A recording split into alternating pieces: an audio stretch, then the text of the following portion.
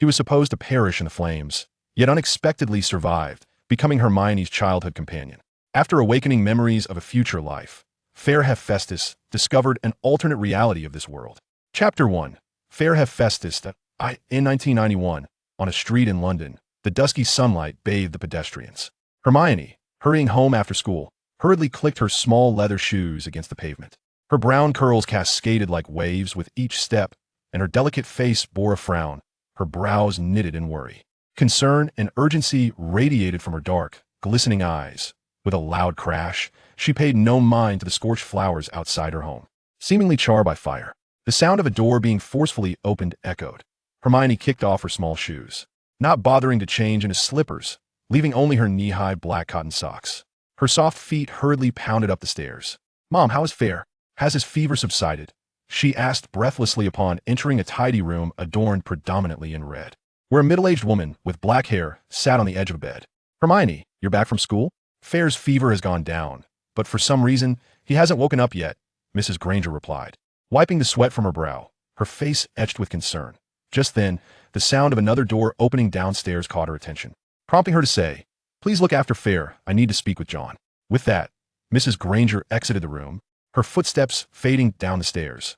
Hermione gazed anxiously at the boy lying on the bed. His pale face was youthful yet already defined. Sweat dampened his short black hair, a lock sticking to his forehead. His handsome features were contorted in a frown, as though he were trapped in a nightmare. Hermione gently brushed the lock of hair away, her slightly cool hand inadvertently rousing the slumbering boy. In the next moment, his dark eyes snapped open, meeting Hermione's astonished gaze. "Hermione." Fayre croaked, his throat dry. As the clock struck 7 in the evening, the family gathered around the square dining table, joyfully indulging in freshly baked apple pie and steak. "Mr. John Granger smiled at Fayre and asked, "Fayre, do you truly feel no discomfort? I have some pediatrician friends. We can consult them anytime. And oh, thank you, Mr. Granger. I feel fantastic. Am so hungry I could eat a whole cow," Fayre replied, stuffing a piece of beef into his mouth while speaking indistinctly. Mrs. Granger took a sip of orange juice and smiled. "That's a relief. I made an extra steak. Eat more." Hermione, with her rosy lips, took small bites of her steak, a puzzled expression crossing her face. "Fayre, you seemed perfectly fine yesterday. How did you suddenly develop a high fever this morning? I remember you've never had a fever before." Fayre popped another piece of beef in his mouth. "Who knows? But I feel great now. By the way, Mrs. Granger, have any owls or similar birds been around the house today?" Mrs. Granger looked puzzled. "Owls? No, I haven't seen any. Why do you ask?" Fayre waved his hand dismissively. Mr. Granger chuckled. "Owls aren't as obedient as cats or dogs. They're just for looking. Tomorrow is a holiday. I think we can visit the zoo." "Hey, Hermione, eat less dessert." Hermione set aside her apple pie, raising her delicate left hand with excitement. "I agree. Fayre, I want to see the spotted deer and admire their patterns." Fayre nodded. "And I want to see Simba. I hope his mane is as beautiful as before." Since watching The Lion King, Hermione had named the male lion at the zoo Simba, though only the Granger family acknowledged the name. However, Fayre held a differing opinion about Simba's situation. The lion of the savannah, king of beasts, should not be confined in a zoo. It deserves to battle and bask in glory. That night, Fayre reclined against the headboard of a freshly made bed, gazing at the moonlight streaming through the window, his expression somewhat distant. Is this a dream? Or am I truly Fayre, yet also someone else? He seems to inhabit a country filled with towering skyscrapers, but most of Fayre's memories are hazy. The most vivid impression is of a fantastical and splendid magical tale, akin to a fairy tale, filled with wondrous magic, nefarious villains, and a protagonist who saves the world. But most importantly, the heroine is named Hermione Granger. In that story, Hermione is a clever and resourceful young witch who accompanies the protagonist to defeat the evil antagonist. During a brief glimpse of her family, Fayre saw Mr. and Mrs. Granger, appearing just as they do in reality. All the same, except for Fayre Hephaestus, who does not exist in that narrative. Fayre recalled his own experience. The Hephaestuses were good neighbors of the Grangers. Indeed, he and Hermione had known each other since childhood, with their families maintaining a close relationship. Yet, when he was 6, a tragic fire claimed the lives of the couple. Why did Fayre survive? He couldn't quite remember. In fact, he struggled to recall much before the age of 6, including the cause of the fire. Perhaps it was due to his youth, or maybe he had sustained a head injury while unconscious. Fortunately, he still retained enough sense to remember the Granger family. Otherwise, even adoption would have posed a challenge. Of course, he remembered his parents being kind to him, and the thought of this brought a pang of sadness. Ultimately, Fayre lay unconscious in bed, unharmed, and was taken in by Mr. and Mrs. Granger, who did not require him to change his surname or how he addressed them. Mr. Granger was a dentist, comfortably middle class, and raising 2 children was quite manageable for him. Moreover, they had long desired a son. If that story were true, then I was meant to perish in the fire? Yet in countless parallel universes there exists a sliver of fortunate coincidence, and I survived. Fayre pondered. Could it be the fire mysteriously extinguished? Did I suddenly acquire magical powers? Young wizards seem to experience surges of magic, resulting in extraordinary phenomena.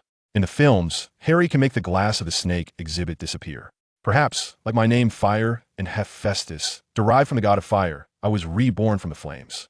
Fayre shook his head, chuckling softly. It's rather amusing to be so entangled by a dream, as reality has yet to present any evidence to affirm the authenticity of these memories. Not even an owl has been spotted. Fayre shifted comfortably in bed, closing his eyes. Never mind, time to sleep. However, upon rising the next morning, Fayre discovered an owl perched on his window ledge, clutching 2 letters in its beak. Chapter 2. The letter from Hogwarts in the living room. The family gathered around a solid wood round table, where 2 yellowed parchment envelopes lay. The envelopes were inscribed with Mr. Fairhavies, 3, Cherry Road, Harrow, West London. The front bore an intricate black emblem composed of a lion, an eagle, a badger, and a snake with a prominent capital hat at the center and the word Hogwarts elegantly inscribed above. The second envelope was identical in design, sealed with a dark crimson wax. It had already been torn open. Mr. and Mrs. Granger furrowed their brows, each holding a letter and reading intently. The letter read, Hogwarts School of Witchcraft and Wizardry. Headmaster, Albus Dumbledore, President of the International Confederation of Wizards, Chief of the Wizarding Association, First-Class Wizard of the Order of Merlin. Dear Mr. Fairhavies, we are pleased to inform you that you have been accepted into Hogwarts School of Witchcraft and Wizardry. Enclosed is a list of required books and equipment. The term is set to commence on September 1st. The letter was signed by Deputy Headmistress Minerva McGonagall. The 2 letters were nearly identical, differing only in the name. Hermione's letter addressed her as Dear Miss Hermione Jean Granger. Hermione appeared rather exhilarated, her small feet incessantly bouncing in her slippers as she gazed at Mr. and Mrs. Granger. Meanwhile, Fayre was playfully teasing the owl perched on the table, its beak curved downwards like a small hook, appearing round and plump with an endearing charm. It must be noted that the owl's bulk was a result of its feathers. In reality, it was scarcely more than a couple of ounces of flesh. As a cherished companion of wizards, devoted to conveying emotions and serving diligently, it was neither edible nor meant to be consumed. The owl's dark brown eyes sparkled with intelligence, fixating on the small, bear-shaped biscuit in Fayre's palm, from which he discerned a hint of disdain. Oh, I almost forgot. Owls prefer meat, Fayre exclaimed, slapping his forehead as he rose to head towards the refrigerator. Children, I suspect this might be a prank, Mr. Granger remarked, setting down the letter. A magical school seems rather absurd. While I have often regaled you with tales of magic at bedtime, they were merely stories. Mrs. Granger nodded, her brow knitted. Upon hearing this, Hermione's excitement waned, her rosy lips pouting slightly. I think we should give it a try. No one would joke about something like this. And this owl is quite clever. The owl, now satisfied, nodded its head and began to peck at its food. What do you mean by give it a try? Mr. Granger chuckled. Fayre produced a sheet of stationery and a pen, as if previously prepared, and began to write. Dear Professor McGonagall, we have received your letter, but we are uncertain of its veracity, and we know nothing about enrollment or purchasing. If possible, please send a teacher to clarify our doubts. Fayre presented the letter to the 3, and Mr. Granger, after a moment of silence, smiled and said, Well, let us see if a wizard truly comes to visit. He is, in fact, a skeptic, yet he does not mind indulging the children in their playful antics. Hermione snatched the letter, carefully wrapped it, and secured it to the owl's leg, gently stroking its head. It felt soft and delightful to the touch. The owl quickly took flight. Mr. Granger clapped his hands together, announcing, All right, children, we are ready to depart for the zoo. Hermione's little mouth moved like a typewriter, incessantly sharing the animal knowledge she had gleaned from encyclopedias. All right, Hermione, I know you have acquired a wealth of knowledge, but you've been speaking for an hour now. Aren't you tired? Fayre exclaimed, somewhat exasperated. If you don't want to listen, that's fine. You never did enjoy studying. Hermione tossed her head back, pouting. In truth, your aptitude for learning is no less than mine. But who can blame you for preferring sports and brawls? I only pursue knowledge that serves a purpose, not merely to attain the top of the class, absorbing everything like a sponge. Besides, combat is the true romance of a man. Mr. Granger had ventured to the garage, and while the 2 were bickering, Mrs. Granger had opened the door. As soon as she did, she spotted a letter lying on the ground, having been tossed through the mail slot. Hermione, delighted, picked up the letter and quickly tore it open to read. Soon, she lifted her head, her large eyes sparkling with excitement, and addressed Mr. Granger. The letter states that Professor McGonagall will arrive tomorrow morning at 8. The next morning, the family dressed neatly and sat on the living room sofa, awaiting their guest. Fayre watched the clock, and at 7:50, a calm knock echoed from the door. Hermione sprang to her feet and dashed to open it. Mr. and Mrs. Granger, along with Fayre, also stood up. Hello. The exuberant Hermione, now somewhat timid, welcomed the newcomer inside. Upon closer inspection, Fayre took a deep breath, his tense body relaxing as a smile spread across his face. At that moment, he finally believed that this was no jest. The memories from his dreams were indeed real. This was truly a magical world. Before him stood an elderly lady, her high cheekbones and slightly sunken cheeks framing a prominent nose. One could tell she must have been quite beautiful in her youth. She wore a pointed wizard's hat and a flowing black robe that reached the ground. Despite her serious demeanor, it was evident that she approached with friendliness, as a smile graced her face. Most importantly, she bore a striking resemblance to Professor McGonagall from Fayre's memories. You must be Professor McGonagall, Fayre inquired, smiling. Yes, indeed.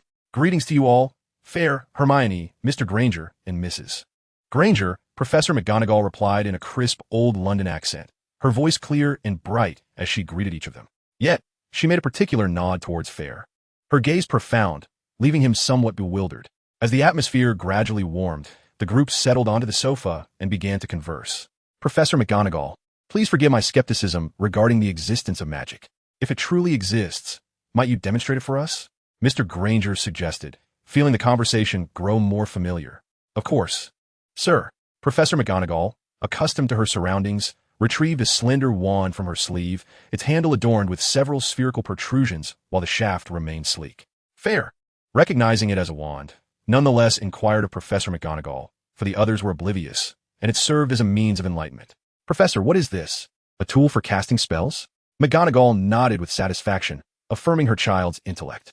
She hoped that Harry and Neville would prove equally astute as Fayre.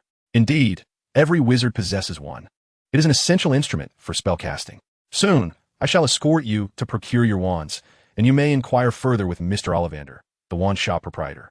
With that, she elegantly waved her wand towards a glass cup on the table, and Fayre sensed an extraordinary ripple in the air. Then, an unforgettable event transpired before Mr. and Mrs. Granger. Another realm unfolded entirely before their eyes. Chapter 3. The first encounter with Transfiguration and entering Diagon Alley. As Professor McGonagall's wand gently tapped the ordinary glass cup, it began to warp unexpectedly. In the blink of an eye, Fayre swore he had been watching intently, yet still failed to comprehend. In an instant, the glass transformed into a diminutive yellow hamster, no larger than a palm, scurrying across the table. The onlookers gasped in astonishment. Goodness, Mr. Granger nearly leapt in disbelief at the sight. Fayre, with fervent eyes, seized the hamster for a closer examination. Its fur, warmth, and chirps were indistinguishable from reality. This was magic, turning the impossible into the possible. This was Transfiguration, the most profound and perilous course at Hogwarts, which most students struggled to master even by graduation. Professor McGonagall provided a brief explanation. Hermione, taking the hamster from Fayre, exclaimed with excitement, I want to be as formidable as Professor McGonagall one day. Fayre grinned, recalling that, if memory served, Hermione would later be nicknamed Little McGonagall. Professor? The nickname Big Hermione. After the initial shock, the group buzzed with excitement, peppering McGonagall with inquiries about the magical world in Hogwarts. Professor, I believe we are ready to prepare for the necessary school supplies, Fayre remarked, glancing at Mr. and Mrs. Granger, clearly aware that parental consent was requisite for enrollment. Ah, indeed. Professor, where shall we go? Mr. Granger showed no sign of dissent. After a mere 2 hours of conversation, he had gained a preliminary understanding of Hogwarts and the magical realm, realizing it was not a dark and bloody place. What was there to ponder? Only a fool would refuse to learn magic. However, by the time the family ventured out, it was already past lunchtime. Mr. Granger needed to visit the bank to withdraw money, thereby exchanging it for currency in the magical world at Gringotts. Consequently, Fayre inquired of Professor McGonagall regarding any exchange limits. She nodded. Yes, there's a limit. Muggle currency can be exchanged for a maximum of 50 galleons per semester. Even after deducting expenses for the shopping list, it should suffice for student living. However, gold can be exchanged without limit. Ah, Muggle refers to those who lack magical abilities, devoid of any pejorative connotation. Observing a few puzzled expressions regarding the term, Professor McGonagall elaborated further. Fayre found this somewhat absurd. The goblins of Grangers could simply acquire gold in the Muggle world by exchanging pounds, couldn't they? Was it merely a matter of not wanting to make an extra trip? Yet, this was not within Fayre's purview. What mattered was the currency exchange. Professor McGonagall had initially intended to return in the afternoon, but at the warm invitation of the Granger family, she ended up having lunch at their home. While she was not particularly idle, today did afford her some leisure. Furthermore, the number of new students enrolling each year was rather modest, only a few dozen. The Muggle families requiring guidance were even fewer. In total, the student body of Hogwarts across 7 years numbered merely 300 to 400.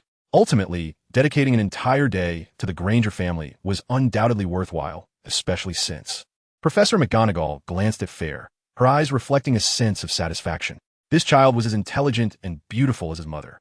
Being situated in London allowed Professor McGonagall to travel by car with the Granger family to their destination. She identified herself as a half-blood witch with a Muggle father, and thus possessed some understanding of the non-magical world.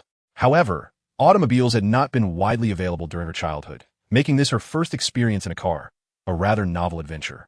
Fayre observed that although she masked her excitement with an air of nonchalance upon disembarking, the corners of her mouth betrayed her delight. "Professor, where is the leaky cauldron?" inquired Mrs. Granger, perplexed. "Right there," Hermione exclaimed, pointing animatedly at the leaky cauldron situated in the middle of the street. Yet, Mr. and Mrs. Granger looked on in confusion, unable to perceive anything. The wizarding world was cloaked with a Muggle-repelling charm. Non-magical individuals could not see it, and even if they approached, they would be subconsciously compelled to turn away. Professor McGonagall tapped Mr. and Mrs. Granger gently with her wand, and they were astonished to discover a pub right before them. As they approached the entrance, Fayre took in the scene. It was nearly identical to the portrayal in the films, an aged facade comprised of blackened wood. Beside it hung a sign so grimy that the words leaky cauldron were nearly indecipherable. Upon pushing the door open, they were greeted by the dim, flickering light of candles illuminating a gathering of oddly dressed men and women, engaged in lively conversations, some voices rising above the din. "I really ought to purchase that dragon hide. Such quality is rare to find," observed one patron. Upon noticing Professor McGonagall, many greeted her warmly. A middle-aged man with a receding hairline, dressed in a bartender's suit, approached them. "Good afternoon, Ms. McGonagall. Here to guide the new students?" he inquired. Professor McGonagall nodded, exchanging a few pleasantries and making introductions. Fayre recognized him as Tom, the proprietor of the leaky cauldron, resembling his memory closely. Hermione mustered her courage to engage in conversation with Tom as well. Mr. and Mrs. Granger, however, appeared somewhat intimidated by the outlandishly dressed wizards and their alarming banter. The couple spoke little, offering only polite greetings, while frequently stealing glances at their surroundings. "This is Hermione, a little witch from a Muggle family. And this is Fayre." Professor McGonagall paused momentarily. "The child of Isahafes. Ah, children, welcome to the magical realm." Tom, the proprietor, exhibited a warmer demeanor as he turned towards Fayre. "My dear, I am truly sorry about your mother's situation. I believe you possess great strength. Do visit the leaky cauldron for a butterbeer sometime. It is favorite among young wizards and contains no alcohol." Fayre was momentarily perplexed. How could they possibly know his mother? Could she be a wizard? It soon dawned on him that wizards could not possibly recognize an ordinary Muggle. Sensing the family's confusion, Professor McGonagall elucidated, "Your mother is indeed a witch, but she encountered some unfortunate circumstances. Fayre, once you commence your studies, I shall enlighten you further, or you may seek out Professor Dumbledore."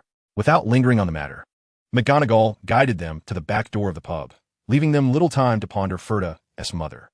The back entrance revealed a dilapidated brick wall with several old, dark brown barrels and bottles nestled in a corner. Fayre, Hermione, observed closely. This is the passage to Diagon Alley. McGonagall approached a section of the wall where a few bricks were missing, forming a depression.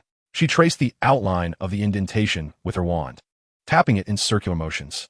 Fayre suppressed his intrigue regarding his mother and focused intently on McGonagall's actions, reminiscent of scenes from a film.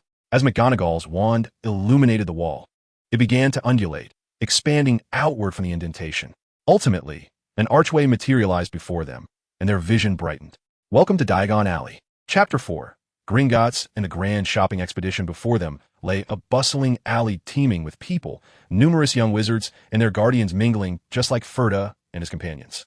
The cobblestone path was rather narrow, spanning a mere 3 or 4 meters, uneven and rugged. On either side stood an array of uniquely designed shops, most of which bore an antiquated charm, steeped in history. Hermione produced a shopping list and read it with diligence. 3 plain work robes, a wand, a pair of dragon-hide gloves, and a standard-size 2 tin cauldron. Additionally, there were the requisite books for first years, telescopes, and a myriad of other items. The list concluded with a note permitting the companionship of a cat, owl, or toad, while explicitly stating that first-year students may not bring their own broomsticks. Hermione expressed her concern. We can bring pets? But first years undoubtedly have a wealth of knowledge to absorb. Caring for a pet could distract from our studies. Fayre nodded in agreement, suggesting, we can acquire one later. Education is paramount. Shortly thereafter, Professor McGonagall led them to a grand 3-story edifice. The entrance was supported by 4 imposing white marble columns, exuding magnificence. Above the entrance, a sign proclaimed, Gringotts Wizarding Bank. Gringotts, operated by goblins, is the sole bank in the magical world and is regarded as the second safest place, following Hogwarts. Professor McGonagall, imbued with a strong sense of pride in her school, made sure to mention Hogwarts. Upon entering the hall, they observed a row of tables on either side, adorned with brass scales and bright lamps. Dozens of diminutive, grotesque creatures with elongated ears and sharp noses were diligently at work. Except for Fayre, the others who encountered these beings for the first time felt a twinge of trepidation. These were goblins, utterly captivated by the allure of wealth and treasure, finding delight in the intricate bookkeeping of the bank. However, they exhibited a friendly demeanor towards humans, so there was no need for alarm. Fayre felt a slight tension, which served to comfort Mr. and Mrs. Granger, for goblins were not particularly amiable towards wizards. Greed and cunning were their defining traits. Goblins were far less obedient than house elves. In the ancient magical wars, humans completely subdued house elves. Yet it was evident that goblins had not been entirely conquered. Fayre believed that the measures taken during those ancient battles had been rather lenient. Allowing a group of goblins to oversee a wizarding bank was not a prudent decision, despite their commendable work ethic. As they approached one of the goblins, Professor McGonagall spoke slowly. The new students of Hogwarts need to exchange for magical currency this year. The goblin did not display any sign of discomfort at the thought of exchanging worthless pounds for galleons. After all, one did not work in the banking sector and maintain a poor attitude in front of Professor McGonagall. Goblins, though small in stature, were not lacking in intellect. According to regulations, new students could exchange a maximum of 50 galleons. Mr. Granger opened his bag and retrieved pounds and several gold bars. Upon seeing the gold ingots, the goblin's previously expressionless face broke into an unsightly grin, extending a hand that resembled withered tree bark. There was no limit on the exchange of gold. Time was of the essence. Although Mr. Granger wished to provide Fayre and Hermione with additional funds, he could not find much gold at that moment. Moreover, Professor McGonagall reassured them that 50 galleons would be more than sufficient. While Mr. Granger was haggling with the goblin, Professor McGonagall took the opportunity to enlighten Fayre and Hermione about the currency system within the magical realm. Wizards utilized a currency system based on 3 denominations: gold galleons, silver sickles, and bronze nuts. 1 galleon equaled 17 sickles, and 1 sickle equaled 29 nuts, making 1 galleon equivalent to 493 nuts. Therefore, the purchasing power of a galleon was indeed quite substantial. Fayre found the conversion rather perplexing. Why could they not have a more straightforward system? Professor McGonagall agreed wholeheartedly. Yet it was clear that altering the currency system was no simple feat, especially when the current one posed no significant issues. Upon exiting Gringotts, the group commenced their grand shopping expedition. Professor McGonagall first led them to purchase 2 suitcases that had been enchanted with the undetectable extension charm. They appeared to be merely a foot in length and width, yet their actual capacity was 3 times greater. The undetectable extension charm was technically prohibited for private misuse, but suitcases and family tents were evidently permissible. Subsequently, they visited a clothing store called Madame Malkin's to procure their school robes. Madame Malkin was a short, plump witch, beaming with a smile and clad in purple attire. As she measured Hermione, she enthusiastically promoted her latest clothing designs, boasting about the quality of the materials and the ingenuity of the designs. Mrs. Granger was almost tempted to purchase a piece, but considering that there were no opportunities to wear such classic garments in the Muggle world, she ultimately refrained.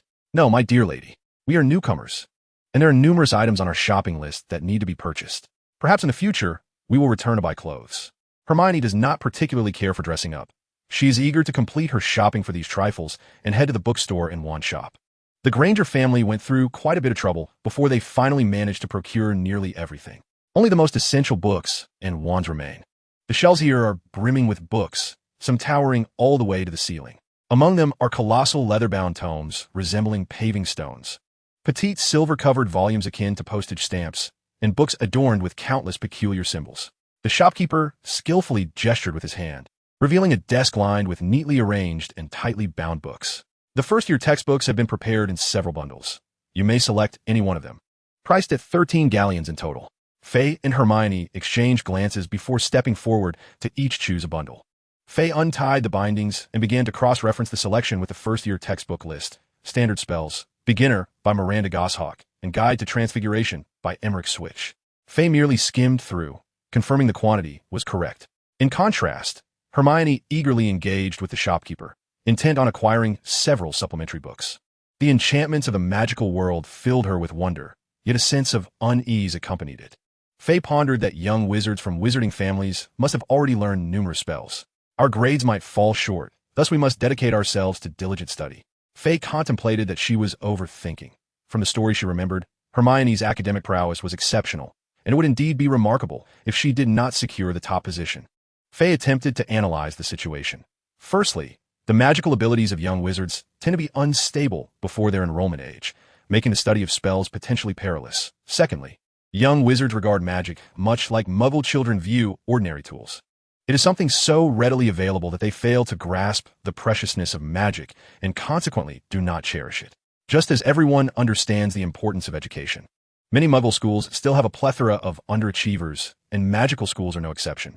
Rather than studying spells, young wizards are more inclined to play wizard chess or collect chocolate frog cards. The commonalities of human nature far outweigh the distinctions between Muggles and magic. Fayre mused, Hermione, we need not purchase 2 sets of supplementary books. Each of us can acquire part of them, and we can exchange them for reading. Upon hearing this, Hermione nodded and cheerfully dashed off to select her books. As they exited Flourish and Blots, Fayre wore her brightest smile of the day. They were finally going to choose wands.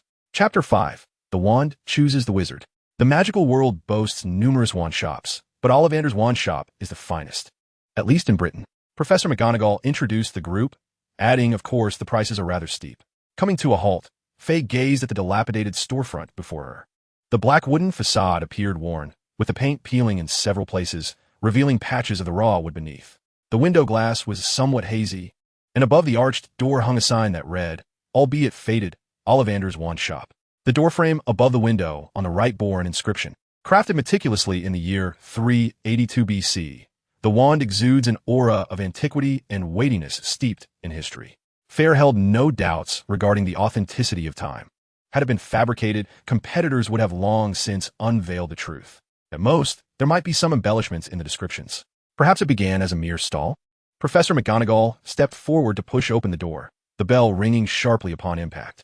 Fayre observed the shop. Its width was rather narrow, yet possessed considerable depth. Shelves lined both sides, extending into unseen corners beyond the bend. Wands were densely packed, reaching all the way to the ceiling. Fayre estimated there to be at least 10,000 wands present. At 7 galleons each, Ollivander must truly be a hidden magnate. A ladder slid into view from around the corner, and a disheveled elderly man descended. His hair was a wild mess of white, clad in a tattered gray frock coat, his countenance exuding a kind warmth. Welcome, Ms. McGonagall. Ah, 2 young wizards at once. Greetings to you both. You may call me Ollivander. The group returned his greetings, and Professor McGonagall took a moment to introduce Fayre's mother, Isa Hafiz. Ah, Fayre, your raven locks mirror those of your mother. I remember her visit here for a wand, as if it were yesterday. Ollivander affirmed with certainty. Red oak, phoenix feather, 12 inches, quite firm. Those ignorant souls often presume that the owners of red oak wands possess fiery tempers. In truth, they are merely responsive and often the inventors of unique spells. I believe red oak wands are the finest of all. Fayre felt increasingly perplexed. This was the 3rd individual to speak of his mother with such precision. If his mother had indeed purchased a wand from Ollivander's shop, she must surely be a witch. However, Professor McGonagall had already promised to divulge everything after his enrollment, so he dismissed his thoughts. Hermione gently nudged Fayre's arm and then declared loudly, Fayre, I shall be the first to select a wand. Ollivander, having sized Fayre up, retrieved a wand box from the corner, and handed it to him. Try this one, a red oak wand, phoenix feather, an excellent match, just like your mother's. Fayre accepted the box, drew out the wand, and held it in his hand. It felt peculiar, akin to a bucket of water with only a small opening, delicate in flow, but lacking in vivacity. He attempted to wave the wand through the air, but only a gentle breeze materialized. Oh, not this one. It's too sensitive. It does not favor you. Remember, Fayre, it is the wand that chooses the wizard. Does the wand possess its own consciousness?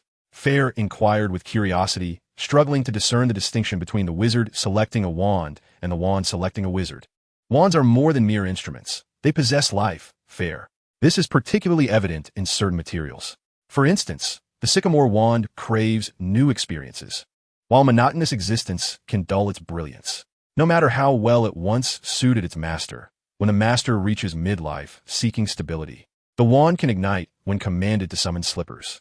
It is not the wand that has betrayed its master, Fayre. Rather, it is the master who has betrayed the wand. Typically, in such instances, a wizard must procure a new wand. Fayre has finally grasped a profound truth since entering the magical realm. He has encountered numerous questions, yet received scarce answers. He has exchanged several wands, none of which suited him well. Ollivander's expression was a mixture of excitement and gravity. I relished discerning patrons, yet Fayre Ollivander struggled to articulate, finally stating, "You're most likely destined for Gryffindor." "I certainly hope so. Otherwise, it could only be Slytherin." With that, he retrieved another wand box. "Let's try this one." Fayre opened the box to reveal a wand of deep ebony. The wand was notably thicker than the average, nearly 1.5 fingers wide, with patterns resembling charred markings. Upon grasping the wand, Fayre felt an exhilarating surge from within, as if a powerful force were erupting. A gust of wind swirled around him, lifting scattered papers from the ground. In an instant, a crimson glow enveloped him, only to dissipate after a few brief seconds. "Oh, indeed, this is the one," Ollivander remarked gravely. "The Blackthorn wand, with a dragon heartstring core, measures 10 inches and is remarkably sturdy." "Sir, could you elaborate on its properties?" Fayre inquired, as memories flooded his mind, reminding him of the turbulent future that awaited in the magical realm. He resolved to gain a comprehensive understanding of the wand he now held. He recalled that the Blackthorn wand was the very one that Ron had lent to Harry in the 7th film, when Harry had employed it to amplify a candle flame. The result had been akin to a gas stove transforming into a planetary engine, a truly unforgettable sight. "Let us begin with the core, the dragon heartstring," Ollivander continued. "Generally, wands crafted from dragon nerves are the most formidable, casting spells with remarkable brilliance. Wands featuring this core exhibit superior learning capabilities compared to others." He added, however, "It is the most prone to unpredictable behavior among cores, including unicorn hair and phoenix feather, making it the least stable. It is susceptible to dark magic, Fayre.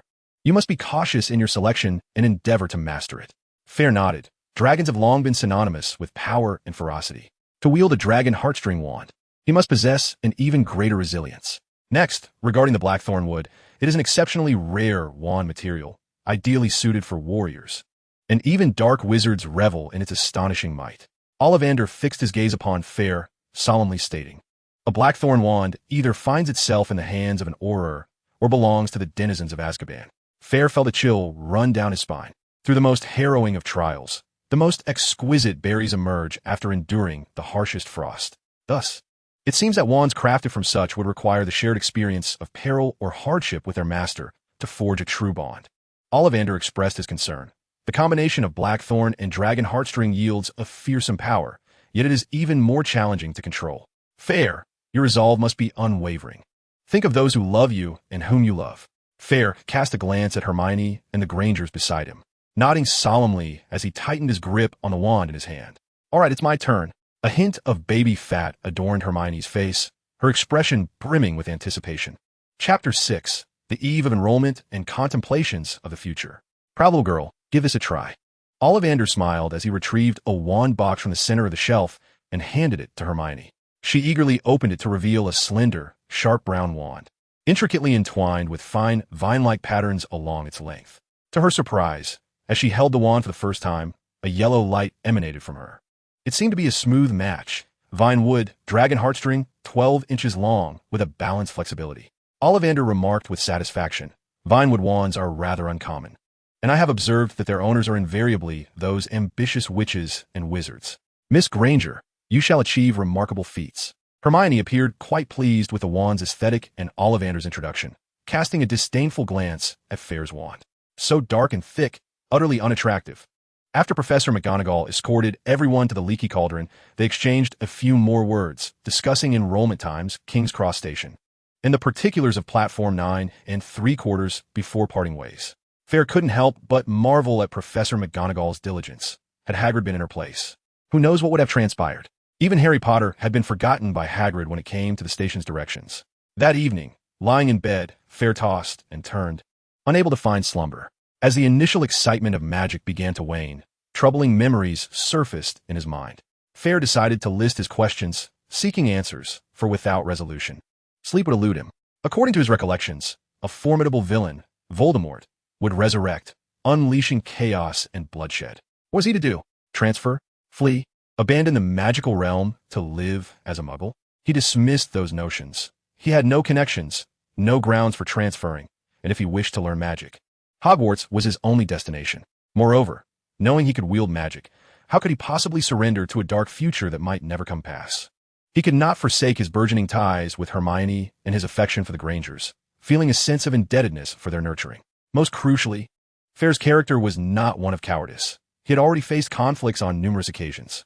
Perhaps it was due to his youth that he did not comprehend the fear of death, or perhaps it was the presence of those he felt compelled to protect. Yet, some individuals are born as lions, standing proudly upon the savannah, unafraid of peril. In any case, Fayre resolved to safeguard all that he currently held dear. What was Voldemort? After all, with a simple gesture, he would confront him. Fayre began to contemplate his future studies and the dangers he would face each semester. A warrior's spirit was beginning to manifest within him that night. In the days that followed, Fayre and Hermione hardly ventured out, even when school friends called for him to join a game of football. A lamentable barrier now lay between them. Fayre reflected.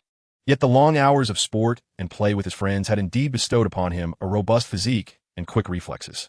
Despite sharing a similar birthday with Hermione, he stood a half a head taller than her, and being a girl, Hermione exhibited a greater maturity. Wizards indeed require physical prowess. I did not observe in the spellbook that the casting of spells necessitates physical capability. A wizard's magical power is nearly limitless. The only variations lie in the potency of the spells or the exhaustion of stamina and energy, which may lead to one being too fatigued to raise their hand. Hermione, with her hair disheveled from neglect over the past few days, appeared somewhat perplexed. Consider this. During combat, wizards do not simply stand idle, trading blows. They must evade attacks, which demands agility. Furthermore, a physically robust individual might withstand an enchantment longer and potentially retaliate effectively. Fayre shared his insights, to which Hermione, visibly irritated, retorted, Fayre, no more fighting. The teachers have spoken to my mother about this multiple times. Have you considered why I fight? Fayre shrugged. Hermione's inherently helpful nature often clashed with her difficulty in expressing herself. Thus, when advising others on their studies, her tone could be somewhat sharp and direct, resembling that of a miniature adult eager to impart wisdom. This demeanor was not endearing. The mischievous children did not yet appreciate the value of a friend who could guide them toward improvement, preferring instead to associate with those who would indulge in mischief alongside them. Consequently, they nicknamed her behind her back and mocked her openly. Fayre, who fought less for himself and more to protect Hermione, ensured that she was seldom bullied by the rascals, allowing her to forge friendships with several girls. Of course, Hermione was aware of this. Her concern lay solely in Fayre's propensity for trouble and the potential for injury. Burying her head in a book, she murmured something inaudible to Fayre, who noticed her ears growing slightly red. When it came to their studies, Fayre and Hermione held differing views. Hermione, with her extraordinary memory, had voraciously read nearly every book before their enrollment, welcoming all subjects with enthusiasm. In contrast, Fayre was only interested in books related to spells. After contemplating his future path that night, he devised a plan for his studies. He deemed courses such as history of magic, astronomy, and divination, which bore little relevance to the impending great battle, entirely dispensable. After all, he had not heard of any instances of students being held back at Hogwarts. For subjects unrelated to magic, he intended to pay attention during lessons but would not engage in any additional review outside of class. Achieving an A, pass, would suffice. And if he received a P, poor, it would be of no consequence. For herbology and potions, he would allocate a fraction of his energy to ensure he secured at least an A or an A acceptable, as these subjects were somewhat useful for combat and survival. While one could be ignorant of them, a basic understanding was essential. Moreover, he wished to avoid the sight of an elderly bat hurling venomous insults at him, likening his intellect to that of troll. Most critically, he would devote the majority of his academic efforts to the subjects of charms, transfiguration, and defense against the dark arts. Fayre aimed to achieve the highest commendation of outstanding, establishing it as a baseline, aspiring to score a perfect 100. As the examination was capped at that score, the memory prowess of Fayre is no less than that of Hermione. He has not only grasped the theoretical knowledge, but has mastered it with remarkable proficiency. Fayre, I fail to comprehend why you limit your studies to the subjects of charms, transfiguration, and defense against the dark arts. My goodness, do you aspire to receive AP poor on your report card for the other subjects? Perhaps even worse. Hermione expressed her deep concern, for her most harrowing nightmare involved a teacher presenting her with a report card adorned with failing marks. Failing is of little consequence, Hermione. Much of this knowledge holds no utility for me. You know I have little inclination towards overly theoretical matters. Magic is far more captivating. Do you not agree? Fayre could only articulate this, should he divulge to Hermione that he is a seer and that Voldemort would resurrect in the future, endangering their lives. Hermione would likely suspect that a fever had deranged his mind. Moreover, he wished to minimize his presence during his first-year developmental phase. Otherwise, should he perish, there would be no place to mourn. Hermione found herself at an impasse with Fayre. She understood his nature and had initially attempted to change him, but ultimately relinquished that endeavor. Fayre rubbed his hands together and produced his blackthorn wand. It was time to practice spells. Chapter 7. Spell Practice and Enrollment. This presents a minor inconsistency.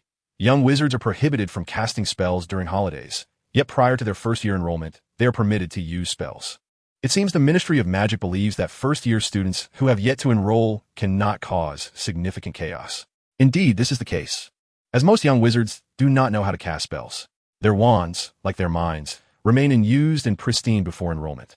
The basic spells beginner compendium lists spells such as the levitation charm, fire-making spell, softening charm, cutting charm, unlocking charm, locking charm, and repairing spell. In the films, Hermione had already learned several simple spells, including the repairing spell, prior to enrollment, showcasing her skills on the train by mending Harry's glasses. Fayre decided to temporarily set aside the fire-making and cutting charms, as they possessed destructive potential, and in the event of an accident, no wizard would be present to manage the situation. Thus, the unlocking charm became Fayre's preferred choice for practice due to its simplicity and safety. Hermione, seemingly engrossed in her book, actually had her eyes askew, intently observing Fayre's actions out of the corner of her eye. Alohomora. The moment Fayre uttered the incantation, he realized his mistake. His nerves caused his pronunciation to waver. As expected, the lock trembled slightly, yet nothing transpired. Fayre collected himself, focused intently on the lock, and resolutely envisioned it opening. Alohomora. He felt a surge of energy coursing through him, converging into his wand and erupting with extraordinary intensity. However, in reality, there was no grand spectacle. A mere click sounded, and the previously locked door swung open. Fayre's heart soared. It appeared that his aptitude for spells was quite exceptional, providing him a foundational advantage in confronting Voldemort. Hermione could no longer contain herself. She set aside her book and approached, eager to try her hand as well. What use is reading? Can one truly be a wizard without the ability to perform magic? How delightful! In the blink of an eye, the day of enrollment had arrived. Fayre practiced fervently every day, evolving from inconsistent attempts to achieving a flawless mastery of his spell.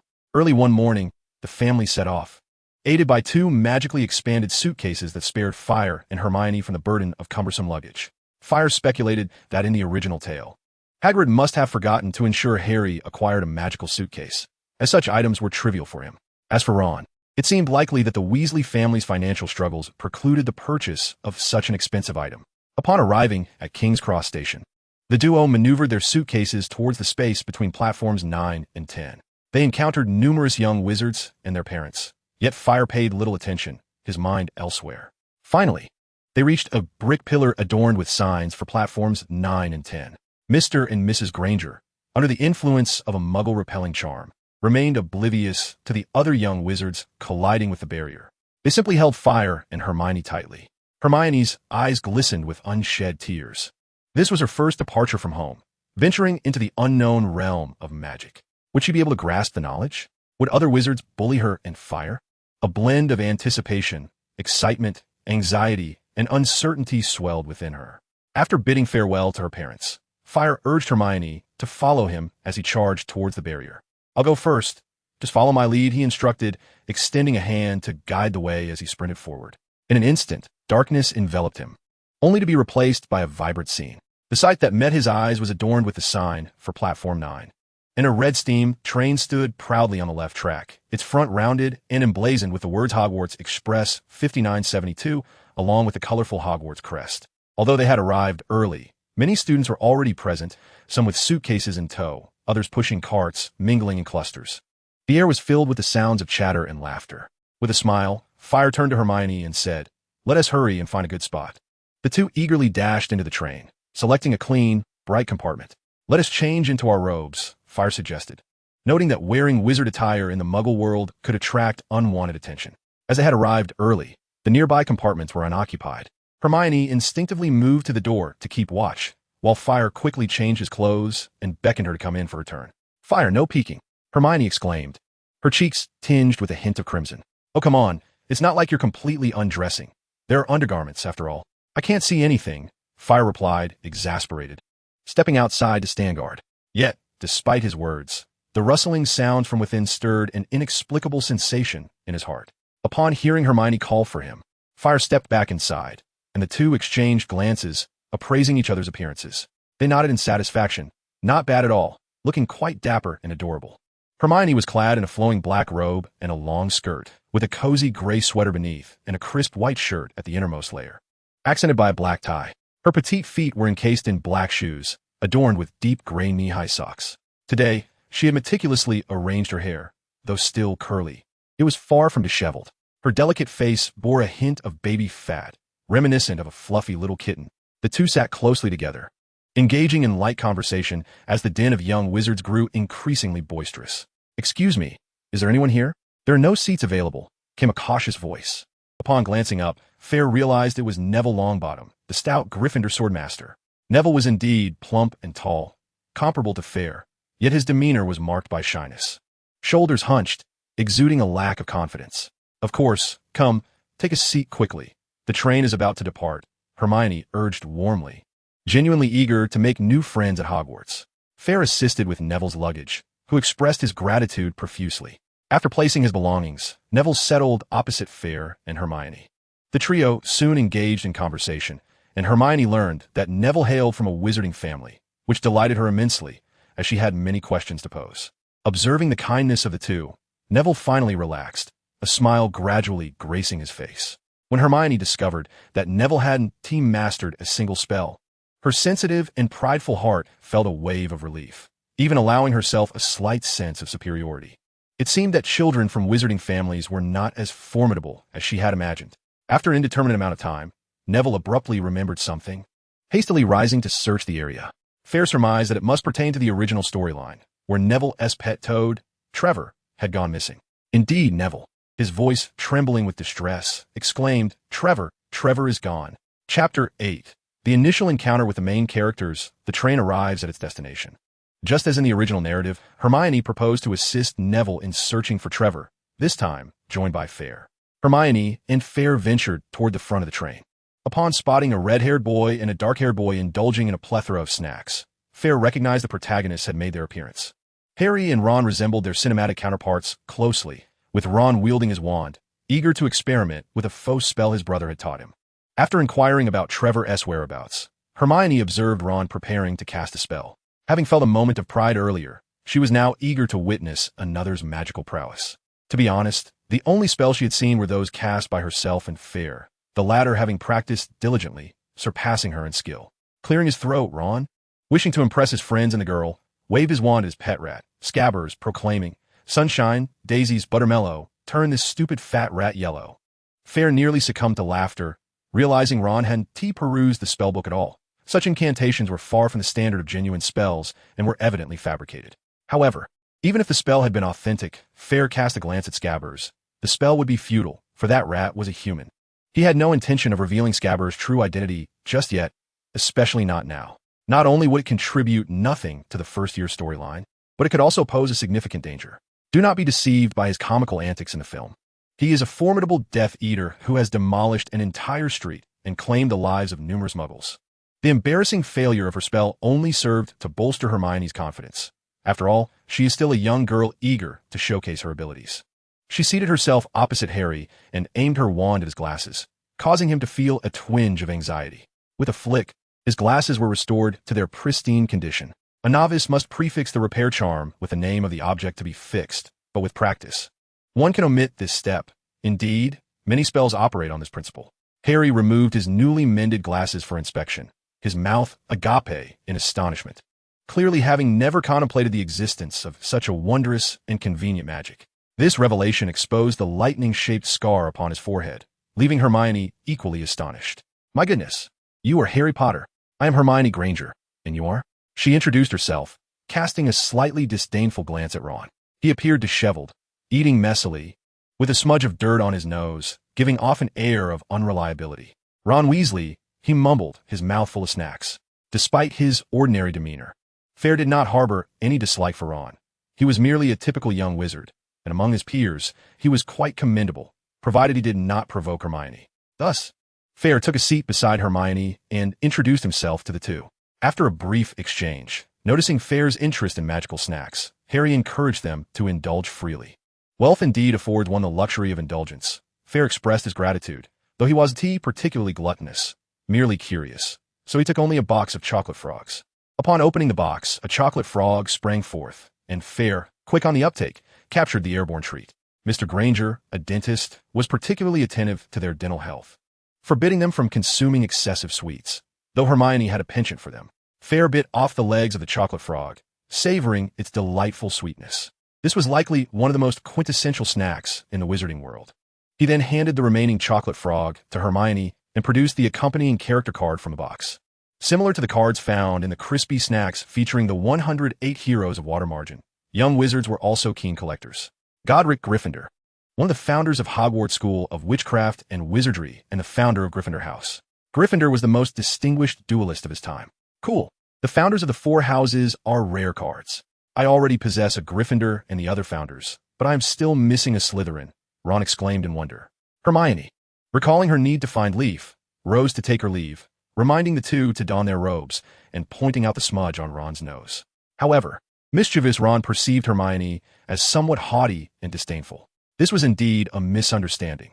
Hermione, due to a series of encounters, had become a bit smug. On the other hand, Ron, as the youngest son of the Weasley family, had developed a sensitive and insecure disposition. Nevertheless, Fayre found the situation amusing. Upon stepping outside, he caught a glimpse of a toad perched on a shelf above. I wondered why the original plot was so elusive. It seems it is not following the usual path. Fayre brandished his wand, directing it towards the card in his hand, and intoned, Wingardium Leviosa. The levitation charm was not intended for living creatures, at least not as he had learned in his Fundamentals of Spells course. With deftness, the charm lifted the card, which Fayre controlled as it soared towards Rafe, gently dislodging him. With a swift motion, he caught Rafe in midair. Hermione regarded the toad with a hint of disdain, insisting that Fayre keep it. On their return journey, she remarked, Your reflexes have always been remarkably swift. Your athletic prowess is indeed impressive. Yet, why would anyone choose a toad as a pet? Fayre explained, I have come across numerous references in herbology texts regarding the use of toads for potion testing. That is likely the reason. Hermione countered, An owl can deliver messages. The truly useless pet might be a cat. As long as a cat is adorable, I shall acquire one in the future. Fayre nodded in agreement. Of course, I share your aversion to toads. As for owls, the school provides communal ones. Should I procure a cat someday, we could simply share one. He then handed Rafe to Neville, who immediately expressed his gratitude profusely. If there were a favorability panel, Fayre surmised that Neville's affection for them had risen to at least 60. Suddenly, the train's whistle blared, signaling their impending arrival.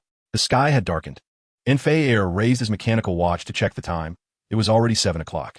Thus, he had deliberately purchased a mechanical watch with his pocket money to keep track of time, requiring daily winding. As the Hogwarts Express came to a halt, Fayre and Hermione descended the crowded train hand in hand. They had been informed that their luggage would be taken care of, delivered to the school and their dormitories. Fayre suspected it was the house elves who handled the deliveries with such efficiency. While apparition and instant teleportation magic was not possible at Hogwarts, house elves had that capability. Before them lay a quaint village, reminiscent of the medieval era, with a signpost indicating the Hogsmeade Station and street lamps lining the path. Quickly, first years, follow me, boomed a voice like thunder. Fayre turned to see a giant, towering at nearly 3 meters, as if 2 people were stacked atop one another. His stout and robust form illuminated by a lantern. He donned a tattered green coat, his face exuding a charming clumsiness, with thick hair and a beard intertwined, resembling a miniature forest. Yet his sheer height instilled a sense of awe in those who beheld him. Ruby is Hagrid, keeper of keys and grounds at Hogwarts. Chapter 9. The Sorting Ceremony. The young wizards gradually gathered before Hagrid, who urged them onwards, leading the way as he illuminated a dark path with his lantern. Eventually, they arrived at a black lake, in the center of which rose a small hill crowned by an ancient castle, ablaze with light. Fayre could make out the castle's conical spires. This was Hogwarts. For to a boat, do not lag behind. Hagrid called out. Fayre and Hermione exchanged a glance, promptly stepping into a small boat. As he extended his hand, Hermione placed her small hand in his, and with a strong pull, he drew her across. Beside him, Neville ascended as well, followed by a familiar face from the original narrative, Seamus Finnegan. Seamus, with his round face and somewhat daft demeanor, was quite talkative, engaging the four in conversation immediately. Once everyone boarded the boat, it set off automatically toward Hogwarts. I noticed a direct path to the school nearby. Why must we travel by boat? The inky depths of the Black Lake seemed to conceal some lurking horror, Seamus remarked with a hint of trepidation. Hermione, fearful of falling, grasped the hem of Phil's cloak, contemplating aloud. The title of Miss Know-It-All was beginning to reveal its essence. Upon reaching the shore, Hagrid led the group through the entrance and up the staircase. Phil and Hermione perked up as they beheld Professor McGonagall. With utmost seriousness, she announced in a moment, "You will pass through this door behind me to enter the Great Hall. However, before taking your seats, you must be sorted into your houses." It seemed their words rang true. Harry Potter had indeed arrived at Hogwarts. A somewhat pretentious tone caught Phil's attention as a blonde youth with slicked back hair smiled at Harry. Phil recognized him as Draco Malfoy, notorious for his rivalry with Harry and affectionately dubbed Prince of Prats. Paying little heed to their exchange, Phil pondered. He held a low opinion of Draco and his father, Lucius. These two were decidedly not paragons of virtue, unless one viewed them through a distorted lens. Yet, to label Malfoy as irredeemably wicked would be excessive. After all, the original narrative did depict moments of redemption. Thus, he could be merely a bothersome little brat.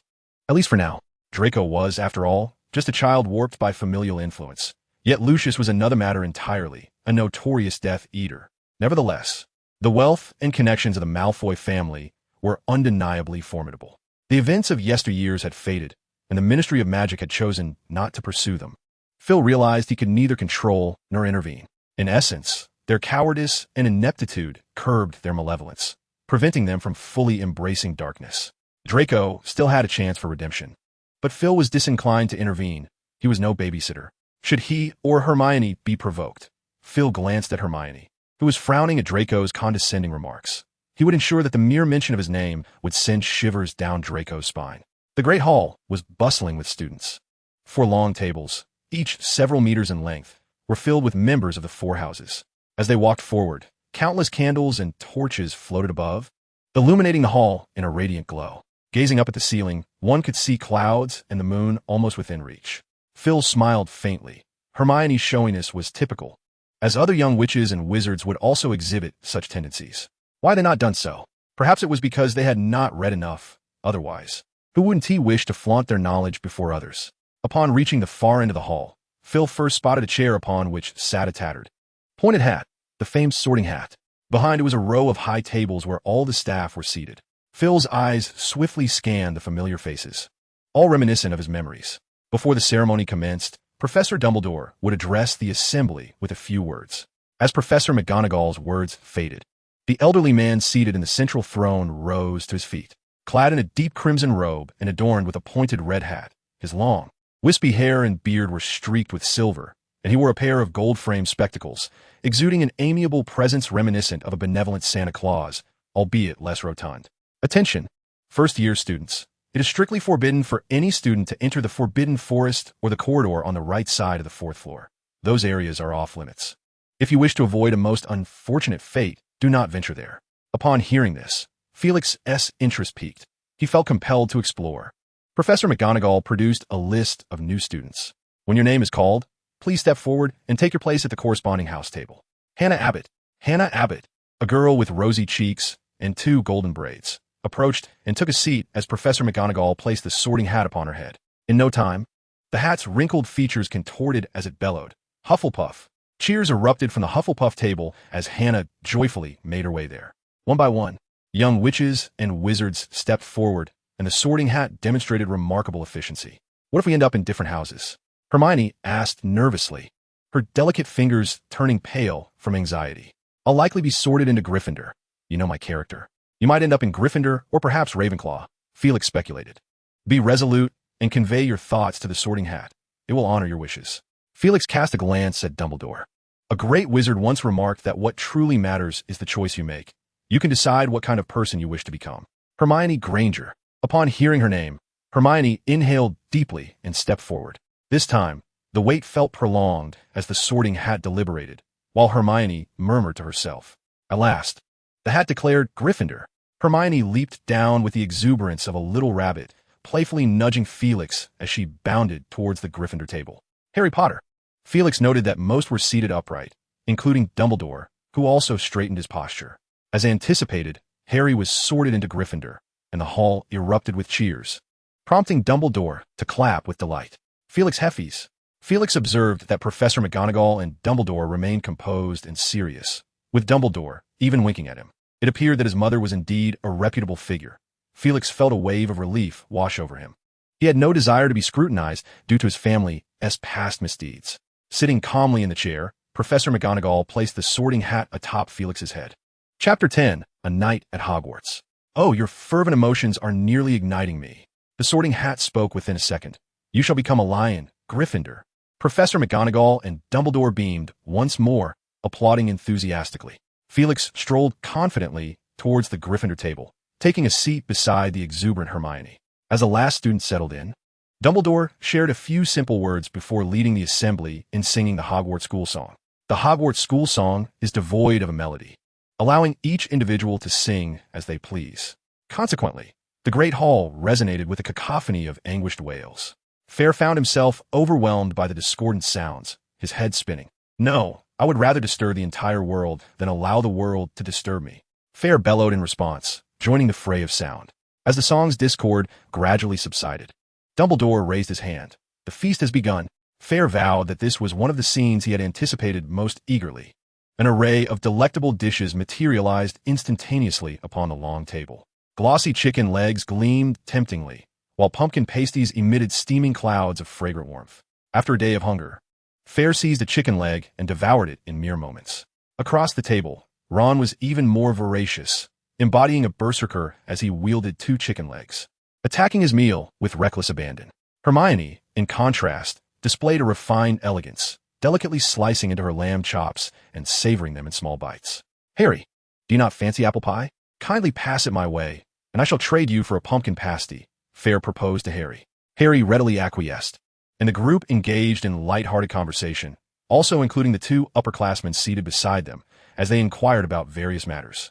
Amidst the merriment, there were amusing interludes featuring ghosts startling the young witches and wizards. In any case, Fayre relished the meal, enjoying the camaraderie that blossomed, and they began to forge the initial bonds of friendship. After the feast concluded, the head boy Percy Weasley, a tall and slender figure, led the Gryffindor newcomers towards Gryffindor Tower, where their dormitories and common room awaited. Along the way, they passed enchanting magical paintings, with figures either engaged in conversation or greeting the young witches and wizards, while others seemed to be absent, perhaps visiting neighbors. Be mindful of the stairs. They changed direction at unpredictable intervals, Percy cautioned. Fayre, somewhat directionally challenged, knew he would struggle to remember the route, but fortunately, he had Hermione's impeccable sense of direction to rely on. Hermione, pay close attention to the path. You shall lead the way tomorrow, Fayre stated, his confidence unyielding. Hermione retorted through clenched teeth, Fayre, I intend to leave early tomorrow, ensuring your tardiness. The 2 exchanged playful banter until they reached a portrait of a plump middle-aged woman. This is the fat lady, Percy introduced. The password? The fat lady adhered strictly to the rules, recognizing only the password, not the people. Dragon Dung. Percy turned to the group, remember the password. It changes every Monday, and I will ensure everyone is informed. The door swung open, and they all stepped inside. Voices raised in awe, with Fayre feeling quite pleased. Upon entering, they found themselves in the common room, warmed by the crackling fireplace. The overall decor was in hues of red, imparting a cozy ambience. The room featured numerous tables and chairs, some adorned with wizard chess, others with exploding snap and various games. Welcome to the Gryffindor common room. The boys' dormitory is up the stairs on the left, while the girls' dormitory is up the stairs on the right. Boys, do not even think of entering the girls' dormitory. The stairs will transform into a slide, sending you tumbling down, Percy remarked, seemingly reminiscing about past escapades. Clearly, many boys had attempted to test this boundary, particularly the Gryffindors, not out of a desire to intrude, but rather driven by curiosity and the thrill of breaking the rules. There is no helping it. We Gryffindors are simply this way. Hermione intentionally averted her gaze from Fayre, pouting as she ascended the right staircase. Fayre chuckled softly, making his way to the left. Upon entering his dormitory, Fayre nodded in satisfaction. It was quite splendid. The dormitory was exceedingly spacious, accommodating only 5 inhabitants. The beds were not bunk beds, but rather individual single beds, each adorned with a soft mattress at a comfortable temperature. Fayre resided with Harry, Ron, Seamus, and Neville. The 5 of them engaged in an excited conversation for quite some time, utterly unable to sleep. Lying on his bed, Fayre contemplated his future study plans. Turning his head, he noticed Harry, clad in pajamas, lost in thought by the window, with his owl Hedwig perched nearby. "Can't sleep, Harry?" Fayre inquired, settling cross-legged beside him, gazing out at the luminous moon. "No, not really. I'm just pondering things," Harry replied, shaking his head. "What occupies your thoughts?" Harry pressed his lips together. "I feel as if I'm dreaming, having made many friends, acquiring my own pet, and learning magic." Fayre gazed at the radiant moon. Hogwarts Castle appeared somewhat ethereal beneath its silvery light, truly reminiscent of a dream. "I share your sentiment, Harry, but this is not a dream." Fayre placed his right hand over his heart. "Feel your heartbeat, Harry. All of this is real. Relax." Imitating Fayre, Harry placed his right hand over his heart, feeling his heartbeat gradually steady, and he began to unwind. "Thank you, Fayre." Thanks to a well-regulated biological clock, Fayre awoke promptly at 7 o'clock. Checking the mechanical clock by his bedside, he confirmed the time against the dormitory clock. It seemed the mechanical clock functioned well at Hogwarts. After dressing, Fayre wound the clock. "Hey, Harry, Ron, Seamus, Neville, it's time to rise." Perhaps Harry had indeed relaxed. He remained blissfully asleep, while Ron struggled to open his eyes and glanced at the clock. "Oh, Fayre, it's only 7. Our classes don't start until 9. With that, he buried his head back into his blanket. However, Neville sat up obediently, staring vacantly at the air, looking utterly bewildered. Fayre was not a caretaker. Merely reminding his roommates to rise was sufficient. After completing his morning routine, he descended the stairs with his backpack. Fayre immediately spotted a petite figure seated on the couch in the common room. Her small frame was almost entirely sunk into the soft couch. With fluffy brown hair cascading around her, from behind, she resembled a Garfield cat. Clearly, Hermione's claim that she would leave first was merely a jest to lead Fayre astray. She had intended to wait for him. "Let us go, Hermione," Fayre called out. And Hermione tilted her head back, walking straight ahead. Fayre knew well how to handle Miss Granger's little temper. Once the conversation resumed, the two seemed to engage as if nothing had happened. The staircases of Hogwarts were undoubtedly Fur's most detested feature. Once again, he had failed to memorize the route, as those infernal staircases were perpetually shifting. Guided by Hermione, the two entered the Great Hall, where many were already enjoying breakfast at the long tables, predominantly upperclassmen. The first-year students were still lost in slumber. The two individuals made their way to the long table of Gryffindor, and in the blink of an eye, several plates of food appeared before them. There were pumpkin pasties, milk, sausages, and more. They began to eat leisurely.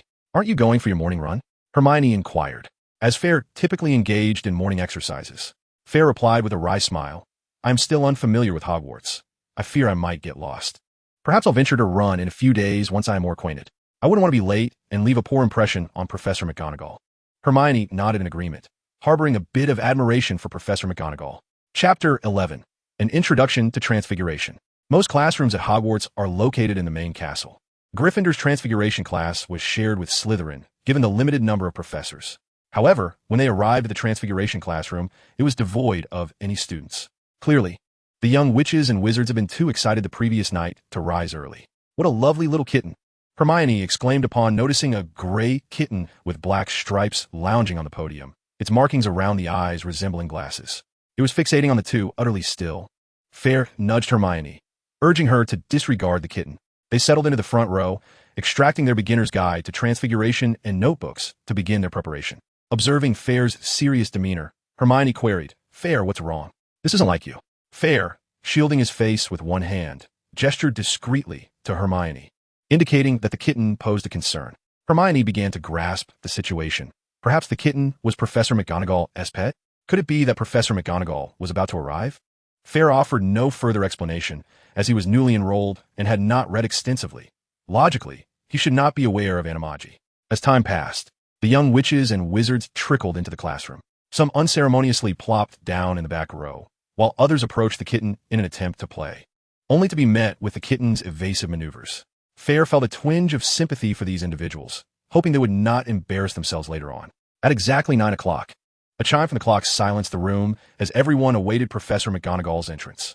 The atmosphere remained hushed until, after 2 minutes, the door swung open forcefully, and Ron and Harry rushed in, breathless. Ron exclaimed in relief, "Thank goodness we made it. Otherwise, Professor McGonagall's expression would have been terrifying." Before he could finish, the kitten on the podium leaped and transformed into Professor McGonagall. The young wizards were astonished. Hermione covered her mouth, having believed it was merely Professor McGonagall's pet, not realizing it was the professor herself. Fayre felt a pang of envy. This was an animagus, a form of advanced transfiguration that is both perilous and complex. The process of learning to become an animagus is fraught with challenges and requires a stroke of luck. Otherwise, the journey can be exceedingly lengthy. Among hundreds of witches and wizards, one might not find even a single individual capable of mastering the skill. Yet, once mastered, it signifies that one's transfiguration skills are undoubtedly of the highest caliber. This kind of magic felt distant for Fayre. It was not the time for fanciful thoughts. Nevertheless, he set a goal to achieve this by the 3rd year. After all, Harry's father had accomplished it by then. After reprimanding Ron and Harry, Professor McGonagall commenced the lesson. Transfiguration is the most intricate and perilous spell within the Hogwarts curriculum, Professor McGonagall asserted solemnly. This art allows for the transformation of one object into another, with the specific incantation's effects varying according to the nature of the items being transfigured. The more challenging the transformation, the greater the magical energy required. For instance, transforming a matchstick into a needle demands minimal power, whereas transfiguring a person into an animal necessitates an extraordinary amount of magical strength. Professor McGonagall dedicated a full 30 minutes to elucidate the principles of transfiguration and the requisite skills for its practice. Fayre and Hermione listened intently, understanding that this foundational knowledge must be firmly established. Finally, Professor McGonagall introduced Gamp's laws of elemental transfiguration. 1. Transfiguration cannot create genuine food. It can only enlarge existing food items. Never attempt this. Should anyone play a prank by transforming other objects into deceptive food, they risk being sent to Azkaban. Fayre nodded, recognizing that this could serve as an effective trick, though only a fool would fall for it. After all, the aroma of the food could not be conjured, and one would surely realize something was amiss upon tasting it. 2.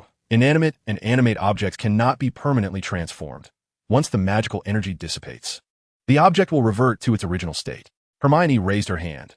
"Professor, does the duration of this dissipation vary with the strength of the magic?" Professor McGonagall was pleased to have a student willing to contemplate such matters. Indeed, if a novice wizard casts the spell, the effect may last only a minute or two. However, if I were to perform the transfiguration and did not reverse the spell, it could persist for several months or even many years. Afterward, Professor McGonagall continued to expound upon the remaining laws, such as the inability of transfiguration to create magical items, the impossibility of altering quantity, and the prohibition against conjuring something from nothing. Of course, transfiguration is but one branch of magic. The limitations of this discipline do not imply that others are similarly constrained. Magic is nearly omnipotent, capable of even conquering death, save for the absence of true love, as magic cannot procure genuine affection. Reflecting on this, Fayre suddenly comprehended why Dumbledore had once proclaimed that love is the most formidable magic of all, for it transcends mere magical prowess. Subsequently, Professor McGonagall distributed a matchstick to each student, initiating the most elementary practice of transfiguration. It is essential to understand the object being transfigured and to possess unwavering conviction. The wand's movement must not waver. Fayre glanced over to find that Simon and the others were quite distant, several seats away, which put him at ease, as he felt a twinge of apprehension regarding the erratic nature of this explosive genius. Fortunately, even if one were to fail at basic transfiguration, The worst outcome would be that the object remained unchanged, with no additional effects. Hermione's aptitude for transfiguration was truly remarkable. Within just 20 minutes, she had successfully transformed her matchstick into a slender wire. Fayre, on the other hand, could only manage to turn his matchstick into a thin rod without a pointed tip. Clearly, possessing memories of the future and having a rapidly developing intellect did not guarantee unrivaled talent in all areas. Nevertheless, Fayre was already the second best performer in the class. As the matchsticks of the others remained utterly unaltered, Ron's wand danced through the air, leaving behind mere afterimages, and Fayre felt as though he were slicing vegetables. Transfiguration was a 2-hour class, spanning from 9 to 11, with a 20-minute intermission in between. Harry and Ron hurried outside in search of sustenance, having risen late. As soon as they were ready, they rushed to the classroom, their stomachs grumbling with hunger. Meanwhile, Fayre inquired about Hermione's insights on transfiguration. Hermione, slightly proud, would undoubtedly have her tail held high if she had one at that moment. Your wand movements are actually more precise than mine, considering your remarkable coordination, Hermione remarked. As a result, by 11 o'clock, Hermione was the first to successfully transform a match into a needle, executing the task with considerable finesse. Fayre was the second to achieve success, managing to transform it just before class concluded, equally proficient. Professor McGonagall, pleasantly surprised, awarded 10 points to Gryffindor. A decision that was not influenced by her position as head of the house. Her fairness was widely recognized. Fayre's talent in transfiguration was already remarkable, while Hermione was strikingly similar to her younger self. Chapter 12, Snape. Like Hermione, Fayre found that Hogwarts' curriculum resembled that of a university, where instructors taught only a select few fixed subjects. As for other knowledge, one had to pursue self-study if they were truly earnest. Without frequenting the library or proactively seeking help from teachers, relying solely on classroom instruction would render one incapable of achieving an outstanding in examinations. With some time remaining before lunch, Fayre suggested to Hermione that they forego revision for the moment. Instead, they should explore the Hogwarts castle, familiarizing themselves with classrooms, routes, and staircases to avoid the predicament of being late and lost like Harry and Ron. Hermione wholeheartedly agreed. If she were to be reprimanded by a professor for tardiness, she would likely cry for the entire night. As they wandered, Fayre and Hermione eagerly observed their surroundings and inquired with upperclassmen, gradually memorizing the layout of Hogwarts.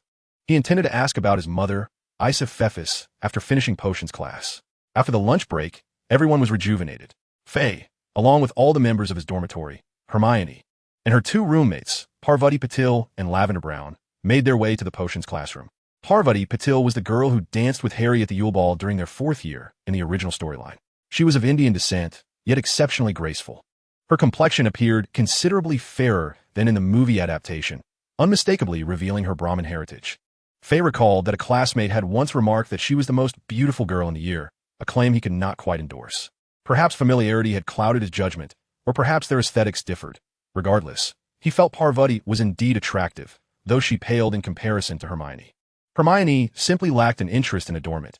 Her thick, unruly hair paired with her prominent front teeth, and her hand always raised high in class, emanating an air of academic excellence. Outsiders easily overlooked her concealed beauty, often perceiving her as an ordinary scholar. In fact, during the Yule Ball in the original story, when Hermione made an effort to present herself, even Malfoy found himself at a loss for words to insult her, which was perhaps the highest compliment to her appearance. Lavender Brown was the girl who would later engage in a romance with Ron, her looks unchanged. Aside from being infatuated with love, there are no significant flaws. In Hermione's dormitory, there are only 3 inhabitants, and currently, these 3 girls coexist quite harmoniously. As the group entered the potions classroom, they took their seats. Fayre, Hermione, and Harry occupied the central long table in the 2nd row. Just as they arranged their textbooks, notebooks, cauldrons, and other potion-making instruments, Snape arrived precisely on time, pushing open the classroom door, causing the chatter to cease instantaneously. His eyes were sharp, keen, and intimidating, as if he could pierce through the very essence of one's secrets. His hair was greasy, as though it had not been washed in a month, and he donned a flowing black wizard's robe with oversized sleeves that billowed as he walked, resembling 2 enormous black wings in motion, akin to a great bat.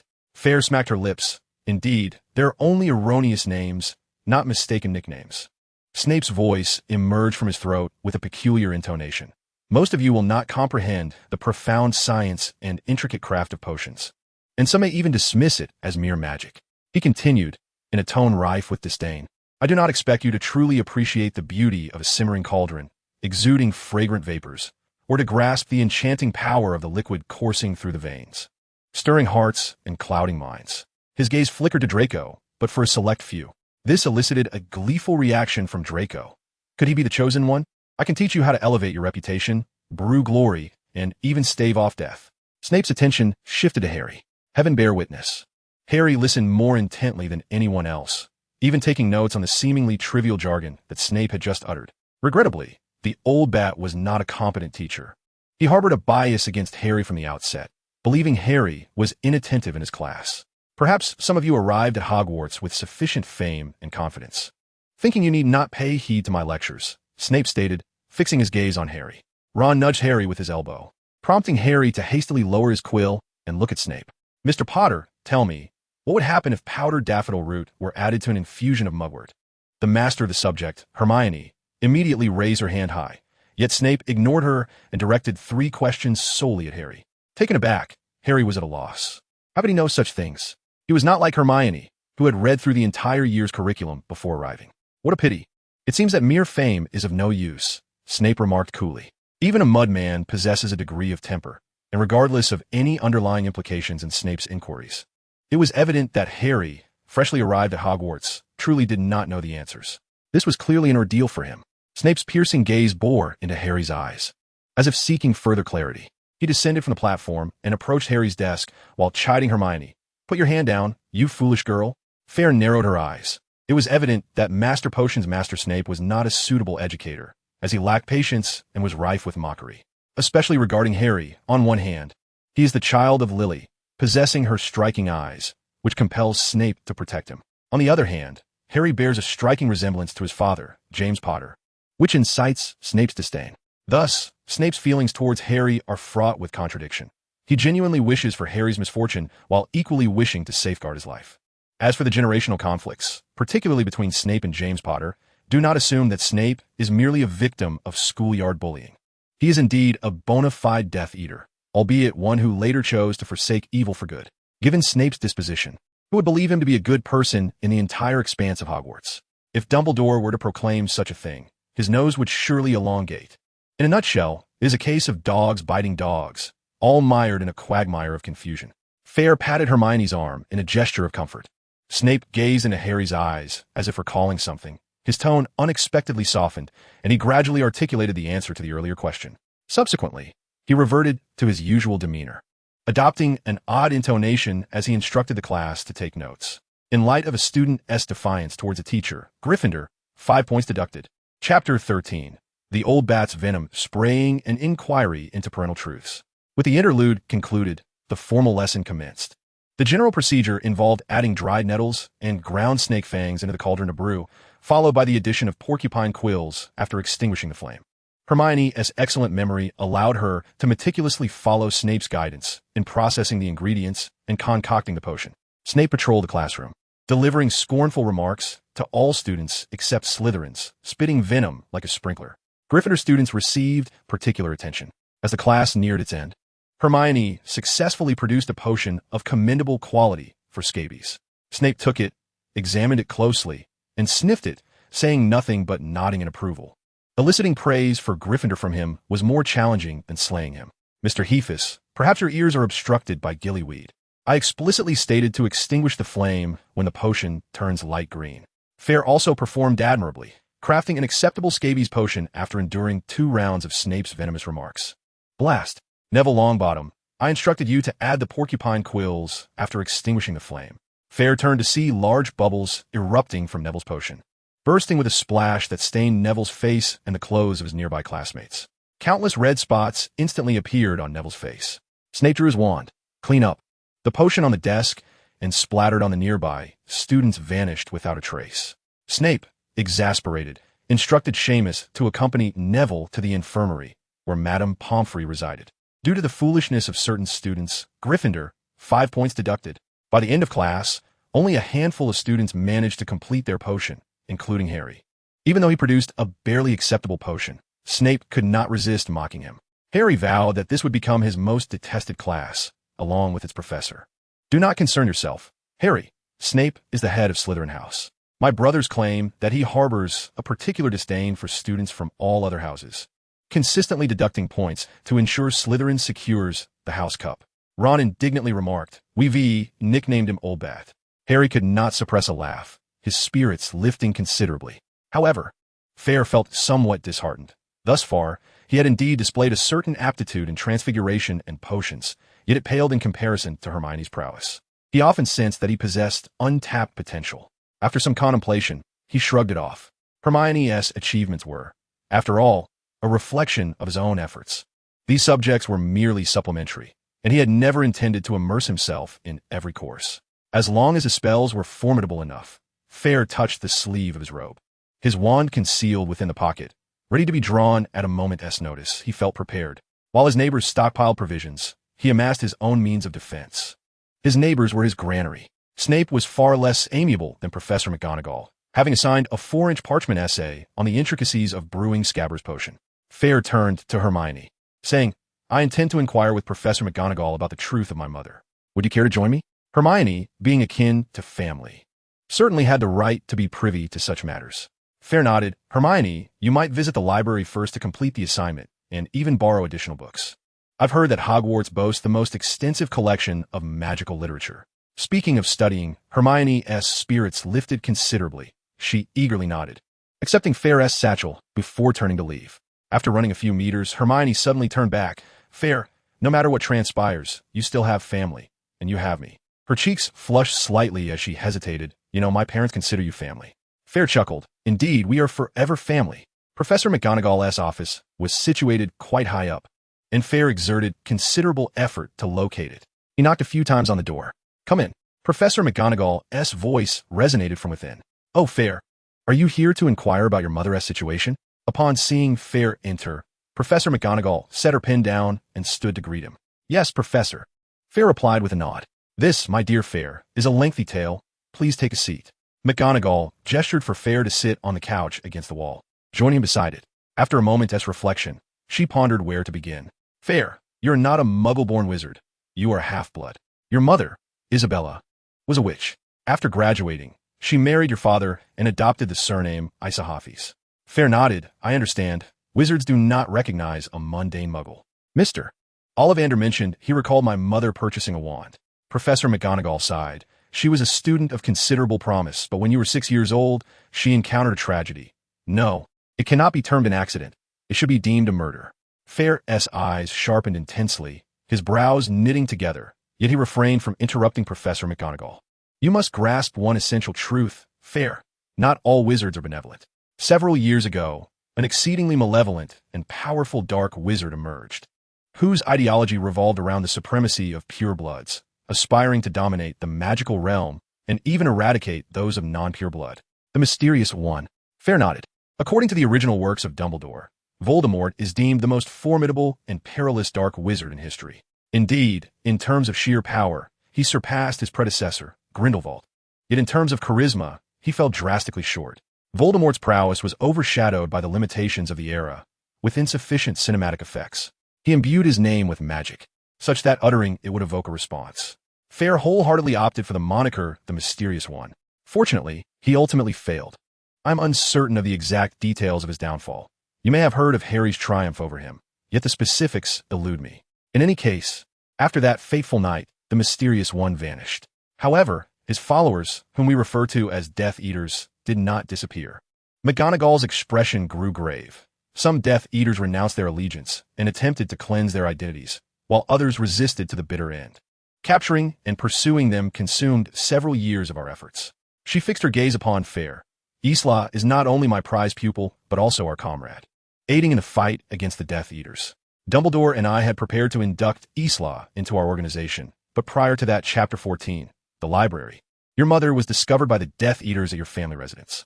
They murdered your parents and incinerated your home with a fire spell. By the time Dumbledore and I arrived, the catastrophe had already transpired, and we eliminated those Death Eaters.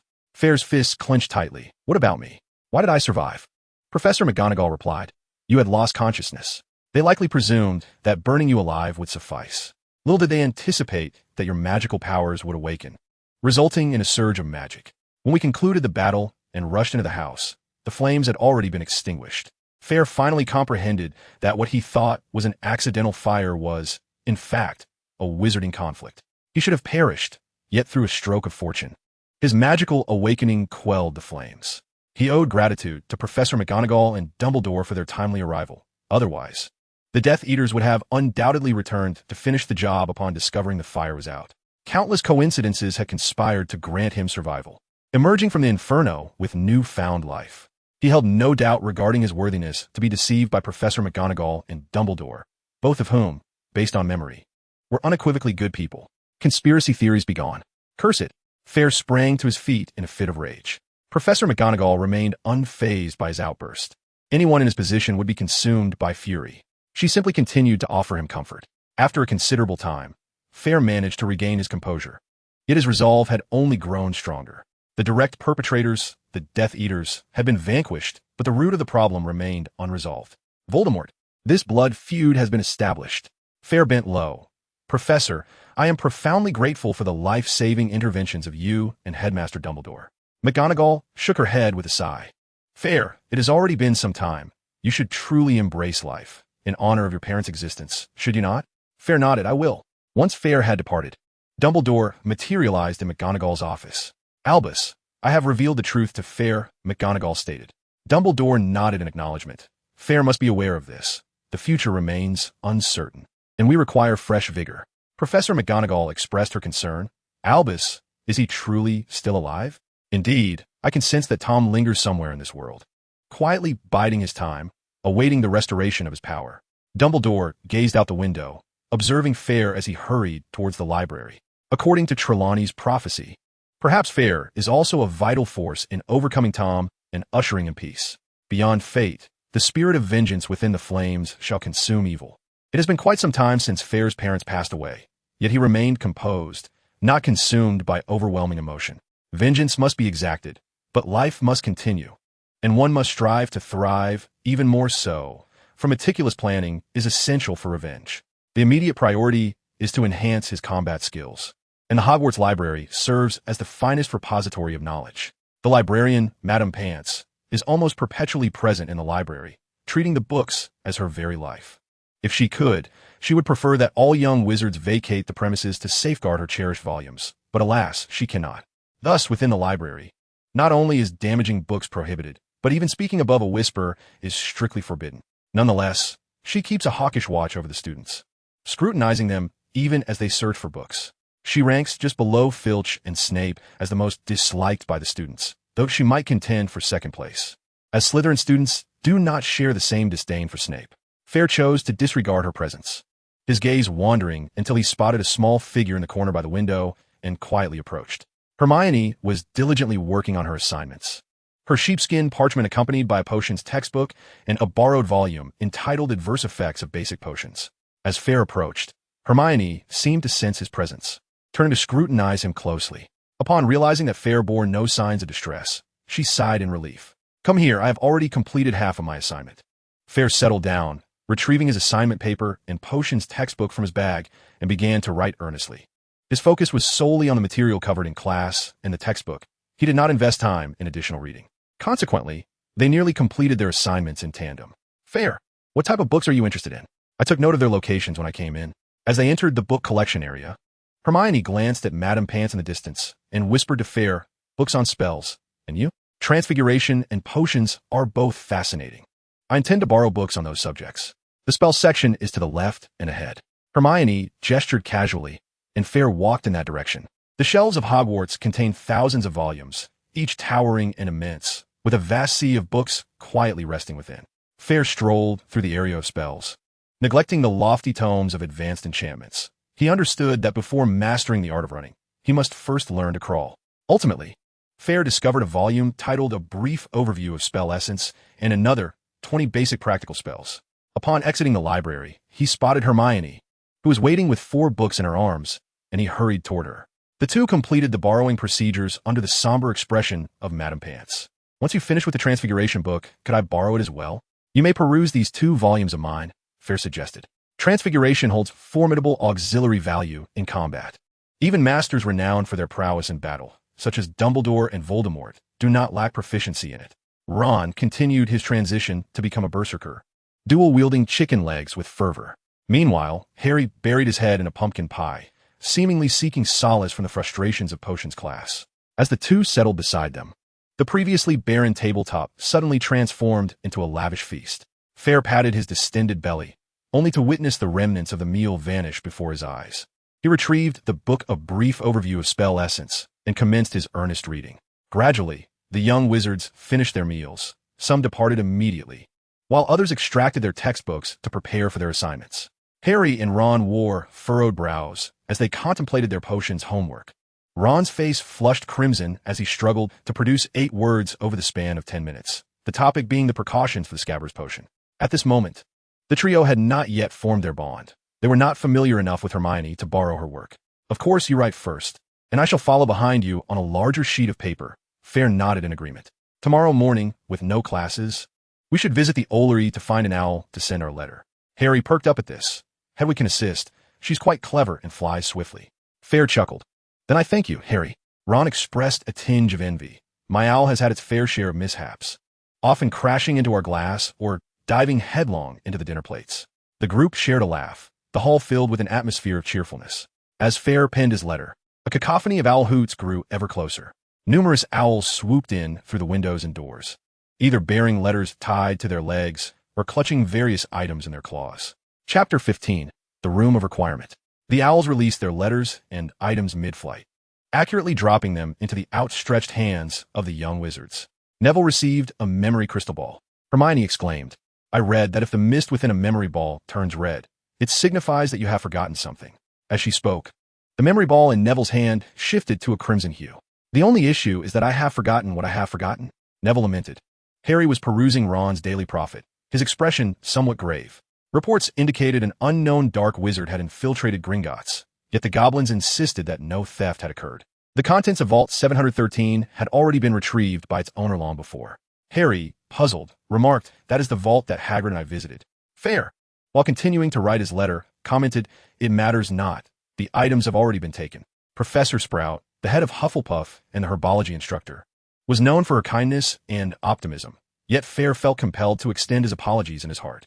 Because Fayre spent all his time engrossed in the reading of spell books and familiarizing himself with the Hogwarts castle, his efforts yielded commendable results. Apart from the hidden map of Hogwarts, he had become well acquainted with nearly everything else. Just as a university experience is incomplete without having skipped classes, a Gryffindor cannot truly be called such without having roamed the halls at night. However, Fur's nocturnal excursions were not for frivolous adventures, but rather to seek out the Room of Requirement. This hidden chamber within Hogwarts is unique in that its layout is not fixed, but rather adapts to the needs of its user. It only manifests when one is in dire need of it. Fayre sought a space to focus intently on practicing spells, particularly offensive ones. He rummaged through his memory, recalling that the films did not specify the location of the Room of Requirement. But he remembered it was situated opposite the tapestry, depicting the troll hitting the hapless Baruffio on the 8th floor of the castle. At 11 p.m., when all others were sound asleep, Fayre quietly rose and gently pushed open the door. The common room was devoid of any presence. Yet Fayre knew he was not the only one venturing out tonight. It was merely a matter of timing. At the very least, the Weasley twins, George and Fred, would surely be out and about. Fayre tread cautiously along the path leading to the main castle, his ears perked like antennae, attuned to any suspicious sounds. If caught by Filch, he would face point deductions and detention, earning the disdain of his peers, particularly Hermione's disapproving glare, which would waste a considerable amount of time. Nonetheless, abandoning his nocturnal escapade was not an option. The rules stated that being caught would lead to punishment, yet conversely, as long as one remained undetected. It was not deemed a violation of the rules. How Fayre longed to master the disillusionment charm, which would enable one to blend seamlessly with their surroundings, akin to invisibility. While adept wizards could perceive its use, it would surely suffice to deceive Filch, a squib from a wizarding family devoid of magical talent. Alas, this advanced charm would only be taught in the 7th year, and despite his self-assuredness, Fayre did not believe he could acquire it in a short span of time. His ideal scenario was to learn the disillusionment charm by his 3rd year. After all, his aptitude for spells, as observed before his enrollment, surpassed even Hermione's. This essentially equated to possessing top-tier talent, and he would dedicate the majority of his time and energy to spell practice. Fortunately, everything proceeded smoothly. Fayre arrived at the 8th floor unscathed, and indeed, spotted the tapestry depicting the troll striking Baruffio. He approached the wall opposite the tapestry and concentrated intently on his need for a space to practice spells, repeating in his mind, "I need a place to practice spells." To his sheer delight, he pushed open the door and stepped inside. Outside, the door vanished as suddenly as it had appeared, as if it had never existed. The interior space was remarkably spacious, reminiscent of the chamber where the future protagonists, organized as Dumbledore's army, would train. The floor was marked with a dueling area, and numerous dummies stood ready. Fayre promptly cleared the area, selecting a dueling path and leaving one dummy in place, before drawing his wand. The first spells he aimed to practice were the Cutting Curse and the Incendio Charm, which he had long hesitated to attempt. The incantations and pronunciations of these two spells, along with various other considerations, were already deeply ingrained in Fayre's memory. Without any hesitation, he directed his wand toward the training dummy a short distance away and performed the standard motion, Shatter. The sensation was utterly distinct from that of a non-lethal spell. Fayre felt his wand quiver with a thrilling excitement. Crack! Crack! A series of jarring sounds erupted, leaving deep fissures in the dummy's chest and arms. One hand severed at the joint. Fayre stood momentarily stunned. Although he was well acquainted with the theoretical knowledge, this was his first attempt at the severing charm, and the results were remarkably impressive. He gazed at his wand, a blackthorn wand with a dragon heartstring core. He recalled Ollivander's words, noting that blackthorn was a rather extraordinary wand wood, reputedly the most suitable for a warrior. Such wands were either wielded by Aurors or belonged to the inhabitants of Azkaban. As for the dragon heartstring core, it was renowned for its unparalleled strength and brilliance. No wonder Ollivander had deemed it a fearsome combination. Truly magnificent. Fayre began to practice the severing charm repeatedly, pausing for several minutes after each, casting to reflect on his shortcomings. The lethal spells flowed effortlessly from the blackthorn wand. His speed, power, and accuracy were all steadily improving. After practicing for over half an hour, Fayre began to feel fatigued. Unlike the fixed mana in games, a wizard's magical energy was theoretically boundless, yet their stamina and vitality had limits. As a novice wizard, Fayre had cast the spell a mere 10 times in that half hour, leaving him utterly exhausted and unable to concentrate. Thus, he found a chair to rest, deciding that his practice of the severing charm would end for the day, as he needed to digest his insights. Next, it was time to summon the fire spell. After a 10-minute respite, Fayre felt sufficiently rejuvenated. He grasped his wand once more, selecting a new dummy, Flame. This time, the sensation was entirely different from that of the severing charm. The moment the incantation left his lips, he felt it within him. His magical energy surged in a roaring frenzy, causing him to feel a slight warmth enveloping his body. Boom! A fireball the size of a basketball erupted from his wand, hurtling toward the dummy before him. A typical novice wizard would never conjure such a forceful flame. According to his books, they could only summon a flicker of flame to ignite scraps of paper or a matchstick. Fayre gasped for breath. It was not exhaustion, but exhilaration. Chapter 16, True Talent. The fire spell Fayre cast was evidently unlike an ordinary fire spell.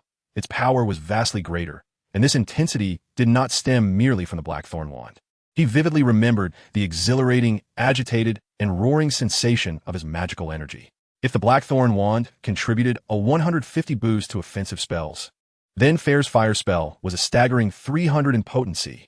He looked at the dummy, realizing that, being a novice wizard, his magical energy had already dissipated the flames.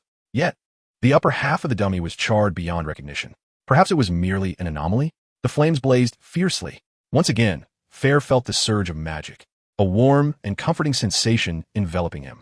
A flame, slightly more intense than before, erupted forth, clinging to the effigy. In that moment, Fayre comprehended that this was the essence of his true talent. His aptitude for spells was undoubtedly exceptional, akin to Hermione's. However, his prowess in offensive spells was of a distinctly higher caliber. As for fire spells, they surpassed all expectations.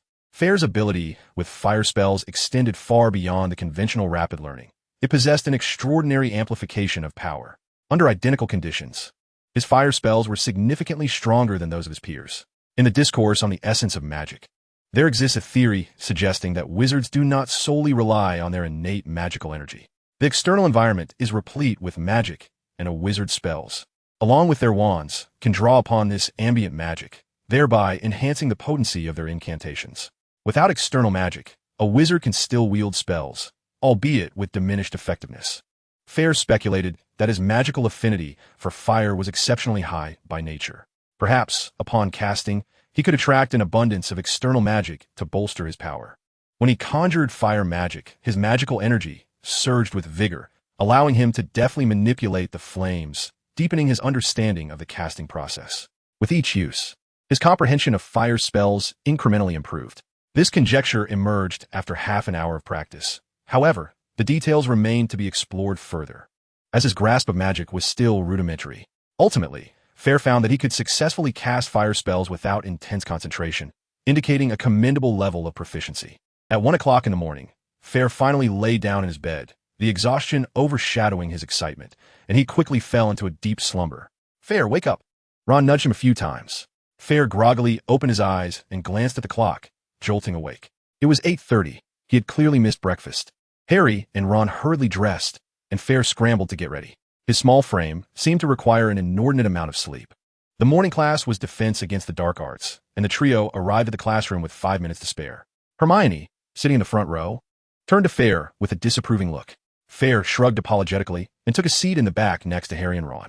To his surprise, Hermione stood up and approached him, reaching into her left sleeve with her right hand. She produced a small, stick-like object. Fayre thought she might be about to strike him, only to discover that she was offering him a baguette. Fayre examined it closely. It was indeed freshly baked and delightfully soft, perfectly suitable for use as a baton. "Hurry and eat. You too as well. Class is about to start, and I do not wish to witness points deducted from Gryffindor." Harry felt a pang of guilt and resolved to purchase a magical alarm clock to ensure he would rise early in the future. Ron, however, muttered, "What is it to you?" However, he could discern that Fayre and Hermione shared a close bond, and thus refrained from saying much. Ron was not uncouth. Rather, boys at this age often found it challenging to relate to girls, preferring the company of their male peers due to their later maturation. Nevertheless, Fayre was indeed quite hungry, having expended considerable energy and stamina practicing spells for over an hour the previous night, leaving his stomach quite empty. It was clear that he could not finish the large baguette by himself in 3 to 4 minutes. So he broke it into 3 pieces and shared it with Harry and Ron.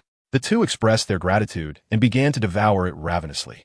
The combination of their hurried consumption and lack of water caused Fayre to choke slightly, forcing him to pat his chest and swallow repeatedly, wishing to get it down. At that moment, the classroom door swung open, and Professor Quirrell entered, wrapped in a thick scarf reminiscent of a certain character. A potent odor of garlic wafting in behind him. Fayre nearly spewed the bread he had yet to swallow upon inhaling the scent. As Quirrell made his way to the front, the students in the classroom were overwhelmed, fanning the air with their hands. "Hello, everyone. Today, we will learn." Professor Quirrell appeared exceedingly anxious, stuttering his way through the lesson. Fayre felt a pang of sympathy for Hermione, who sat in the front row, serving as the first line of defense against this biochemical assault. Quirrell's teaching ability was, in fact, commendable. He had once been an outstanding student at Ravenclaw, possessing a solid theoretical foundation, and unlike some, he had not allowed his knowledge to languish after graduation. However, his palpable nervousness and stammering, coupled with the overpowering garlic scent, rendered him utterly unappealing to listen to. Everyone simply wished to distance themselves from him. Fayre, seated at the back of the classroom, gradually acclimated to the odor over time and managed to focus on the lesson. Once Quirrell departed, Hermione sprang up and rushed out of the classroom, leaving her books behind, and the others quickly followed suit. "Goodness, I suspect Quirrell subsists solely on garlic." Ron complained. Fayre allowed them to leave first and approach Hermione's desk, assisting her in gathering her belongings before he picked up his own bag and exited. Hermione was leaning against the corridor window, taking deep breaths of fresh air. Fayre chuckled. "It seems I have excellent luck, having woken up late. Otherwise, I would have suffered quite a bit."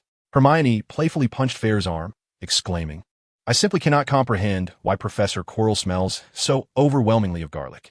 Fayre, of course, understood the reason. Professor Quirrell harbored Voldemort at the back of his head.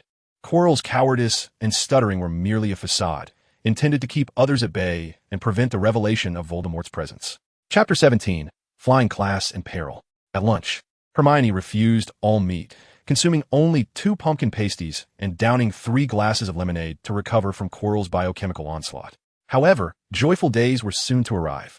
For Percy, the prefect approached the first-year students, informing them, "Madam Hooch has announced that we will have flying class this afternoon. Please head to the broom cupboard to retrieve a broom before gathering at the Quidditch pitch." Harry and his companions were immediately filled with excitement, while Fayre and Hermione exchanged glances, both tinged with exhilaration. The flying lesson was undoubtedly the most anticipated class for young wizards, bar none. No one could resist the allure of flight. The weather today was splendid, with gentle sunlight bathing them in warmth, perfectly temperate. Hogwarts funding remained ample, ensuring that the flying brooms were in commendable condition, showing no signs of shedding or damage, though slightly outdated in design. The Nimbus 5-star, a classic model of the Nimbus series, had been in existence for 2 decades. Malfoy once mocked the Weasley brothers, suggesting their Nimbus 5-star should be donated to a museum. However, the Nimbus 5-star boasted an impressive cost-performance ratio. Its safety, speed, and comfort achieved an exceptional equilibrium. If perfection were rated a 10, the Nimbus 5-star would score a solid 7 in every category, making it a well-rounded choice. A broom devoid of weaknesses is ideally suited for novice training or daily commuting. Coupled with its affordable price, its high value positioned it prominently in the rankings of recommended flying brooms. The Nimbus 5-star was the preferred choice for many families, including the Weasley household, where every broom was a Nimbus 5-star. Regrettably, the class was yet another combined session, once again with Slytherin. When Fayre and Hermione arrived, the two factions were distinctly separated, forming 2 neat lines with their brooms placed on the grass before them. Nevertheless, the air was filled with chatter. Malfoy boasted to others, claiming he had narrowly escaped a Muggle helicopter. Ron, not to be outdone, spoke as if he had been born on a broomstick. At that moment, a lady approached from a distance, and the head boy greeted her with, "Good day, Madam Hooch," before departing. As Madam Hooch drew closer, the young wizards followed suit in their greetings, prompting Fayre to take a closer look at her. Madam Hooch sported a short, salt-and-pepper hairstyle, exuding a commanding presence, with long strides and a brisk pace. What captured attention most were her eyes, the scara exhibiting a yellow-green hue. Fayre suspected she might possess a unique lineage. Madam Hooch walked between the 2 lines to the end, donning gloves designed to enhance grip, before turning to address the class. "Welcome to your first flying lesson. What are you waiting for? Stand by your brooms to the left." The young wizards obediently complied. Madam Hooch instructed, "Raise your right hand above the broom and say up." Harry, positioned to Hermione's right, dutifully lifted his hand, and with a firm command, the broom shot into his grasp as if tethered by an invisible string. Hermione turned to observe, her expression one of utter disbelief. She repeated the command, yet her broom remained motionless. Fayre, on the left, called out as well, and his broom lifted partially before descending again. "So," Fayre called once more, and the broom successfully soared into his hand. The broom, typically in an inactive state, was now akin to being powered on. Harry's flying aptitude was unparalleled. Fayre had long recognized it as a hereditary trait, a natural gift. Fayre's talent is undoubtedly of a superior caliber, akin to Malfoy, who effortlessly acquired his flying broom on the 2nd attempt. Ron, however, lagged behind, requiring 3 or 4 tries before he succeeded. As for Hermione, well, in the future, when Fayre and Hermione share a jest, he might jest that her animagus form could very well be a ground chicken. Despite her consistently outstanding achievements throughout her life, Hermione encountered her first significant setback. It became apparent that she lacked any innate flying ability. She experimented with various intonations, desperately attempting to discover the proper pronunciation akin to a spell that would propel her broom into the air. Yet, the broom barely lifted more than half a foot off the ground, as if it were burdened by an insurmountable weight. Ultimately, Hermione did manage to summon her broom, albeit as one of the last among the several dozen students from the 2 houses. Feeling somewhat disheartened, Fayre gently patted Hermione's shoulder, reassuring her, "Do not be discouraged. Flying is indeed a talent, yet we can cultivate it through diligent practice, can we not? Besides, you are not required to play Quidditch." Hermione nodded in agreement. Her academic prowess was undeniable, yet her greatest gift was her unwavering determination. Fayre firmly believed that a diligent genius is indeed a form of genius. After all, the ability to work hard is a rare talent that only a few can genuinely possess, while most merely delude themselves into thinking they are striving, ultimately only moving themselves. Madam Hooch surveyed the students. "Now, mount your brooms, grip tightly, and do not let go. When I blow my whistle, push off the ground with all your might." Finally, Madam Hooch raised her whistle. On the count of 3-2, before she could finish, Neville, perhaps too anxious, pushed off the ground prematurely. The broom began to ascend gently, sending Neville into a panic. The young wizards erupted into a cacophony. Ron, slow to react, mistakenly thought Neville was attempting to rush ahead. "Neville, come down, it's not our turn yet." "Longbottom, get down quickly." Madam Hooch, likely unaccustomed to such situations, was momentarily taken aback and simply instructed Neville to descend.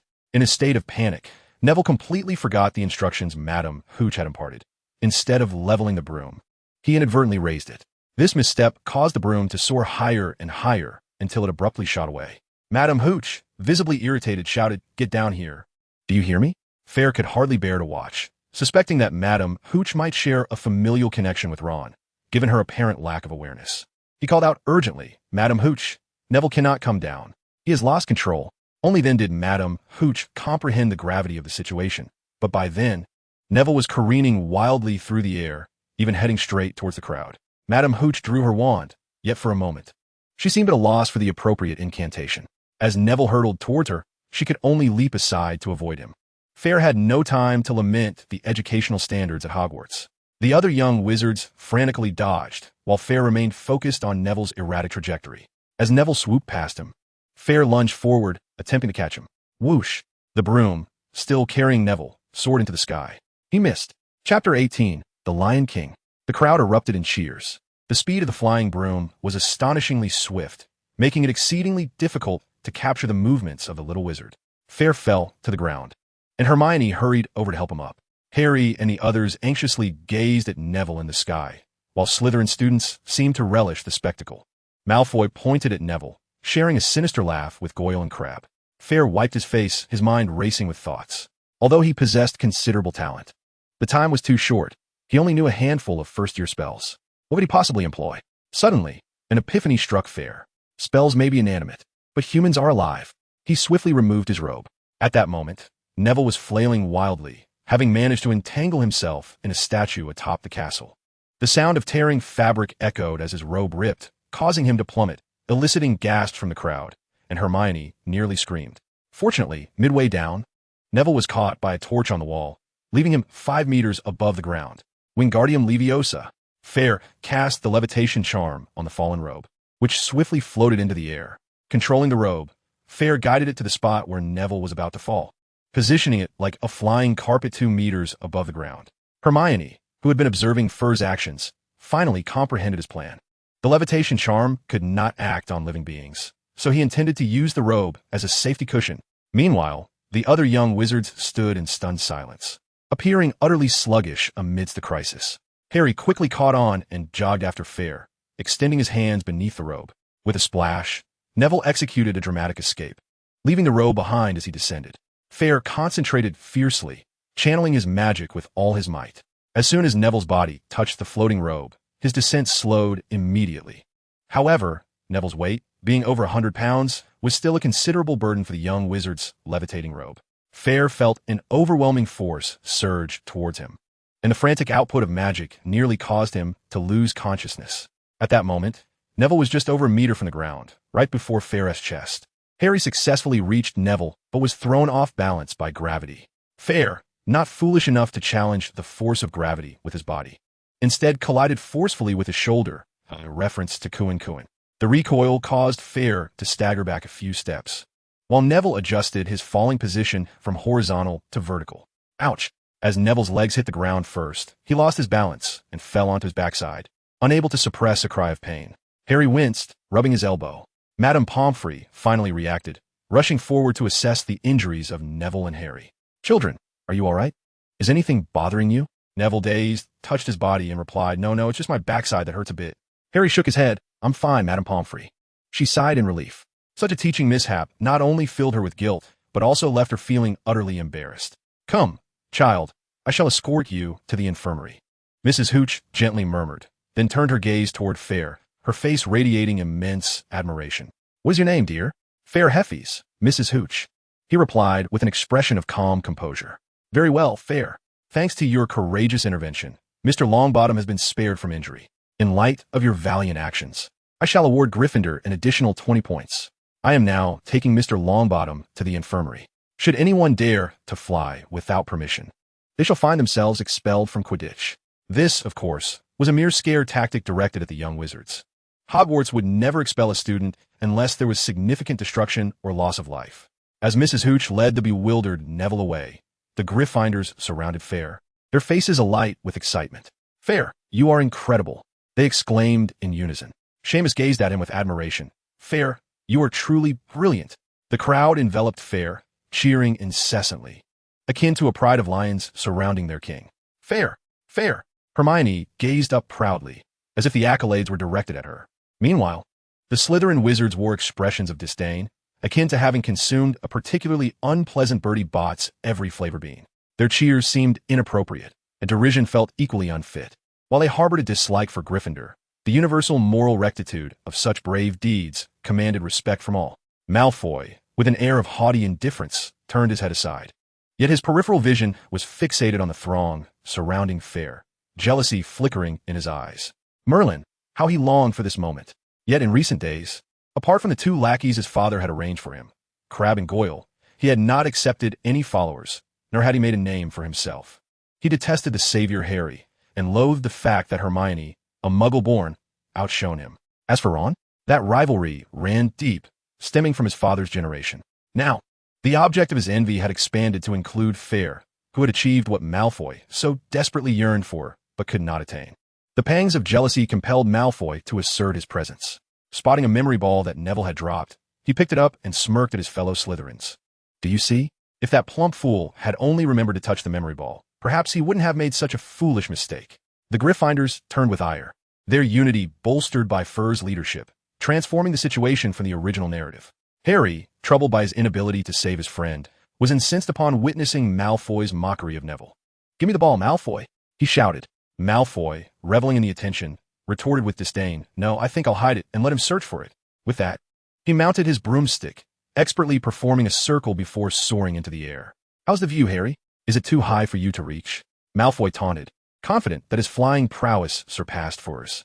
Thus, it is indeed true that Malfoy had previously practiced fly on a broom at home, which reflects the heritage of a wizarding family.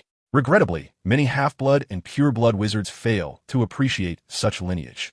Ah, and as for our dear Mr. Hephus, I wonder if your flying skills match the level of your spells? Malfoy wore a provocation-laden expression. Ron could hardly contain himself. Had Malfoy not been so swift in his retreat, he would have lunged at him to deliver a lesson.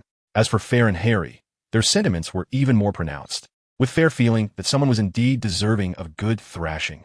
Chapter 19, The Great Melee. Harry, consumed by anger, disregarded all caution and mounted his broom without a second thought. Hermione hurriedly intervened. "Harry, absolutely not.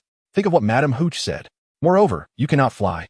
Harry cast a glance at Fayre, whose earlier actions had bestowed upon him a certain authority, akin to a young lion king asserting himself among a pride of cubs. Fayre was aware that his own flying skills were far from commendable. Malfoy aimed to humiliate him, but Fayre was not one to fall for such tricks. Presently, his valiant act had earned him considerable renown. He gave Harry a reassuring pat on the shoulder, like an older brother encouraging a younger sibling. "Teach him a lesson, Harry." Harry possessed exceptional talent in this regard. It was a crucial step in his growth, and there was no need for Fayre to intervene. Ultimately, Harry remained the destined hero meant to vanquish Voldemort, while Fayre lacked the confidence to challenge him just yet. The other young lions waved their fists. "Harry, go. Be spirited. Don't lose face." Inspired, Harry propelled himself forward with a vigorous push of his feet, launching into the air. Hermione, exasperated, stamped her foot and took deep breaths while glancing at Fayre. Harry's foolishness was but a minor concern. It was Fayre's incitement that truly vexed Hermione. If Harry were to suffer any misfortune, Fayre, as the instigator, would certainly face consequences, possibly even expulsion. Fayre, alongside the others, watched Harry take flight. Yet he discreetly grasped Hermione's soft hand, its texture as smooth as silk. Rest assured, Harry possesses an innate talent for this, far exceeding what you might expect, Fayre whispered, his words drifting into Hermione's ear. Initially, Hermione was inclined to rest her hand free in her irritation, but upon hearing his words, she cast a puzzled glance at Fayre. He elucidated. "The trophy room holds Quidditch honors. Harry's father, James Potter, is celebrated as a renowned seeker, coupled with his earlier display of calling his broom. It is evident that Harry is a natural Quidditch player." Though still hesitant, Hermione's doubts lingered as Harry soared directly before Malfoy.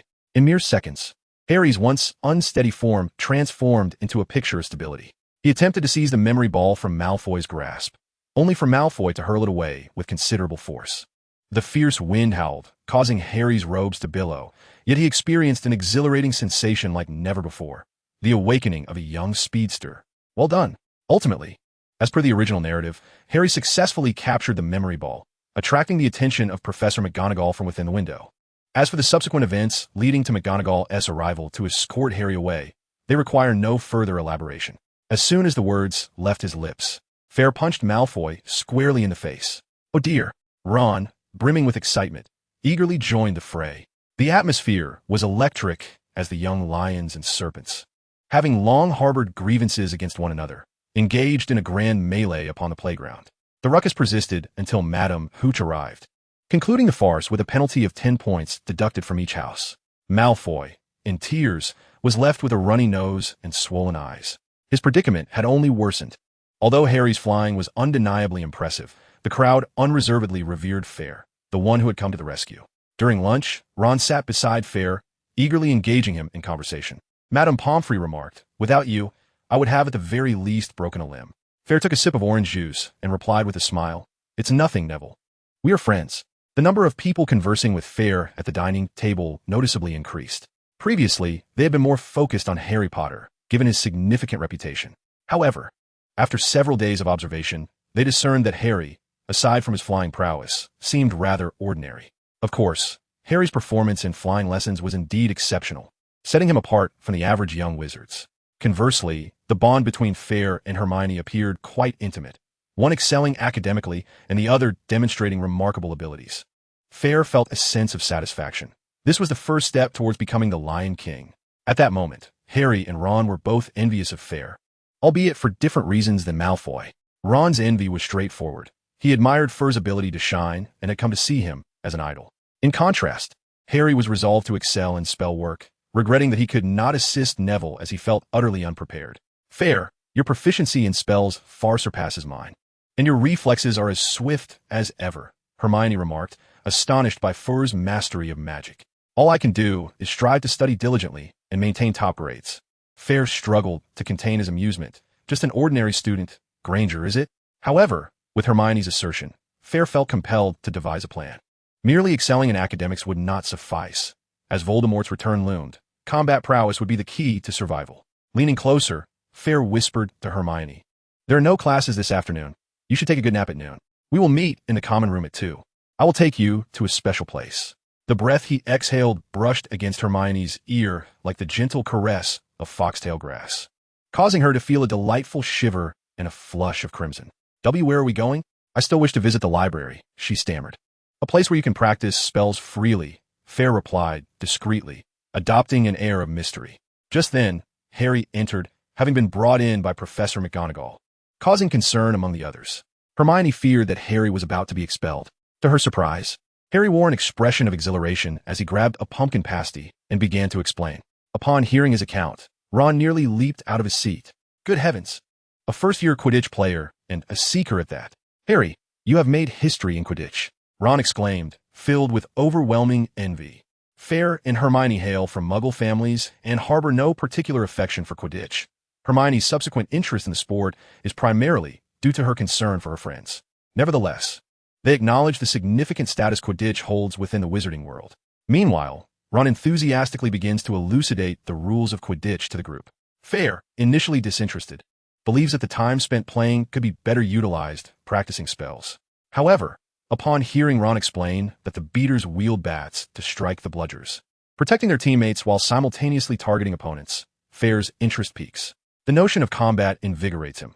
The idea of striking and dodging bludgers seems rather intriguing. Ron shrugs, stating that there are no regulations against causing injury, as such minor wounds can easily be mended with potions. The exhilarating nature of Quidditch is precisely what renders it so popular. Although Ron detests fouls, he explains that the penalty is merely a free shot. Otherwise, Slytherin would have been permanently banned long ago. Chapter 20. Spell Practice. Fayre increasingly perceives the position of beater as rather fascinating. It is a role that embodies violence and fervor, requiring one to strike bludgers amidst the chaos of high-speed flight while incapacitating opposing players. This undoubtedly tests agility, reflexes, as well as strength and stamina, especially considering that if the golden snitch is not caught, the Quidditch match could persist indefinitely. Historical records recount a Quidditch match that lasted 3 days. Contemplating this, Fayre envisions the beater role as an excellent opportunity for physical fitness. he begins to entertain the idea of participating in Quidditch, as his plan entails synchronizing spell learning, combat training, and physical conditioning. He could utilize the training and match times as a means to enhance his physical fitness, reserving the remaining time for spell practice. However, currently, Fayre's aspirations to join Quidditch are thwarted due to a full roster. The beaters for Gryffindor are the Weasley twins, who are in their 3rd year. Fayre reflects that by 5th year, wizards must prepare for the OWLs, the ordinary wizarding level examinations, followed by the Newts, the nastily exhausting wizarding tests in 7th year. The Weasley twins, busy with their pranks and plans to establish a magical joke shop, will undoubtedly prioritize their time elsewhere. Thus, Quidditch will take a back seat. Therefore, when he reaches 3rd year and the Weasley twins are in 5th year, he should be able to take their place on the team. This timing aligns perfectly as he can solidify his magical foundation in the 1st and 2nd years. Having already completed the 1st year spellbook and confirming his aptitude for offensive spells, he is eager to accelerate his development. Fayre has dispatched an owl to the Leaky Cauldron, requesting the 2nd level spellbook standard spells and the 3rd and 4th levels be sent to him. He anticipates their arrival by tomorrow. Fayre intends to thoroughly master all spellbooks during his 1st year, relegating all other subjects to a lower priority. At 2 o'clock in the afternoon, Fayre arrives punctually at the common room, where Hermione awaits him. "Fayre, what are you up to?" Hermione inquires impatiently. "You've disrupted today's study plan. Rest assured, it will be worth your while. Follow me," he replies confidently. With a wave of his hand, Fayre led Hermione out of the common room. Indeed, a door appeared unexpectedly, causing Hermione to gasp in astonishment. Fayre smiled enigmatically, stating that no one knows all the secrets of Hogwarts. A great wizard once proclaimed that Hogwarts would assist every student in need. Fayre explained to Hermione, "This is the room of requirement. It will manifest the space you desire." He pushed the door open and stepped inside. Without hesitation, Hermione followed him in, her curiosity piqued. The spell practice room appeared much as it had before, with the dummies that Fayre had previously damaged now restored. "What do you think? Here, you can practice spells freely, especially offensive ones, without worrying about disturbing others." Hermione's excitement was palpable. "This is incredible. Hogwarts is even more magical than I imagined. So, can this be considered a birthday gift?" Fayre smiled. "Happy birthday, Hermione." Hermione paused, then slapped her forehead. "With all the fantastical experiences of late, I completely forgot that today is my birthday. Not just mine, it's yours too. Happy birthday, Fayre." She pouted slightly, "But my parents don't have an owl, so it seems they can't send us gifts." In truth, Fayre had just recalled this himself. Otherwise, he would have used an owl to procure a cake from Hogsmeade. For his birthday did not coincide exactly with Hermione's, but was merely a few days apart, and celebrating separately seemed too cumbersome. After being adopted by the Grangers, they decided to celebrate their birthdays together each year. Hermione frowned. "However, that one do. I prepared your birthday gift before school started, so you must give me something in return." Then she looked somewhat distressed. "But that gift is a muggle book, which is of no use to you now." Fayre reassured her. "Coming to terms with it." Hermione nodded. "All right then, shall we practice spells here?" "Indeed, Hermione. As wizards, our focus should primarily be on magic and combat skills. You've studied some magical history, so you should understand that the wizarding world is not entirely peaceful." Fayre gently reminded her, for despite Hogwarts being the safest place in the world, minor incidents still occurred each year. Hermione nodded thoughtfully. Yet her academic achievements remained her foremost priority. Her practice of spells was more about enhancing her grades in the subject. The notion of war felt distant to young wizards, especially with the magical realm having enjoyed a decade of tranquility. The two spent a full 2 hours in the practice room, exhausting themselves thoroughly. "Fayre, you're incredible, but I can't go on any longer." Hermione panted, glistening beads of sweat trickling from her temples down her chin. Fayre, breathless, replied, "All right, Hermione, let us head out. I hope there's still some orange juice left in the dining hall. My throat feels parched." They could no longer endure the stickiness of their clothes and decided to shower first. Fayre, having finished a shower, would not wait idly. Hermione took twice as long to freshen up. Upon arriving at the dining hall, he discovered Ron still ravenously devouring food. "Ron, didn't you have lunch?" Fayre inquired, bemused. Since it was not mealtime, the table was only laden with fruits, desserts, and beverages. Other young wizards were either engrossed in their homework or engaged in a game of wizard chess. Only Ron, with a bunch of grapes in hand, was vigorously stuffing them into his mouth. Fayre rolled his eyes and said, "Well, today happens to be both mine and Hermione's birthday, and I was pondering how to procure a cake." "Oh, I have no idea." "Happy birthday, Fayre," Ron exclaimed, swallowing half a banana with some difficulty, his eyes wide with surprise. "Happy birthday, Fayre. But you two share the same birthday? And I've been meaning to ask for quite some time. Your relationship is remarkably close. Is Hermione your girlfriend? Thud. A book fell heavily beside Ron, startling him so much that he nearly choked on the remaining half of the banana. Fayre glanced up and noticed Hermione's cheeks were flushed, perhaps from the steam of a hot shower. Her skin, just washed, glowed with a delicate pink hue, and her curly hair, still damp, appeared more manageable. Ahem, no. I'm staying at Hermione's house. Our birthdays coinciding is merely a coincidence. We consider each other family. Fayre cleared his throat and briefly elaborated on his circumstances. You are truly fortunate, Fayre, Harry said, his envy palpable. If anyone else had said that, Fayre would have been inclined to punch them, but Harry was an exception. After all, Harry's childhood at the Dursleys had been nothing short of horrific. All right, Fayre. You wish for a cake, don't you? I have a plan, Ron whispered conspiratorially. What plan? What cake? Fayre and Hermione chimed in unison. Oh, I intend to procure a birthday cake. Harry and Ron are brainstorming ways, Fayre explained. Listen, my brothers have informed me that they know where the kitchen is located. Ron said quietly. There's a hidden door to the kitchen in the corridor of the Hufflepuff basement. They often go there for snacks. We can seek it out. However, we must not draw attention. George mentioned that if too many people are aware, it could become problematic, and the house elves would be overwhelmed. There's even a chance the school might change the hidden door. Fayre stroked his chin thoughtfully. Thus, to avoid drawing attention, it would be prudent to go at night. What? Hermione stood up, her eyes wide in disbelief. I cannot fathom why anyone would embark on a nocturnal escapade just for a cake. Do you understand the consequences? We could lose points, or worse, be expelled. However, Ron and Harry had already begun to imagine the thrilling adventure of exploring the castle at night, selectively ignoring Hermione's warnings. Fayre tugged at Hermione's hand, urging her to sit down. This is not just any cake, Hermione. It is our birthday cake, and rest assured, we will not be expelled. As long as we are not caught, it will not be deemed a violation, and points will not be deducted.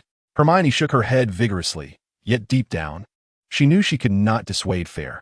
It was often Fayre who swayed her. Fayre's voice resonated with an enchanting allure. Hermione, have you ever seen what Hogwarts looks like at night? Eventually, she convinced herself. I will accompany you to supervise. Admit it, every little lion has a restless heart. As the clock struck 10 at midnight, several stealthy figures appeared at the entrance of the common room. Fayre looked at the shadowy figures before him and whispered the passphrase. Blackthorn, grapevine, holly, and ash. The crowd used their wand materials as a signal. Shoo, keep your voice down, Ron, warned Fayre. He noticed Ron's voice was a tad too loud. Apologies, I got a bit carried away. As they drew closer, Fayre caught sight of a few figures. So, where shall we go? Harry glanced around, feeling a mix of nerves and excitement on this first nocturnal adventure. Ron pondered for a moment. Fred mentioned the kitchen is in the Hufflepuff basement, which is directly beneath the Great Hall. What? We're currently in the tower, Hermione said, a hint of fear in her voice. Less chatter. Let's move quickly. Hopefully, we won't encounter Filch, Fayre decided. Thus, Ron led the way while Harry brought up the rear. Fayre held Hermione's hand, keeping an eye on both sides. However, after a while, the dark castle was eerily silent. Fayre could only faintly hear the chilling hoots of owls. He felt Hermione's hand grow increasingly cold, her entire being pressed against him. Ron swallowed hard, his voice trembling. Fayre, we need to keep going. Supporting Ron's shoulder. Fayre seemed to impart a modicum of courage to him. Finally, the four arrived at an underground corridor, standing before a portrait of a fruit bowl. An oil lamp hung before the portrait, as if signaling that this place was extraordinary. With the light, Ron sighed in relief. All right. Fred said we just need to scratch the pear. Hearing this, Fayre reached out and scratched the portrait of the pear. Suddenly, the pear opened its mouth and burst into laughter, transforming into a green doorknob. Exhaling deeply, Fayre grasped the doorknob and pushed it open. Before them lay a brightly lit grand room, flanked by an array of kitchen utensils, with 4 long tables in the center. Fayre noted that these tables resembled the ones in the great hall above, where they had dined. A few diminutive creatures were busy cleaning the stove. Upon noticing the newcomers, they immediately dropped their cloths and rushed over. As they drew closer, Fayre could make out their features. They had long, flat noses and large ears resembling bat wings. Well, they certainly look better than goblins. At least their skin isn't as wrinkled as that of old tree bark. Hermione and Harry seemed a bit frightened, hiding behind Fayre. There's no need to be afraid. These are house elves, and they serve wizards. Ron appeared much more at ease, evidently having encountered house elves before. Greetings, ladies and gentlemen. My name is Dobby. How may I assist you? Spoke a female-looking house elf, dressed in a burlap garment with mismatched boots. Ahem, hello, Dobby. You see, today is our birthday, and we would like a cake. We apologize for disturbing you at this late hour, "We can pay," Fayre explained, pulling out several silver sickles, which he believed to be sufficient. "Oh, you say disturbing," several house elves exclaimed, looking quite excited. Indeed, most house elves take great pride in serving wizards. And Fayre's words moved them deeply, filling them with both emotion and guilt. "No, sir, there's no need for money. Allowing wizards to go hungry is our fault." The house elves busily scurried about, some fetching cream, while others prepared to crack eggs. Is this how they resemble servants? Hermione felt a pang of discomfort. "No, Hermione. The house elves have grown accustomed to their role over hundreds, even thousands of years. Have you not noticed their unwavering dedication to serving wizards? Respecting the will of others is paramount. Wouldn't you agree?" Fayre, disinclined to dwell on such topics, reflected on the brutal struggles that wizards had endured to achieve their current accomplishments. Had they lost the war, it would be them preparing cakes now. With many of his own kin to concern himself with, Fayre had little energy to spare for those of a different kind. Hermione, still youthful and accustomed to being persuaded by Fayre, nodded without further contemplation. Before long, Dorsey approached, carrying a beautifully packaged gift box. Despite Fayre's insistence on merely needing a cake and a few candles, they had enthusiastically prepared an array of pastries, beverages, and fruits. The group expressed their gratitude and, surrounded by the house elves, exited with the cake in hand. The journey back was markedly lighter, filled with laughter and conversation, as they momentarily forgot that they were out at night. However, upon reaching the 4th floor, the merriment turned to alarm as they spotted a cat darting from the left staircase. It was Mrs. Norris, Filch's cat. Fayre, startled, waved his hand urgently. "Quick, go right." The group, panicked, fled to the end of the right corridor, where they encountered a locked wooden door. The sound of Filch's boots echoed ominously, like a drumbeat against their hearts. "Alohomora!" Fayre, quicker than Hermione, drew his wand and cast the unlocking charm. With a soft click, the door swung open. They quickly squeezed through the narrow gap and shut the door behind them. Yet upon turning around, their hair stood on end. Chapter 22. The ingenious ideas of the fluffy ball. Before Fayre loomed a massive, pitch-black, three-headed dog. Its full size was obscured, for it was truly colossal. Hagrid would have appeared a mere dwarf beside it. Ron gasped, ready to scream, but Harry, quick-witted, clamped a hand over his mouth, stifling his cries to mere whimpers. The three-headed beast lay asleep, each head resting on the ground, each one nearly as tall as Fayre. Thick drool, viscous as slime, dripped from its enormous jaws.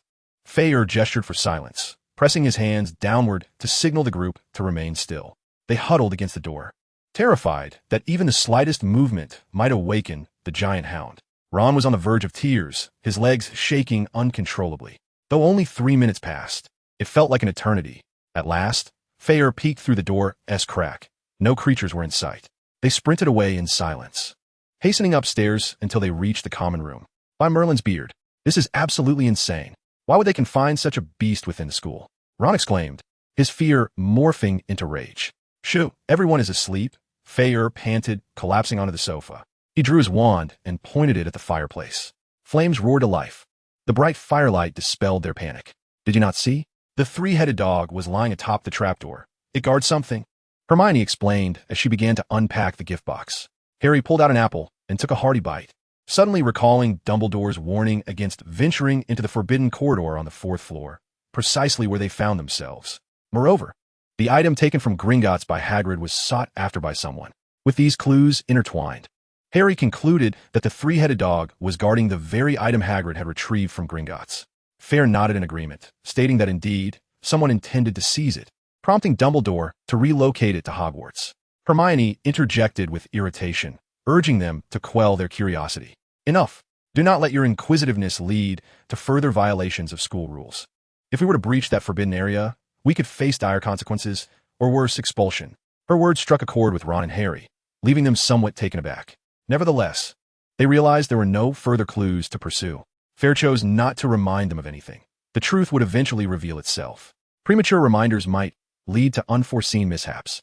As the group composed themselves, they arranged the items and placed the candles upon the cake. The exquisite, intricately designed cake was adorned with blueberry jam, Fayre's favorite, and strawberry jam, Hermione's preference. The commotion had left them all quite famished. "Make a wish," Harry suggested, casting an envious glance at the flickering flames. Throughout his life, the only cake he had ever received was the one crushed by Hagrid, which Dudley had also pilfered. Fayre and Hermione closed their eyes. Fayre silently wished. May we all survive and triumph over Voldemort. None shall perish. I'll do it, Ron volunteered, extinguishing the candles and taking the initiative to slice the cake. The group exchanged smiles. Their shared adventures seemed to deepen their bonds of friendship. Happy birthday, Fayre and Hermione. The ensuing days passed uneventfully, save for the singular excitement of Harry being summoned for Quidditch practice. November heralded the commencement of the Quidditch season, and prior to that, Harry needed to undergo rigorous training. Fayre, intrigued, accompanied Ron to observe. Gryffindor's captain, Wood, awaited them on the field. Upon their arrival, Wood merely greeted them before explaining the rules of Quidditch to Harry. Is that a ball? Fayre inquired, pointing at the large box at Wood's feet. Indeed, pay close attention, Wood replied, opening the box to reveal 2 balls, chained and thrashing about. Those must be the bludgers. They seem quite lively, Fayre remarked, his mind beginning to concoct a unique idea. Exactly, Wood explained. They move independently and target nearby players. Although bludgers are slightly smaller than quaffles, they're considerably more robust and pack a powerful punch. On my first outing, I was struck by a bludger and lay unconscious in bed for a week. Harry swallowed hard, feeling a twinge of hesitation. Yet Fayre's eyes sparkled with excitement. They attack nearby individuals? This is the perfect tool for reflex training. Much like playing dodgeball, which Hermione and I often enjoyed to hone our agility and reaction times. Fayre promptly inquired, Wood, are there any unused bludgers at the school? I would like to borrow one for a game of dodgeball.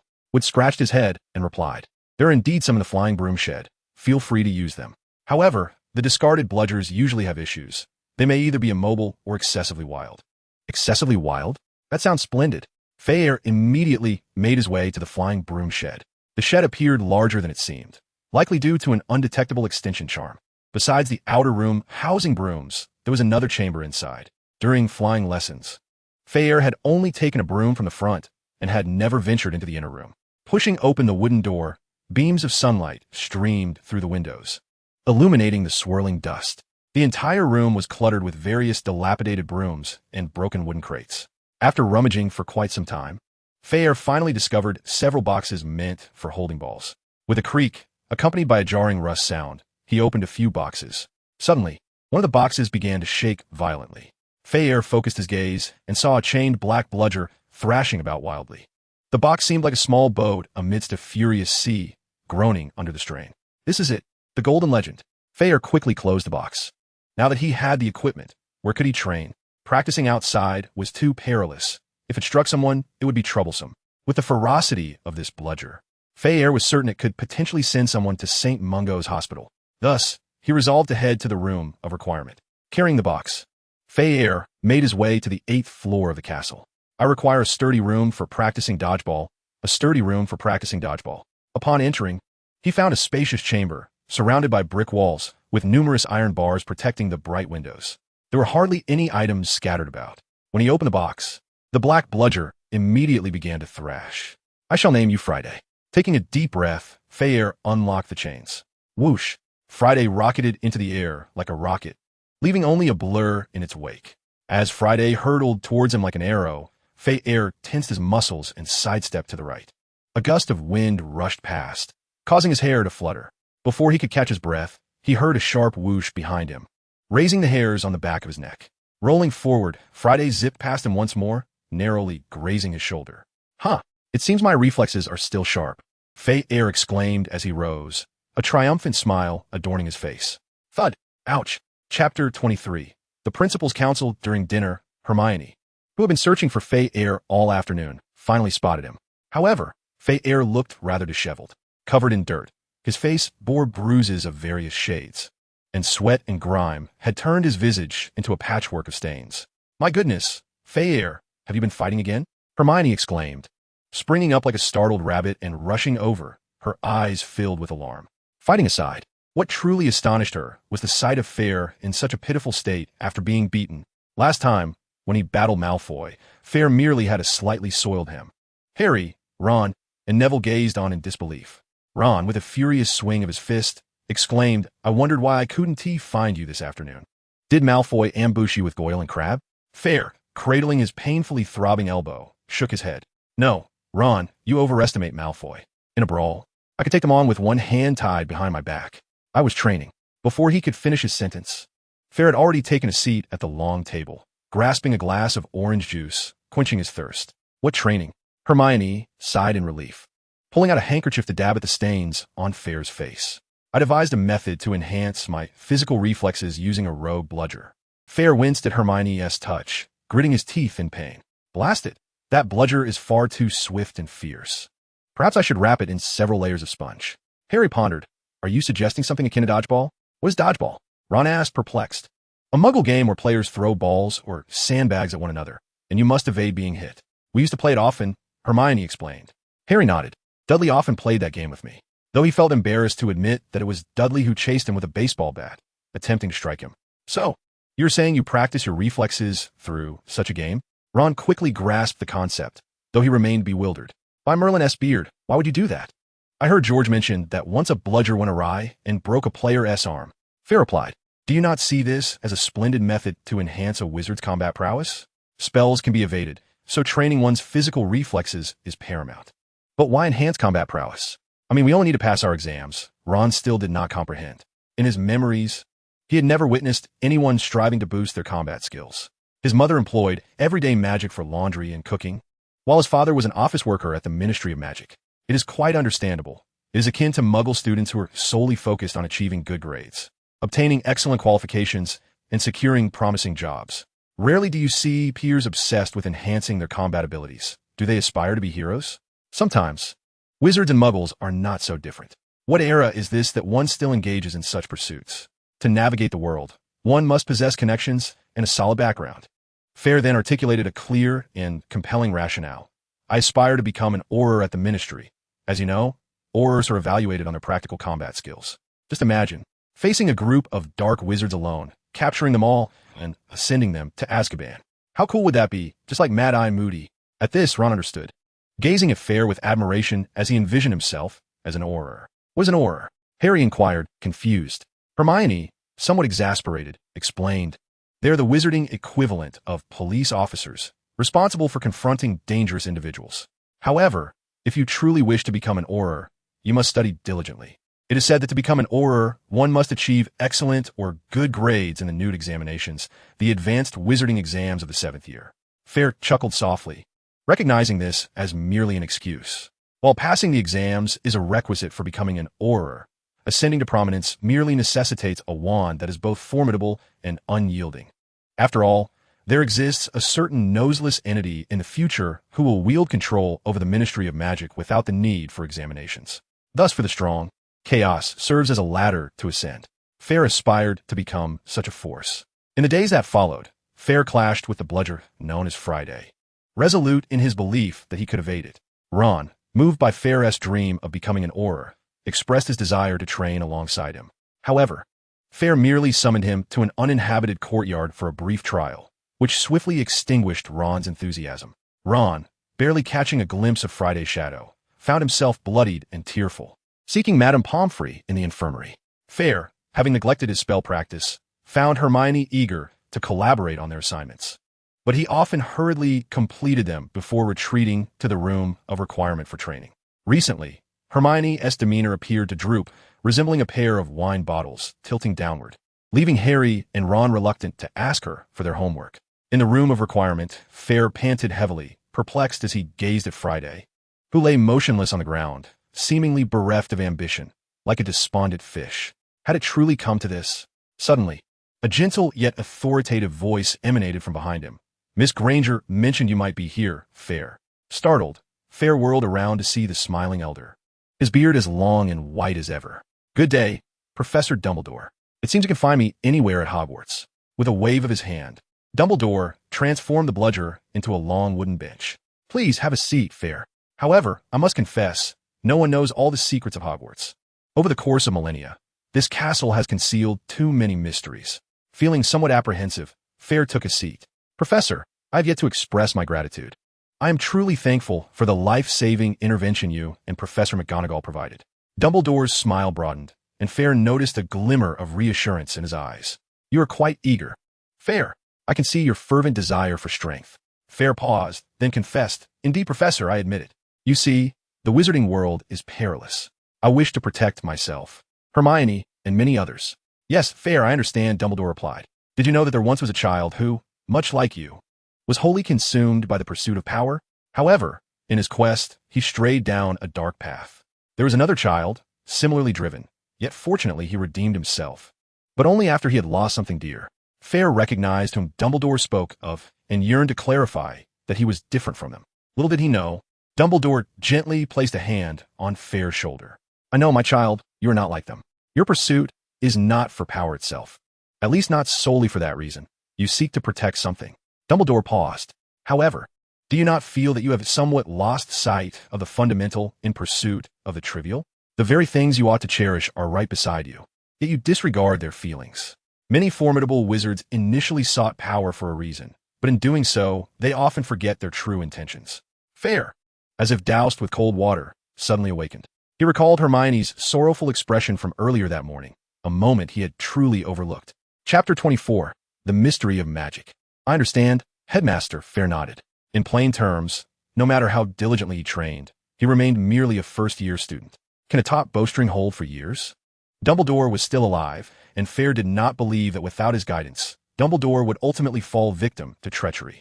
Despite having crafted a well-laid plan, the fury of avenging his parents had partially morphed into a fear of Voldemort.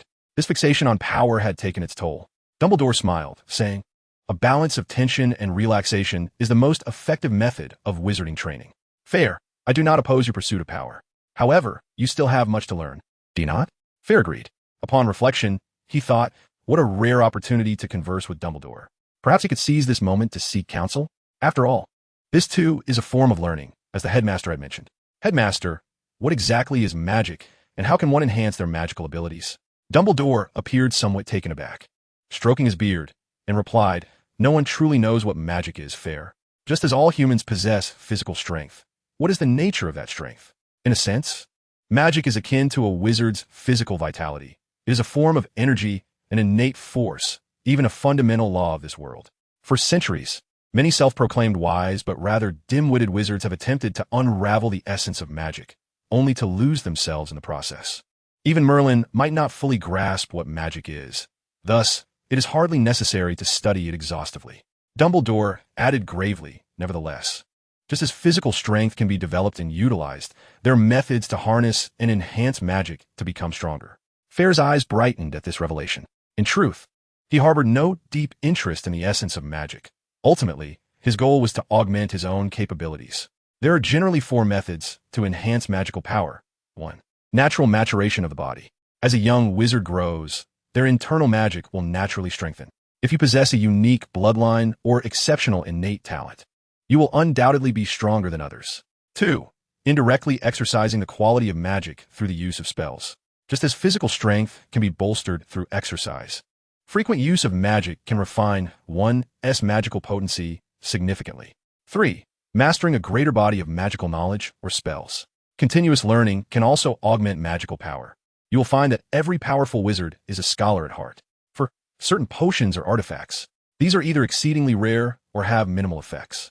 Your Professor Snape has consumed numerous precious potions that stimulate magical power. Fayre now truly understood. What had seemed an intricate enigma had a remarkably simple solution. Dumbledore added a few more words. However, remember this. Magic is merely a source. The true magnitude of its unleashed power primarily depends on your intent. You must be steadfast, Fayre. Belief can transform the impossible into the possible. This is what every wizard should truly remember. Dumbledore then produced 2 lemon drops. Fayre chuckled. Of course, in the library, Hermione was diligently working on her herbology assignment at the long table. Harry and Ron sat across from her, cautiously, and were suddenly overjoyed to see Fayre enter. Fayre plopped down beside Hermione, gazing at her with a tilted head. Hermione pouted, seemingly oblivious to Fayre's presence. He remained silent, simply watching her, until she could no longer resist glancing over. Before Hermione could utter a word, she felt a sweet, hard candy being stuffed into her mouth. Apologies. I seem to have gone a bit too playful. Shall we practice magic together this afternoon?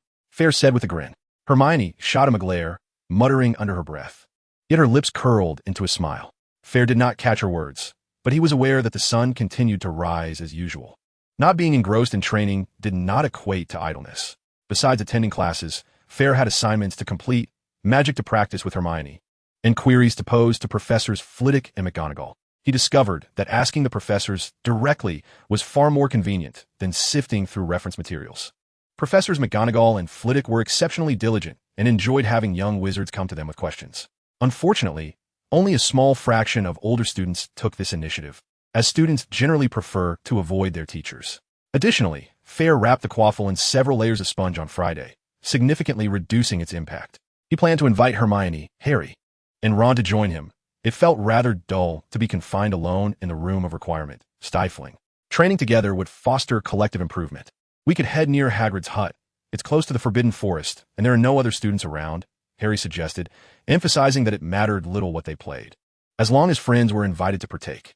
Hermione nodded. Only Hagrid is there. The bludgers couldn't possibly harm him. At this moment, Ron also changed his mind, contemplating that practicing dodging bludgers would be beneficial for Quidditch, as he might join the team in the future. Seizing the opportunity of another class-free Saturday, they set off together. However, as they approached the Forbidden Forest, Fayre began to feel an odd sensation. Standing before Hagrid's hut, he gazed at the vast expanse of the Forbidden Forest not far away. The forest stretched for dozens of square miles, filled with numerous dark, oddly shaped trees that appeared eerie even in daylight, sending chills down one's spine. Yet, Fayre felt a strange warmth coursing through him, as if the magic within him had been stirred and was exceptionally vibrant. It seemed as if something within the forest was beckoning him. Fayre understood that he could not enter the Forbidden Forest at this moment, even if he evaded capture, without Hagrid's protection. The magical creatures within might consider him a delectable treat. A strategy was needed to enter the forest reasonably, ideally with Hagrid accompanying them. Fayre, what's wrong? Hermione noticed his unease. Nothing, it's fine, he replied. Fayre did not wish to cause Hermione any distress, so he deftly sidestepped the matter. Meanwhile, Harry had already knocked on Hagrid's door. Oh, good morning, everyone. I'm having breakfast. Would you care for some rock cakes? Hagrid greeted them warmly, and the group, unfamiliar with rock cakes, curiously entered his humble abode. The space was modest, yet exuded a wild charm. Fayre noticed various magical creature furs and materials casually draped across the walls, including the luxurious mane of a unicorn. Could it be that Hagrid was an undisclosed, wealthy individual? Fayre and Hermione settled on the same couch, which, despite its enormity, felt spacious. Hermione could barely bend her legs, reclining as though she were half lying on a bed. Hagrid retrieved 2 substantial cakes from a pot hanging over the fireplace, breaking one into quarters to distribute among the 4 friends. A loud crunch echoed as Ron took the first bite, hastily covering his mouth, nearly brought to tears by the pain.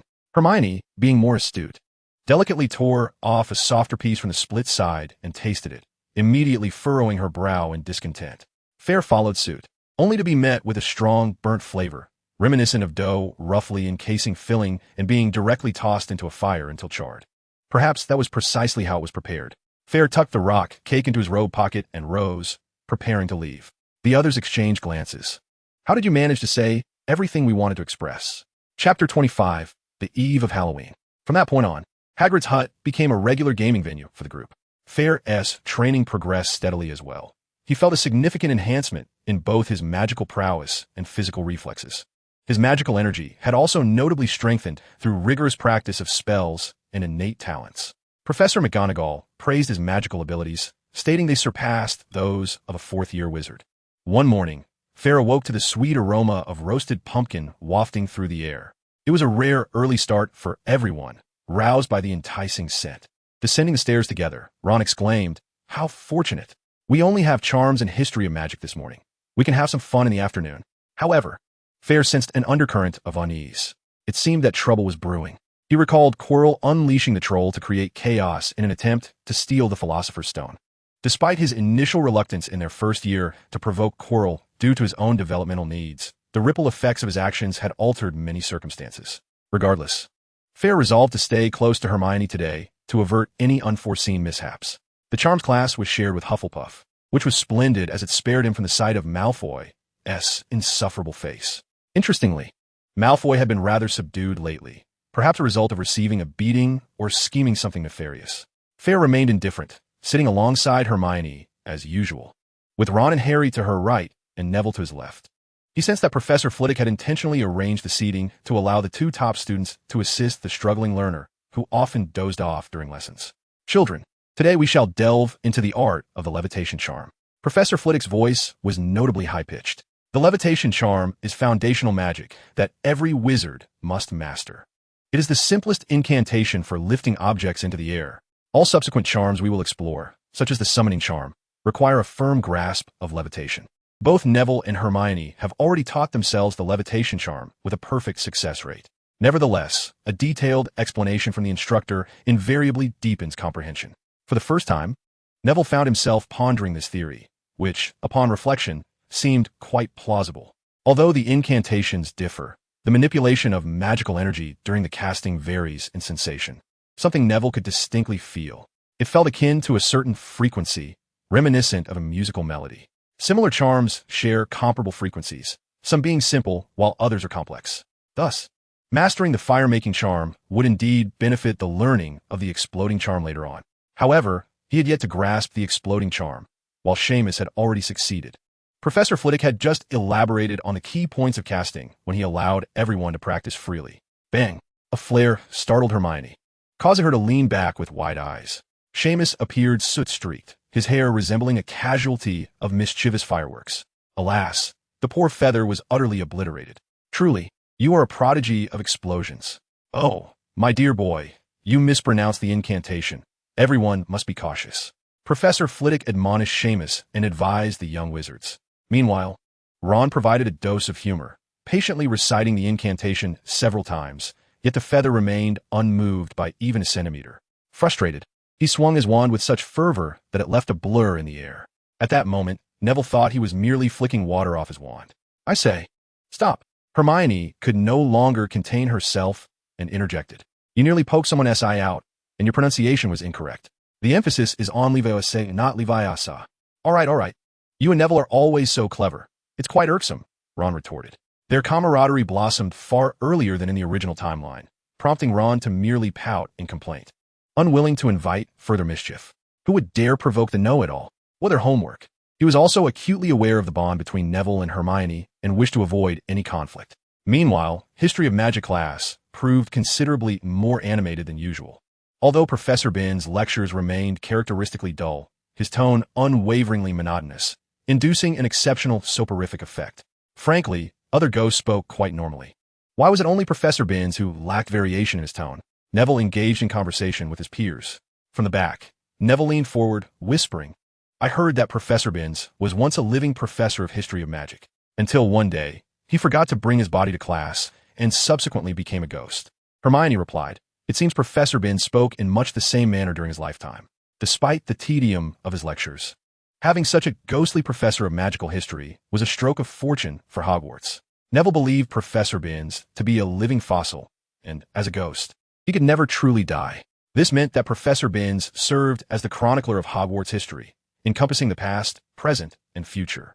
Harry was filled with curiosity. How old do you suppose Professor Binns is? I mean, how many years has he existed? Who knows? My father was a student, as was my grandfather, and even my great-grandfather. My father mentioned that Professor Binns might have known Godric Gryffindor. In any case, we finally endured until the end of class. After the lunch break, Fayre and Hermione arrived in the Great Hall. Professor McGonagall, with a flick of her wand, conjured a flurry of bats that fluttered against the walls and ceiling. Professor Flitwick employed some unknown magic to create low-hanging clouds. A few prefects were assisting in hanging streamers. Fayre, Hermione, step aside. You might get hit. A coarse voice came from behind. Fayre turned to see Hagrid, who was laden with an array of decorations, resembling a walking shelf. The two stepped aside, and Hermione eagerly offered, Hagrid, let us help. Oh, thank you. You can head to my hut. There are plenty of pumpkins to transport. You know the levitation charm, right? The Great Hall and the corridors need to be adorned with jack-o'-lanterns. It's no easy task, but I'm happy to assist. Fayre shrugged, considering it practice for their magic. It's fine. I can carry as many as needed. I'll help too, Hagrid added. The two made their way to Hagrid's vegetable patch beside his hut, where vibrant orange pumpkins awaited, accompanied by wooden crates for storage. They promptly drew their wands and cast the levitation charm, lifting the pumpkins into the crates one by one. After filling 5 or 6, Fayre attempted to cast the charm on a crate. It was somewhat heavy, yet manageable. Fayre and Hermione each carried a crate back to the castle. This endeavor continued until dusk. Call me. I can't continue. I need a break. On the second floor of the castle, Hermione leaned against the corridor, panting heavily. I think we've done enough. Fayre was equally exhausted. Hermione moved toward the girls' bathroom, saying, "I'll wash my hands and then head downstairs for dinner." Fayre, however, found himself intrigued by the pumpkin heads beneath his feet and promptly began to carve them with his wand. When Hermione emerged, she saw Fayre sculpting facial features onto a pumpkin head. The two prominent front teeth unmistakably mirrored her own. No drawing those big front teeth. Miss Beaver was incensed, rushing to snatch Fayre's wand, and a scuffle ensued. Just as they were playfully tussling, Fayre caught a whiff of a foul odor and quickly pinched his nose, exclaiming, "Oh, the girls' bathroom smells dreadful. We should leave." Hermione looked puzzled. No, the bathroom was sprayed with air freshener. It smells of violets. Fayre was taken aback. Where's that stench coming from? Chapter 26. A clash. Danger. Oh no. A warning bell rang in Fayre's mind. It was a troll. The strange odor intensified, signaling the troll's approach. Run. The corridor was occupied by the troll, and Fayre seized Hermione, pulling her in the opposite direction. Hermione, bewildered, had no idea what was happening. Just as Fayre managed to hide them behind a massive knight statue, they heard the heavy footsteps drawing near. Hermione's eyes widened in horror as she clamped her mouth shut, nearly gasping in fright. What had she just seen? A colossal and grotesque creature lumbered down the staircase. Fayre, composed and resolute, fixed his gaze upon the ogre. Towering at nearly 4 meters, it dwarfed even Hagrid. Its skin bore a grayish-brown hue, resembling the unyielding texture of rock. In its massive hand, it wielded a tremendous wooden club. Fayre had no doubt that a single blow would result in nothing less than catastrophic fractures. While the ogre fixated on a window of a nearby room, Hermione whispered, "I've seen this creature in Fantastic Beasts and where to find them. It is an ogre, immensely powerful, with a remarkable resistance to magic." Fayre inquired, "Does it possess any weaknesses?" Hermione's complexion paled, her thoughts momentarily scattered. Before she contemplated, their heads are quite small, their intelligence limited, and they move sluggishly. Nodding in understanding, Fayre proposed, "When it enters the room, we shall quietly slip past and seek help downstairs." Without the fortuitous aura of a protagonist, Harry would have surely met his demise with one strike. Fayre's fire magic had grown in potency through relentless practice over the past months, significantly enhancing his combat prowess. He felt confident even against ordinary upperclassmen. However, the ogre was a different adversary altogether, with its skin inherently resistant to magic. Fayre was uncertain of the damage he could inflict upon the ogre, and with Hermione by his side, he could not afford to take risks. In the absence of unexpected circumstances, fleeing appeared to be the wisest course of action. Should unforeseen events arise, they would have to adapt and respond accordingly. The ogre drew nearer, reaching the entrance of the girls' lavatory. Perhaps enticed by the fragrant aroma of violet, it thrust its head inside, followed by half of its massive body. Yet, that was all. Without Hermione's allure, it was evidently not compelled to enter the lavatory. Seizing the fleeting opportunity, Fayre decisively grasped Hermione's hand and sprinted forward. They were nearing the ogre, and the foul stench intensified, akin to rotting flesh trapped in socks that had not been washed for a year. Fayre inhaled the putrid air, nearly choking on the noxious fumes. Hermione, after a single breath, felt lightheaded and stumbled. Unexpectedly, the ogre yanked its massive form back out, its pea-sized eyes locking onto the two of them. With a thunderous roar, it swung its club downward. "Ah!" Hermione shrieked. "Run!" Without a moment's hesitation, Fayre swiftly pulled Hermione back. What strategy could one employ against such a clumsy behemoth? In a stroke of inspiration, Fayre led Hermione toward a large classroom. Having engaged in numerous brawls before, he knew that the best tactic against such a hulking foe was to maneuver and utilize various obstacles to impede its advance. The ogre bellowed, attempting to follow them inside. "Hermione, wait for your moment at the door and use the levitation charm to distract it." Fayre drew his wand, shoving Hermione to the other side. He would draw the ogre's attention. Once Hermione reached the door, she could either escape or assist in the battle with ease. Even if he could not defeat the ogre, he might find an opportunity to slip away. Hermione understood the unspoken plan. Though her face remained pale, she obediently concealed herself, awaiting Fayre to create an opportunity. Flames blazed fiercely. A fireball larger than a pillow erupted from the tip of the wand, striking the belly of the encroaching giant with a resounding crash. Boom! A howl! The crimson flames burst forth, instantly charring the giant's abdomen. Fayre witnessed the skin crack and curl, revealing the dark gray flesh beneath, with dark red blood and yellow fat oozing out. Clearly, this was not a fatal wound. However, the excruciating pain incited the giant's wrath. The beast let out a thunderous roar and charged towards Fayre. At that moment, it was far from the clumsy, sluggish figure depicted in the movies. Yet, the solid wooden tables and chairs effectively impeded its advance. Clang! Crash! The giant swung a wooden club wildly, reducing the furniture to splinters. Seizing the opportunity, Hermione dashed to the doorway. Hermione obstructed its line of sight. The previous fire spell had proven lethal. Where there was harm, there was a remedy. Having evaded the giant's attack, Fayre conceived an idea. Wingardium Leviosa. Hermione obediently cast the levitating charm on a wooden plank, hurling it at the giant. The irate giant swatted at its head, shattering the plank with a single blow. Fayre swiftly maneuvered to the right of the giant, targeting not its fingers, but the wooden club it wielded. Defendo. As if an invisible blade had sliced through, the giant's massive club was deeply scarred, nearly severed. While Defendo had limited efficacy on living beings, especially on a creature with high magical resistance, such as the giant, it excelled against inanimate objects. Whoosh! Half a table soared through the air, propelled by Hermione's levitation spell. The giant roared in fury, swinging its club with force. Crack! The club splintered at the base, crashing down onto the giant's foot along with the table. The pain caused the giant to stagger, and its fearsome weapon was now gone. This was the moment. Fayre's eyes sparkled with determination as he darted forward like a nimble leopard, positioning himself beside the giant's head. The foul stench, reminiscent of a decrepit lavatory, brought tears to Fayre's eyes, yet his hands moved with urgency. The narrative reminded him that while the giant's skin was indeed tough, it did not imply that its nostrils were equally impervious. Fayre plunged his 10-inch wand forcefully into the giant's nose, burying it deep. Flames roared. Boom! Fayre heard a muffled explosion and the sound of flesh tearing. A horrific howl escaped the giant as its nose erupted in flames. Its eyes bulged before bursting in a riot of red, green, and white, resembling a dye shop gone awry. Dark, foul blood splattered across Fayre's torso. The flames blazed fiercely. The overwhelming exertion of continuous spells caused Fayre's vision to darken. Another explosion engulfed the giant's head in flames, charring it black and exposing the glistening white shards of bone beneath. Trembling, Hermione asked, Is it dead? Probably, Fayre replied, collapsing onto the podium as adrenaline faded, his lungs heaving like a bellows, and his heart racing as if ready to leap from his chest. The sound is coming. The varying footsteps approached, with Professor McGonagall leading the charge, enveloping Hermione in a protective embrace. Oh my goodness!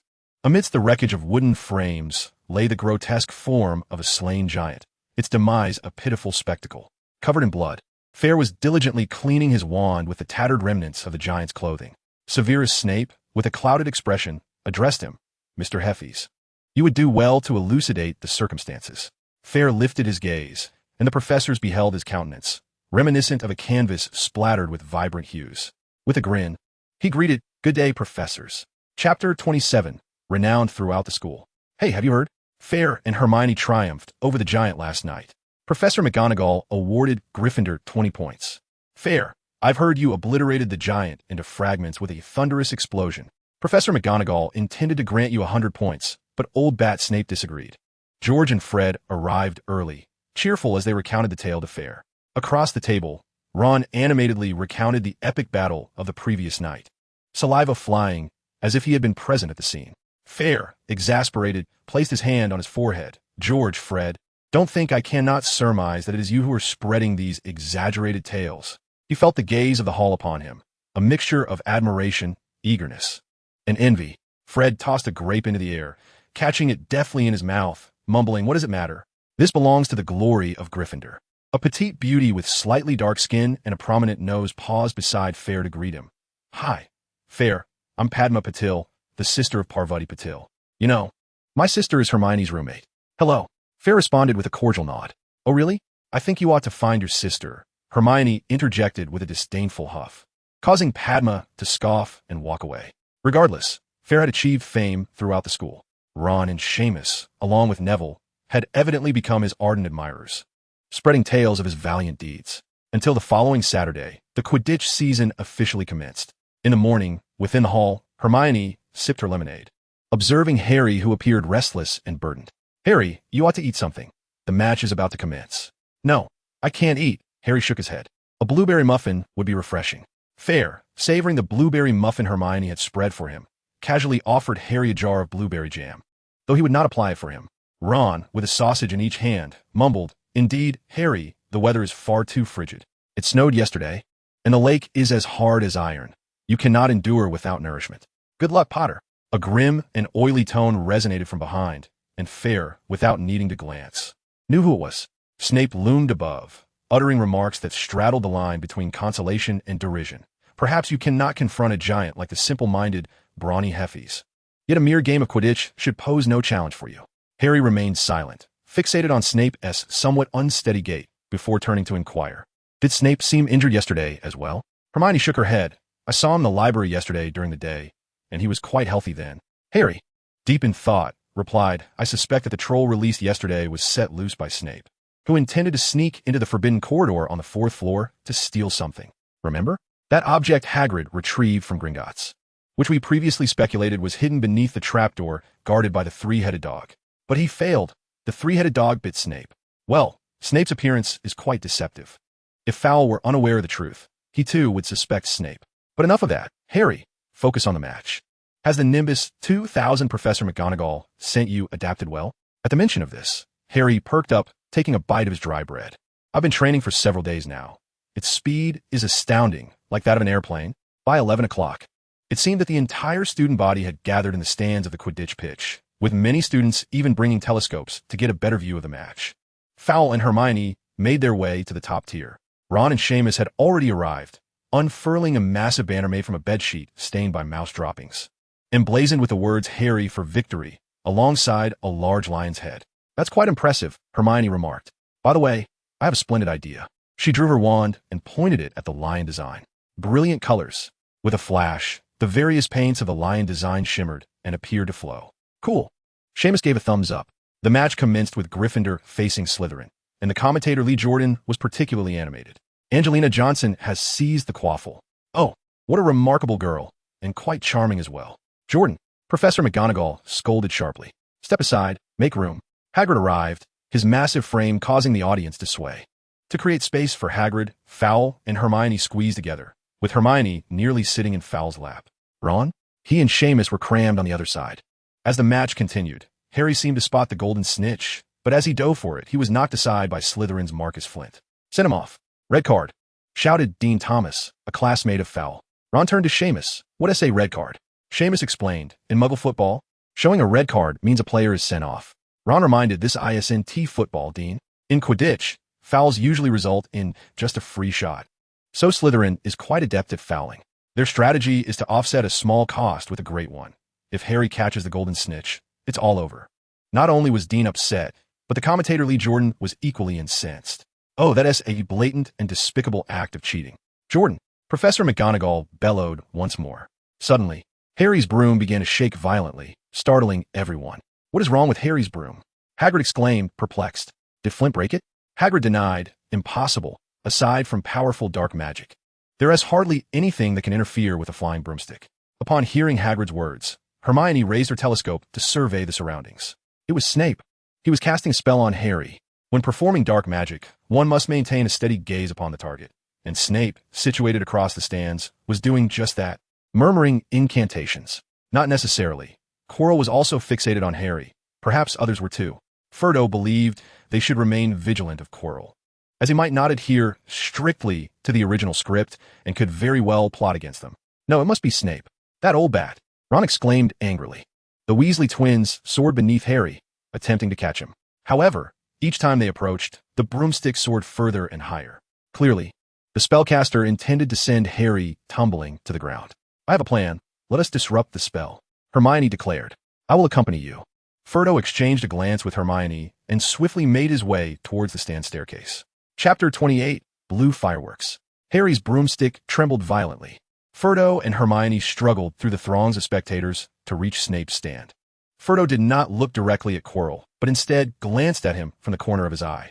Quirrell was gripping his hands tightly, his gaze fixed on Harry, containing a deeply hidden malice.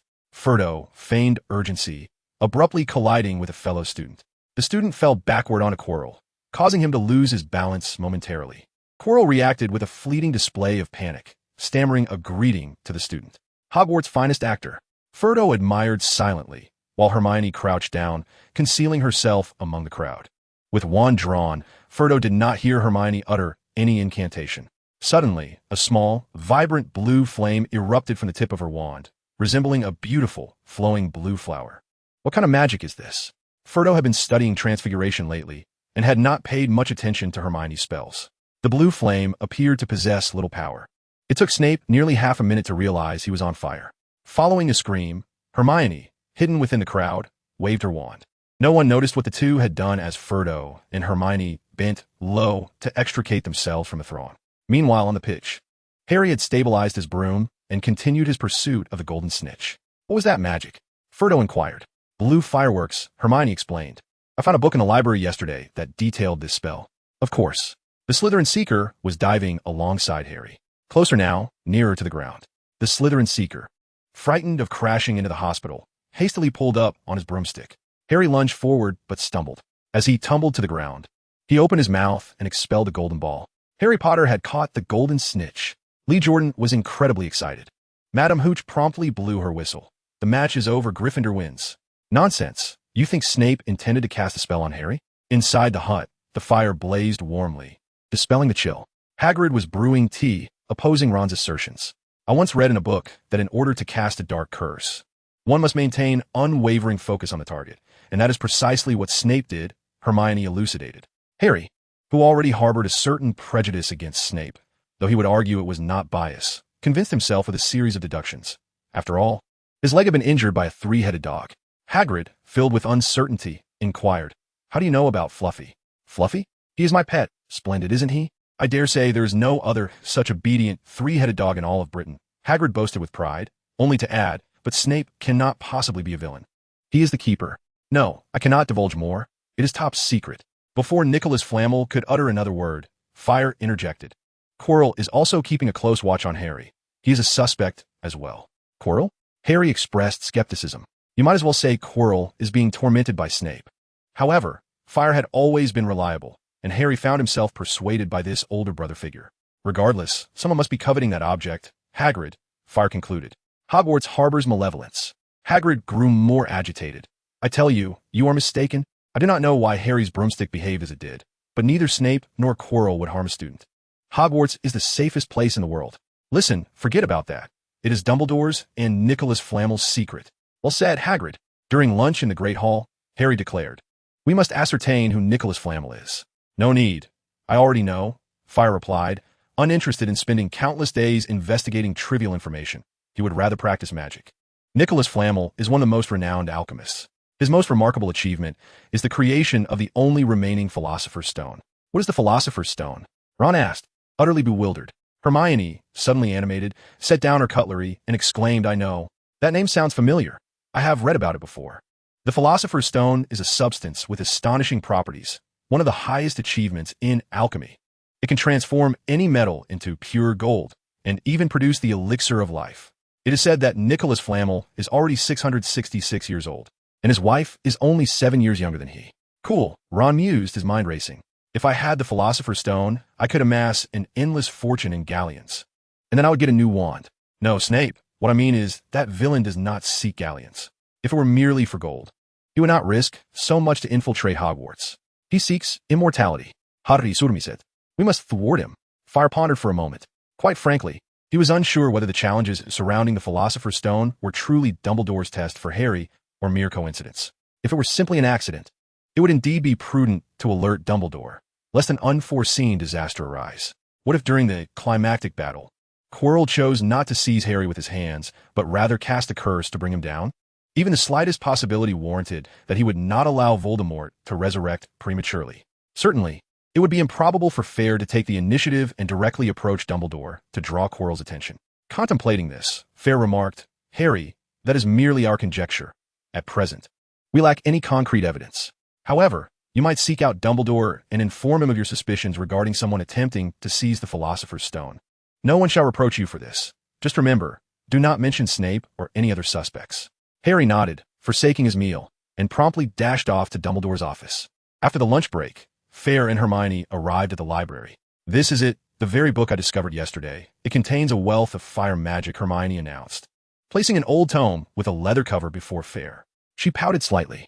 Fayre picked up the leather-bound book titled Curious Fire Magic by Paul Andrius. Opening the front page, it offered a brief introduction to the life of Paul Andrius. stating that he was a wizard from the last century who had served as an auror and was a master of fire magic. In his later years, he retired and became an author, publishing several novels based on his personal experiences.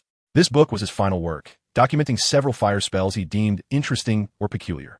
Fayre's eyes sparkled with excitement. What a treasure! His affinity for fire was remarkable, yet the basic spells he had learned only included the fire-making charm. Over the past few months, he had sought various resources, but had only found descriptions of advanced spells like Blasting Curse and Fiend Fire. Clearly, the school believed young wizards should not be taught powerful fire magic to prevent accidents. The more advanced fire spells were confined to the restricted section or beyond the school's premises. He had also inquired with Professors McGonagall and Flitwick, but both expressed concern over his ability to control such magic, stating he would need to pass the second-year fire control examination before they would teach him. "Thank you, Hermione. This is the most splendid gift," Fayre exclaimed, eagerly flipping through the table of contents. First spell, Blue Spirit Fire. Chapter 29, A Significant Discovery. The book described Blue Spirit Fire as an exceptionally safe and stable magic. Its flames have a minimal propensity to spread, making accidental fires highly unlikely. It possesses 3 characteristics. First, it is visually stunning, manifesting as a blue flower of flames, bright and vibrant. Second, it provides warmth, with its flames having a pleasant temperature that can warm those within a few meters. Third, it offers remarkable control. The caster can even manipulate the size of the flames and the objects they ignite. The author learned this spell from a professor at Durmstrang Institute. Given the harsh winters in Northern Europe, many wizards used this magic for warmth, and numerous affluent ladies took pride in mastering it as a mark of sophistication. Undoubtedly, this is a practical spell that balances flamboyance with utility. Fayre continued to peruse the book, which also documented 2 additional spells. 1. The charm of firework butterflies, summoning a swarm of flame butterflies that can be freely controlled to erupt in dazzling fireworks. 2. The charm of lava imprint, directing the wand at a target, creating an imprint that continuously emits lava. He skimmed through the introductions of these spells. The Blue Spirit Fire and Firework Butterfly magic are manageable, yet the lava engraving spell falls within the realm of dark magic. Dark magic relies heavily on negative emotions for its execution, categorized into 3 tiers: hexes, jinxes, and curses. The lava engraving spell is considered a high-tier jinx, possessing significant lethality, though it lacks explosive power and demands remarkable precision. However, despite its sinister reputation, dark magic is not entirely reprehensible. Most hex-level dark magic is akin to mere mischief, with nearly everyone in the original work capable of casting such spells. For instance, the Leglocker Curse and the Tooth-Filling Charm are common examples. The potency of jinxes varies considerably, with some being highly dangerous while others serve as playful tricks, such as Snape's invention of the Bat-Bogey Hex. True regulation applies to curse-level dark magic, particularly the 3 unforgivable curses. Their use can swiftly result in imprisonment in Azkaban. The Blue Spirit Fire is considered an introductory spell, relatively easy to master, yet it demands a high degree of flame manipulation. This implies that practicing this spell can enhance one's control over fire, paving the way for the study of more advanced magic later. Satisfied with his progress, Fayre returned to the room of requirement with Hermione after their midday break. By then, snow had begun to fall, and the spell practice room lacked any heating, creating a palpable chill. To prevent their fingers from becoming numb, they donned dragonhide gloves. While the principles behind the Blue Spirit Fire are somewhat intricate, casting it remains straightforward once understood. Hermione explained the nuances as Fayre listened attentively, his grasp of fire magic exceptionally profound. After her thorough explanation, he comprehended immediately. With a flourish, Fayre drew his wand, adopting the prescribed stance, and intoned, "Blue, blue flower, bloom with radiant fire." His internal magic stirred gently, and a vivid blue flame flower blossomed from the tip of his wand. "Wow, Fayre, you're incredible. I spent half the day mastering that," Hermione exclaimed in admiration. "And why is your firework so grand?" Fayre observed the brilliant blue firework in his hand. While Hermione's creation resembled a mere rosebud, Fayre's firework resembled a fully unfurled lotus. The warm flames caressed their slightly reddened noses and earlobes, a comforting sensation amidst the cold. "You know, it's because I possess a natural affinity for fire magic. This spell is simply delightful," Fayre remarked, removing his gloves with satisfaction. After an afternoon of practice, Fayre had mastered the Blue Spirit Fire with impressive skill, able to control the size of the fireworks at will. He could even stabilize them on his hand or on a sheet of paper without igniting it, which bolstered his confidence that he could swiftly learn the remaining 2 spells. Yet, reality proved to be a stark contrast. The blue spirit fire was indeed more of a foundational spell, serving primarily to enhance magical control, as the firework butterfly and lava engraving spells demanded an exceptionally high level of precision.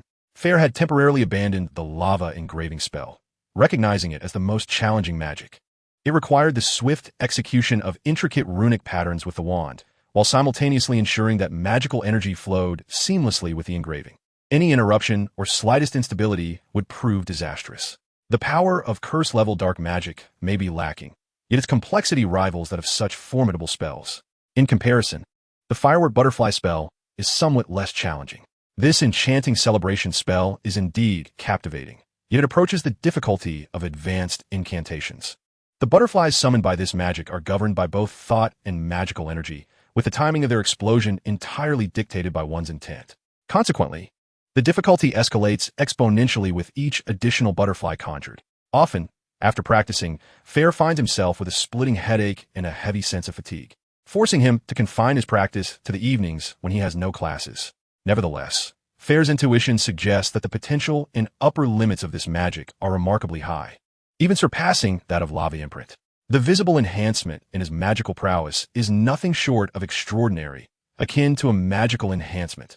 After more than 2 weeks of diligent practice, Fayre has managed to summon 2 controlled firework butterflies, while Hermione has only managed to conjure 1. Yet, both have seen improvements in their magical abilities. Particularly, Fayre has significantly enhanced his control over transfiguration, now matching Hermione's proficiency. Moreover, his Incendio spell has reached a level where he can subtly direct the trajectory of flames, curving them to strike targets with precision. However, their practice must be momentarily suspended as the Christmas holiday approaches. In mid-December, on a brisk morning, Fayre awakens to find the Hogwarts grounds blanketed in several feet of snow. Despite still having breakfast, the young wizards can hardly contain their excitement to venture outside. Indeed, many have already donned warm coats and dragon-hide gloves, engaging in snowball fights upon grounds. "Fayre, let us build a snowman," Hermione enthusiastically suggests, gazing at the falling snowflakes. "Of course, but we mustn't get cold. I remember last year when you played in the snow, your fingers got frostbite," Fayre replies, nodding as he draws his wand, his resolve firm as he points it at an apple, declaring, "Transfigure the apple into a bottle." In the blink of an eye, the apple transforms into a glass bottle shaped like itself, complete with a wooden cork. He performs the same spell on another pair, ultimately producing 2 glass bottles. With his current magical prowess and transfiguration skills comparable to those of an ordinary upperclassman, such a simple transformation is sufficient to last for several hours. "Allow me," Hermione says, understanding Fayre's intentions as she takes the 2 bottles. Casting her spell, she uses her wand to conjure 2 blue firework flowers into each bottle. "Wow, this is so warm. What kind of magic is this? It's amazing. Can we have one too?" Ron exclaims in awe. With a flick of his wand, Fayre casts a spell, producing 4 or 5 blue sparks to scatter on the table. Find a bottle to contain them. Let the fun begin. Chapter 30, Christmas Holiday. Upon arriving at the grounds, Fayre witnesses the reckless antics of the Weasley twins. They have enchanted several snowballs, which are now pursuing Quirrell, with 2 of them striking his headscarf with considerable force. Fayre can't help but feel a twinge of concern for them. Suddenly, a snowball comes hurtling from behind, and Fayre instinctively dodges it by tilting his head. Turning around, he sees Hermione beaming at him, her eyes crescent-shaped with delight, a snowball clutched in her hand. "Planning to ambush me again? My prowess in dodgeball is not without merit." Fayre seized a handful of snow and charged towards Hermione. The merriment was infectious. Harry, Ron, Seamus, Neville, and the Weasley twins collaborated to construct 2 colossal snowmen. The twins, unbeknownst to which transfiguration spell they had cast, animated the snowmen, who then engaged in a spirited duel. Ultimately, both snowmen met their demise, one with its head nearly severed, the other with limbs shattered, reverting back to mere ordinary snowmen. Yet, on the final afternoon before the Christmas break, they still faced the dreaded potions class, alongside the equally detested Slytherins. During the lesson, Malfoy, having seemingly forgotten his previous injuries, resumed his taunting demeanor, because their family does not want them. His gaze fell upon Harry while Goyle and Crabbe snickered nearby. Fayre glanced at Professor Snape at the front of the classroom and flicked his hand. His fingers itched, and he sought an opportunity to deliver another blow to that insufferable boy. However, Harry felt no sorrow. On the contrary, he had previously confided in Fayre and others that this was the most splendid Christmas holiday, simply for the chance to remain at Hogwarts. Upon leaving the classroom after potions, they discovered the corridor was completely obstructed by a massive fir tree. Spotting the large feet beneath the tree, Fayre immediately deduced the identity of the individual. Hagrid, do you need assistance? Ron inquired. Could you move aside and not block the way? Malfoy's voice droned in. Weasley, are you looking to earn some pocket money? Perhaps you could become a gamekeeper after graduation. Hagrid's hut makes your home seem like a palace. His pale face was a canvas of mockery. Ron lunged towards Malfoy. But just then, Snape emerged from the classroom. Weasley, Hagrid interjected. It was Malfoy who insulted Ron's family first, Professor Snape. Regardless, resorting to violence is a violation of Hogwarts rules. Hagrid, Snape replied in his typically sullen, oily tone. 5 points from Gryffindor. Now off you go. Fayre mused that Malfoy must have calculated Snape would protect him, emboldened by the impending holiday, rendering any desire for revenge futile. Unfortunately, such cunning would not prevail against Fayre. With a slight obsession for pest control, he found himself compelled to swat at any insect, especially those that leaped about. Oh, in that case, Professor, I would like to deduct another 5 points. Before Fayre could finish his sentence, he delivered a punch squarely to Malfoy's smirking face. Wow. Fayre heffies. The day before the Christmas holiday, Gryffindor suffered a significant deduction of 20 points. Snape, dragging the panda-eyed Malfoy, departed with a dark countenance. Yet, rather than reproach Fayre for the lost points, his classmates erupted in cheers, celebrating his bold action. Ron, as usual, boasted all about how Fayre had bravely confronted Snape's venomous glare and thoroughly thrashed Malfoy. On the following morning, Fayre and Hermione had already packed their trunks early. Harry and Ron came to bid farewell, as Ron's family was heading to Romania to visit their second son, Charlie Weasley. Thus, Ron and the Weasley twins would also remain at school. Bidding farewell to the others, Fayre and Hermione meandered around the Black Lake, tracing a semicircle back to the very path they had taken upon entering Hogwarts. These past 6 months have felt like a dream, Hermione remarked wistfully. It won't be long before we have much more to do. Traversing the pathway, they arrived once again at Hogsmeade Station. However, this time, the train number was different. Clearly, the magical realm could not be served by a single locomotive. Indeed, there were multiple trains to transport young witches and wizards. Many young sorcerers had chosen to remain at Hogwarts, while others would depart on the trains tomorrow or the day after. Consequently, this particular train was far less crowded. Fayre and Hermione claimed a compartment for themselves. Hey, Hermione, perhaps in the future we could take a magical train to explore other places, Fayre suggested, gazing out at the snow-covered fields whizzing past the window with keen interest. That sounds delightful. I've heard that wizards in Africa excel at wandless magic. Relying solely on gestures, Hermione replied excitedly. The British Ministry of Magic has only recently ventured into the wand business there, but promoting it has proven quite challenging. Fayre was intrigued. What about other countries? How do they perform magic? Perhaps in China, every wizard possesses 2 wands, colloquially known as chopsticks, Hermione added with a laugh. But we can't go to Asia. The Daily Prophet reported that it is rather tumultuous there. Several magical ministries have already shut down their flow networks. Fayre nodded in agreement. Suddenly, the train's whistle blared loudly. At last, King S Cross Station, platform 9 3/4 had arrived. Everyone, please line up and walk through the barrier in turn. The conductor directed as it was Fayre and Hermione's turn. They plunged into the wall, and after a brief moment of darkness, their vision brightened once more. The Muggle world was still blanketed in a heavy snowfall. Upon exiting the platform, Hermione stood on tiptoe, bouncing with excitement as she scanned the area. Soon, she spotted her parents waiting outside. "Dad, Mum," she exclaimed. "Oh, my child, we were so worried about you," Mrs. Granger said, enveloping both Hermione and Fayre in a warm embrace, her eyes slightly red. "Come on, get in the car, it's too cold out here." Mr. Granger brushed the snow off their shoulders and ushered them into the vehicle. After a pleasant exchange, they finally arrived home. Fayre sighed contentedly as he reclined on the familiar sofa, stretching his limbs and feeling utterly relaxed. Hermione playfully squeezed in beside him, vying for space on the sofa. After a while, they began to bicker over the television channels. Eventually, they each claimed their own side and drifted off to sleep on the sofa. The long journey had indeed been exhausting, and once at home, their bodies instinctively relaxed. It was not until noon that Fayre was roused from his slumber. He felt a sense of discomfort as Hermione's foot rested on his chest, her white knee-high socks slipping down to reveal her fair calves. A peculiar feeling stirred within him, prompting him to gently grasp her soft ankle and move it aside. "Kids, it's time for lunch," Mrs. Granger called, causing Hermione to groggily open her eyes. "All right, ma'am," Fayre replied loudly. Hermione cheerfully sat up, "Coming, Mum. Do we have any strawberry jam?" "Oh, Hermione, that is not good for your teeth. Your father will be quite displeased." In any case, the holiday lives of the two have commenced. Chapter 31. The Mirror of Ariste. The effort involved in preparing gifts is only rivaled by the joy of receiving them. There are toys from the Granger couple, a packet of homemade fudge from Ron, and a bottle of invisible ink from Neville, which renders the written words invisible. Hagrid has sent an odd red object resembling a talon from some fierce bird. There's also a parcel from Professor McGonagall. When Ferris opened it, he found an old Transfiguration textbook filled with elegant handwriting. Inside was a note. "These are your mother's Transfiguration notes. She was an exceptional student."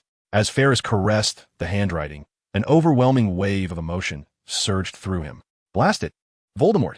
Collecting himself, Ferris opened the door. Hermione happened to step out next door. "Merry Christmas!" They chimed in unison. Hermione smiled and presented the gift box in her hands. "Guess what your present is?" Ferris feigned deep thought. I guess it's something edible." Hermione beamed with pride and handed it to Ferris. As he unwrapped it, he discovered, as expected, a book titled Famous Fire Wizards. "And what about mine?" Hermione eagerly inquired. "Here you go. This just arrived from Professor McGonagall. My mother's Transfiguration notes." Hermione's face lit up with happiness, but then she frowned, realizing something was amiss. "So you didn't prepare a gift beforehand?" Ferris chuckled, extending his hand. In his palm lay a white butterfly hairpin, shimmering with iridescence. "I had the Weasley brothers purchase it in Hogsmeade. It changes color with the weather. It's white when it snows and turns yellow on sunny days. Do you like it?" Hermione nodded enthusiastically. There is no girl who does not adore beautiful things. "Let me help you put it on." Ferris gently placed the hairpin in Hermione's hair, and its delicate legs automatically clasped her locks. "It's lovely," Hermione said, her cheeks tinged with a blush as she turned her head to the side, shifting the topic. "Who else did you prepare gifts for?" They descended the stairs together, where Mrs. Granger was already preparing breakfast. Ferris remarked, "I gave Harry, Ron, and Neville some sweets. Dumbledore and Professor McGonagall received scarves." "Scarves? Do the professors need those?" "I gave them books," Hermione replied, somewhat puzzled. Ferris chuckled softly. "Perhaps what they truly require are scarves or woolen socks. After all, they are quite elderly, and I believe they need care. Holidays are always delightful, yet the mundane life of Muggles seems somewhat tedious for the two of them. Bound by the laws of the Ministry of Magic, they cannot perform magic. Ferris and Hermione can only read the books they brought from school repeatedly, including those they purchased from Flourish and Blots. Nevertheless, for Ferris and Hermione, simply being with family is warm enough. The Granger couple is immensely curious about the magical realm, engaging with the two in discussions about everything related to magic. Over the course of 2 weeks, Ferris memorized the spellbook thoroughly, particularly in the tome of Paul Andreas. The magical treatise featuring the spells of Firework Butterfly and Lava Engraving. 2 weeks devoid of magical practice allowed Fayre to delve into contemplation and reasoning, deepening his comprehension of these incantations. Nevertheless, the yearning for magic and the latent sense of peril rendered both Fayre and Hermione somewhat restless. Ultimately, just 5 days before the holiday's conclusion, the duo boarded the earliest magical train. Mrs. Granger, visibly reluctant, lamented the brief separation. After just 6 months, those 2 little ones had grown so much, and she longed to witness their maturation daily. Mr. Granger, however, understood the necessity, given the opportunity to become a wizard. He too would fervently pursue the study of magic. In the grand dining hall of Hogwarts Castle, the hearth blazed brightly. At the Gryffindor table, Ron was engaged in a game of wizard chess with Seamus. "Advance your pawn." No, move the knight." The Weasley brothers offered various strategies to assist Seamus, which ultimately led Ron to secure yet another victory. Seamus's pieces lay in disarray, and upon his defeat, they were hastily reassembled. Out of the corner of his eye, Ron noticed an approaching figure and exclaimed in surprise, "Oh, I yearn to learn. A single day without practicing magic leaves me ill at ease." Fayre remarked, echoing the sentiment of a dedicated scholar. He observed that the Weasley siblings were all clad in identical sweaters, a gift undoubtedly crafted by their mother. "Where's Harry?" Hermione inquired curiously. Ron gestured. "Over there." Upon looking, Fayre saw Harry seated on a Hufflepuff bench by the wall, lost in thought as he gazed out the window. Harry too wore a sweater of the same style, but in blue. Leaning closer, Ron whispered. Harry received an invisibility cloak and discovered a mirror. "I don't know what it is, but it seems rather ominous. I saw myself as a prefect and a Quidditch player, yet Harry claims he saw his parents. And now he has been in a daze, visiting that mirror every night." Intrigued, Fayre turned to Hermione. "Fascinating. Would you care to see that mirror?" Hermione's curiosity was palpable. Fayre approached Harry and gently tapped him. Harry, stop daydreaming. Listen, Ron has informed me about a mirror. Shall we go see it tonight? Absolutely. Harry responded with sudden enthusiasm. You must come too. I can see my parents. Although Ron said he couldn't tea at 10 p.m., the three friends concealed beneath Harry's invisibility cloak navigated the castle. Fayre, being the tallest, assumed the central position. He marveled at the cloak's enchantment, particularly that of the Deathly Hallows invisibility cloak. Once donned, it rendered them entirely unseen, even silencing their footsteps. However, Fayre remained skeptical that it could deceive a wizard of Dumbledore's caliber. By extension, one could only imagine the impossibility of eluding death itself. Here we are, Harry whispered. Fayre discerned that they had arrived at an abandoned classroom, not far from the library. At the center of the room stood an exquisitely ornate mirror, an incongruous sight amid the dilapidated desks and chairs. Its height reached the ceiling, adorned with a magnificent golden frame, supported by two claw-like feet. I was uncertain of its meaning. Perhaps it was some sort of enchantment. Harry pointed to the Latin inscribed at the top of the frame. Hermione glanced at it and remarked, "This is Latin, but it's written backward." I took a look, and indeed, it read, "I do not show your face, but your desires." Perhaps that was the reason Harry beheld his parents. Fayre stepped forward, gazing into the mirror. Reflected within it were an older version of himself and Hermione, arm in arm, clad in elegant ball gowns. He envisioned himself as a high-ranking official within the Ministry of Magic, flanked by numerous followers. The Grangers, the headmaster, and many others were engaged in cheerful conversation. Was this truly what he yearned for? Oh, Fayre also glimpsed the lifeless body of Voldemort sprawled on the ground. Hedwig had left a droppings on his pale face, shaking off in comfort. Chapter 32. You are even reluctant to call me by name. It seemed his deepest desire was to vanquish Voldemort, to become a leader, and to save some. Revenge, power, strength, affection. He craved it all. Yet, most importantly, it was about him and Hermione. What did you see, Fayre? Hermione inquired. Fayre responded half seriously. I saw us growing up together, becoming high officials in the Ministry of Magic. Harry, Ron, Dumbledore, Professor McGonagall, and many others were all attending the banquet. And you, Hermione? Hermione scrutinized the mirror, her face flushing, stammering Oh, I also saw you and many others. It should count as a banquet, right? They came to attend our celebration. Upon hearing this, Harry's expression betrayed profound disappointment. At that moment, a familiar elderly voice resonated from behind. Ah, Harry, you have returned. Accompanied by Fayre and Miss Granger. The speaker was none other than Dumbledore, causing Harry and Hermione to turn abruptly, exclaiming, Headmaster, we apologize. Fayre smirked slightly, seemingly having anticipated this. Dumbledore appeared somewhat different today. Fayre noticed a red scarf around his neck, intricately embroidered with the Hogwarts crest and the initials of Dumbledore's name. Merry Christmas, Headmaster Dumbledore, Fayre said. Dumbledore smiled in return. Merry Christmas, Fayre. Thank you for the scarf. It is wonderfully warm. Dumbledore then turned his attention to Harry. It seems you, like many before you, have discovered the allure of the Mirror of Rewrote. Here, essay hint. The happiest person in the world sees only themselves when gazing into the mirror. For the Mirror of Rewrote reveals the innermost desires of one's heart. Dumbledore then surveyed Fayre and Hermione, stating, however, children, this mirror does not impart knowledge or truth. Countless individuals have squandered their lives before it, even descending into madness. Harry was persuaded, lowering his head in contemplation. Fayre stroked his chin. I hold a differing perspective, Headmaster. Oh, do share, Fayre, Dumbledore encouraged with a smile. Since the Mirror of Rewrote can reflect the deepest desires of a person, then, conversely, it serves to clarify our true intentions. Those who are lost can discern what they truly desire and strive towards that goal, or, upon reflection, choose to relinquish it. Of course, this presupposes a firm will. Dumbledore's smile deepened. I am delighted to hear your differing perspective, Fayre. Now, children, do you understand your hearts? A few nodded, and Dumbledore calmly continued. Those present obediently prepared to don the invisibility cloak, seemingly unnoticed by Dumbledore, who made no mention of any points being deducted. Hermione, curious, inquired, Headmaster, what did you see? Dumbledore blinked. Me? I saw myself holding a pair of thick woolen socks. Hermione and Harry widened their eyes, clearly perplexed. People insist on gifting me books, such as Miss Granger. He added, oh, this vision was a bit different. Besides the woolen socks, the scarf was delightful as well. With the Christmas holidays concluded, a new term commenced. Fayre thoroughly absorbed the magical spells he had studied over the break, advancing his magical prowess. During breakfast one day, Seamus delivered unfortunate news. The next Quidditch match would see Snape as the referee. Harry's complexion paled.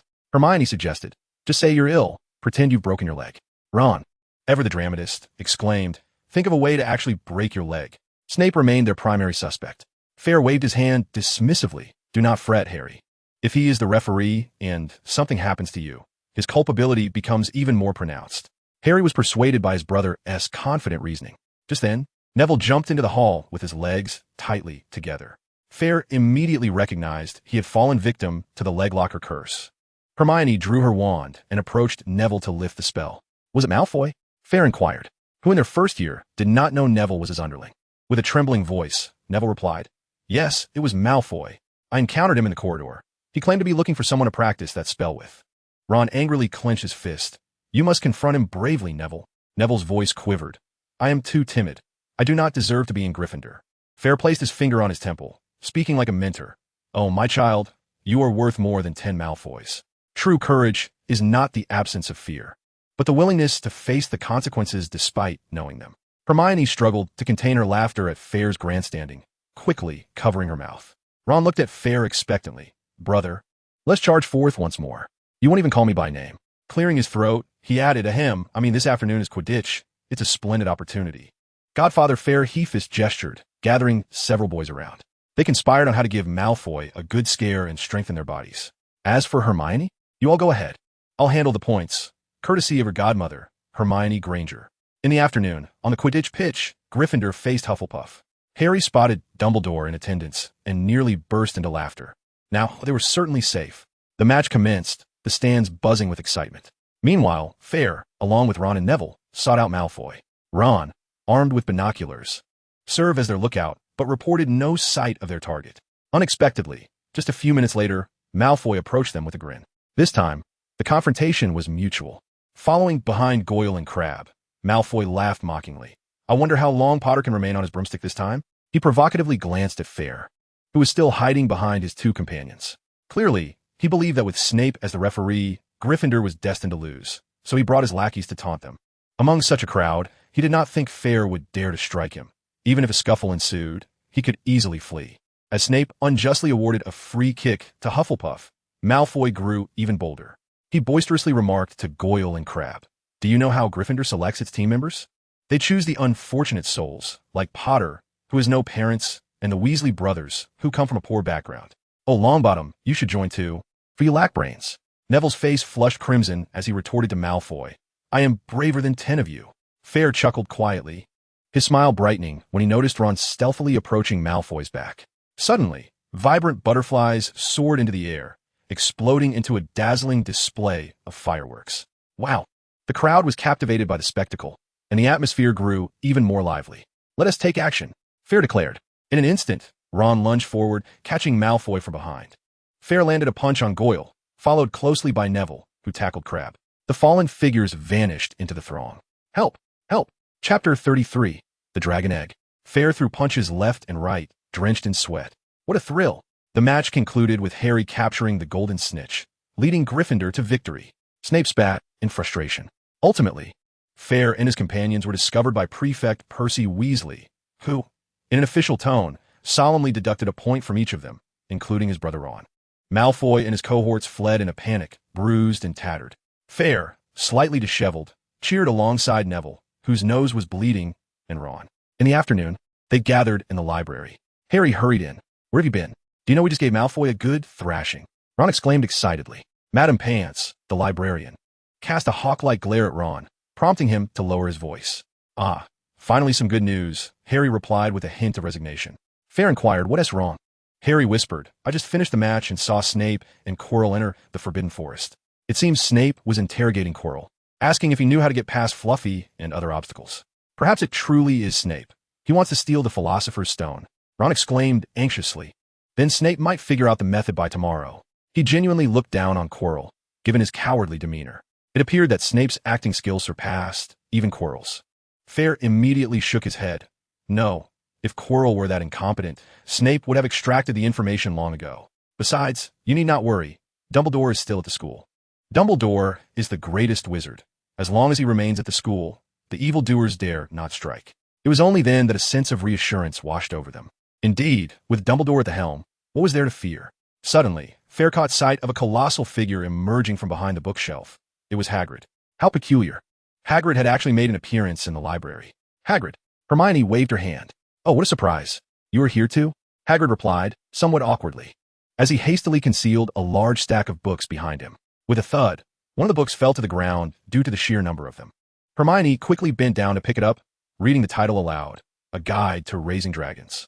Having said that, Hagrid hurried away to find Madame Pomfrey to register, swiftly departing from the library. Wasn't this just like the original story where he attempted to raise a dragon and face punishment for it? He had been vexed about how to find a reasonable excuse to venture into the Forbidden Forest, and now he had a solution. Harry remarked, Hagrid has always wanted to raise a dragon. He mentioned it the first time I met him. That is illegal. Hermione frowned. The law prohibiting the raising of dragons was officially passed at the Wizarding Conference in 1709. Ron nodded in agreement. You should really see the burn marks on Charlie. They are remnants from when he was in Romania dealing with dragons. Fayre interjected, I suspect Hagrid may have acquired a dragon or is in the process of doing so. Suddenly, a gaunt figure appeared behind them. Leave the library. Madame Pomfrey glared at them like a hawk, her voice sharp and ominous. They recoiled, hastily exiting the library before she could wield her feather duster. Let's go find Hagrid, Fayre declared, taking the lead.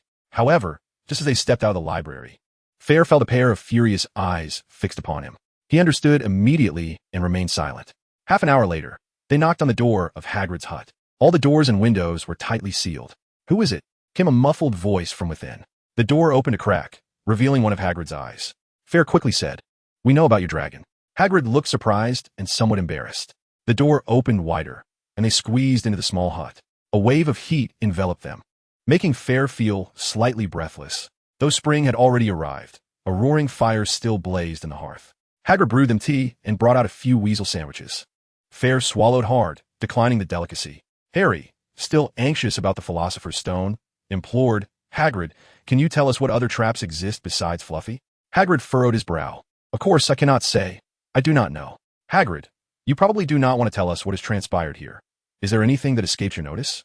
We merely wish to know, apart from you, whom can Dumbledore trust? Hermione coaxed in a sickly sweet, soft tone.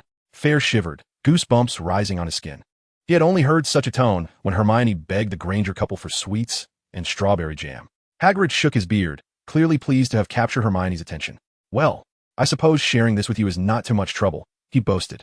Dumbledore borrowed the Philosopher's Stone from me, along with Professor Sprout, Flitwick, Quirrell, and McGonagall. He counted on his fingers, adding, and Snape. You see, Snape is also one of the guardians of the stone. Thank you, Hagrid. Now, could you elucidate what this is? Fayre stared intently at a dark, enormous egg nestled in the hearth. I know what this is, Ron exclaimed excitedly. It's a dragon egg. But Hagrid, how did you acquire it? Hagrid grinned with pride. I won it while playing cards with a stranger at the Hog's Head during the Christmas holidays. Honestly, he seemed quite eager to part with it, almost hoping to lose to me. Hermione frowned. But Hagrid, what will you do once it hatches? Hagrid picked up a thick book. Of course, I have a plan. This is a book I borrowed from the library, Raising Dragons for Fun and Profit. It states that once it hatches, you must feed it a bucket of chicken blood and brandy every half hour. My goodness, that's not what I meant, Hermione replied, exasperated. Fayre added, What Hermione means is that you live in a wooden house and dragons grow quickly. You won't be able to conceal it. Nevertheless, Hagrid remained lost in his fantasies, oblivious to the concerns, exclaiming, There's always a way, always a way. Crack. The dragon egg emitted a sharp cracking sound. It's hatching, Ron shouted. Everyone held their breath, and Hagrid trembled with excitement. A cacophony of scraping sounds followed as the shell cracked open. A tiny dragon staggered out, flapping its wings. Fayre found the creature rather unattractive. Its spiky wings and slender, dark body were poorly proportioned. It had a long, large snout, horn-like bumps on its head, and bulging orange eyes. Yet Hagrid gazed at it, utterly captivated. Isn't it beautiful? Cool, Ron exclaimed. It's a Norwegian ridgeback. Suddenly, Harry's face paled. He jumped up and rushed to the window, where a crack in the curtains revealed Malfoy peering in. Chapter 34, Dragon Fire. Harry and the others felt a wave of unease. Undoubtedly, Malfoy would report them. Fayre, however, felt relieved. He was just glad Malfoy could see it, saving him the effort of hiding it. Hermione urged, Let it go, Hagrid. Hagrid shook his head vigorously. No, no, no. It's still so small, it will perish. Then, Hagrid mused aloud. How about naming it Norbert? He reached out to tease the hatchling, but unexpectedly, the young dragon coughed twice and exhaled a plume of smoke, igniting Hagrid's beard. Oh look, it's quite lively. It's playing with me. Hagrid exclaimed joyfully, patting his beard. Fayre remained speechless, aware that Hagrid's half-giant constitution rendered him unusually resilient to danger. He often perceived threats that would be perilous to ordinary folk as harmless.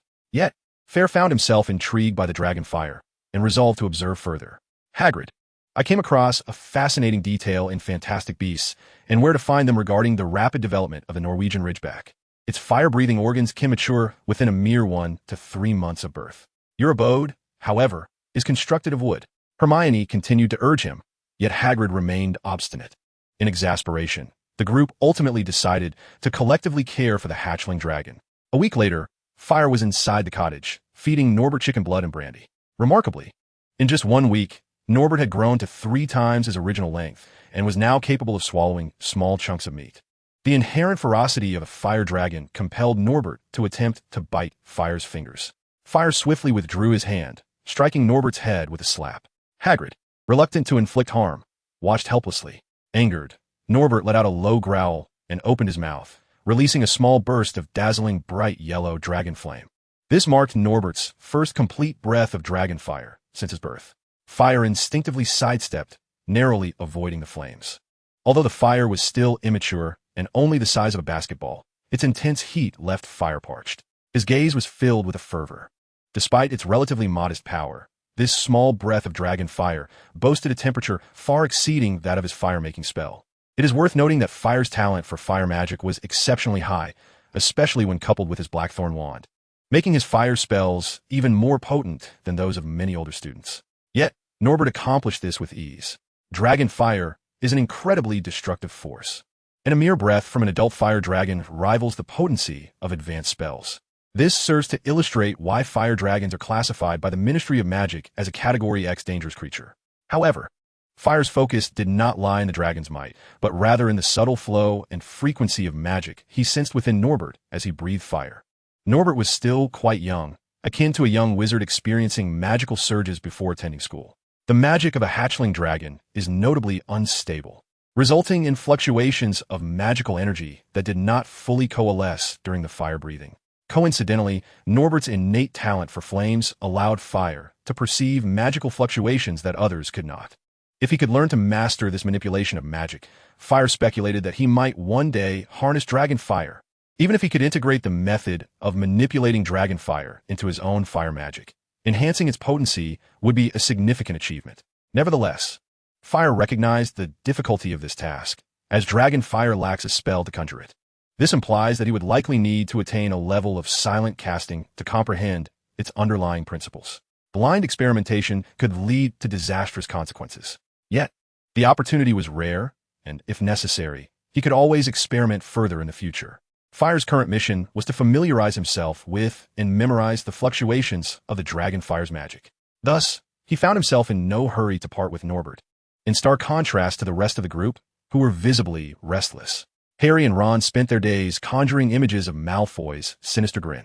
Hagrid had set aside his duties in the game reserve, overwhelmed by the chaos caused by Norbert.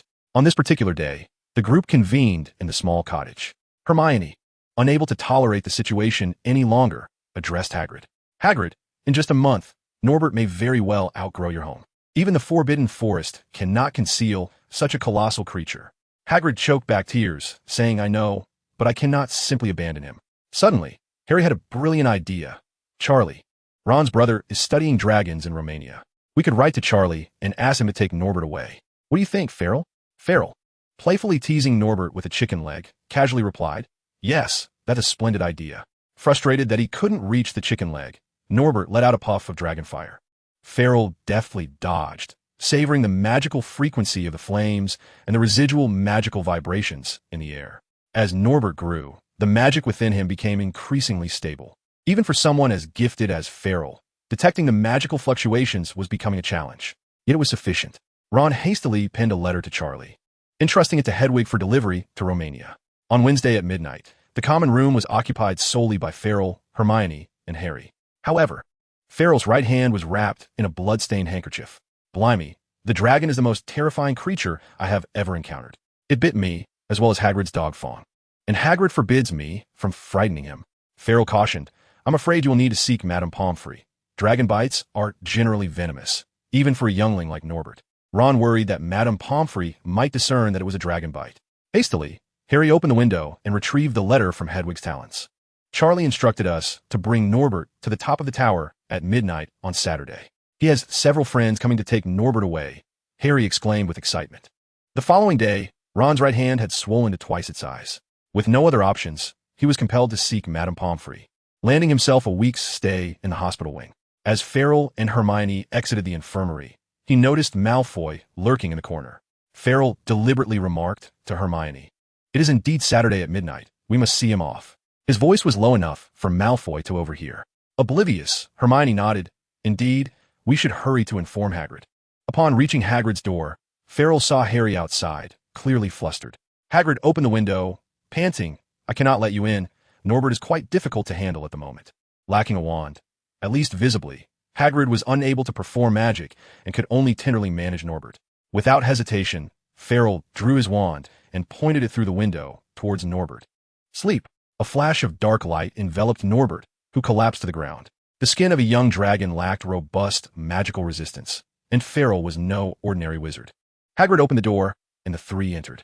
Farrell instructed, "Hagrid, bring out the chains and secure him temporarily." Hagrid hesitated, but Hermione chimed in, "Hagrid, it's only temporary. By midnight on Saturday, we can send Norbert away." Reluctantly, Hagrid agreed and retrieved a hefty chain from a box. As Hagrid secured Norbert's feet with iron chains, the group finally relaxed. Everything was in place, awaiting Saturday's arrival. Chapter 35, 50 for 1. In the ensuing 2 days, Fayre remained almost inseparable from Norbert. Under the guise of providing care. Astronomy class? Irrelevant, he skipped it. History of magic? Not significant, he fled. Hermione was extremely frustrated, yet had no choice but to assist Fayre in requesting leave, fabricating an excuse of illness. She found it peculiar that Fayre had developed such a sudden fascination with dragons. After all, she had never seen him peruse any literature on them before. Every moment spent was worthwhile. By Saturday afternoon, Fayre had firmly committed Norbert's magical frequency and energy fluctuations to memory, an essential feat, as opportunities to approach a dragon hatchling were exceedingly rare. It was crucial to memorize first, with further study to follow later. At 11 o'clock that night, several of them convened in the common room. Ron was still hospitalized and unable to join. Harry held the invisibility cloak, assessing its size. "Hermione, it would be best if you stayed behind. The more people involved, the greater the risk of exposure. Additionally, you and T be able to assist with Norbert," Fayre advised. He was reluctant to involve Hermione in this clandestine operation, for the stakes were alarmingly high. First, Draco was undoubtedly lurking outside, poised to report their actions. Hermione's presence would not only lead to Gryffindor losing an additional 50 points, but also subject her to mockery from her peers. Although Fayre had devised a rationale, it was only suitable for 2 individuals and not necessarily foolproof. Hermione possessed a strong sense of pride, and he could not bear to see her in tears. Moreover, Fayre was aware that if they succeeded, they would face a punishment in the Forbidden Forest. He knew all too well the dangers that lurked there. It was perilous. Fayre himself sought the alluring object, with its risks remaining unknown. Thus, considering all factors, it was best for Hermione to remain behind. Hermione expressed her concern. "Are you sure it's safe, Fayre? I want to join." After measuring the cloak's size, Harry remarked, "It seems we have no choice, Hermione. The invisibility cloak isn't large enough for 3 people along with a dragon. I fear it won't provide adequate coverage." Reluctantly, Hermione nodded in agreement. "I'll wait here for you." Fayre and Harry donned the invisibility cloak and pushed open the door to the common room, making their way to Hagrid's hut. Hagrid was prepared.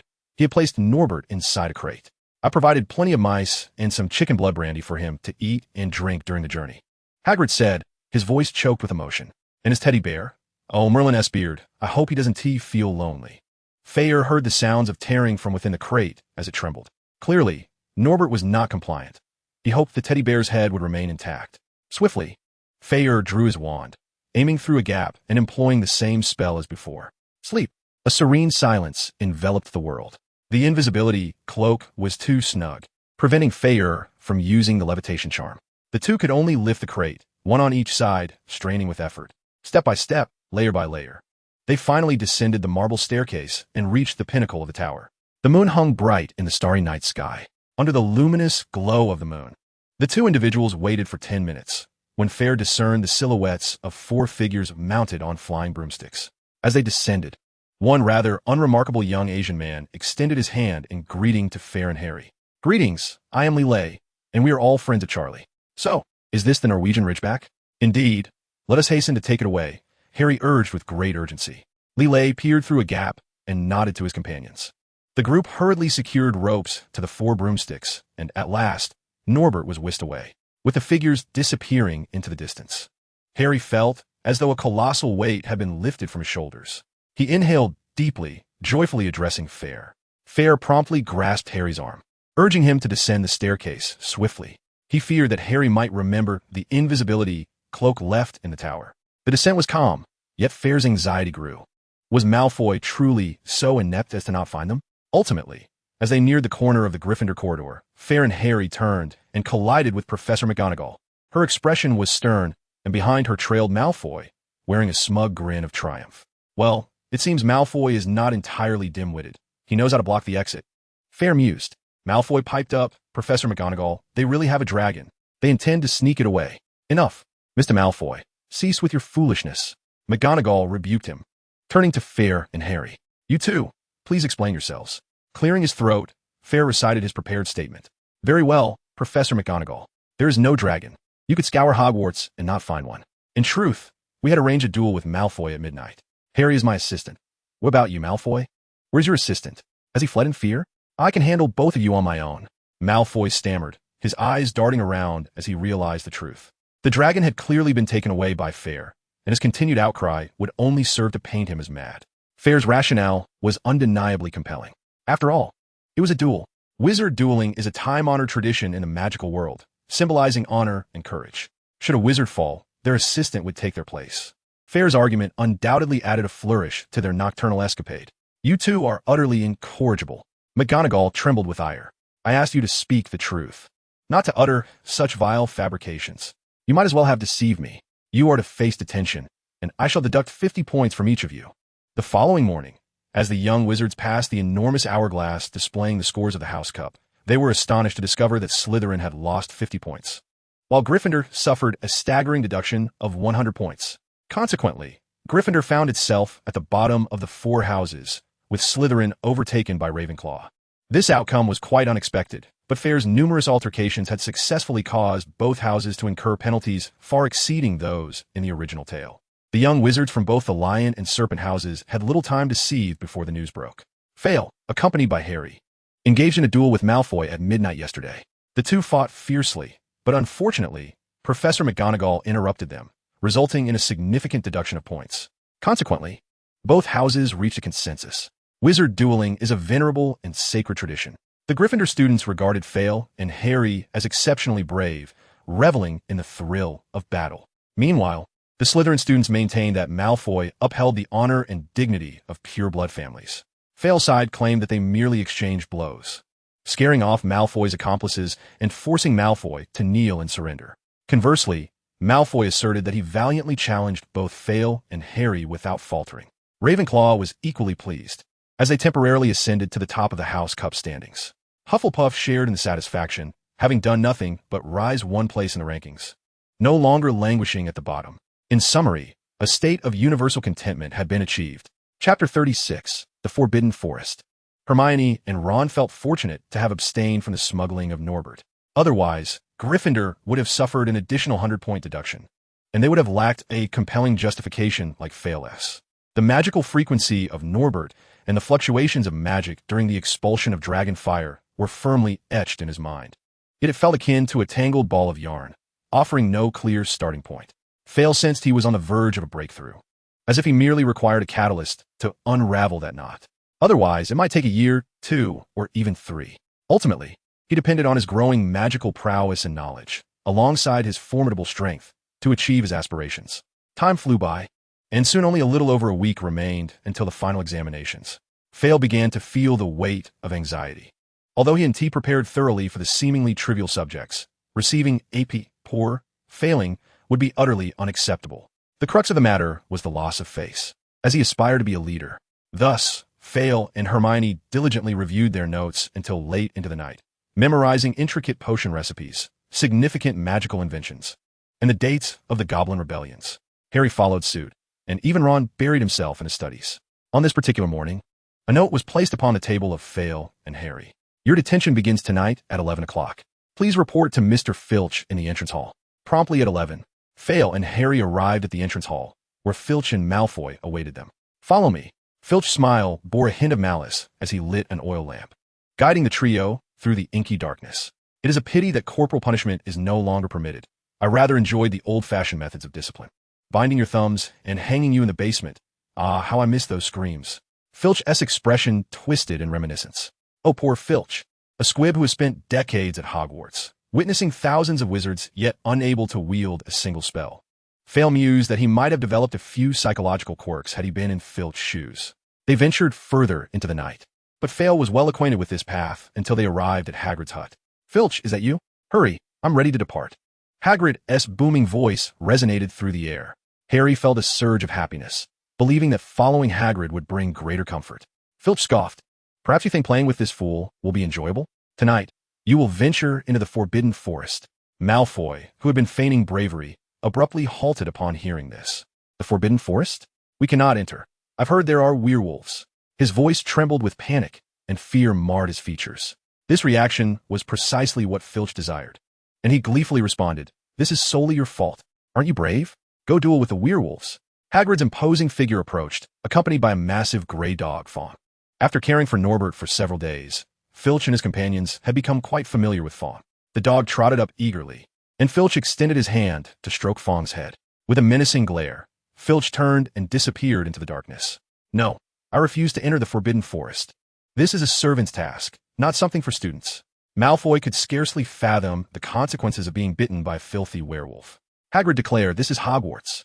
If not, then come with me. Filch scrutinized Hagrid, who wielded a massive crossbow nearly as long as Filch's own body, with large bolts strapped to his back. His expression was grave. Hagrid, what is the mission for tonight? Filch inquired. Hagrid replied solemnly, What we are about to undertake is exceedingly perilous. A unicorn was slain a few days ago, and I have been patrolling the Forbidden Forest each night since. However, today you all accompany me. The group arrived at the edge of the Forbidden Forest, where countless bizarre, gnarled black trees loomed like monstrous specters. The moonlight shone brightly, yet many vines and branches obscured it, casting shadows over the ground. Filch heard a chilling, eerie cry from an unknown creature, but he was more attuned to the heightened pulse of his own magic. Before them lay a rudimentary path carved through the underbrush. As they entered the Forbidden Forest, a wave of heat enveloped him, as if his magic were urging him in a specific direction. However, Filch resisted the impulse to move recklessly. He sensed an ominous and dangerous presence lurking in the vast darkness. Filch keenly perceived numerous vague, watchful eyes. Perhaps due to Hagrid's presence, these stares bore no hostility. He felt fortunate that he had not ventured into the Forbidden Forest alone. The number of magical creatures here far exceeded those depicted in films. Before long, the group arrived at a fork in the path. Look at this. Hagrid pointed to the ground. Filch noticed some silvery liquid shimmering even in the dim light. This is unicorn blood, Hagrid fumed. This is the second one. There is blood everywhere. This unicorn is not dead yet. We must find and save it. Now, we will split into two groups. Opportunity beckons. Hagrid, I will take Fong to search for the unicorn. You take Malfoy and Harry. Malfoy, paralyzed by fear, dared not utter a word as he closely followed Hagrid. Upon hearing Hagrid's words, he immediately expressed his agreement. Hagrid contemplated for a moment, acknowledging that Farrell's magical prowess was undoubtedly the highest among the young wizards present. During these past few days, tending to Norbert, Farrell had exhibited remarkable decisiveness and composure in the face of danger. Thus, Hagrid nodded and proclaimed, Very well. Let be so. Farrell, hold tightly to Yaya and do not let go. With it by your side, the creatures of the Forbidden Forest shall not harm you. Should you encounter a unicorn or any peril, emit red sparks. Farrell nodded, grasped Yaya, and boldly ventured towards the right fork in the path. An instinctive pull of magic within him indicated a stronger attraction to that direction. Consequently, Farrell paused. Seek out a unicorn? That was not his intention. Should he cross paths with Quirrell or Voldemort, escape would be exceedingly difficult. The primary objective of his journey was to discover that which captivated him. Farrell found a lantern's light too dim and promptly picked up a sturdy branch, pointing his wand at it. Flame arise. The fire blazed forth. Yet Farrell observed an astonishing sight. A gust of wind seemed to blow from behind, causing the flame at the tip of his wand to tilt toward the right front, as if acting as a pointer. Contemplating this, Fayre led Yaya forward a few dozen steps. The magic within him surged with vigor. He was now certain that the flame he conjured, like his magic, possessed a directional quality. However, the flame was far more precise and easier to interpret. Testing the ignition of a torch yielded a lackluster flame, devoid of any directional guidance. It appeared only the flame emitted from the wand was capable of such a feat. The fire at the wand's tip continued to burn, casting a palm-sized blaze that tilted towards the right front. Taking a deep breath, Fayre tugged at Yaya and ventured deeper into the forest. Chapter 37, Transformation. The surrounding environment grew increasingly dark. Fayre felt he had delved at least 2 miles into the forbidden forest. Beyond the few meters illuminated by the lantern and wand flame, an impenetrable darkness enveloped the surroundings. The fallen leaves beneath his feet were a foot deep, giving the sensation of traversing a swamp. This place was undoubtedly seldom visited, perhaps even untouched by Hagrid himself. The magic within him bubbled with excitement. Finally, Fayre noticed that the flame from his wand ceased to tilt. He had arrived at a location. Observing his surroundings, he found himself surrounded by boundless black trees, devoid of any distinguishing features. Only 3 dead trees stood out as peculiar. They appeared to have been lifeless for many years. Stripped of leaves, their trunks charred black. The decayed trees formed a triangular shape, and Fayre instinctively sensed something lay between them. Approaching the center of the trees, he meticulously searched for a while, but found nothing. Yet, the restlessness within him insisted that this was indeed the place. What could it be? Suddenly, a spark of inspiration struck him. Nothing was above, but what lay beneath. Drawing his wand, he pointed it at the ground. Whirlwind, clear away. This practical spell he had learned from Hermione. With a whoosh, a whirlwind erupted, sweeping away layers of leaves that had accumulated for countless years. The rancid odor of long-rotted detritus filled the air, causing Fayre to grimace. As the whirlwind subsided, the ground within a few meters had revealed itself. Standing upon the solid earth, Fayre felt a sense of reassurance wash over him. The flames blazed fiercely. Fayre had intended to unleash another burst of firelight, only to be taken aback as golden radiance suddenly illuminated the ground at his feet. Upon closer inspection, he discerned a golden object partially concealed beneath the soil, with only a fragment of its surface exposed. In haste, Fayre snapped off a dry branch and began to excavate. Ultimately, he beheld the object in his hands, a fragmented golden sphere which should have been whole and round, but now remained only a quarter of its original form. The sphere was etched with incomprehensible, fragmented designs, and it was from these markings that the glow emanated. Fayre's magical energy seemed to dance within him, and he struggled to calm its restless surge. Instinctively, he sensed that this was a remarkable find, one that could bestow great benefits upon him. The brilliance of the shattered golden sphere intensified, yet it was evident that such a dazzling item could not be easily concealed. Anyone would notice it. Fayre pondered that since the fire spell had guiding properties, perhaps allowing it to touch the sphere would yield extraordinary results. Buzz! To his astonishment, upon contact with the flame, the golden sphere erupted into a torrent of light. In an instant, the radiance surged through his wand and into the palm of his hand.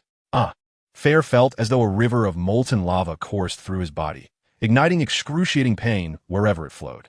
He collapsed onto the ground, curling up, veins in his neck bulging. Yaya, who had been quietly lying nearby, leapt up in fright at the sight of Fayre's distress, whimpering anxiously as she circled him. Pain! As the energy flowed throughout him, Fayre was engulfed in agony. His muscles felt as if they were tearing, yet an extraordinary force repaired them almost instantaneously. The magic within him intertwined with that energy, amplifying its potency.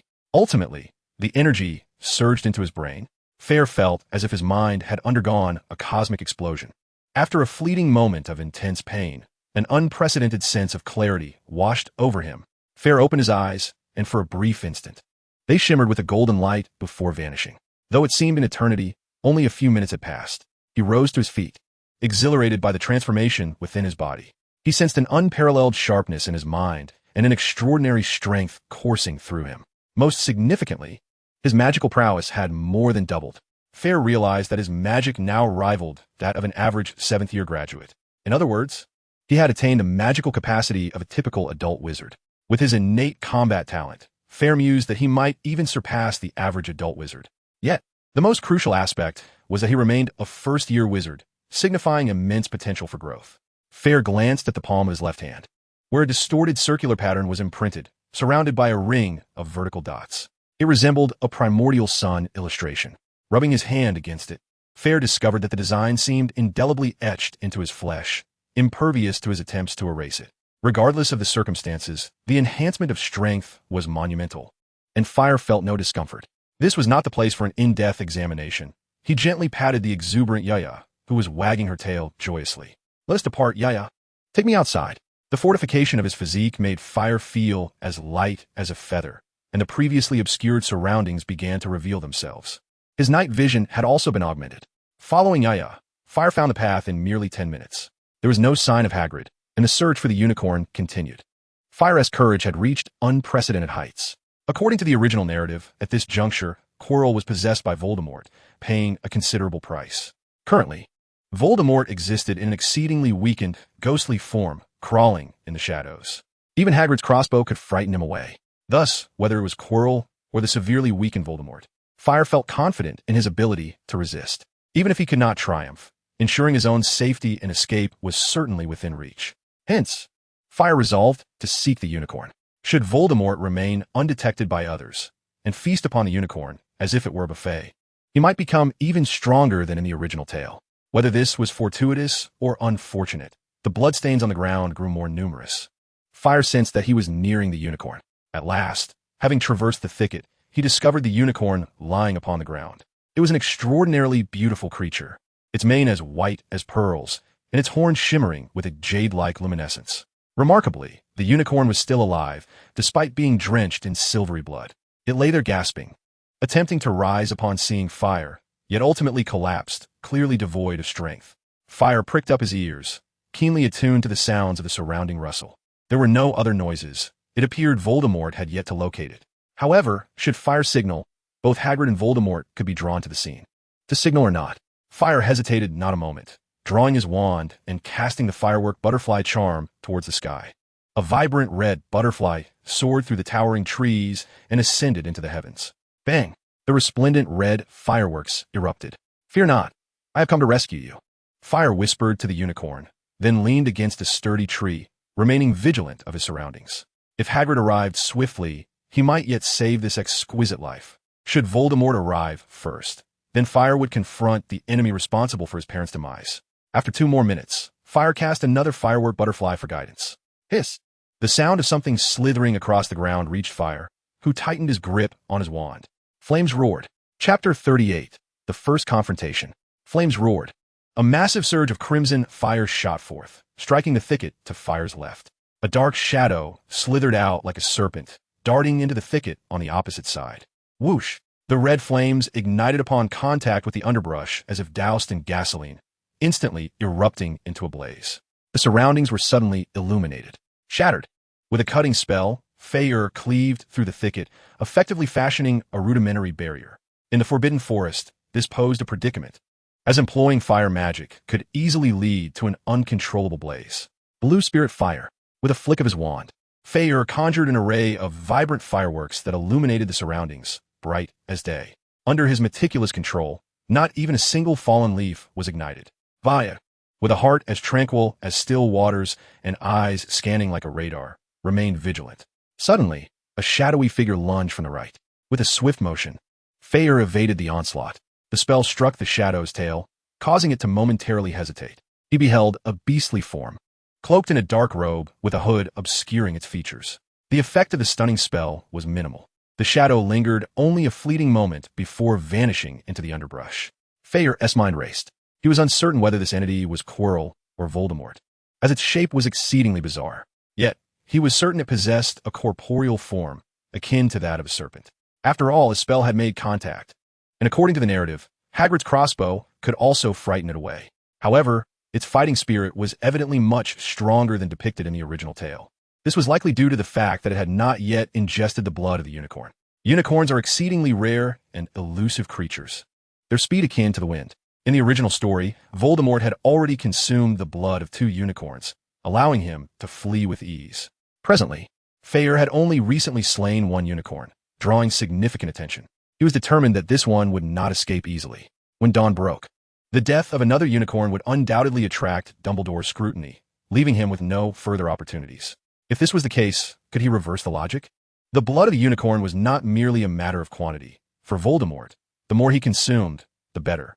The greater the quantity of blood ingested, the more his strength and vitality would be restored. In an instant, Fayre grasped the implications.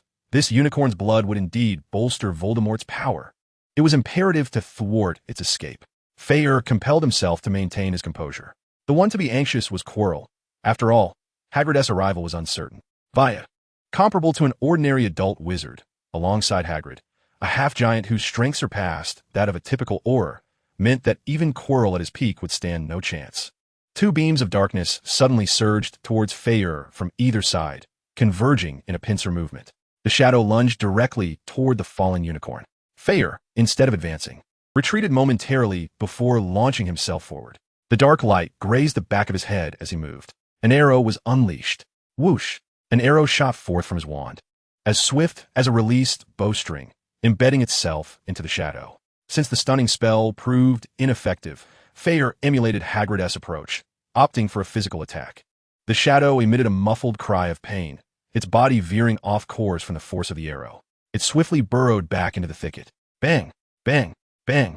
5 bursts of fireworks erupted in the air. This time, Fayre amplified his magical output, the resounding explosions echoing throughout the Forbidden Forest. The cries of magical creatures echoed through the air, perhaps even rousing those within the distant Hogwarts castle from their slumber. "Fell, I have arrived," came Hagrid's heavy breaths as his massive form pushed through the underbrush, wielding his crossbow, now fully loaded. "Be cautious, Hagrid, there are foes nearby." Fell remained vigilant, scanning his surroundings while offering a warning. Hagrid, upon hearing this, raised his crossbow and positioned himself behind Fell. Moments later, silence enveloped the area. "It seems to have fled." Hagrid, Fell sighed in relief. "Go check on the unicorn. I wonder if it can still be saved." Only then did Hagrid lower his crossbow and approach the fallen unicorn. The creature appeared even weaker, its body marred by deep, bleeding wounds. From his cloak, Hagrid retrieved a bundle of silver herbs that Fell had never seen before, handing half of it to him. "Fell, feed these to the unicorn. I must crush the silver moon grass to apply to its wounds." Fell promptly accepted the silver moon grass and crouched beside the unicorn, offering it to the creature. The unicorn took a gentle sniff before opening its mouth to eat. "Hurry, Fell." Hagrid. 2 figures emerged from the forest. It was Harry and Malfoy, who had come in pursuit. Both were momentarily taken aback by the sight of the wounded unicorn. "Harry, Draco, lend me your hands to crush the herbs," Hagrid instructed without looking up, spreading his moleskin coat on the ground. He was currently using a piece of wood to grind the herbs. Without hesitation, Harry stepped forward to assist. "What? No, I refuse to play the servant," Malfoy stammered, intimidated by the unicorn's grievous injuries. A single glance from Fell urged him on. "Get to it, Malfoy, unless you wish to remain in the Forbidden Forest." Malfoy swallowed hard, begrudgingly picking up a twig to help. As the herbs were consumed, the unicorn spirit seemed to revive slightly. Its dim eyes sparkled a tad brighter, and it turned its gaze towards Fell. He gently stroked its head, reassuring, "Everything will be all right." Before long, the herbs were mostly prepared. Hagrid grabbed a handful of the herbal paste, skillfully applying it to the unicorn's wounds. "Hagrid, more company approaches," Fell remarked, glancing up. Above his waist, there stood a figure with platinum hair and sapphire-like eyes, while the lower half resembled a horse clad in silvery fur. From the waist up, he was undeniably handsome. "Firenze. Greetings, children. This is the centaur Firenze," Hagrid introduced as he continued his work. Firenze regarded the unicorn with a sorrowful expression. "It is always the innocent who suffer first. It has been this way for centuries," he stated. "Firenze, do you know who the villain is?" Hagrid inquired. Firenze merely gazed skyward, slowly responding. "The Mars tonight shines extraordinarily bright." Hagrid, growing impatient, retorted, "You always do this, speaking in riddles." Firenze turned his gaze to Fell, saying, "I thank you for saving the unicorn's life." Though no one had briefed him on the situation, it seemed the centaur was already aware. Fell was aware that centaurs are a race endowed with the gift of astrology, possessing formidable foresight. In a low voice, he greeted, "Good evening, Mr. Firenze." Firenze responded gravely. Consuming unicorn blood can sustain a dying individual. However, to slay such a pure creature is an unforgivable sin. From a moment, its blood tainted his lips. His existence was cursed. Fell pondered for a moment and ventured, "The enemy is cursed," which suggests that destiny may perhaps favor us. Does it not? Firenze gazed intently at Fell and articulated slowly, "Mars shines brightly, yet the sun remains dim. But remember, nothing is immutable. The lion guarding the sun has begun to flicker." Chapter 39. the mysterious pattern. Forenza, you speak too much. Centaurs need not interfere in human affairs. Another centaur emerged slowly, adorned with red hair and a matching beard. Ronan, behold this unfortunate unicorn. If necessary, I shall stand alongside humanity, Forenza declared, raising his hoof towards the centaur named Ronan. He then turned to Harry and said, "Good luck. Harry Potter, follow the brilliance of Leo, and you shall remain unscathed." Soon, the centaurs vanished into the shadows. Hagrid finally applied the herbal paste to the unicorn's wound and stood up. Fayre waved his hand. "No need, allow me to try." The mysterious golden orb not only significantly enhanced Fayre's magical prowess, but also sharpened his intellect. Now, thoughts that once eluded him became strikingly clear. Although he had yet to delve deeply into his studies, his proficiency in transfiguration had already improved. Fayre drew his wand and aimed it at the wooden block Hagrid was using for potion making. "Transform the wood into a cart," he commanded. The wood twisted and contorted, quickly morphing into a foot-long cart. "Ah, 2 wooden wheels, a plank, and 2 handles. Though it was somewhat diminutive. My apologies for my lack of skill. Yet, there's a remedy." Fayre directed his wand at the cart once more. "Expand immediately." In an instant, the cart swelled as if inflated, growing to 10 feet in length. "Oh, splendid," Hagrid marveled. "You have already mastered shape-shifting. I may not fully comprehend it, but Professor McGonagall understands the distinctions. However, I know that achieving this in your first year marks you as a future master of transfiguration." Fayre chuckled. "Then I shall seek Professor McGonagall's guidance." The unicorn had grown weary and fallen asleep. Hagrid lifted the unicorn with his powerful arms and placed it upon the cart. At 3 a.m, the common room door creaked open. A fatigued Harry offered a greeting before ascending the stairs to rest. Fayre immediately spotted Hermione sleeping on the sofa, now clad in pink pajamas and slippers. Perhaps the night had turned too chilly, as Hermione curled into a tight ball, nestled in the sofa. Fayre quickly cast a warming charm to light the fireplace and gently shook Hermione's shoulder. "Why are you waiting here? You might catch a cold."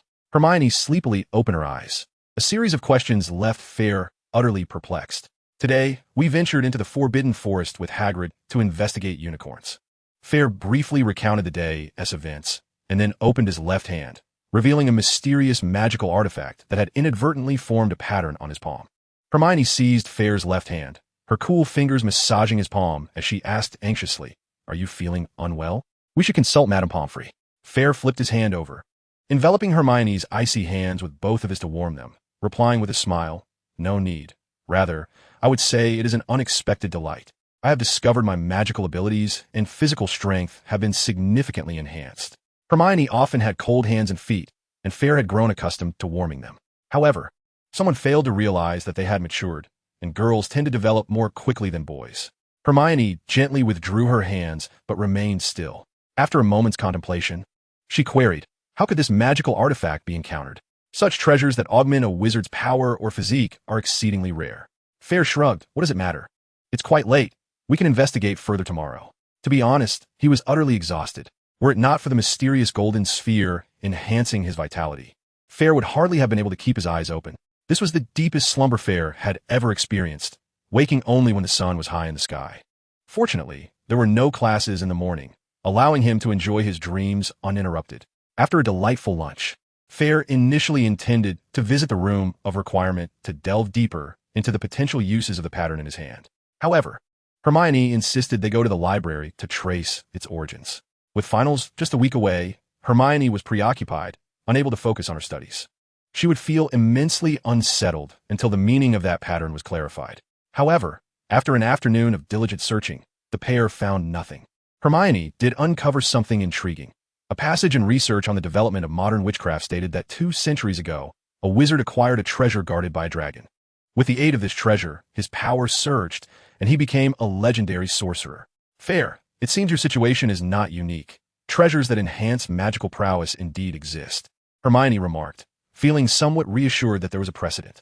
Otherwise, such an inexplicable acquisition of power would be too bizarre to contemplate.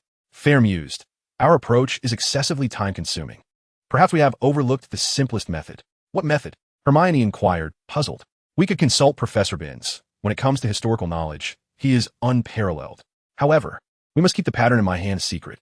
We will simply state that we stumbled upon this design in a book and wish to understand its significance." Fayre explained, "Why waste a year and a half searching when we have a readily available teacher? Does he fear the ghostly professor will resort to murder for treasure?" Fayre was certainly not afflicted by paranoia. Hermione's face lit up with understanding. She sketched the mysterious pattern from Fayre's palm, and together they proceeded to seek Professor Binns' office. It seemed likely that no one had ever visited Professor Binns' office before. Fayre and Hermione inquired with several upperclassmen, only to be met with astonished expressions. None were aware that a ghost would require an office. Fayre found this perplexing. Even if an office were unnecessary, surely there ought to be a place to linger. Professor Binns invariably entered his classes by passing through the blackboard, and at the conclusion, he vanished in the same manner. No one seemed to know where he resided during his free time. Ultimately, the two decided to consult Professor McGonagall. She too was taken aback by their inquiry, but soon replied, Professor Binns' office is located in the castle's basement, directly beneath the History of Magic classroom on the second floor. The pair ventured to the lower levels and sought the office while comparing it to the location of the History of Magic classroom. At last, they discovered an ancient, weathered door. It appeared to have been in use for quite some time. Although house elves would sweep away cobwebs and dust, the doorknob had become rusted. Clearly, it had no necessity for use, and thus, no need for repair. Alohomora, Fayre chanted, unlocking the door. The decor of Professor Binns' chamber transported Fayre to the medieval era. The crimson carpet and wall paintings had faded significantly. Dim oil lamps illuminated a wooden table where Professor Binns sat, as still as a statue. Fayre wondered who tended to the lamps. Perhaps they never extinguished, or perhaps a house elf had instantaneously appeared to attend to them. Hogwarts prohibited wizards from using apparition. Yet the magic of house elves remained unrestricted. Fayre and Hermione's arrival did not disturb Professor Binns. It was only when they called out his name that he finally responded. Good day, children. What brings you here? His tone remained as unruffled as ever. Fayre presented a paper adorned with a design. Professor, we encountered this symbol in our reading. We wish to understand its meaning. Have you seen it before? Professor Binns examined it closely and nodded. I recognized this symbol. Chapter 40, The Solar Disk. Not long ago, a friend of mine from Egypt sent me several books he authored. One of them contains this symbol. It is one of the emblems of the ancient Egyptian sun. Typically, it is inscribed on the scepters of pharaohs or certain alchemical artifacts. I have placed that book in the restricted section of the library. If you wish to delve deeper, I could provide you with a permission slip. Hermione blinked in surprise. Could Professor Binns' friend also be a ghost? Did ghosts possess the ability to write books? However, Fayre was unconcerned by this notion and exclaimed, Thank you, Professor. We are genuinely intrigued by this symbol. With a wave of his hand, a quill on the table began to write autonomously. Soon, a slip of parchment fluttered into Fayre's grasp. He glanced at it. Student, Fayre Heffes, Hermione Granger. Book borrowing, restricted section B, second column shelf studies in Egyptian alchemy. Authorized by Cuthbert Binns. The slip bore a date. Fayre was astonished by how effortlessly he had obtained it. Upon reflection, it seemed that some advanced students in specialized courses might not even require a formal note. Upon receiving approval, they were permitted to freely peruse a vast array of books. In the early years, Voldemort had even discovered the method of creating Horcruxes from the restricted section, which was only destroyed after the ensuing troubles. Thus, it seems that the restricted section was established merely to deter the reckless young wizards. Once again, they expressed gratitude to Professor Binns as Fayre and Hermione stepped outside. Professor Binns remained seated like a statue in his chair. On their way, Hermione remarked in surprise, I had no idea Professor Binns could write. He only speaks during lessons. Fayre speculated, perhaps there are special kinds of ghosts. Like Peeves, although he's not a ghost, he is somewhat similar. Peeves, the mischievous poltergeist of Hogwarts, is said to be composed of the negative energy of students. He bears resemblance to ghosts, yet possesses a physical form, allowing him to interact with the material world. Fayre felt he resembled the ghosts found in tales of Muggle folklore from China. Before long, they arrived at the library. Fayre handed a note to Madame Pants, who glanced at it and dismissively waved her hand. She led Fayre and Hermione through the library to the iron gates of the restricted section. Madame Pants produced a key and unlocked the door, cautioning them, Be careful. If you dare to damage even a single page in the restricted section, I shall never permit you to enter the library again. Of course, madam, Fayre replied, avoiding further argument, and they stepped inside. The restricted section was not fundamentally different from the ordinary library outside. It was merely separated by iron bars. The two swiftly found the second row of shelves in Area B and began their investigation, one on each side. At last, Hermione extracted a volume bound in sheepskin, exclaiming, I found it, Fayre. They selected a nondescript table in a corner and sat closely together. The book appeared exceedingly ancient, its text faded and somewhat indistinct. Hermione read aloud each word from the cover. Studies in Ancient Egyptian Alchemy by Lahat Karnak, dated 1225. She nearly gasped, quickly covering her mouth and whispering to Fayre. Is this what Professor Binns mentioned recently? Is this book authored by a friend of his? This book is nearly 800 years old. Clearly, Professor Binns had a rather different perception of time than they did. Fayre, too, felt enlightened. Professor Binns was indeed a living relic. After their astonishment faded, they meticulously began their search. Ancient Egypt was one of the oldest magical realms, once boasting formidable alchemical and architectural prowess. However, 2 millennia ago, it suffered from an unexplained cataclysm, leading to a great extinction. Much of the magic and alchemy now practiced in Egypt has been lost to time. The author, Karnak, was an archaeologist who documented numerous alchemical inventions and characteristics of ancient Egyptian wizards. The alchemical tools he described were indeed peculiar, leaving Fayre and Hermione in awe. However, their focus remained steadfast, turning the pages rapidly. Found it, Hermione exclaimed, pointing at the text. This is a depiction of the patterns used in ancient Egyptian solar rituals, typically inscribed on ceremonial vessels or treasures. Only the pharaoh or the high priest was deemed worthy to possess such artifacts. The author has also engraved several murals featuring this motif. Fayre gazed intently. The pharaoh's scepter handle, the base of the sphinx, the idols of worship, and the golden urn. Suddenly, Fayre's eyes widened in astonishment. He perceived a sun-shaped disc, at the center of which was embedded a golden sphere. Could this be the very fragmented golden orb he had discovered? It certainly seemed so. Fayre halted Hermione's page-turning and scrutinized the description of the disc. Legend has it that this solar disc was bestowed upon the first pharaoh by the sun god. Those recognized by the sun god will be granted blessings and acquire immense power, as long as they pass the sun god's trials. The blessed can command the solar golden orb and unlock the solar disc, thereby obtaining the solar scepter of the first pharaoh. The solar golden orb had previously conferred blessings upon warriors, safeguarding ancient Egypt. These warriors were all legendary sorcerers, proficient in the art of fire magic. However, during the extinction event in ancient Egypt, the solar disk and the golden orb were buried beneath endless sands. Fayre, could it be that what you found is this? Hermione whispered. Does this imply that he has been chosen? Fayre furrowed his brow in contemplation. Perhaps, but the golden orb he had found was already damaged, and its so-called blessing seemed rather limited. Although Fayre's magical prowess was now akin to that of an ordinary adult wizard, to claim it was a blessing from a sun god felt somewhat meager. Hermione rolled her eyes and suggested, perhaps it is precisely because it is damaged that its power is limited. In the future, we might have the chance to acquire other fragments. Fayre nodded and smiled. At least we have clarified one thing. This object is not an instrument of evil. In truth, his instincts had already informed him that this was a good item. This inquiry was merely to reassure Hermione. Nonetheless, Fayre had indeed gained much, for he now understood the origin of the golden orb. Considering that all those blessed were adept in fire magic, coupled with the fact that the orb had fused with his body and enhanced his magic, it seemed he was indeed one favored by the sun god. Perhaps he could indeed locate other fragments.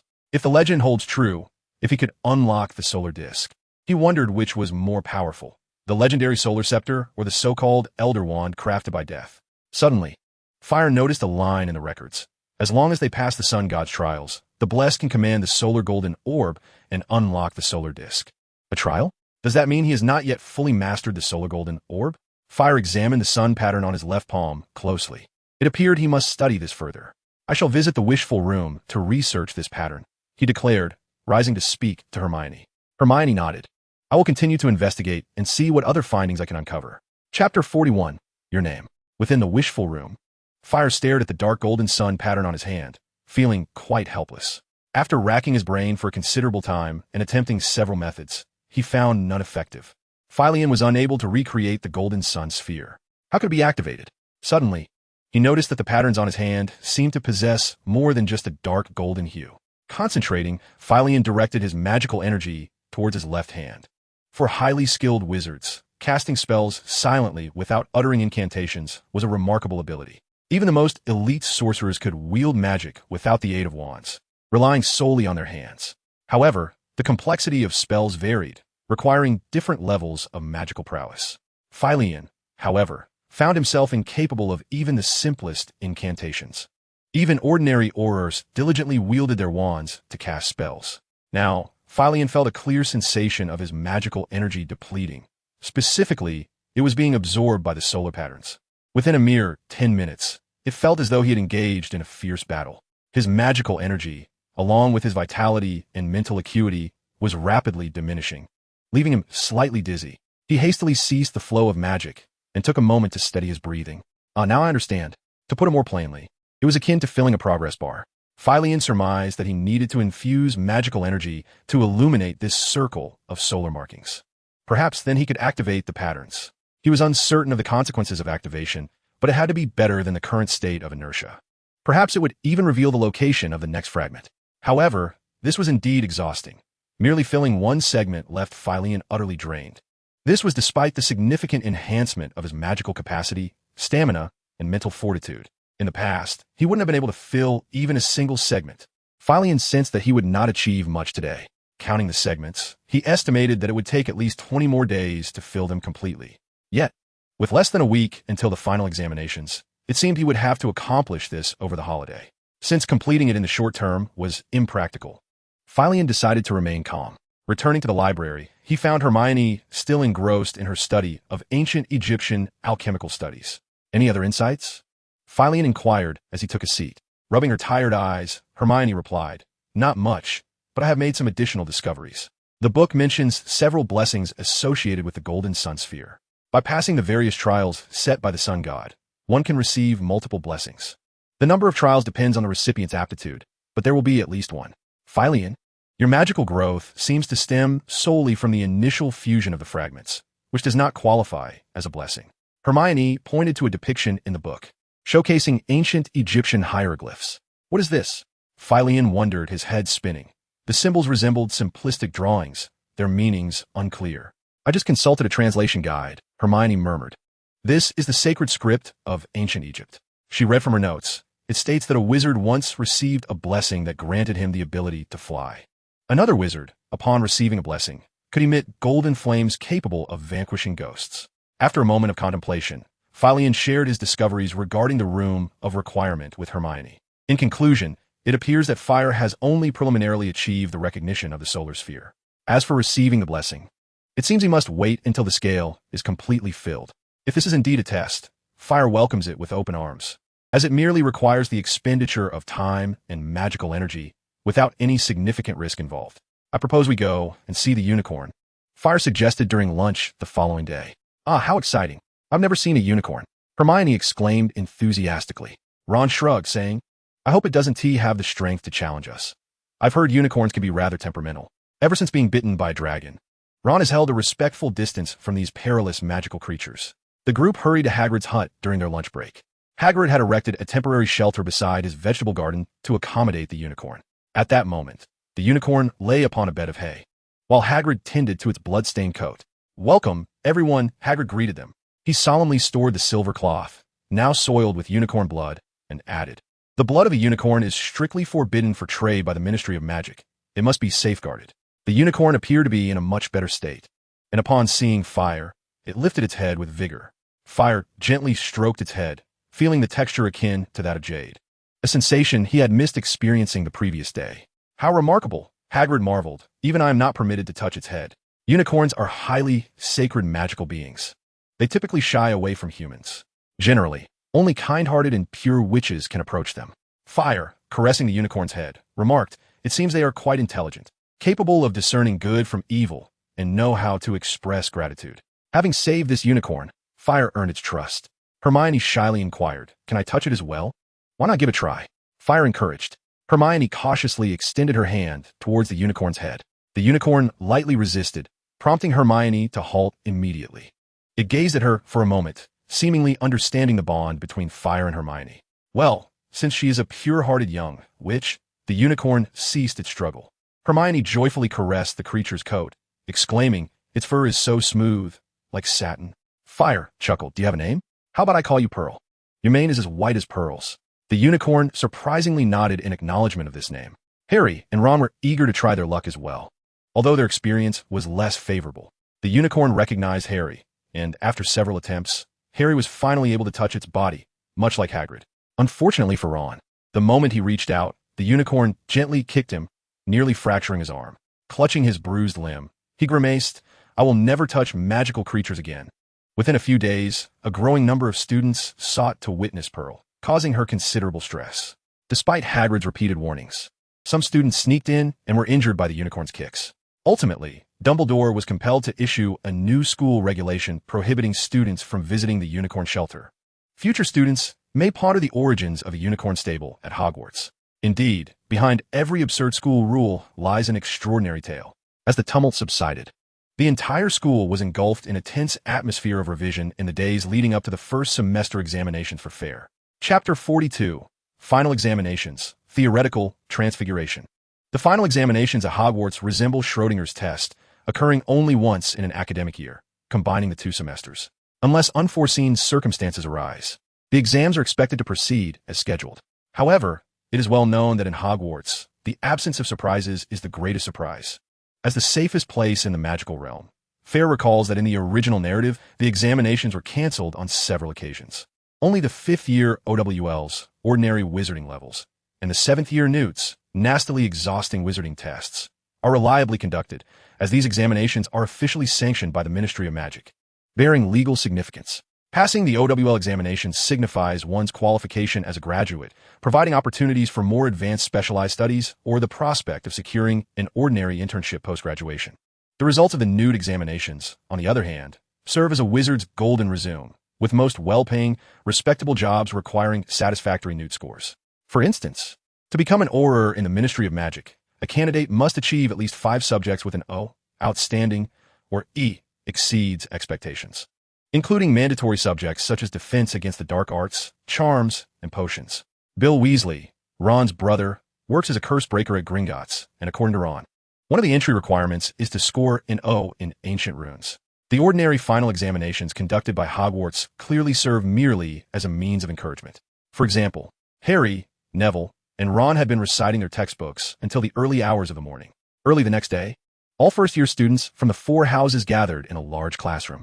The summer heat rendered the classroom stifling. Professor Sinistra of Astronomy distributed quills enchanted with anti-cheating charms. The examination involved a star chart, requiring students to identify the names of planets and their satellites. Fayre was still daydreaming about becoming an astronaut one day. The Grangers were delighted and prepared his favorite pudding jelly. Theoretical subjects can be rather tedious. Thus, let us transition to the practical disciplines. Outside the charms classroom, students queued patiently, entering the room one by one to take their exams. Neville emerged with a relieved smile, suggesting that Professor Flitwick had been merciful. Fayre gave a thumbs up in approval. When it was his turn, Fayre walked into the classroom. Professor Flitwick spoke softly. "Ah, my child, with your level of charm work, you shall have no trouble." He gestured towards a pineapple on the table and instructed, "All you need to do is make this pineapple perform a tap dance from the left side of the table to the right." Fayre nodded in understanding. This was not a test of transfiguration, which was the responsibility of Professor McGonagall. Moreover, animating an inanimate object to dance on its own was an advanced form of transfiguration that Fayre had yet to master. In truth, this examination could be effortlessly resolved with the levitation charm. Fayre drew forth his wand and directed it at the pineapple, casting the charm with grace. Occasionally, he would execute a spin or a somersault in midair, showcasing extraordinary control. Oh, splendid. Such precise mastery deserves full marks. Professor Flitwick clapped his hands in delight. Fayre replied with a smile, "Professor Flitwick, you promised to teach me a fire spell next year. Do you think my magical control is sufficient?" "Well, nearly. However, I shall still require you to face a challenge at that time." Professor Flitwick responded contentedly. After bidding farewell to Flitwick, Hermione stepped in to replace Fayre, effortlessly completing the task as well.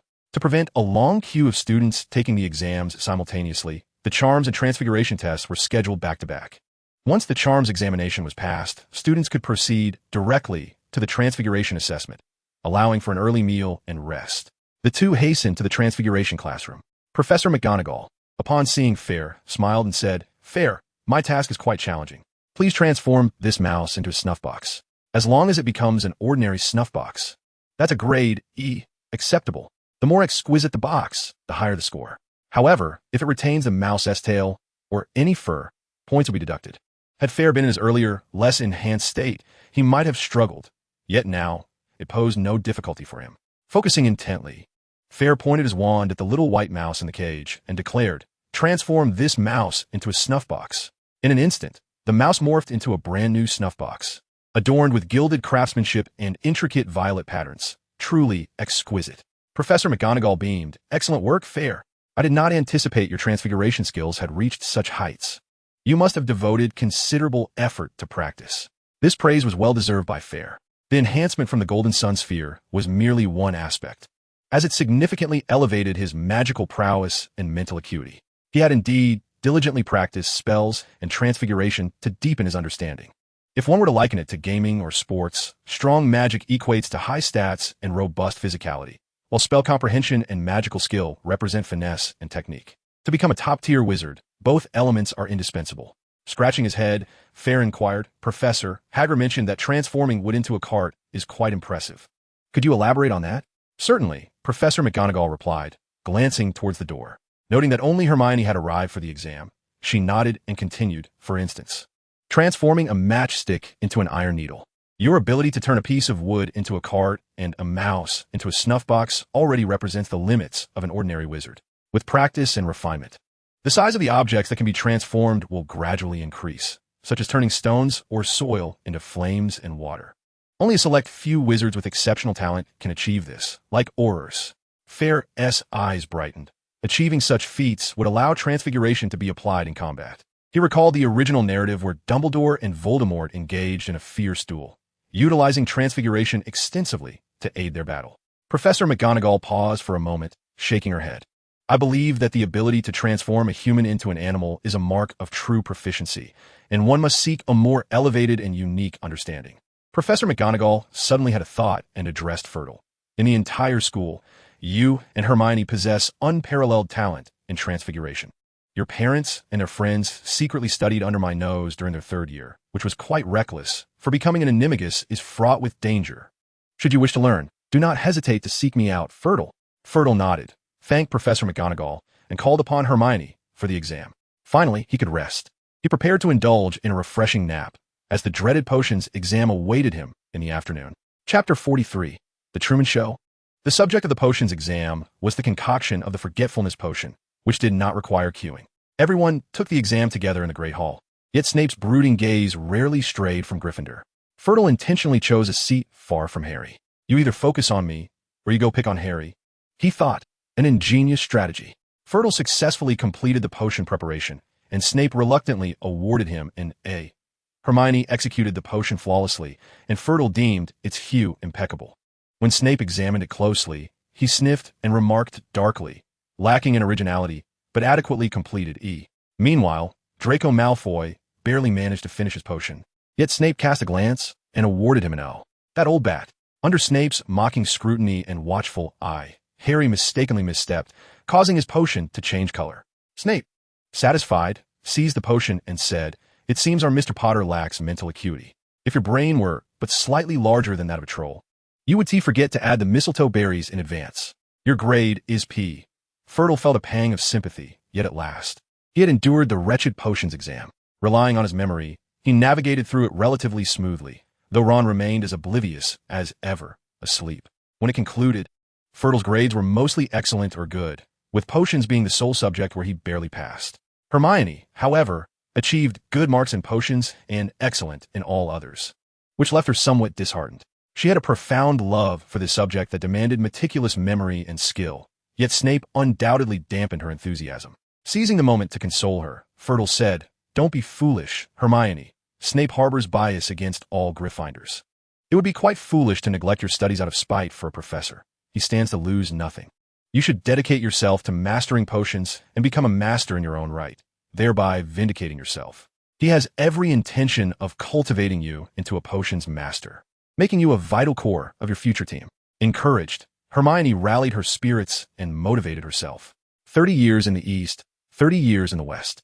Do not underestimate the impoverished young woman. After dinner, Hermione felt a pang of nostalgia for Pear and tentatively suggested, Shall we go see Pear again? I heard from Hagrid yesterday that it can already stand. Fertle replied. Ron was somewhat reluctant. After all, Dumbledore had issued a school rule prohibiting visits to the unicorn paddock. His hesitation stemmed primarily from a lingering fear of the unicorn's kick, leaving him only to gaze enviously from afar. Fear goaded him on, Ron. We are merely heading to Hagrid's hut, not the unicorn paddock. Whatever happened to the courage of a Gryffindor? Buck up and don't lose face. Now that you've ascended to Gryffindor, can you really endure this? It's just a unicorn. Come on. With a toss of his hair, Ron rose to his feet. But where is Harry? I haven't seen him since we finished the exams. Fayre chuckled softly, revealing that he had long since sent Harry to follow Snape and Quirrell. According to the original storyline, Quirrell might take action that very night. It was time to bring matters to a close. The unicorn was indeed a formidable magical creature. In just a week, Fayre had already recovered significantly. At that moment, she was voraciously munching on the beets in Hagrid's garden. Upon seeing Fayre and the others, Fayre approached, nudging Fayre's chest with her head. Fayre, you have come. Hagrid appeared, carrying a large bundle of hay, entirely unfazed by the school rule.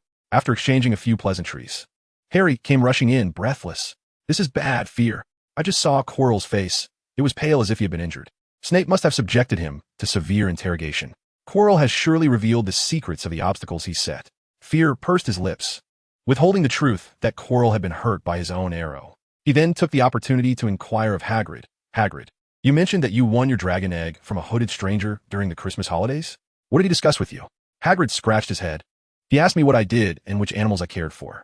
After that, I can't quite recall. He kept pouring me drinks. Oh, he said he didn't believe I could take care of a dragon, and I told him I could manage a three-headed dog just fine. Fayre pressed further. Was he particularly interested in Fluffy? Hagrid nodded, of course. How many people have seen a three-headed dog?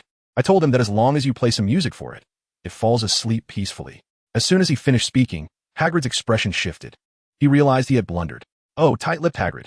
It wasn't just Hagrid whose demeanor changed. Harry, in a state of urgency, exclaimed, now Snape knows everything. What do we do? You are the leader, Fayre. We will follow your lead. Ron looked to Fayre for guidance. Fayre had one final question to validate and declared, we must seek out Dumbledore. The group hurried to the headmaster's office. Harry, having previously alerted Dumbledore, navigated the way with ease. The entrance to the office was through a staircase resembling a monstrous eagle. Fizzing Whizbee, Harry uttered the password. The staircase shifted, and they pushed open the door. Other than the numerous portraits of former headmasters adorning the walls, the room was devoid of life. Fayre then led them to Professor McGonagall. Professor, we need to see Headmaster Dumbledore. McGonagall, who was organizing the examination scores in the classroom, looked at them with a puzzled expression. What do you need to see the headmaster for? Harry exclaimed urgently. We have something of great importance. Professor McGonagall shook her head. I fear nothing is more significant than the Ministry of Magic's invitation. A moment ago, we received an urgent missive from the Ministry. The headmaster has departed for London. At this revelation, the faces of the group paled, even more so than Quirrell's. However, a smirk appeared on Fur's lips as his inquiries were resolved. Indeed, this was a test orchestrated by Dumbledore. How many matters could conceivably elude Dumbledore's notice at Hogwarts? Harry had already received a warning previously, and there was the incident with the slain unicorn a week ago. Dumbledore, not being a fool, must certainly be aware of the nefarious intentions aimed at the Philosopher's Stone. It was implausible that he could so easily fall for a diversionary tactic.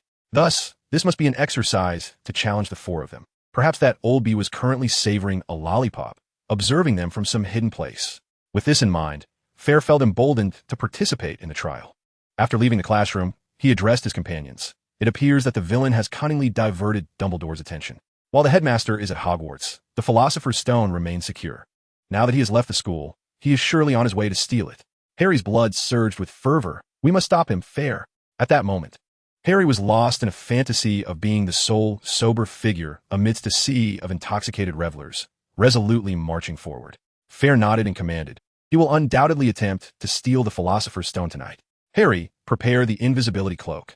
Ron, keep watching the corridor. Hermione, ready the healing potions. Tonight, we shall venture into the Forbidden Forest to seize the Philosopher's Stone. Chapter 44, The Challenge. At 10 o'clock midnight, Fayre and Hermione quietly awaited in the common room.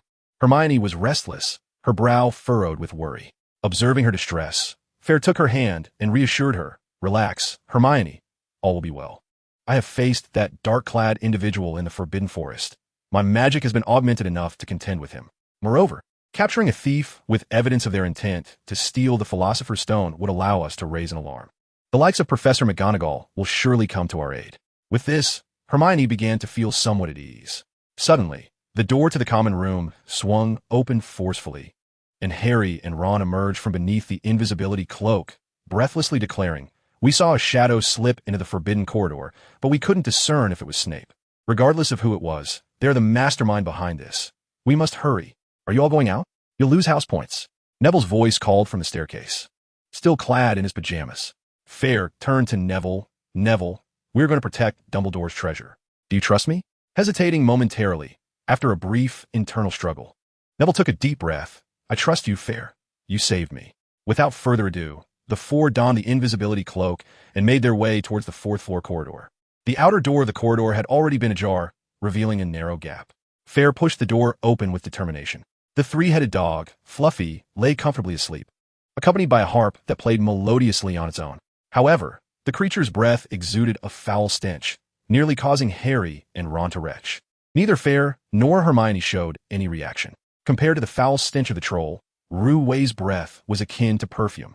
Harry, Ron, move Roué aside, Fayre commanded, pointing at the trapdoor beneath Roué's massive paw. The two exchanged glances. Ron swallowed hard, and together with Harry, they exerted all their strength to push the enormous claw away. Fayre forcefully lifted the trapdoor, revealing an impenetrable darkness below.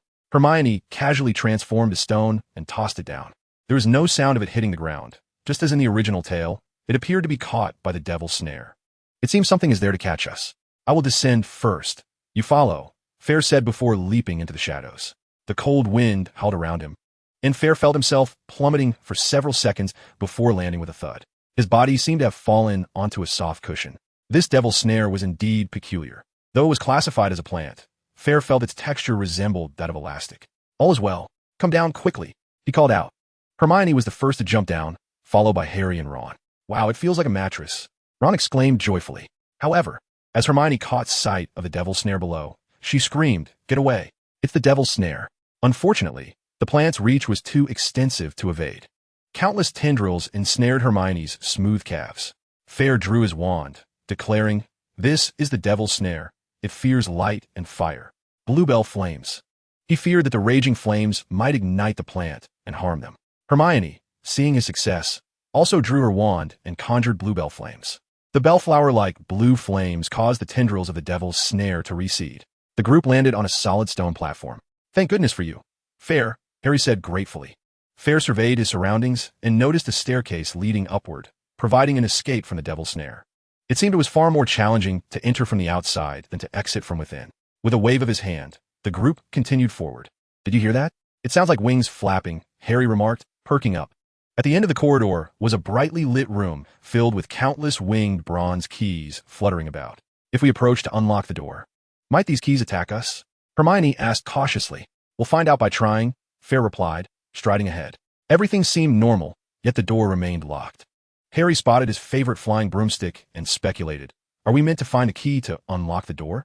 Hermione drew her wand and stated, "Time is of the essence. Let me try first." Alohomora. The lock showed no sign of response. "Step aside," Fayre urged the others, drawing his wand. Reducto. The wooden door instantly cracked with numerous fissures. However, in the next moment, it restored itself. It appeared that Professor Flitwick had cast a powerful protective spell on the door.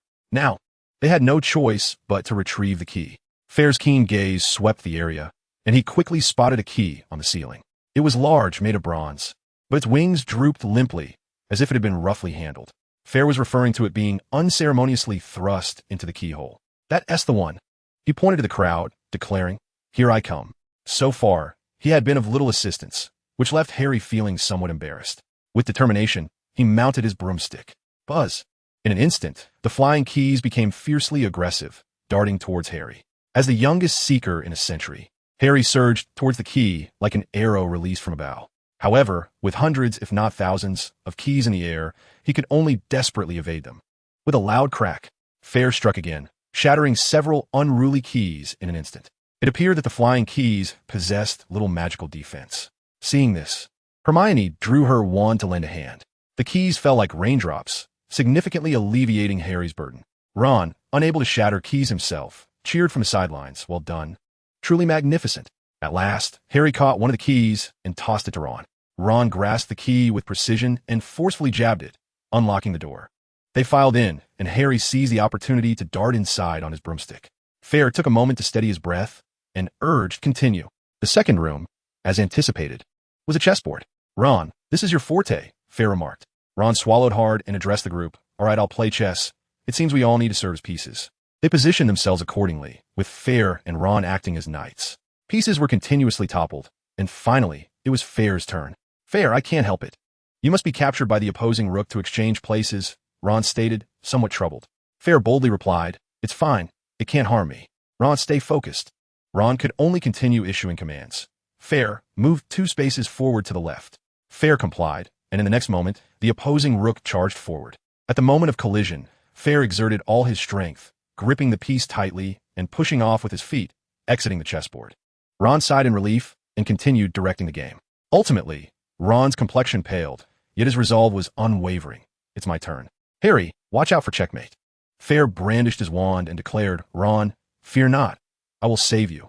Encouraged by Fayre's words, Ron stepped forward. The White Queen immediately lunged, raising her stone arm to strike brutally at Ron's head. With a crash, he was knocked to the ground. Fayre instantly cast a spell, a beam of white light shooting towards Ron, propelling him off the chessboard and away from the attack. Ouch! Ron yelped as he landed painfully. Harry, not wanting to dwell on the situation, swiftly moved 3 spaces to the left. Checkmate. The pieces bowed, clearing the path, and the locked door swung open automatically. Ron expressed his gratitude. Thank you, Fayre. Without you, I surely would have sustained a severe injury. Fayre waved his hand dismissively. Time was of the essence. They tidied themselves and pressed onward until they arrived at the next chamber. An unimaginable stench assaulted their senses, causing Harry and Ron to recoil instantly, tears welling in their eyes. Fayre and Hermione exchanged glances, with Hermione's expression reflecting deep unease. This familiar foul odor could be. Chapter 45, The Unexpected. In the spacious stone chamber, a colossal creature sat on the ground, shackled before the great door. In its grasp, it gnawed upon the flesh of an unknown beast. This giant was even larger than the one previously vanquished by Fayre. Its gray skin, as hard as granite, clearly exhibited remarkable magical resistance. However, both of its eyes were swollen, oozing dark crimson blood. It appeared that the last visitor had temporarily blinded it with a curse. This revelation took Fayre by surprise. Such a plot twist was absent from the films, and if it were present, the giant would surely be dead. Otherwise, Harry, Ron, and Hermione would not have been able to pass through. The butterfly effect of his actions had undeniably manifested. After being injured by a spell in the Forbidden Forest, Quirrell had become increasingly frantic. He had hastily blinded the giant and fled. But Fayre could not afford such a luxury. Firstly, the giant was locked before the door and could not be lured away. And secondly, their numbers rendered them less agile. Even with an invisibility cloak, it would be difficult for them to pass unnoticed. Thus, a direct confrontation was inevitable. Support me. Stay back, Fayre declared, drawing his wand as he charged forward. Flames roared. With practiced precision, he cast a fire spell, and the crimson fireball struck the giant's chest. Arg! This giant was far more formidable than the last. Yet Fayre was no longer the same individual he once was. The giant let out a pained howl, its bloodshot eyes wide open, a terrifying sight. The skin on its chest was scorched and blackened from the impact of the fireball. The successive assaults sent the giant into a frenzy, its body thrashing as the chains binding its neck rattled ominously. This is bad, Fayre thought, fearing the giant might break free and unleash indiscriminate havoc. He had no choice but to approach the giant's striking range. Adhesive bubbles. Hermione flicked her wand, summoning several white bubbles that floated toward the creature. The giant's massive wooden club whistled through the air as it swung fiercely at Fayre. With a vigorous roll, Fayre narrowly evaded the blow. Wingardium Leviosa. Harry and Ron arrived just in time, using the levitation spell to hurl stones and broken wood at the giant, distracting its attention. The white bubbles soon reached the giant, exploding upon contact, covering its body in a thick layer of white glue, significantly hindering its movements. Now's our chance. Severing Charm. Fayre swiftly cast the cutting spell, effortlessly shattering the wooden club into countless splinters. The giant paused, lifting the remnants of its weapon, bewildered by its sudden disappearance. Fayre, seizing the moment, aimed his wand at the giant's eyes. Arrows arise. 2 ethereal arrows shot forth, piercing the giant's eyes with precision, embedding 2 inches deep. The beast emitted a heart-wrenching wail. A grievous blow inflicted, blood of various hues flowed freely. Firework butterflies. 2 fiery red butterflies materialized, darting directly toward the giant's gaping maw. Boom! Boom! 2 muffled thuds resonated, and the giant stood rigid, momentarily stunned. The colossal figure collapsed, falling silent.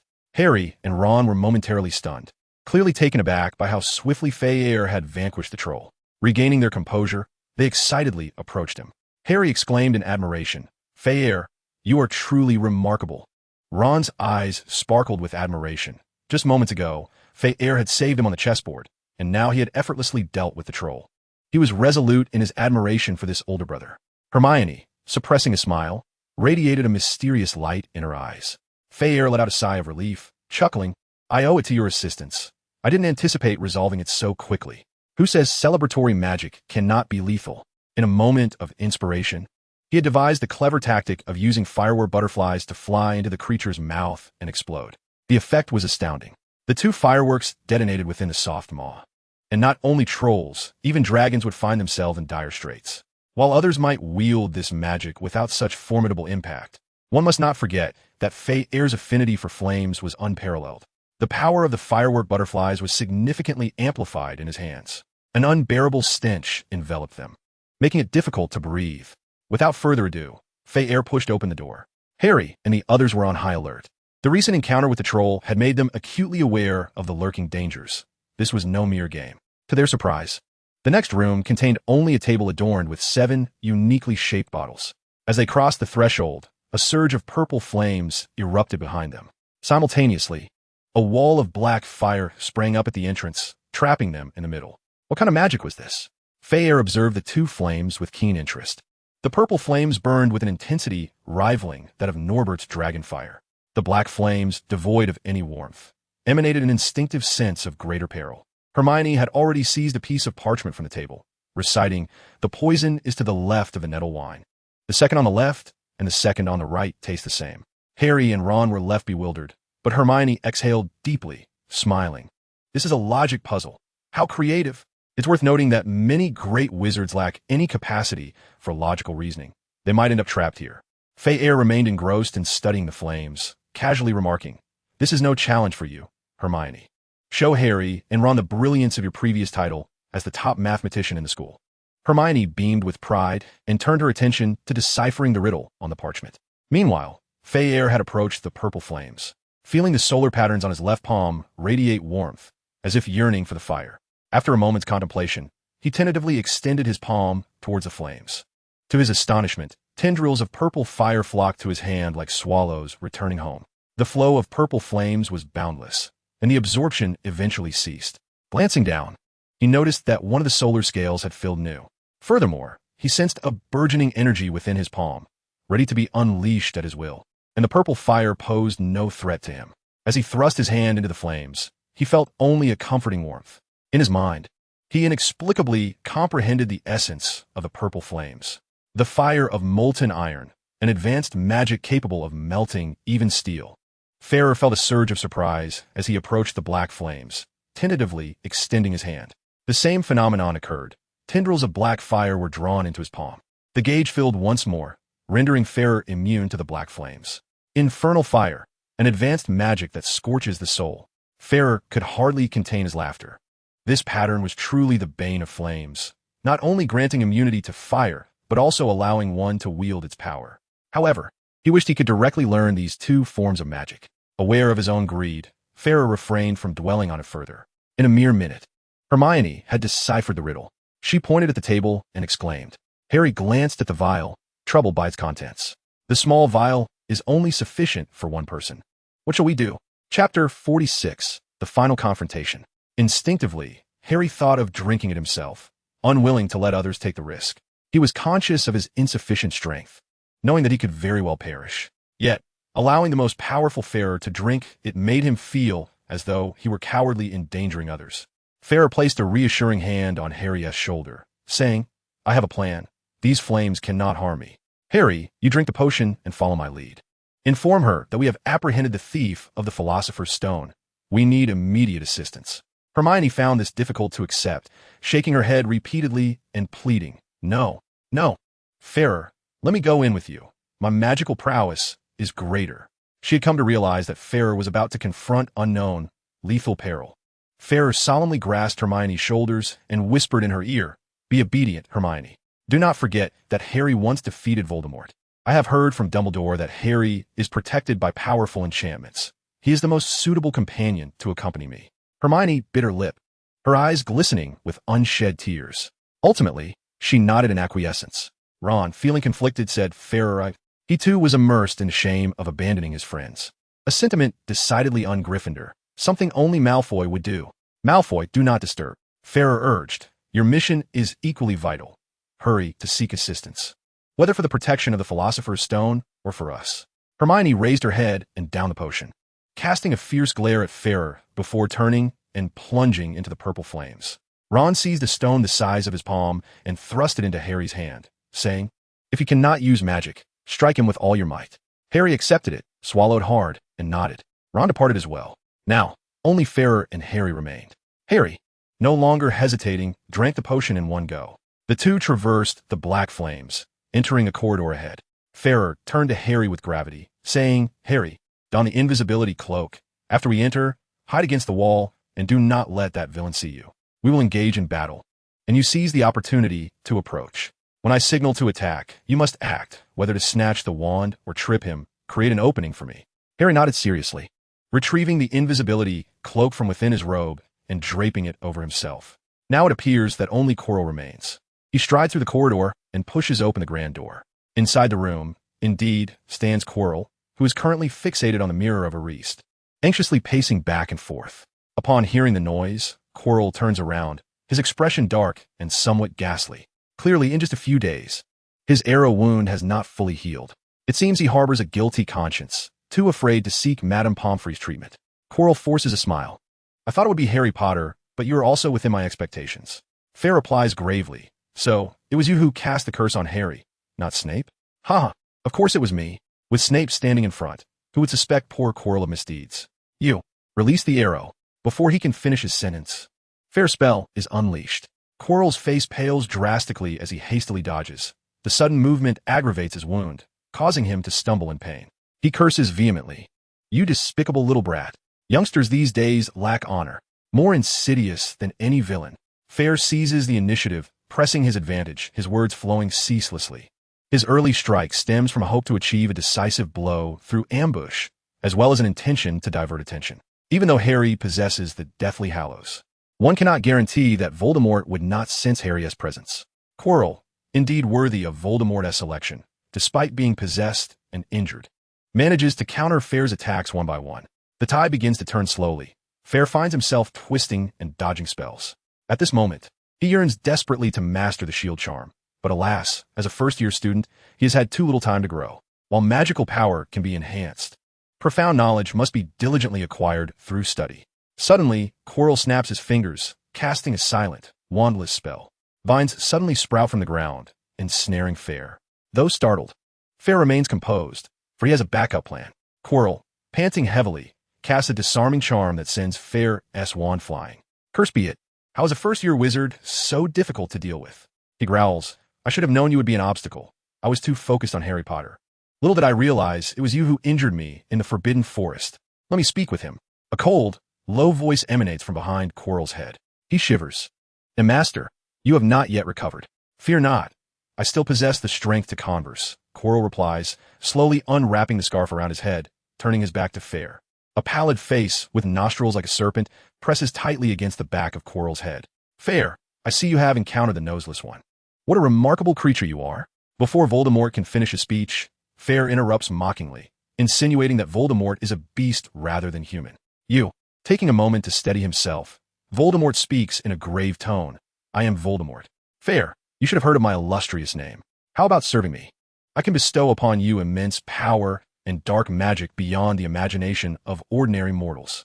As he speaks, Fayre feels a chilling presence infiltrating his mind. Uncertain whether it was a spell for seizing thoughts or a soul-sucking curse, a surge of warmth emanated from the solar patterns on his left hand, dispelling the chill of the surroundings. Fayre stared intently at him, declaring, My parents were murdered by Death Eaters, Voldemort. Voldemort's voice grew even colder. What a pity, Fayre. You are truly exceptional. If you wish to survive, it would be wise to divulge the secrets of this mirror and the whereabouts of the Philosopher's Stone. Please, do not kill me. Take me before the mirror, and I shall attempt to retrieve the stone, Fayre pleaded pitifully. Chillo turned, seizing Fayre by the collar with his left hand, dragging him forward. Make your move. At that moment, both Chillo and Voldemort were at their most distracted. Fayre suddenly shouted, unleashing a burst of violet flames from his left hand. Fearing that Chillo's potion would render him immune to black flames, he opted for the purple fire. Instantly, the flames enveloped Fayre entirely, cascading onto Chillo's left hand. Ah! Chillo screamed as his hand was instantly incinerated, revealing stark white bone beneath. Meanwhile, Harry, unable to contain himself any longer, hurled a large stone that struck Chillo squarely at the back of his head, precisely hitting Voldemort's forehead. Chillo's vision blurred, and his mind went foggy. Harry lunged forward, colliding with Chillo's midsection. Chillo immediately felt a loss of sensation below his waist, collapsing to the ground. Bubbles began to form across his body, and the excruciating pain rendered him delirious. The vines entangling Fayre were reduced to ash, and he sprang up, summoning all his strength for a powerful kick. Crack! The sound echoed. Whether it was the snap of a neck or the shattering of a skull, Chillo fell silent. One of his hands was left in charred remains, his body covered in blisters, and his neck grotesquely tilted. Poor Chillo met a far more gruesome end than in his previous life. This death, though unsettling for Fayre, who was killing for the first time, was overshadowed by the satisfaction of avenging his enemies, Voldemort and his Death Eaters. The thrill of battle was exhilarating. Harry, still shaken, gazed at Chillo and asked Fayre, Is he dead? Perhaps, Fayre gasped. However, in the next moment, a dark mist rose from Chillo, revealing a vaguely defined face. Voldemort's soul. Ah! Voldemort emitted a high-pitched shriek, rushing towards Fayre in an instant. Ha! Fayre scoffed, lifting his left hand as black flames surged forth. Chillo drank the antidote. You, Voldemort, as a mere soul, have not.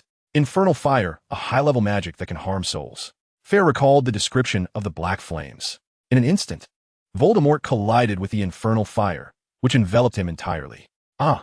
Voldemort screeched as if his tail had been stepped on. A plume of dark mist erupted, extinguishing the flames, leaving Voldemort's soul in a semi-transparent state. I will not spare you. Voldemort uttered a menacing declaration and swiftly soared toward the door, vanishing in the blink of an eye. Fayre did not attempt to intervene. As long as the Horcruxes remained intact, Voldemort could never be vanquished. A series of unforeseen events left Harry momentarily stunned until, 2 minutes later, the sound of hurried footsteps echoed in the room. Hermione and Ron, accompanied by Professor McGonagall and Dumbledore, entered. Oh my goodness! Exclaimed Professor McGonagall, immediately spotting Quirrell lying on the ground, clutching his chest. Hermione rushed over and embraced Fayre, her eyes glistening with tears. Thank goodness, Fayre. Fayre held Hermione close, gently patting her shoulder with a reassuring smile. It's all right, Hermione, it's over. Dumbledore blinked and glanced at the two. Fayre rolled his eyes. All right, is this how we're playing it? The night wore on as they finally wrapped up the affairs. In the headmaster's office, Fayre, Harry, and Dumbledore sat in a circle. Harry, perplexed, inquired, Headmaster, why did Quirrell develop blisters upon encountering me? Dumbledore replied calmly, if there's one thing Voldemort fails to comprehend, it is love. Harry, your mother's sacrifice inadvertently triggered an ancient protective magic, leaving you with a mark. Quirrell's soul is too malevolent. Encountering such a beautiful force causes him unbearable anguish. Fayre pondered, the power of love? Headmaster, what sort of power is this? Dumbledore shook his head. It is an elusive force, the highest form of willpower. Its amplification of magic far surpasses the negative emotions such as hatred and anger demanded by dark magic, making it inherently more challenging to wield. After exchanging a few more words, Dumbledore began to usher them out. Finally, Fayre asked, so, Headmaster, what shall we do with the Philosopher's Stone? Dumbledore blinked. Fayre, Harry, for a wise wizard, death is merely the beginning of a new journey. Therefore, after conferring with Nicholas Flamel, we have decided to destroy the Philosopher's Stone. Fayre chuckled. Old B, I trust you as far as I can throw you. It is well known that secrets at Hogwarts travel swiftly. Thus, within just 3 days, the entire school was aware of Fayre leading a group to triumph over Quirrell, safeguarding the headmaster's treasure. Harry and Ron animatedly engaged with the throng surrounding them, with Ron vocally recounting their encounters with numerous challenges and extolling Fayre's bravery. Each day, Fur's dining table was adorned with a multitude of gifts. Hermione thoughtfully organized Fur's presents, inadvertently discarding several fragrant letters. On the final day of their first year at school, the group visited the unicorn pair. Hagrid, filled with regret, choked out, I shall never drink again, nor shall I raise dragons. I should be expelled, oh. The others consoled him until he calmed down after a while. Pear now boasted a lustrous coat and appeared vibrant, clearly having healed. Hagrid scratched his head in confusion. Hermione smiled as she stroked Pear, saying, Are you bidding us farewell? Pear gently nodded and began to walk toward the Forbidden Forest. Several individuals accompanied me to the entrance of the forbidden forest before coming to a halt. We shall meet again, Fayre remarked with a smile. Just one visit to the forbidden forest is hardly sufficient. There will be ample opportunities to reunite in the future. Fayre, reluctant to leave, cast a few glances at Fayre before galloping away, swiftly vanishing from sight. Thus, only the banquet remained. As night enveloped Hogwarts Castle, it radiated with brilliant lights.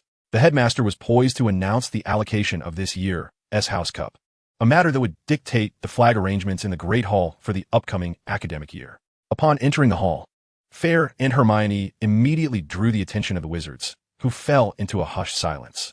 After a brief pause, an uproar of enthusiastic chatter erupted. Ignoring the multitude of gazes upon them, Fayre settled comfortably into his seat.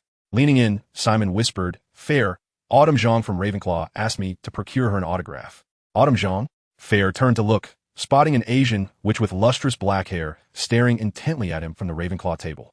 Upon noticing Fayre's gaze, Autumn immediately lowered her head, her cheeks flushed. At this moment, Autumn was likely a second-year student, 1 year senior to Fayre and his companions. "Is that her?" Fayre subtly gestured in her direction. Simon nodded affirmatively. "Indeed, she is quite lovely." Autumn's appearance surpassed Fayre's recollections from the films. Her dark hair framed a delicate face with bright, expressive eyes. Yet that was the extent of it. Fayre found himself puzzled by Simon's seemingly stereotypical appreciation of Asian beauty. To Fayre, she merely seemed to embody the essence of a charming young lady. Fayre accepted Simon's notebook and quill, inscribing his name before handing it back. Turning to Hermione, he requested, "Hermione, would you be so kind as to fetch me a glass of orange juice?" "Get yourself," as Hermione pouted while retrieving the juice for Fayre. Dumbledore stood to address the assembly. "Students, another year has passed, and it is once again time to award the House Cup." Fayre crossed his legs, not out of disdain for the other houses, but rather because he believed that, given his contributions, the House Cup was rightfully his. It would be the greatest injustice not to receive it. Malfoy shot a provocative glance in Fayre's direction. "Is defeating Quirrell such an impressive feat? What protecting the treasure? We are ahead by 100 points. If you can best me by 100 points today, I shall eat this table on the spot." However, Chapter 48. Astonishing changes unfolded as Dumbledore calmly continued. Nevertheless, recent events have necessitated the awarding of additional points. Malfoy's expression stiffened. Miss Hermione Granger, with her calm reasoning in the face of danger, shall receive an award of 20 points for Gryffindor. Dumbledore granted 20 points to Hermione and Ron, then added, "Harry Potter, who bravely contended against evil, must be acknowledged. Remember, the most precious quality is the courage to fight even in the face of certain defeat. Therefore, I award 50 points to Gryffindor." The audience erupted into applause, their eyes gleaming with hope. Could it be? Unexpectedly, Dumbledore continued, "Mr. Neville Longbottom, who demonstrated discernment and independent thought without hindering action, shall receive 10 points. Neville appeared somewhat lost in thought. From childhood to adulthood, no one had ever rewarded him in such a manner. He believed he excelled at nothing. A surge of tumultuous emotions spread within his chest. To Fayre's surprise, Neville had bravely intervened to stop the crowd, earning himself 10 points.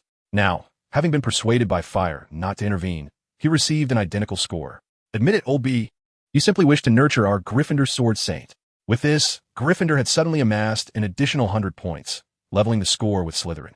However, the crowd understood that it was not yet over. The hall fell silent. All eyes turned towards Fayre. "Mr. Fire Heggs, courageous and undaunted, has vanquished evil and safeguarded the treasure. For this, I shall reward him 100 points. If memory serves, it is time to change the banners in the hall." With a wave of his hand, Dumbledore transformed the green serpent flag of Slytherin into the lion banner of Gryffindor. Huzzah! The hall erupted in joyous uproar, with all houses, except Slytherin, cheering. The cheers from Ravenclaw and Hufflepuff were no less fervent than those from Gryffindor. As long as it wasn't Slytherin, everyone rejoiced. Countless individuals expressed their gratitude to the few. Malfoy's countenance fluctuated between crimson and emerald, a spectacle to behold. No. Early the next morning, the report cards appeared at Fayre's bedside. Hogwarts grades are calculated in total scores. Hermione, predictably, claimed the top spot in the year. Harry and Ron performed admirably under Hermione's guidance. Neville's herbology scores were commendable, significantly compensating for the points lost in potions. As for Fayre, despite not dedicating much effort to certain subjects, his total score still placed him 10th in the year. Before departure, everyone's spirits soared. Fayre descended the staircase with his suitcase. which had grown heavier with the accumulation of a semester's worth of belongings. He had donned a muggle short-sleeved t-shirt in advance to avoid the hassle of changing on the train. Although the temperatures in England during summer were not excessively high, and one could wear wizarding robes at school, it certainly felt much cooler and more comfortable now. Cool. Fire, is that muggle clothing? How fascinating. Ron exclaimed as he was about to exit and caught sight of Fire. He had seen his father's suit, but had never encountered such a novel short-sleeved t-shirt. Fire chuckled. I can send you a few in the future. Who knows, perhaps this will become fashionable in the wizarding world as well. After all, even the Ministry of Magic has begun wearing muggle suits. They exchanged a few more words before Ron hurried off, eager to secure a good seat. Fire found it peculiar that Hermione had not yet emerged, as she typically waited for him. Help me, Hermione, he called out. Hermione struggled with her suitcase as she reached the top of the stairs. Fire rushed up to assist her, but forgot that the staircase had been enchanted. As soon as he stepped on it, it transformed into a slide. He felt as if he were gliding down a slick surface. Well, now Fire had experienced the thrill of daring to enter the girls' dormitory. Fortunately, Hermione seized the opportunity and pushed her suitcase onto the slide, allowing it to descend smoothly to the ground. As Fire lifted Hermione's suitcase, he was taken aback by its weight, exclaiming, Hermione, how much have you packed? To understand, this suitcase has been enchanted with a weightless expansion charm, among others. Although its quality is rather ordinary and not particularly high-end, it is certainly manageable for a young witch. Well, it likely contains over 60, perhaps even 70 or 80 books, Hermione admitted bashfully. All right then, Fayre conceded, as he had merely brought along a pitiful collection of a dozen spell books. As they paused, Fayre took a moment to appreciate Hermione's attire. Today, she wore a knee-length white short-sleeved dress, her hair styled in a ponytail secured with a butterfly hairpin gifted by Fayre. On her feet were flat sandals, revealing her fair insteps and delicate pink toes. Quite beautiful, Fayre thought unexpectedly. The two made their way outside. Taking a longer route would be exhausting. So Fayre and Hermione decided to depart via the small boat on the Black Lake. Hermione brushed her hand across the cool water surface and playfully flicked droplets towards Fayre. He tilted his head to evade them, laughing. There will be chances in the future. Perhaps there would even be opportunities for an adventurous plunge, Fayre mused, recalling the events of the Goblet of Fire. Eventually, they boarded the train, which sped towards King S. Cross Station. They queued in line, colliding with the wall in a familiar manner, as an emaciated old guard recited well-known words. Fayre and Hermione navigated through with practiced ease, stepping outside to find a throng of young wizards' parents waiting. Goodbye, Fayre. I shall write to you during the holidays. Their classmates greeted him as they passed. You're still as famous as ever, Hermione remarked, only to spot Mr. and Mrs. Granger, waving joyfully at them. Back home, everything seemed as usual, with everyone chatting and laughing on the sofa. My goodness, you've both grown so much in just 6 months, and your voices have changed a bit too, Mrs. Granger exclaimed, covering her mouth in surprise. Fayre had not noticed, as he spoke with them daily. However, Mrs. Granger, having not seen them in half a year, observed their voices had entered a new phase. Hermione exclaimed, Indeed, Fayre, your voice has become somewhat hoarse. Mr. Granger chuckled. It's quite normal. Children of this age change daily. Our Hermione is becoming more beautiful, though her front teeth seem larger. Mom, stop it in truth, as Mr. Granger had noted. Fayre's voice had indeed grown deeper and more resonant in just half a month. What vexed Fayre was that, unlike him, Hermione's voice as a girl had not turned hoarse. Instead, it had transformed from slightly shrill to a more melodious and pleasing tone. Nevertheless, Fayre had more pressing matters on his mind. His encounters with Quirrell had made him realize there was still much to learn. His magical prowess was advancing rapidly, yet his spell knowledge had not kept pace. Had he mastered the shield charm, he would not have needed to dodge and find himself in a reactive position. In Fayre's view, physical evasion should be a last resort in dire situations, not a standard practice. He was like a sponge, absorbing a vast amount of knowledge. What delighted him further was that the sun's pattern on his left hand was finally close to being fully illuminated. Chapter 49, The Blessing of the Sun. In the Granger household, in Fayre's room on the second floor, he sighed in relief as he observed the sun's pattern nearing completion.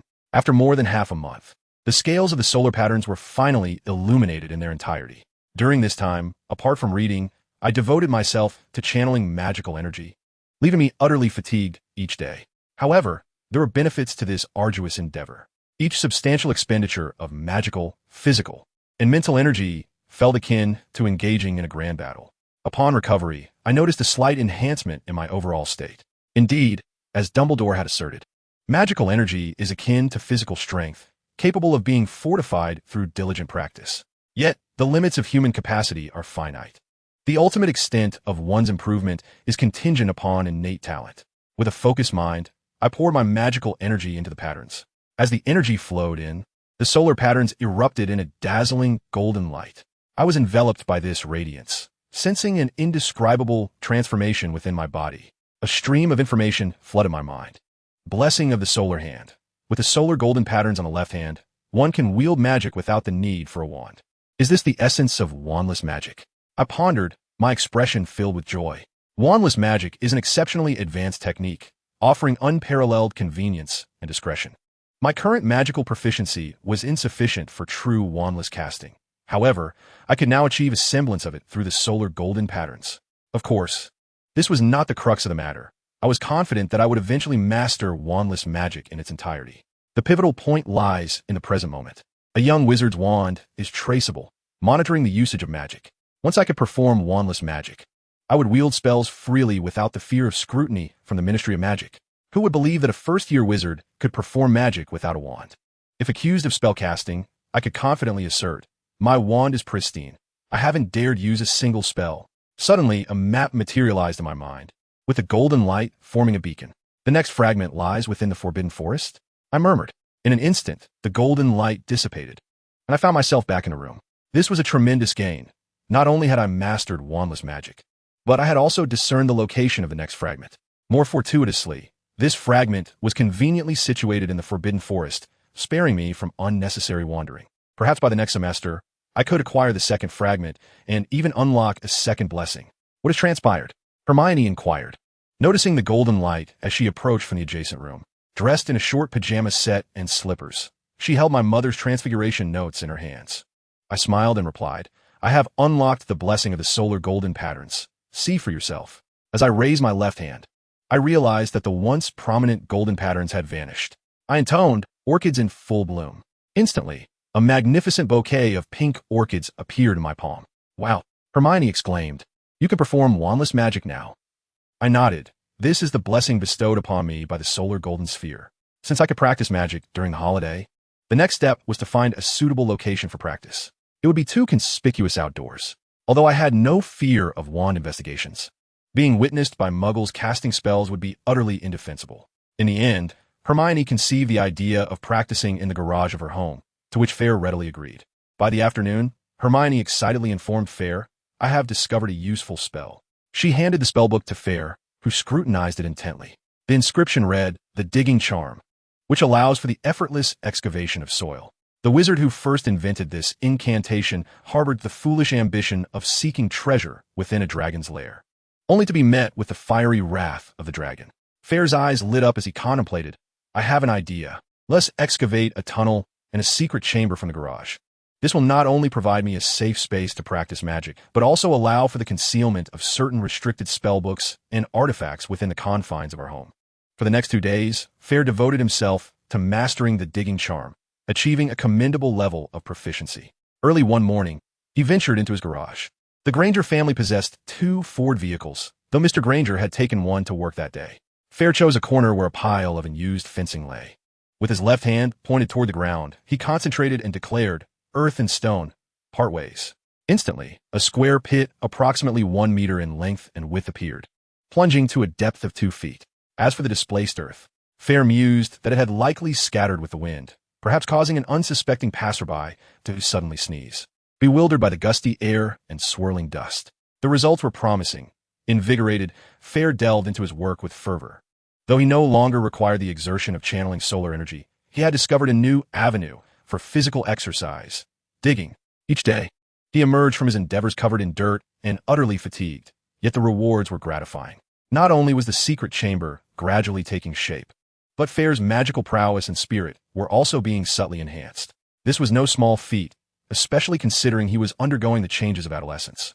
With Fayre's innate abilities and physique maturing at an accelerated pace, even the slightest advancement during this critical growth period would yield significant benefits in the future. One day, brimming with excitement, Fayre summoned Hermione to showcase his achievements. Below the 1 meter square opening lay a staircase constructed from stones, leading outward from the garage. After all, should a vehicle be parked above, it could lead to a collapse. Once they descended, they found themselves in a chamber larger than the garage itself, furnished with several makeshift wooden tables adorned with oil lamps and candles. Fayre proudly gestured toward two wooden stumps reaching up to the ceiling, exclaiming, "I consulted some architectural texts. Behold, these two trunks serve as load-bearing columns." Hermione rolled her eyes, bemused by Fayre's enthusiasm over such a rudimentary space, likening him to a childlike father. She could not fathom why Mr. Granger so often took his fishing rod to the river, even when he frequently returned empty-handed, yet found joy in the endeavor. With a resigned sigh, Hermione remarked, "Well then, you can practice magic here. I must go and prepare for my astronomy lesson. You invest far too much energy in these trivial pursuits." Fayre shook his head. Hermione possesses an extraordinary memory, yet she insists on perusing an astronomy textbook repeatedly, a practice that truly perplexes Phil, who deems it a waste of time. However, he refrains from urging her to abandon this habit, as there remains ample time. The paramount focus now is on practicing spells. Over the past month, he has successfully memorized numerous intermediate and advanced incantations. All that remains is practical application. The golden markings on his left hand shimmer incessantly as he declares, Protego. Chapter 50. Enhancement of Power and Strategy. In mid-August, on a Saturday, the weather grew increasingly sweltering. Protego. In the dimly lit chamber of the Granger household, Phil sweated profusely as he practiced his spells. With the incantation uttered, an invisible shield of light enveloped him. Wiping the perspiration from his brow, he nodded in satisfaction, murmuring to himself, "I have essentially mastered the fundamental spells. In terms of strength, I should far surpass the average graduate. However, I still fall short of reaching the proficiency of an ordinary professor. It is well known that the disparity among adult wizards is greater than that between humans and pigs. Thus, categorizing wizards into levels based on their approximate abilities proves quite essential, if only to provide Phil with a sense of clarity. He has delineated 5 tiers of wizardry according to his understanding. Ordinary students' abilities are naturally categorized by year, with 7 grades representing 7 minor tiers. The typical 7th-year graduate is the pinnacle for most wizards, denoting the common adult wizard. This constitutes the first major tier. After all, many wizards cease practicing magic post-graduation, their powers diminishing rather than advancing. Those with exceptional talent who diligently study may indeed transcend levels, which is why Phil considers only the average standard. The second tier is that of the ordinary professor, signifying a wizard who excels in a specific domain, possessing the qualifications to instruct students. Phil's abilities may now suffice, yet his knowledge of magic still requires refinement. The third tier encompasses the ordinary auror. Distinguished graduates undergo 3 years of specialized training under the Ministry of Magic before they can officially become aurors. Each auror is synonymous with formidable strength. The fourth tier represents the elite aurors, including renowned figures from the original narrative, such as Kingsley, the Prime Minister's bodyguard, or Sirius and Remus, who are esteemed members of the Order of the Phoenix. The highest tier is that of the top wizards, including Professors McGonagall, Flitwick, and Snape. As for the realm beyond this, Phil believes further categorization is unnecessary. For centuries, only 3 names have reigned supreme: Dumbledore, Voldemort, and the former Grindelwald. They are universally acknowledged as legendary wizards, a fact well known to all. Phil, a letter from Hogwarts has arrived. Just as he was lost in thought, Hermione's melodious voice echoed from the entrance. "It's here." Phil perked up, casually waving his hand to extinguish the surrounding candles. In the living room, Hermione read aloud from the letter. There are many new books we will need." Hermione exclaimed in surprise, listing titles such as Standard Spellbook Level 2 by Miranda Goshawk, Break with the Banshee by Gilderoy Lockhart, and Traveling with Trolls by Gilderoy Lockhart. Phil furrowed his brow. How could he have forgotten about that insipid author? In the original work, he is indeed a shameless charlatan, who has gained fame by appropriating the adventurous tales of others through a spell of forgetfulness. Hermione mused. This Gilderoy Lockhart must be a remarkable adventurer to have authored so many books. Once I purchase them, I shall read them thoroughly. Fayre felt an indescribable discomfort and remarked to Hermione, "When did you become so naive? Did you genuinely believe that the author of Robinson Crusoe survived on an island?" Hermione blinked in confusion and replied, "Isn't that the case?" Goodness. Fayre realized that Hermione had a rather mechanical faith in literature. He had previously thought her love for books was merely a passion. After turning 8, he had ceased to believe in such tales. No wonder Hermione idolized Lockhart in the original story. Fayre sighed, "Of course not, Hermione. They're simply novelists, fabricating captivating stories to sell books. Clearly, Gilderoy Lockhart is merely an eloquent storyteller.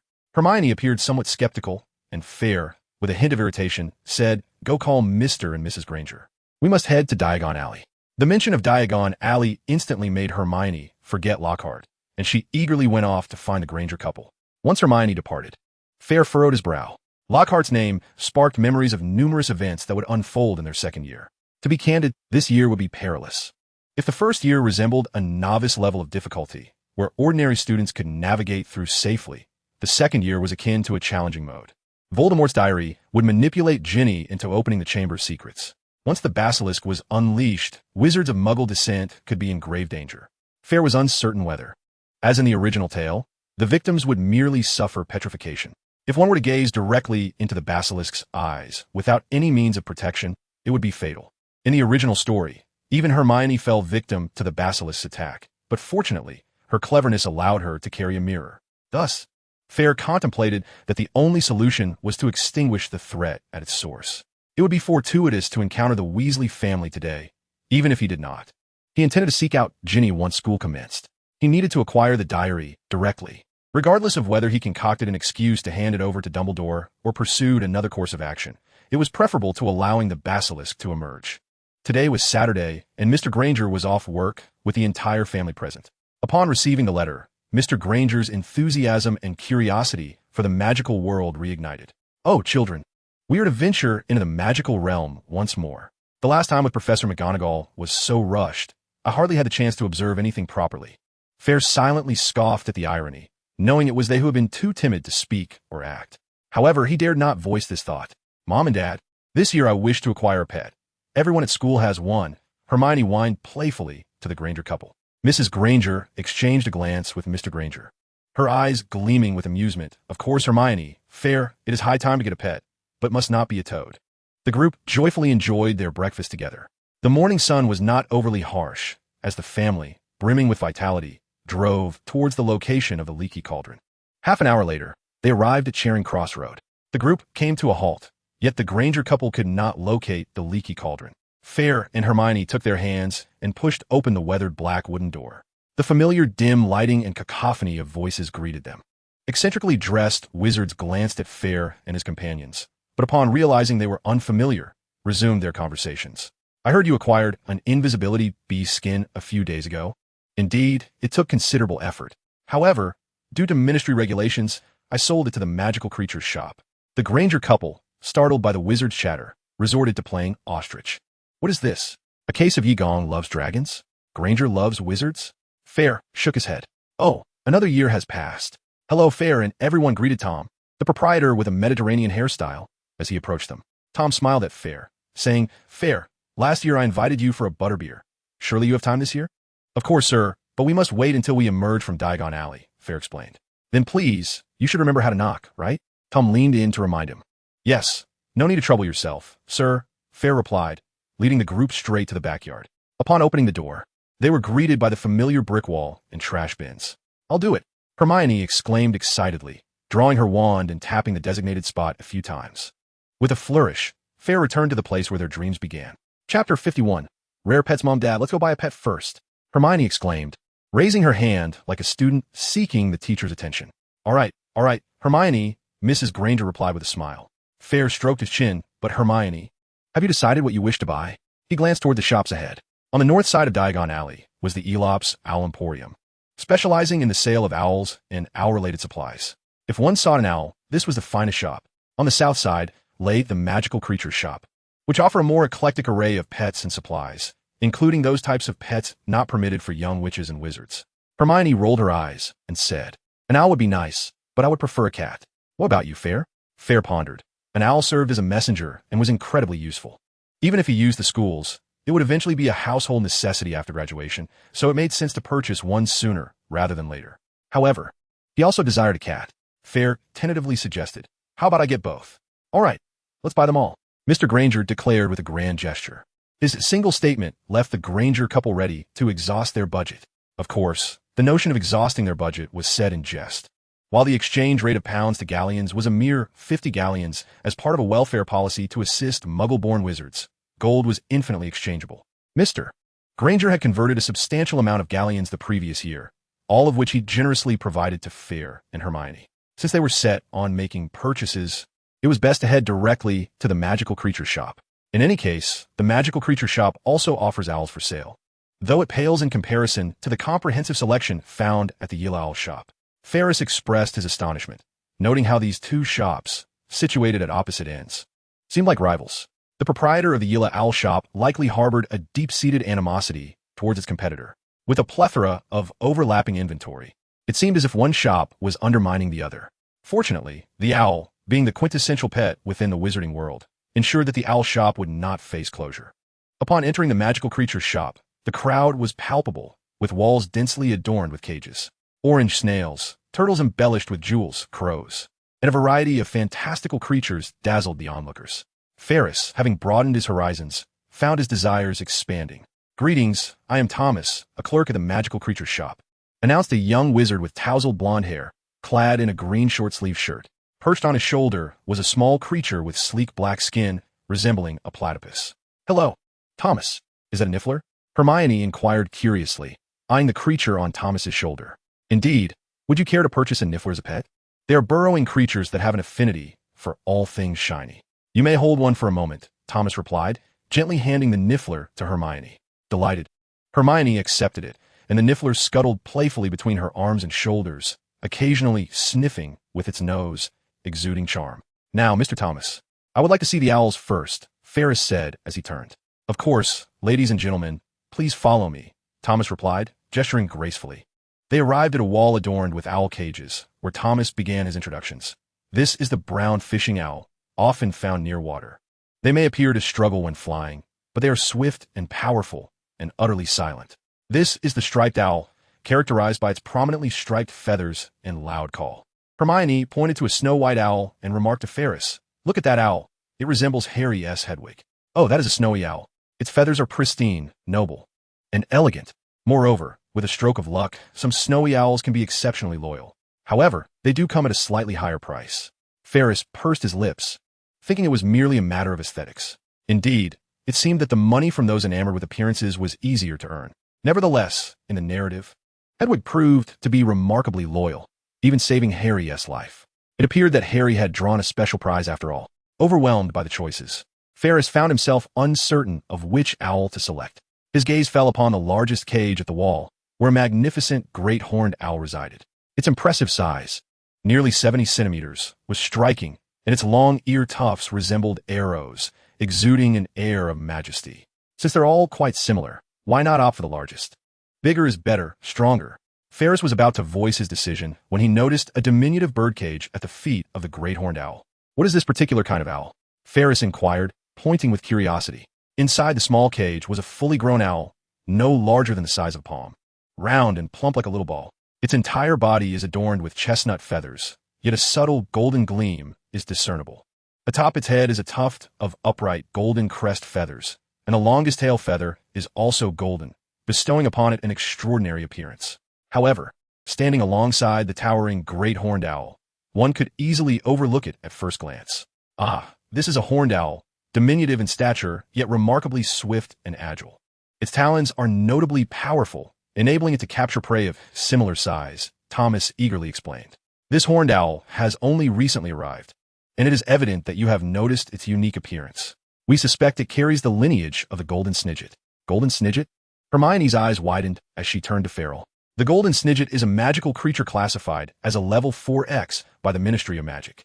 Its rarity is not due to its danger, but rather its preciousness. It is said that in bygone days, Quidditch seekers were trained to catch Golden Snidgets. But due to conservation policies, the Golden Snitch was subsequently adopted instead. Thomas marveled. It appears this lady possesses considerable knowledge about the Golden Snidget, so I need not elaborate further. However, rest assured, while the Golden Snidget is a protected species, owls of its lineage are permissible for trade. Farrell's eyes brightened. Though larger is often better, the small ones are quite charming too. "I shall take it," he declared decisively. Thomas beamed even brighter. "Certainly, sir. However," he rubbed his hands together, "the hybrid breeding of Golden Snidgets and owls is quite rare. It may take years to produce even one. Frankly, this is the first time I have encountered an owl with Golden Snidget blood. Thus, its price is rather steep. A common owl typically costs 10 galleons, but this one," he hesitated, "is priced at 100 galleons." Farrell and Hermione exchanged glances, both taken aback. To be candid, that price was not just high. It was exorbitant. One must consider the purchasing power of a galleon, which is exceedingly high. The average wizard's daily life rarely requires galleons. A copy of the Daily Prophet costs merely 5 nuts, while the finest potion ingredient, dragon liver, sells for only 16 sickles per ounce. Calculating that, 1 kilogram amounts to merely 30 galleons. Farrell's mind raced as he turned to Mrs. Granger. She understood his intent and stepped forward. "Is your owl made of gold for its flesh or its feathers?"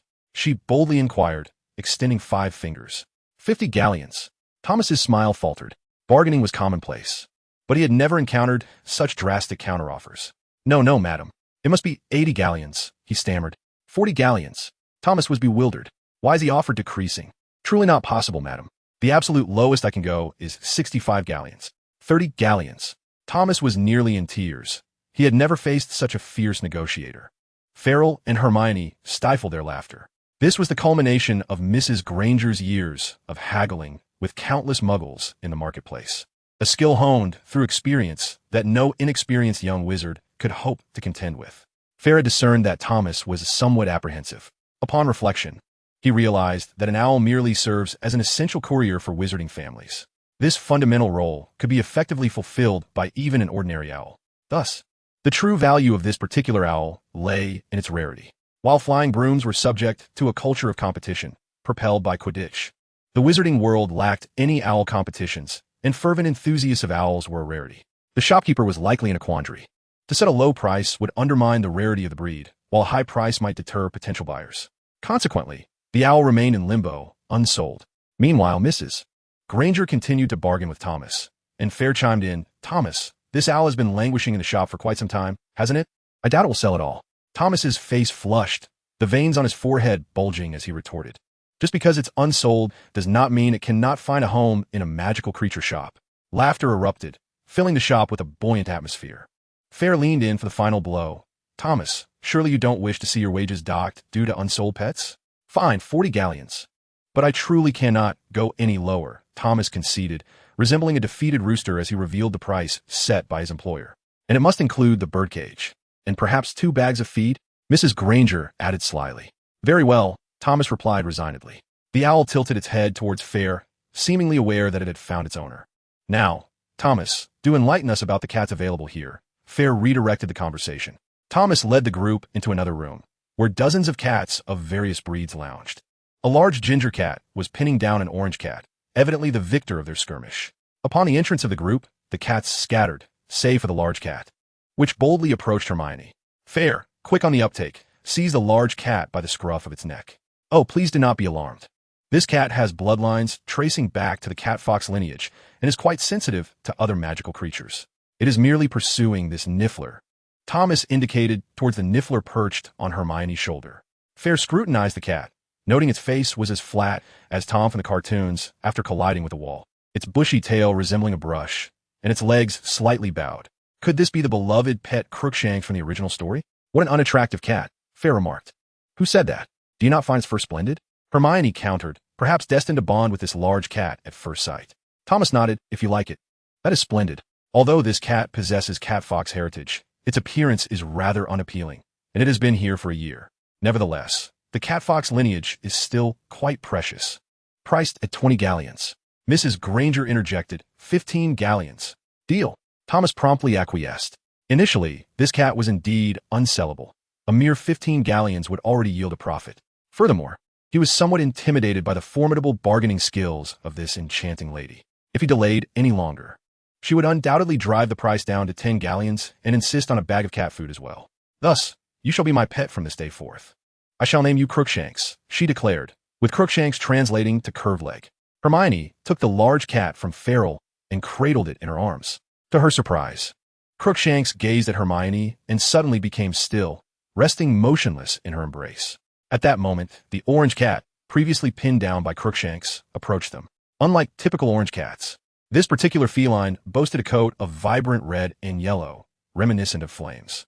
It was an orange cat, perhaps possessing a rare lineage, albeit faint. Aside from its fiery fur, it was unremarkable. It frequently fought with the cat of the catkin lineage, but was always defeated. Thomas explained, "Meow." The orange cat lifted its head to gaze at Crookshanks, emitting a soft meow. Fayre observed with amusement and said to Hermione, "Let us see how Crookshanks fares." Upon setting Crookshanks down, the orange cat immediately engaged in a playful tussle with him. Within mere minutes, Crookshanks had subdued the orange cat. Fayre crouched down to inspect the two felines. Crookshanks was a male, while the orange cat was a female. Case solved. This is no mere fight.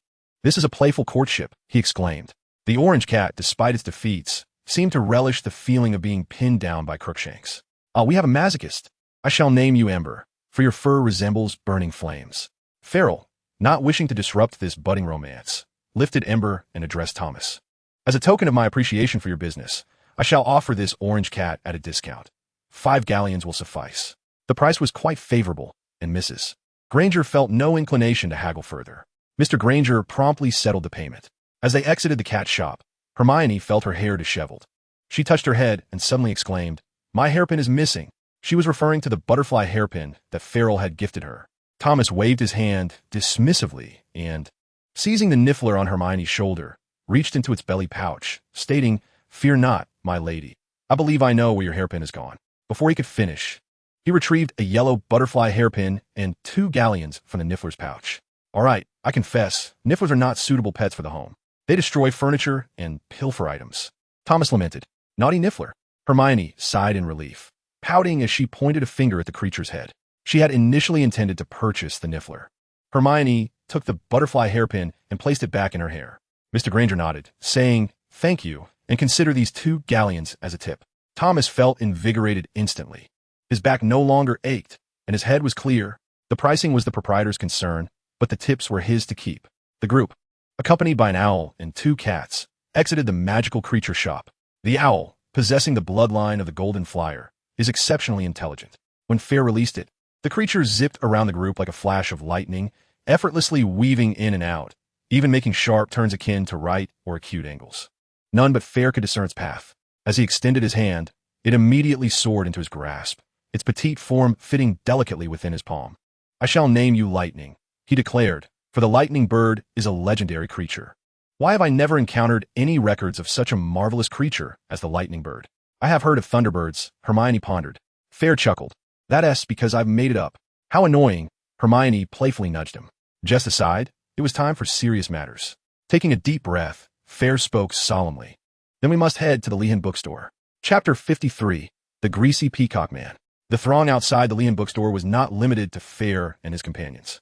Upon arrival, Fayre observed a sizable crowd, predominantly middle-aged women, gathered at the entrance.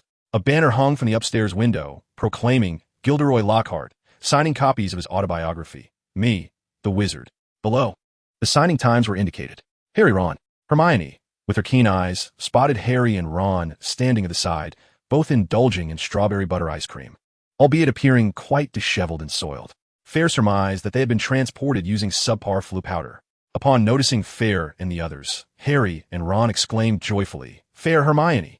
Ron turned to the individuals behind him. "Mom, Dad, look. This is Fayre and Hermione." Fayre focused his gaze and discerned a slightly portly middle-aged man with thinning red hair, who, thankfully, was not balding. This must be Ron's father, Arthur Weasley. Beside him stood a plumper middle-aged witch, exuding a benevolent demeanor. Arthur's eyes lit up as he approached Fayre and the others, extending his right hand. "Oh, hello. I'm Arthur Weasley, Ron's father. I have heard so much about you from Ron. It's a pleasure to finally meet you." He shook hands with each of them, particularly with Mr. Granger, whose presence seemed to captivate Arthur.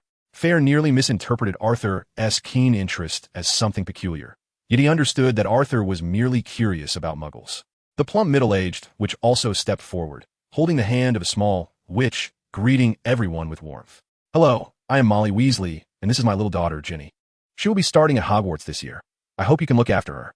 Ginny, with her own head of red hair, had delicate features and a fair face adorned with freckles, promising beauty in her future. "Hello," Ginny said shyly, peeking from behind Molly. "Hello, sir, ma'am. Ginny, this is Granger." Fayre introduced, noting the Granger couple's slight unease. After a period of harmonious interaction, the two families quickly became acquainted. "Mr. Granger, could you enlighten me on the purpose of a muggle rubber duck?"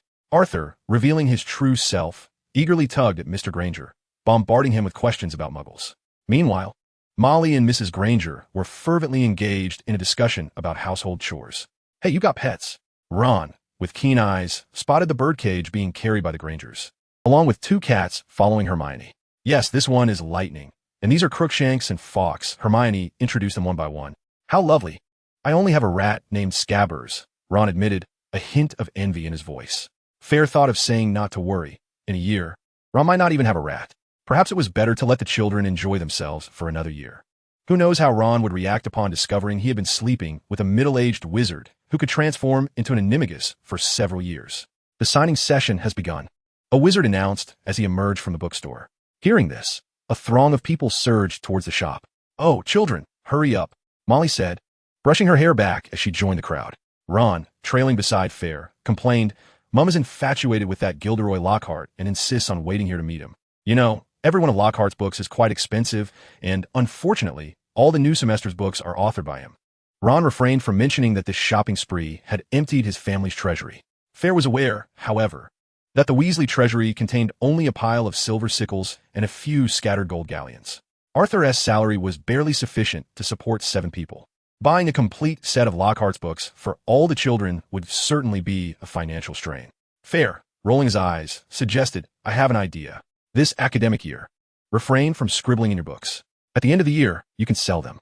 You should queue up for signature shortly. Just think, books in nearly new condition, personally signed by Lockhart, will undoubtedly have a market. Ron and Arthur's eyes brightened at this prospect. Indeed, how had they not thought of it? The crowd surged into the bookstore, while the Grangers, oblivious to the commotion, opted to stay outside. Inside the bookstore, it felt as if they were crammed into a washing machine filled with clothes. Fayre led the charge, pushing through the throngs of people. Hermione clutched Fayre's shirt tightly to avoid being swept away by the crowd. Perhaps the crowd was simply too dense along the way. Fayre felt as though Hermione had wrapped her arms around his waist. At last, they arrived at the table laden with textbooks, and Fayre quickly grabbed 2 stacks and retreated to a corner. With the suffocating pressure lifted, they both exhaled in relief. Fayre looked towards the center, where a middle-aged wizard sat behind the table. He donned a vibrant blue-purple robe adorned with forget-me-nots, and his wavy golden hair shone brightly. Surrounding him were numerous photographs, all depicting him with a wide, toothy grin. Fayre found it almost unbearable to look at. He was indeed handsome, but far too slick for his taste. Fayre remarked, his attire resembles that of a flamboyant, lustful peacock, attracting middle-aged women. Indeed, it is somewhat. Hermione found the situation rather exaggerated. After a reminder from Fayre, the filter was lifted, and her astute mind regained its clarity. Having witnessed much in the Muggle world, she had grown weary of such peacocking men, even on television. Meanwhile, Lockhart had already spotted Harry. With uncontainable excitement, he seized the bewildered Harry and exclaimed, the illustrious Harry Potter has come to purchase my autobiography. It seems he is indeed a fan of mine. The journalist from the Daily Prophet excitedly snapped pictures with a magical camera. Harry attempted to escape, but Lockhart held him tightly. What Harry Potter does not realize is that I shall bestow upon him my entire collection of books. Lockhart was ever mindful of his smile, ensuring that all 8 of his teeth were prominently displayed. Fayre and Hermione mourned silently for Harry, but when Fayre looked up, he spotted Malfoy on the staircase, glaring at Harry with evident disdain. Clearly, Malfoy, in his self-centered manner, believed that Harry relished the spotlight. Fayre squinted, hoping everything would proceed as usual, without any unforeseen incidents. Soon, he would witness Lucius slipping a diary into Ginny's possession. Lockhart continued to announce a significant piece of news. What Harry does not know is that he will receive something far more valuable than my autobiography, a genuine, magical me. I am delighted to announce that this year I shall be the defense against the dark arts professor at Hogwarts. This news indeed brought joy to Fayre, as it was widely known that the professors of this subject at Hogwarts often met with unfortunate fates. Finally managing to break free from the crowd, Harry rejoined his friends. Malfoy seized the opportunity to mock him, saying, "You must love this, Potter, being on the front page just for visiting a bookstore." Ginny retorted angrily, "Stay away from him. He doesn't want this." Malfoy elongated his tone. "Oh, St. Potter, found yourself a girlfriend." Ginny's face flushed crimson, leaving her momentarily speechless. "Malfoy, it seems your injury has healed. Would you like me to give you another massage?" Fayre and Hermione also pushed through the crowd, with Fayre stating, Hecate, you still behave like a brutish buffalo." Malfoy initially felt a twinge of intimidation at Fayre's presence, but remembering that he was not alone today, he regained his bravado. "Let me see. Is this the fair Hecate my son spoke of?" A haughty, leisurely voice emerged from behind Malfoy. A tall figure stood before Fayre. Chapter 54. The Bookstore Boxing Championship. Lucius was unmistakably Draco's father, sharing the same platinum blonde hair, pale skin, and, most importantly, the same arrogant demeanor. Dressed impeccably and wielding a cane, he looked down at Fayre with condescension, saying, "Your affairs have been relayed to me by Draco. You are quite bold to provoke the Malfoy family. I wonder, will you meet the same fate as your mother?" Fayre scoffed. I too am curious about how much longer the Malfoy family can endure. If it was necessary to avoid malevolence in the past, now Fayre has no such need. The enhancement of the solar sphere and the practice during the holidays have elevated his abilities far beyond those of a mere novice wizard. Moreover, after confronting both Quirrell and Voldemort, he has revealed his true strength. Fayre no longer needs to act like a timid turtle. Lucius has considerable prowess, yet he remains merely an ordinary auror. Even in direct confrontation, Fayre harbors no fear, especially with so many allies present. Lucius clearly did not anticipate that a young wizard would dare to challenge him so boldly. Prepared words caught in his throat. He shifted his gaze and extended his hand towards Harry, saying, "Greetings, Mr. Potter." Out of politeness, Harry offered his hand for a brief handshake. Unexpectedly, Lucius seized Harry, fixating on his scar, stating, "Your scar is a legend, much like the wizard who inflicted it upon you." Harry, already seething from Lockhart's earlier antics, felt his anger flare again upon hearing Lucius's words. He gritted his teeth and managed to utter, "Voldemort killed my parents. He is a murderer." "You are quite brave to speak his name directly," Lucius remarked, his expression inscrutable. Hermione, irritated beyond measure, interjected, fearing his name only heightens the fear of the man himself. Lucius shot a glance at Draco for confirmation, then addressed Hermione. "You must be Miss Granger. Draco has mentioned you. Are those your parents? They appear to be muggles." He gestured towards the Granger couple, and when mentioning muggles, a look of disdain crossed Lucius's face. With his cultivated demeanor, he would not typically reveal such offensive emotions, suggesting that this was either intentional or a display of genuine contempt. Regardless, Fayre was ready to respond. Muggles or wizards alike, good people are always deserving of admiration. "I hear you were once a Death Eater, were you not?" Fayre said, his expression mirroring Lucius's disdain when uttering the words Death Eater. "Mr. Hephaestus, that is a grave slander. The Ministry has thoroughly investigated. I was under the control of the Imperius curse," Lucius retorted. "If Draco is merely a misguided boy immersed in a corrupt environment, Lucius is the embodiment of that corruption itself." Fayre deemed it unnecessary to be courteous. With a cold smirk, he pointed at Lucius and declared, "The truth is evident to all, Lucius. You were once a Death Eater. Once a Death Eater, always a Death Eater. The souls of the innocent wail in despair. Next time, the Malfoy family won't be so fortunate." Lucius trembled slightly, a mix of fear and rage coursing through him. As he took a step forward, Arthur approached, positioning himself protectively in front of Fayre. While uttering these words, his gaze remained fixed on Lucius. "Arthur, I hear you are quite occupied with your duties. With all these confiscations, I assume they're compensating you for your overtime?" Lucius growled, frustration bubbling within him. "Regrettably, I found nothing of interest at your residence. I suspect that the forbidden items in the Boking bookstore must be overflowing." Arthur cast a glance at Lucius. Lucius reached into Ginny's cauldron and extracted a second-hand beginner's guide to transfiguration. "It appears they did not grant you overtime. You have utterly tarnished the reputation of pure-blood families. For father, nothing is more humiliating than being ridiculed in front of his children. Who exactly is bringing shame upon the pure-blood lineage, Lucius? My perspective deviates from yours." Lucius shot a disdainful look at the Granger couple, remarking, "Look at the company you keep, reduced to engaging in banter with muggles. Truly a disgrace to pure-blood families." Clang! No sooner had he spoken than Arthur lunged at Lucius, inadvertently toppling a bookshelf. "Don't do that, Arthur!" Molly shrieked. "Go for it, Dad!" cheered the Weasley twins, excitedly pumping their fists in encouragement. The Granger couple cowered in fear, hesitant to approach. The scene devolved into chaos. Felix, anxious, shouted, "Mr. Weasley, that's not how it's done. You need to throw a right hook." Observing the two grappling, Felix rubbed his slightly itchy fists and declared, "Mr. Weasley, allow me to demonstrate. Watch closely." He turned to seek out his eager sparring partner Malfoy, only to find Malfoy had vanished in a flash. "Well done, lad. Your evasion skills have improved. What is happening?" "Children?" boomed a heavy voice from outside. Felix turned to see Hagrid and immediately chuckled. "It's nothing, Hagrid, Mr. Weasley and Lucius have not seen each other in ages and are merely reminiscing." Hagrid, please intervene, Molly urged loudly. Hagrid hurried over, but the tumult was too chaotic, and he inadvertently stepped on Lucius's leg. Ah! Lucius screamed, and Arthur seized the opportunity to land a couple of punches. Hagrid, with one hand each, hoisted the two men up. Both looked rather disheveled, their clothing in disarray, though Arthur appeared to be in considerably better condition. Here you go, my dear. This is the finest gift your father can procure for you. With that, he leaned on his staff and hobbled out the door. You shouldn't pay him any mind, Arthur. Everyone knows the Malfoy family is tainted to the core. Hagrid attempted to straighten Arthur's clothes, but nearly lifted him off the ground in the process. As the group exited the bookstore, the staff, intimidated by Hagrid's imposing stature, refrained from demanding compensation for damages. Felix vaguely heard inside the store, Lockhart excitedly informing reporters, "Quick! Take note. The Weasley family and the Malfoy family clashed at my book signing over my new release." Outside the bookstore, Molly fumed. To think you would brawl in public. What kind of example does that set for the children, Arthur? Arthur shook his head and said, "As you can see, children, one must bravely oppose and fight against wrongdoing and malevolent individuals." The Weasley children nodded resolutely. Felix chuckled softly. "What a splendid father you are.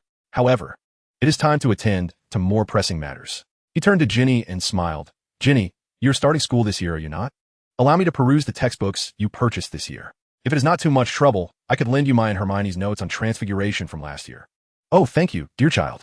Ron has informed me that your academic performance is unparalleled in the entire year." Molly, transforming her ire into amusement, squinted her eyes into mere slits. Farrell approached Ginny, casually lifting her cauldron and feigning nonchalance as he rummaged through it. Farrell's expression shifted from casual to uncertain. "Where's my diary?" Chapter 55, Ominous Signs. Ignoring Ginny's bewilderment, Farrell meticulously examined the cauldron inside and out. Ultimately, he confirmed one alarming fact. The diary was missing. This development had exceeded Farrell's expectations. According to the narrative, Lucius should have seized the opportunity to place Voldemort's diary within Ginny's cauldron. Yet, the diary was conspicuously absent. It seems I may have left a book at the bookstore. Please wait a moment," Farrell remarked, turning swiftly to re-enter the shop. The others had no objections and remained where they were, engaged in conversation. He suspected that amidst the earlier chaos, the diary might have fallen to the ground. The bookstore remained in disarray, with employees tidying up scattered books. Farrell approached and inquired, "Excuse me, I seem to have misplaced the diary. Have you found it?" "No, it is not here," the employee replied, shaking their head in confusion. Stepping outside, Farrell felt even more perplexed. Could it possibly be with Harry or even Ron? He recalled that in the original story, Harry had also discovered diary. Returning to his companions, Farrell deliberately engaged Ron and Harry in conversation, casually draping his arms around their shoulders while discreetly observing the books and pockets of their robes. However, until they parted ways, he uncovered nothing. With the number of customers dwindling significantly, Farrell chose a secluded table in the corner to rest momentarily. The shopkeeper, Tom, approached with a smile, holding 2 mugs of butterbeer. "This is for you, and for this lovely young lady." "Thank you," Farrell and Hermione replied in unison, paying no heed to Tom's chatter with the Grangers. Farrell cradled the butterbeer in his hands, furrowing his brow in deep contemplation. At this juncture, Farrell could only surmise reasonably. It seemed that Lucius had not, in fact, sent out the diary as planned. If Lucius had experienced a pang of conscience or deemed the situation too perilous to proceed, it would be a cause for celebration. However, what if Lucius had devised an alternative scheme, perhaps to bestow it upon another young wizard? That would spell disaster. Farrell's familiarity with the plot was, in truth, his greatest advantage. This situation had instilled a notable sense of doubt within him. A small, cool hand rested upon Farrell's forearm. Hermione leaned in, whispering, "Farrell, what troubles you? I have noticed your distraction since we left the bookstore. Regardless of the issue, there is always a solution." Her breath carried the refreshing scent of peppermint, clearing Farrell's mind. Indeed, what was there to fear? This was not characteristic of him. It was only a matter of locating the missing diary. At least he was aware that the basilisk was at play, thus avoiding complete confusion. If he could not find it, he would continue searching, and if all else failed, he would seek Dumbledore. Once again, the adage rings true. 2 lines and a stroke signify action. After coming to this realization, Fayre's brow relaxed. He took a hearty gulp of butterbeer, relishing the sweet flavor that enveloped him with comfort. With a smile, Fayre remarked, "It's all right now. However, you did sneak a mint, didn't you? If I inform Mr. Granger, you shall have no sweets until school commences." "How cruel. I express concern for you." And you threatened to report me. Hermione pouted, playfully pinching Fayre's arm. He winced at the sharpness of her grip. Was this an innate skill possessed by all girls? Once their playful banter subsided, they noticed the Grangers watching them with amused expressions. Hermione, you've grown up, Mrs. Granger commented with a teasing glint in her eyes. Hermione, feeling somewhat flustered and blushing, retorted, of course I have. I am an adult now. Fayre, bewildered by Hermione's sudden fervor, merely shrugged in response. Take care. See you soon. There's still a week until school starts. On that day, Fayre and Hermione gathered around the table to study. Crookshanks and Ron were playfully tussling nearby, while Lightning napped atop the staircase railing. In front of them lay their textbooks and various spellbooks for the new semester. Fayre was engrossed in his mother's transfiguration notes. From this compilation, it appeared that his mother was merely a somewhat competent witch. While the notes proved beneficial to Fayre, they were not particularly enlightening. After all, his mother had never even appeared in the main narrative of his memories. Perhaps she had never joined the Order of the Phoenix. As a Muggle-born witch, she had left no hidden treasures for him. Professor McGonagall had also mentioned that his mother had not mastered an animagus transformation like James Potter and others. The attention he garnered from Dumbledore and Professor McGonagall was likely due to his mother's unwavering stance. After all, moderate ability does not preclude one from opposing Voldemort. Throughout history, from east to west, attitude has always outweighed ability. No matter how skilled one may be, if one's thoughts are flawed, there is no remedy. Moreover, since he was saved by the two of them, they naturally paid him greater heed. Closing the notes, Fayre turned to observe Hermione, only to find her engrossed in Gilderoy Lockhart's voyages with vampires. Fayre, slightly irritated, exclaimed, Hermione, you've read that book 3 times already. Hermione set her textbook down, smiling. What is wrong with reading the textbook? Professor Lockhart's writing is simply marvelous. She had noticed Fayre's evident displeasure towards Lockhart. In truth, she had not diligently read the book. She had already perused the astronomy textbook 7 times. Yet, Hermione relished the thought of teasing Fayre, thinking, let us see you act wooden. Fayre rolled his eyes. These tales are merely recollections stolen from other adventurers, genuine stories at that. How could they not be captivating? He continued, it's not that I'm against you reading other books, but don't you think it's essential to have a focus? Your memory is exceptional. Those books could easily be memorized after just 2 or 3 readings. However, you are perpetually troubled by various concerns, incessantly squandering your time. Hermione pondered for a moment and sighed. I am aware, yet I constantly fear making mistakes during examinations. During the final exam, I only scored 99 in geography, which left me with a psychological shadow. Steeled yourself. Be resolute, Fayre replied with a hint of resignation. There is no need for worry. Examinations in the magical realm operate on a grading system that does not disclose specific scores. Moreover, Hermione, we are wizards. You witnessed the events surrounding Quirrell last semester. It is evident that the magical world is not devoid of peril. I shall protect you, Hermione, yet there will be times when I may overlook certain aspects. Upon hearing these words, Hermione suddenly awakened to the truth. Fayre had been urging her for this very reason. In light of this, it became clear that the wizarding world was far more treacherous than the Muggle world of Britain. Given the example of Quirrell, Fayre's words bore significant weight. Hermione nodded emphatically. You are right, Fayre. I shall heed your advice. At last, she was persuaded. Firstly, Fayre genuinely wished for Hermione to not squander her remarkable talents. It should be noted that Hermione was capable of brewing the Polyjuice potion by her 2nd year, a truly advanced potion. She also possessed a remarkable aptitude for transfiguration, as Professor McGonagall had once praised her skills, stating they nearly rivaled her own, surpassing those of Fayre before his enhancement. A lack of specialization could deprive Hermione of the opportunity to become a master in potions and transfiguration. Secondly, in the face of foreseeable crises in the future, possessing additional strength equates to enhanced safety. Thirdly, he required Hermione's assistance. I believe transfiguration and potions are your strengths, and thus warrant focused study alongside. The two conspired over their future study plans. In the days that followed, Hermione diligently studied her potions textbook, while Fayre devoted himself to practicing spells in the garage chamber. Before they knew it, the day of the new term had arrived. Chapter 56, Train Adventures. The commencement of school year is always tinged with a sense of melancholy as parting, even if temporary, is never easy. Fayre and Hermione, laden with their suitcases and the cage of lightning, were accompanied by Crookshanks and Ron. After embracing the Granger couple for farewell, the two plunged into the platform. The Hogwarts Express, train number 5972, had already arrived. They were somewhat late, and the station was bustling with noise. After some effort, Fayre and Hermione finally discovered an unoccupied compartment at the rear of the train. Phew, we've made it. Hermione gasped as she collapsed in her seat, complaining, I heard the head boy has a dedicated compartment. If we were to become head boy, we could have a private compartment regardless of how late we arrived. Fayre stowed their suitcases beneath the seats and chuckled. Indeed, but we must wait until our 5th year to run for head boy. Hermione sighed in response. Alas, as the whistle blew, the train began to move slowly. Hey, Fayre, Hermione, is that you? A knock on the compartment door drew Fayre's attention, and upon looking up, he saw the Weasley twins standing at the entrance. Fayre smiled. What's this? You two are late as well? George shrugged and gestured behind him. There are too many of us in the family. We often lose track of things. However, we found a compartment right next to yours. Only Ginny's absence was noted. It was then that Fayre noticed Ginny standing behind the twins, most of her form obscured. No worries, Ginny. Come sit with me, Hermione said, rising to take Ginny's hand and draw her beside her. Thank you, Ginny replied with a smile. You are far bolder today than you were in Diagon Alley, Fayre teased. Fred quipped, this is her true nature.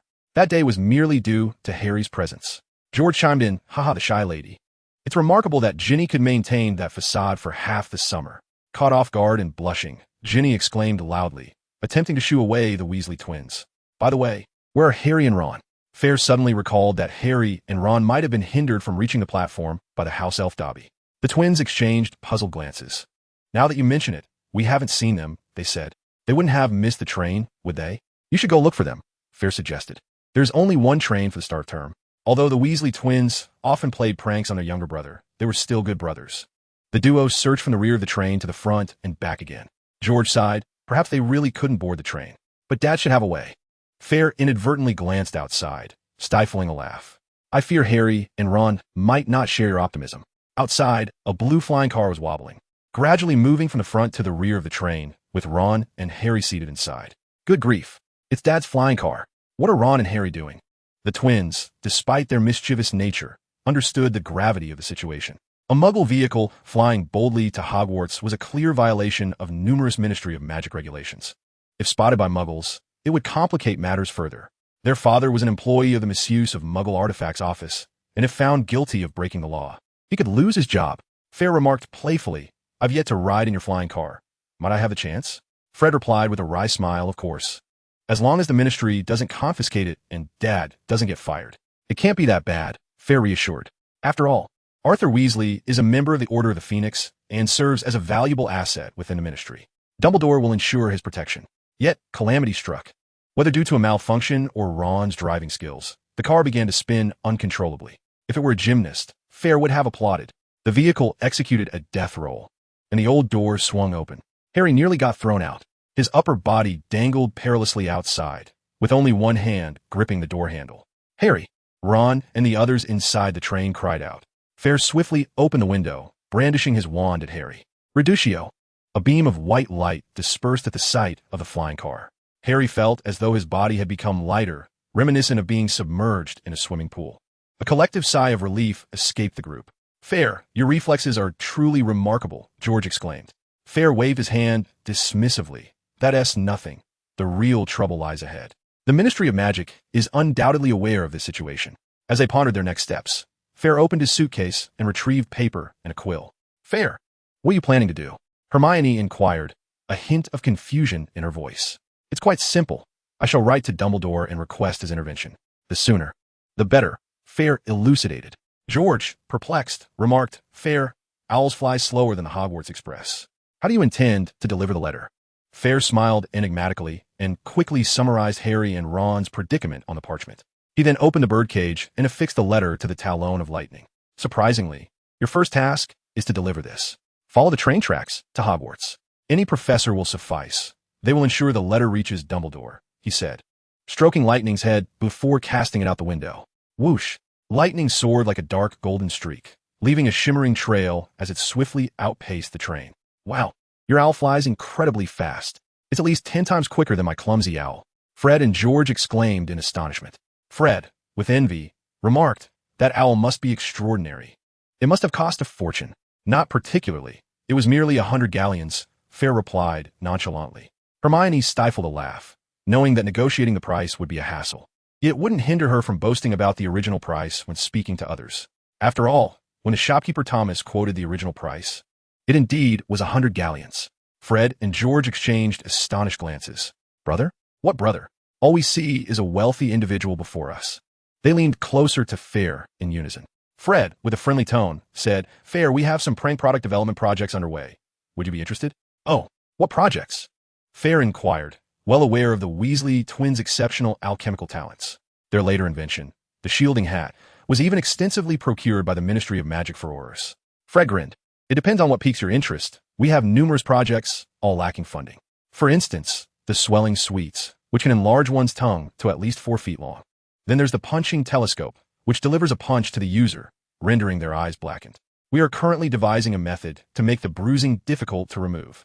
The Weasley brothers enthusiastically introduced a plethora of prank products. Their alchemical prowess had yet to be applied in a constructive manner, but the future certainly held promise. If Fayre could become a major investor in the future Weasley Wizarding Wheezes, financial worries would be a thing of the past.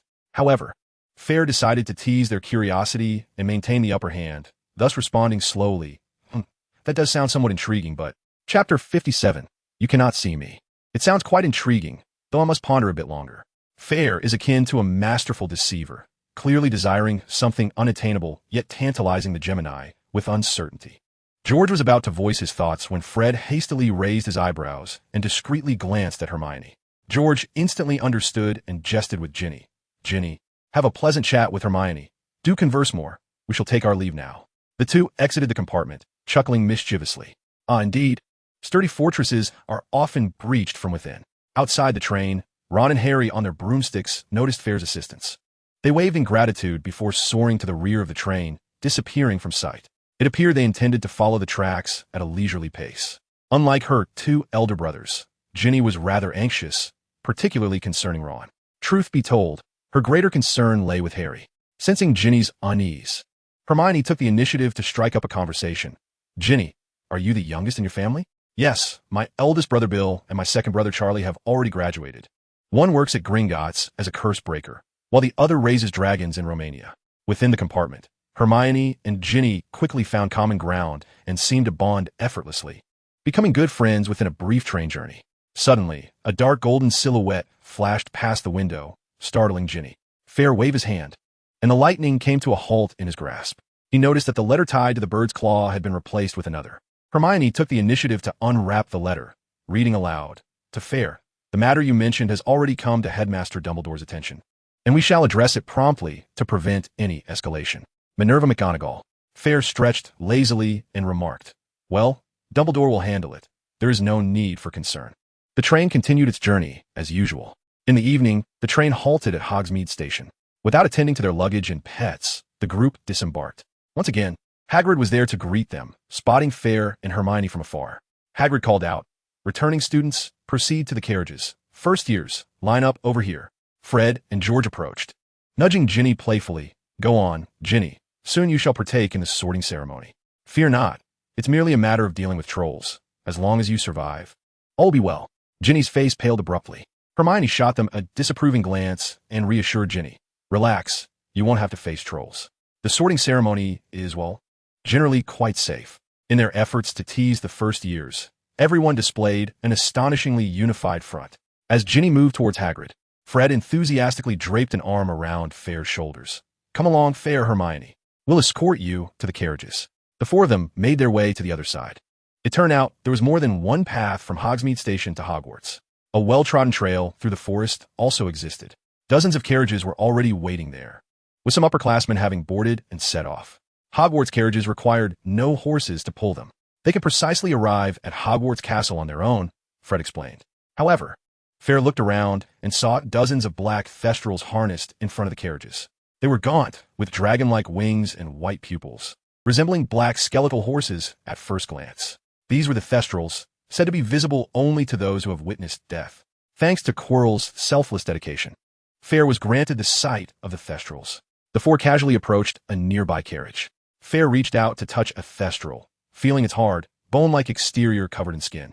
It remained calm, neither rejecting nor welcoming Fayre's touch. Fayre, what are you doing? The others could only see Fayre seemingly stroking the air, which appeared quite bizarre. Fayre waved his hand, then leapt onto the carriage, extending his hand to Hermione. Habitually, she placed her hand in his and climbed aboard, sitting close to him. Fred and George nimbly ascended into the carriage, though their expressions remained puzzled. Fayre clarified, the carriage is not driven by magic, it is pulled by thestrals. The group gasped in astonishment. Hermione, realizing the situation, explained to the twins, thestrals are magical creatures classified as level 4X by the Ministry of Magic. They can become invisible and are only visible to those who have seen death, which is why wizards regard them as ominous. Fred and George nodded silently, cautious not to touch upon Fayre's painful memories. They assumed Fayre had witnessed the death of his parents, unaware that he had no recollection of such events. Hermione, knowing that Quirrell had been vanquished by Fayre, chose to remain silent. Nevertheless, the twins possessed a unique talent for comforting others. As the carriage began to move, Fred quickly shifted the conversation, bringing up their invention projects. Fayre, we have some serious invention projects, such as the camera glasses. They have no prescription, but are an amalgamation with a magical camera. Ideally, they can capture whatever one sees at will. Just imagine, once developed, they would become a sensation at Hogwarts. Fayre, initially indifferent as he had already planned to invest in them, suddenly sat up straight upon hearing about the invention. A fleeting idea sparked in his mind, but he couldn't quite grasp it. Frowning, he instinctively felt that these glasses held great potential. George made a pleading gesture towards Hermione, hoping she would advocate for them out of goodwill for Ginny. Hermione shook her head helplessly and said to Fayre, Fayre, why not consider investing a little? I'm quite curious about these camera glasses. Fayre nodded. Although he had forgotten the inspiration behind the glasses, he recognized their utility.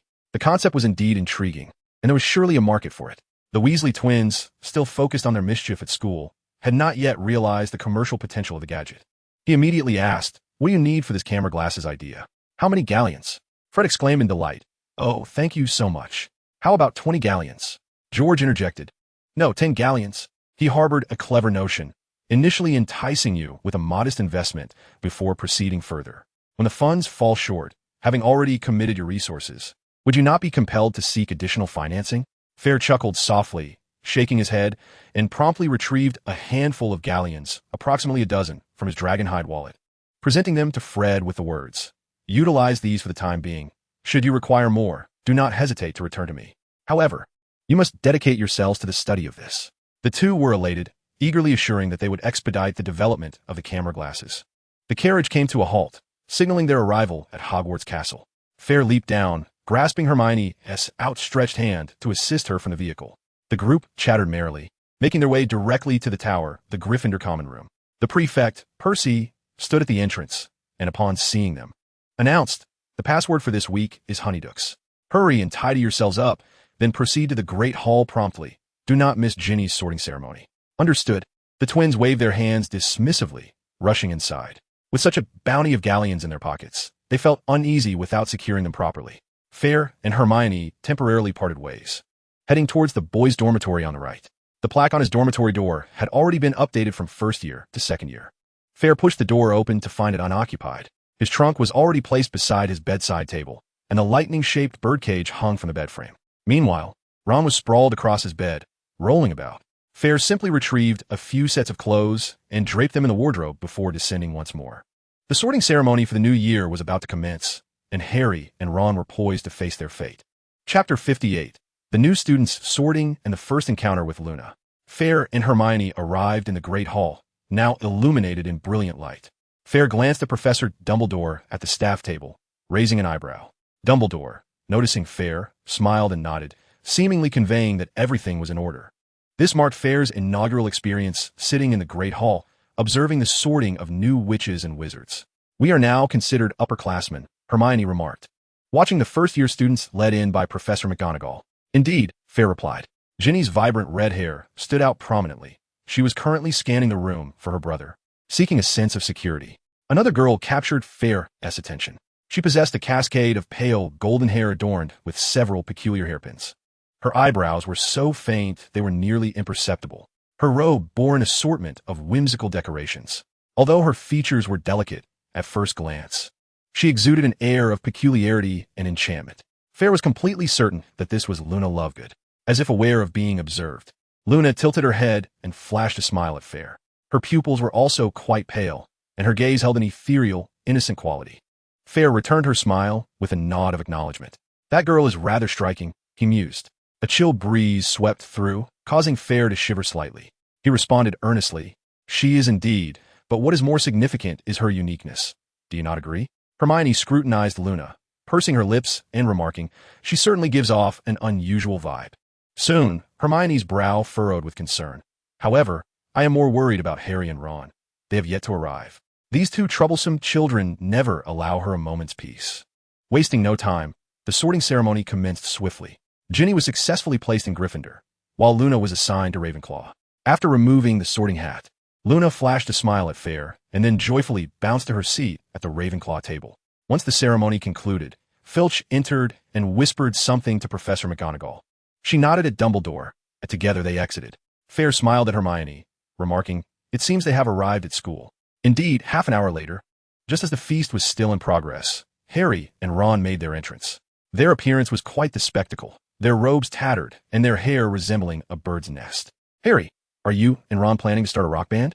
Fayre jested.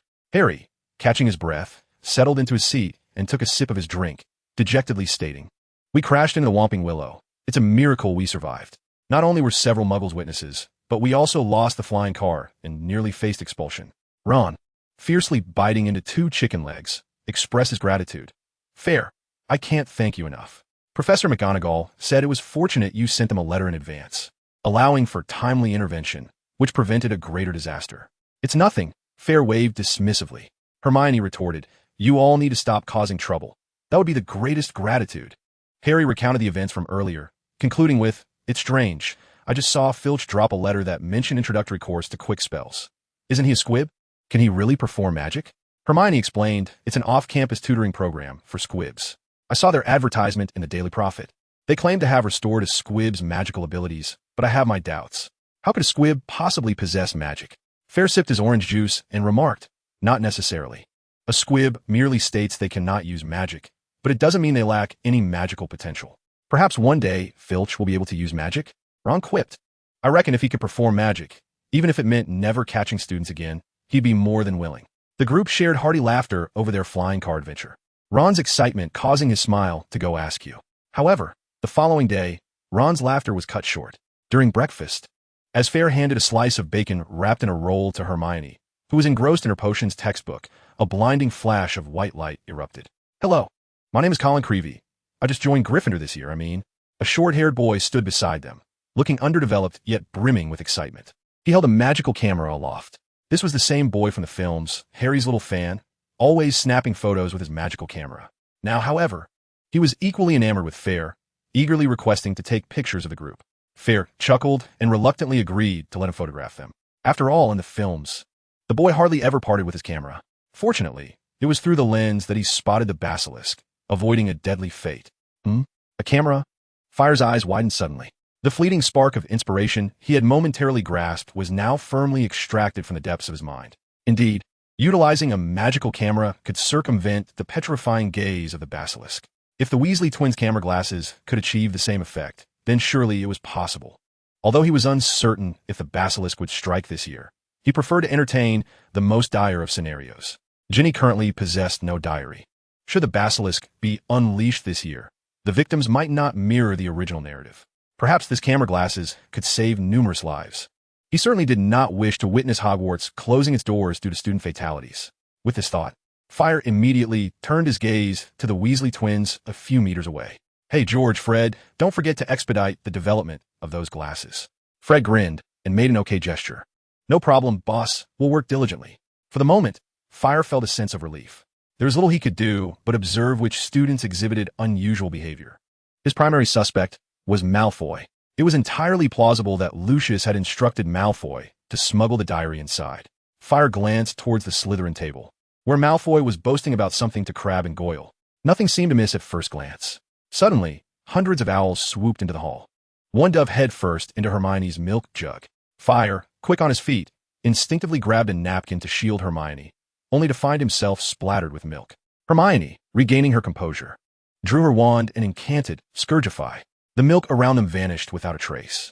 "Errol!" Ron exclaimed as he fished out his family owl, which lay sprawled across the table, legs splayed, with a red envelope clutched in its beak. "No!" Ron shouted in dismay. "Stop wailing, it's not dead yet," Hermione said, poking Errol gently. "No, I mean that." Ron trembled, pointing at the red envelope. Look, Ron received a howler.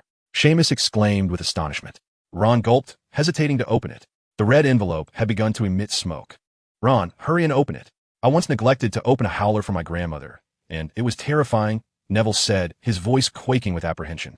Reluctantly, Ron trembled as he tore open the envelope.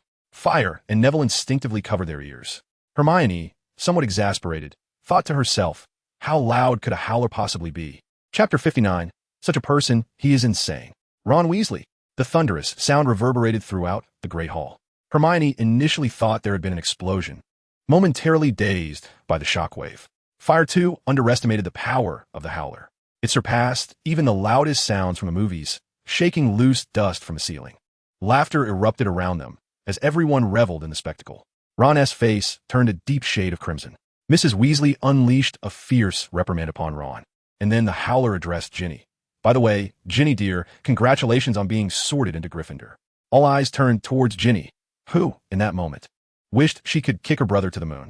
She awkwardly pressed her lips together and lowered her head, as if to say she did not know them. Fayre was thoroughly amused, yet in the next moment, a booming voice resounded once more.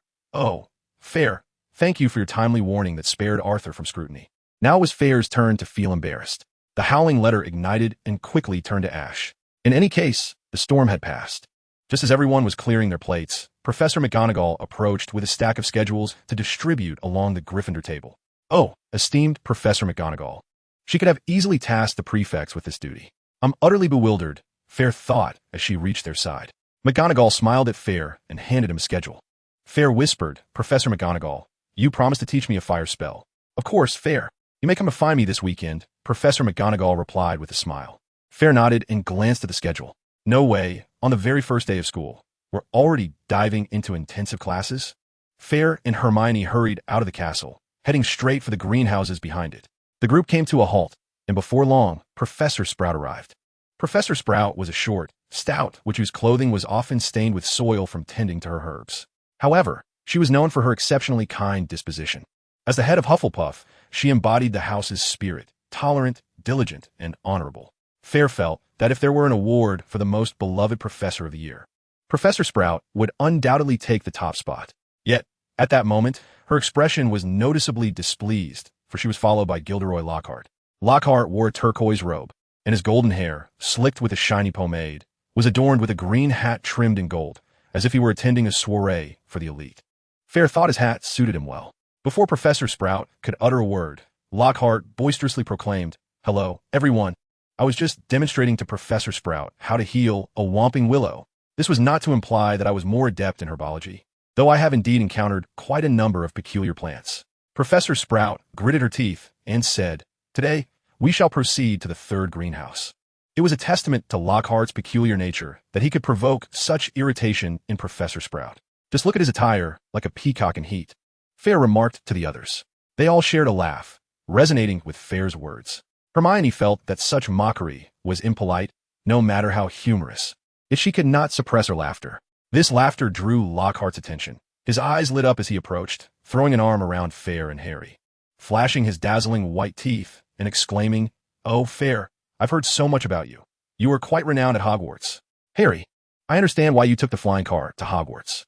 Harry attempted to explain that he could not access the station, but Lockhart interjected, It's all my fault. My photograph with you made it into the Daily Prophet, granting you a taste of fame. However, Harry, you are still quite young. When I was your age, I was rather ordinary. He rambled on, but could be summed up in one sentence. You, Harry, are famous, yet not as renowned as I am. Professor Sprout, visibly agitated, led her students toward the third greenhouse.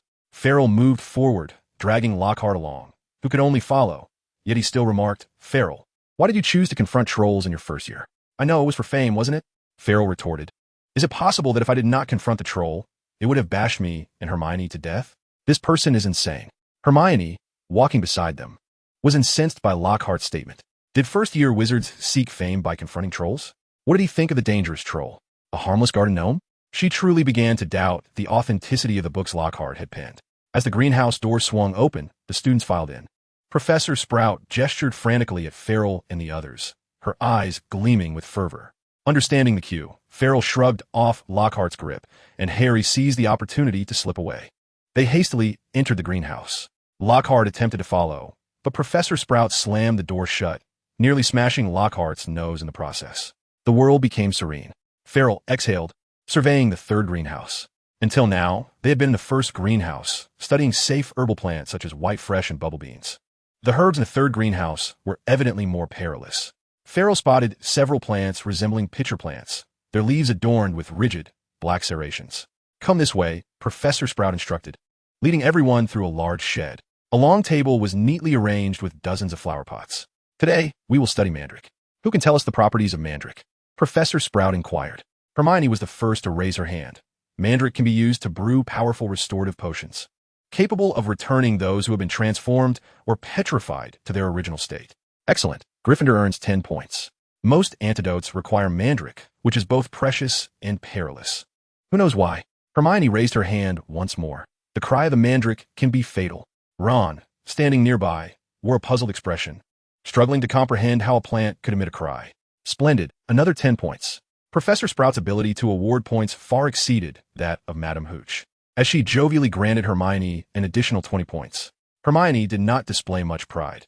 After all, the life of a top student was rather mundane and monotonous. Meanwhile, in the distance, Malfoy seethed with envy. He could no longer restrain himself.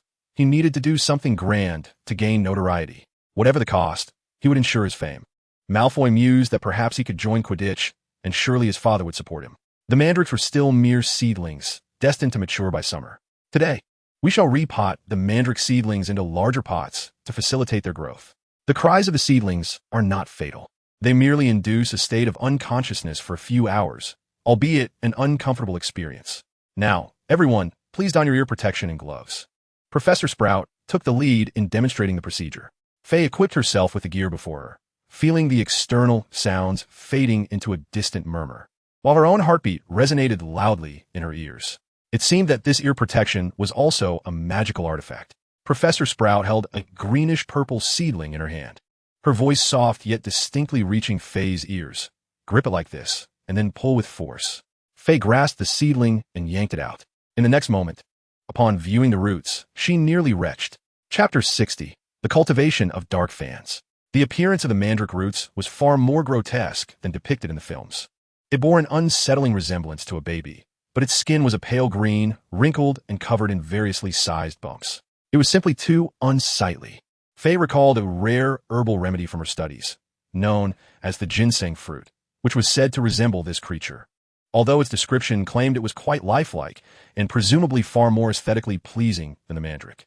The mandrake emitted a piercing wail that made Fayre frown, even with the ear protection in place. Attempting to mimic Professor Sprout's actions, she endeavored to place the mandrake into a large pot, a task far more challenging than portrayed in the movies. Hermione struggled to grasp the squirming mandrake, and Fayre assisted her by holding it down. In a fit of frustration, Fayre delivered a sharp slap, which subdued the mandrake somewhat, albeit at the cost of a reduction in Gryffindor's points. They succeeded in transplanting all the mandrake seedlings only by the end of the lesson. Fayre and Hermione were drenched in sweat and covered in dirt. With no alternative, they headed to the dormitory's bathing facilities for a quick shower. Fortunately, each student had their own shower room. Otherwise, they would have been late just waiting in line. After changing into fresh robes, Fayre and Hermione hurried to the Transfiguration classroom. Ron had broken his wand during the flying car incident and was currently attempting to mend it with some magical tape borrowed from Seamus. "Are you sure that will work?" Fayre inquired. Ron swallowed nervously and replied, "It should be fine, right?" At that moment, his wand crackled and sparked ominously. Fayre found it difficult to watch and instead pulled Hermione to sit at a table, distancing themselves from Ron. Harry curiously asked, "Fayre, why are you sitting so far away?" "It's nothing. I have a faintness at the sight of blood," Fayre replied, waving her hand dismissively. Professor McGonagall's lessons are typically challenging for ordinary wizards, but today was particularly demanding. She instructed the class to transform a beetle into a button. After explaining the key points for 10 minutes, she allowed the students to practice freely. However, only Fayre and Hermione managed to complete the transformation with ease, producing exquisite buttons in no time. Professor McGonagall happily awarded 20 points to their house. Ron and Harry were fortunate. Ron's wand only emitted thick smoke and did not explode. Yet, despite their best efforts, the two could not turn the scurrying beetle into a button. As the class drew to a close, most students resembled drained sponges, languidly slumped over their desks in a stupor. When the bell rang, Nearly everyone sprang to their feet, hastening towards the dining hall.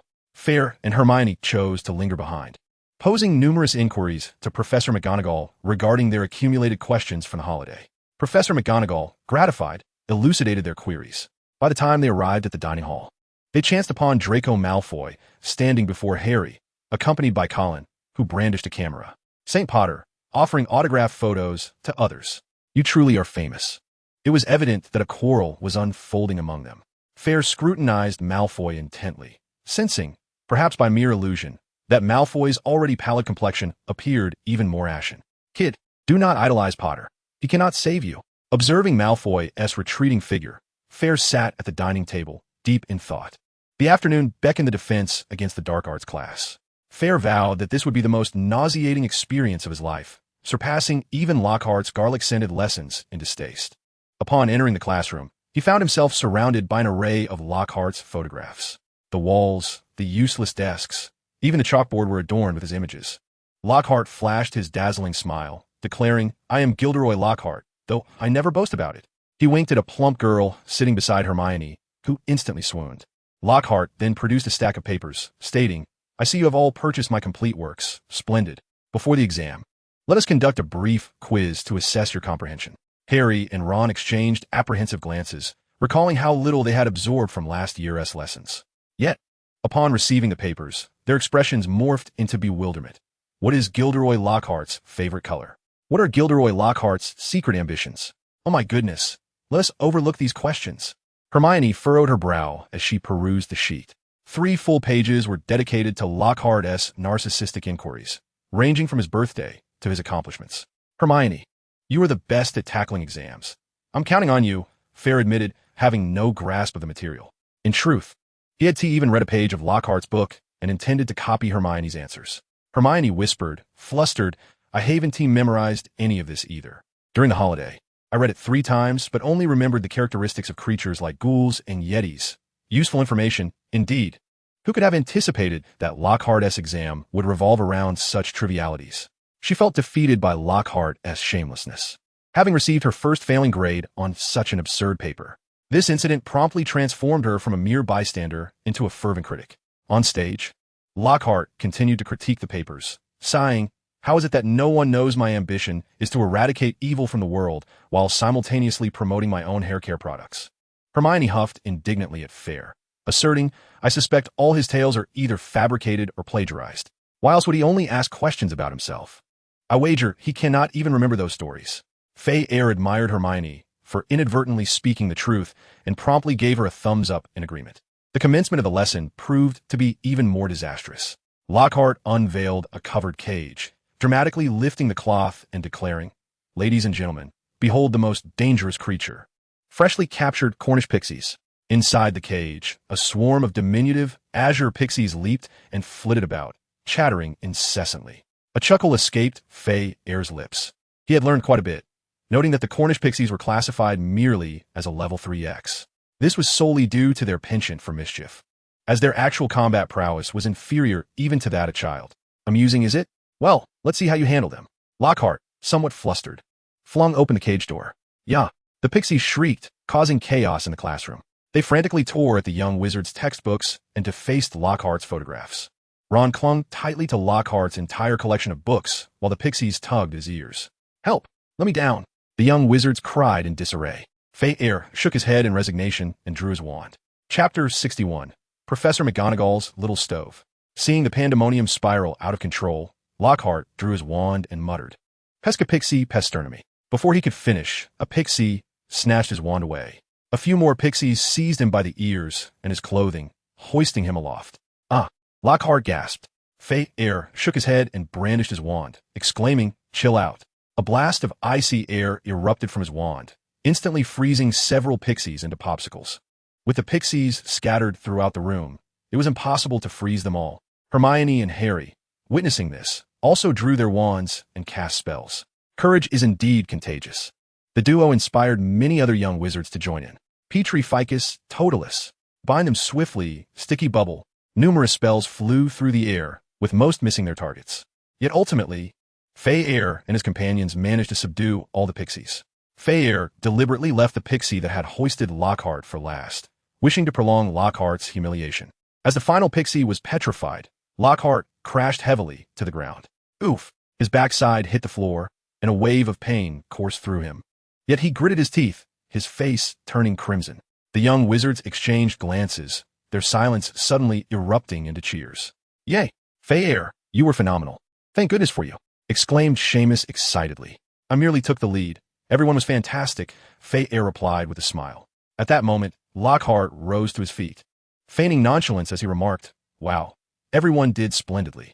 In fact, I intentionally created a crisis to stimulate your bravery. Do not be misled by my wand being accidentally lost. Performing wandless magic is a mere trifle for me. Ultimately, courage is the essence of defense against the dark arts." He rambled on, and indeed, many students were swayed by his words, primarily the girls. After all, he was quite handsome, wasn't he? Amidst the sporadic applause, Lockhart finally alleviated the awkwardness. "Well then, everyone did splendidly.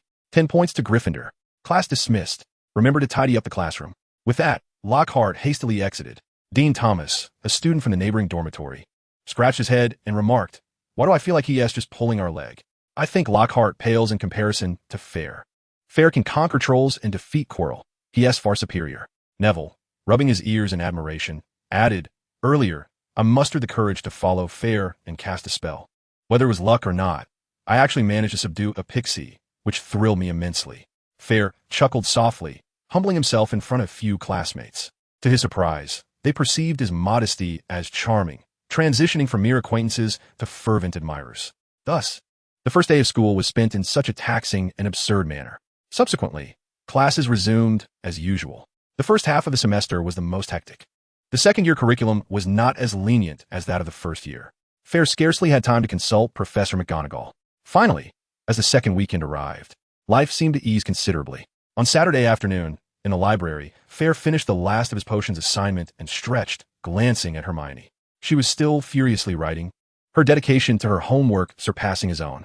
The assignment set by Snape was an 8-inch essay on cautions regarding herbicide potions, and Hermione's parchment was filled with densely packed script. Reference materials cluttered her desk.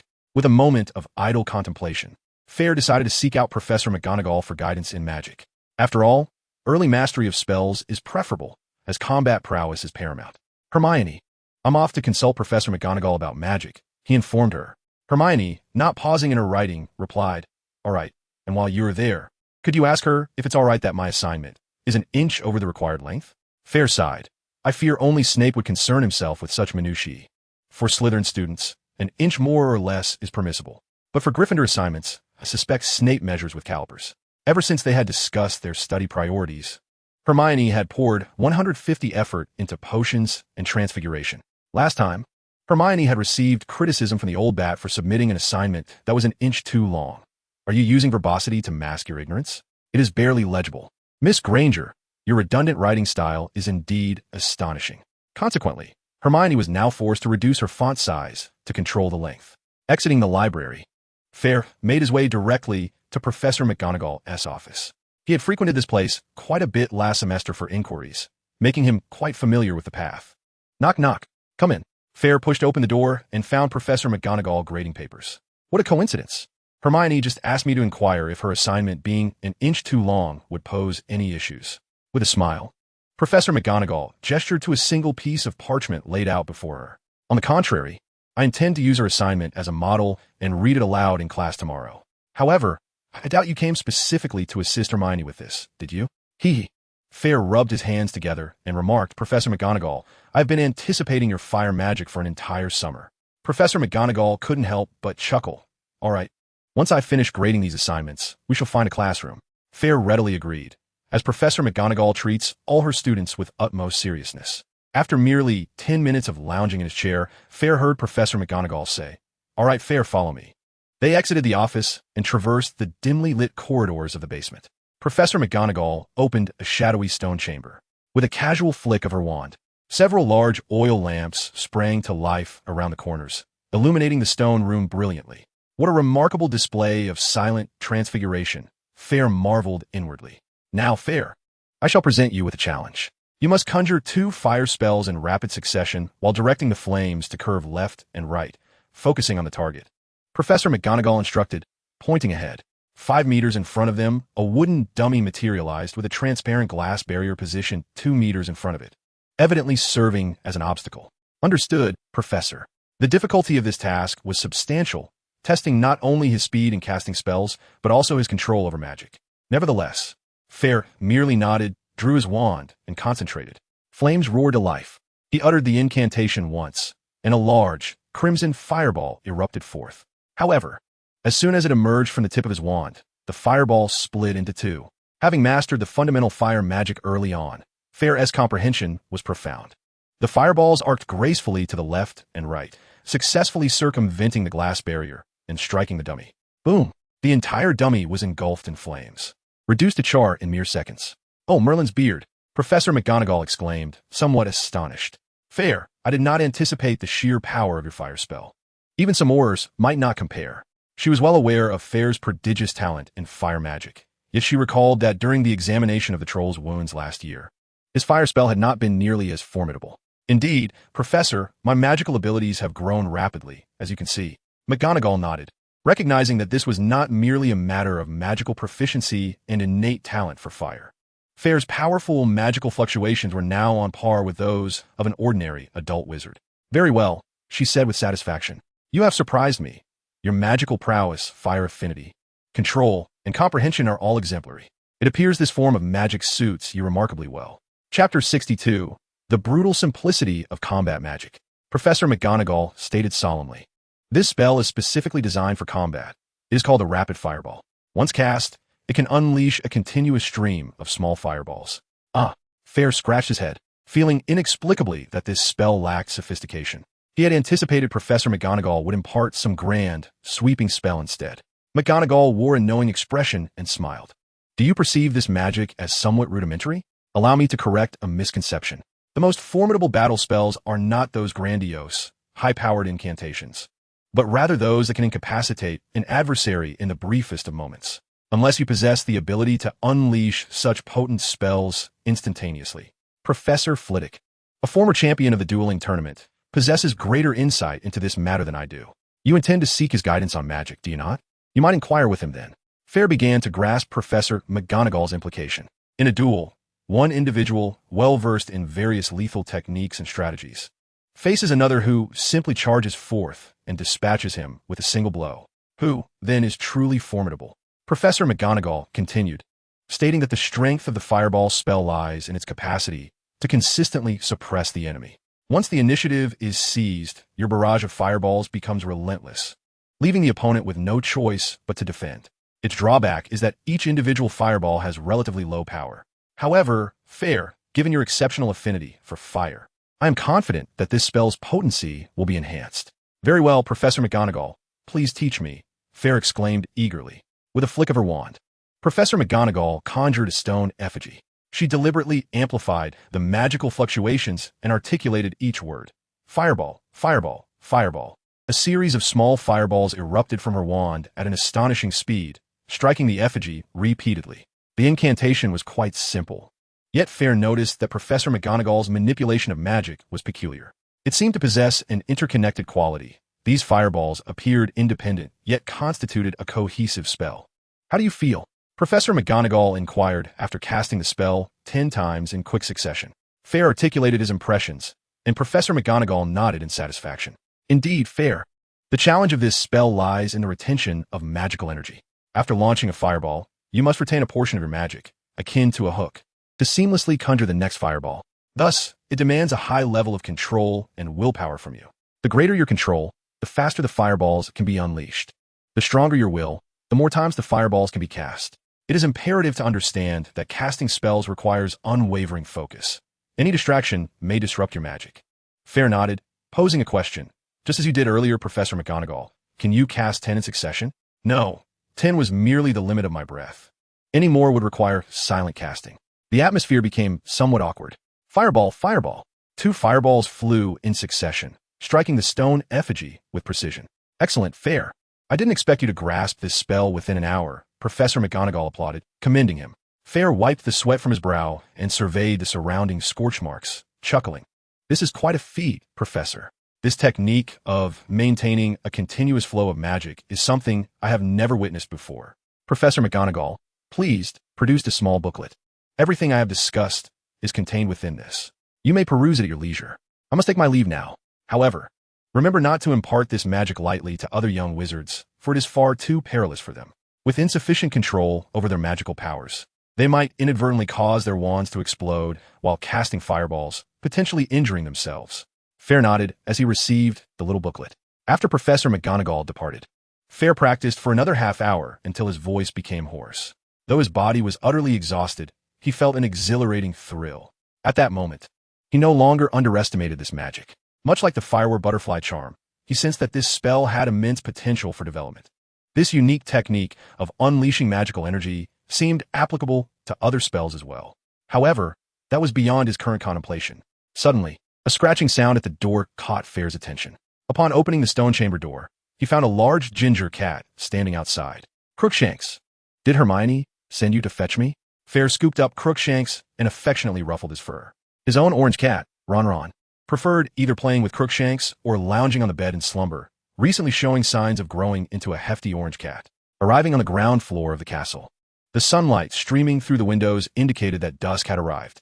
Fayre, cradling Crookshanks, made his way directly to the Great Hall, where he saw the young wizards already enjoying their dinner. Where have you been? I didn't find anyone in Professor McGonagall's office. Just as Fayre sat down, Hermione handed him a piece of salmon. He assumed it was meant for him, only to see Hermione placing it directly into Crookshanks' mouth. A gentle pat on Crookshanks' forehead prompted the cat to take the salmon and leap down to Hermione's feet to relish his feast. Fayre took a hearty swig of orange juice, immediately feeling relief in his scorched throat. Lowering his gaze, he noticed a slice of bread smeared with blueberry jam on his plate. Professor McGonagall took me to the underground chamber and taught me a spell, Fayre said, taking a bite of the bread with a smile. He briefly discussed the fireball spell with Hermione, then added, you should practice hard as well.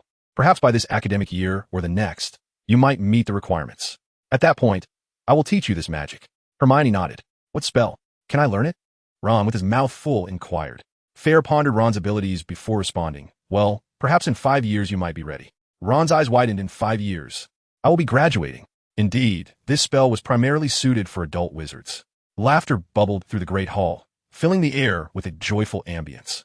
The following day was Sunday. Rarely free, Fayre and Hermione lay on the deserted lawn, basking in the sun. I wish it could stay like this forever. Hermione stretched comfortably, revealing a glimpse of her pale belly. Fayre responded with a contented hum, too relaxed to speak. Yet, joyous moments are often fleeting. From a distance, the sounds of a quarrel between the Gryffindor and Slytherin teams drew their attention. It seems they might come to blows. Shall we go play? I mean, we should offer our assistance. Gryffindor is all about helping one another, right? Before Fayre could finish his thought, he caught Hermione's piercing gaze and promptly altered his statement. Hermione sighed. Very well, it is best to avoid a confrontation. Even if it comes to blows, do refrain from using excessive force. Fayre jested. Are you worried I might harm them? Aren't you concerned they could inflict harm upon me? Hermione shot Fayre a sidelong glance, encouraging him to comprehend the implication.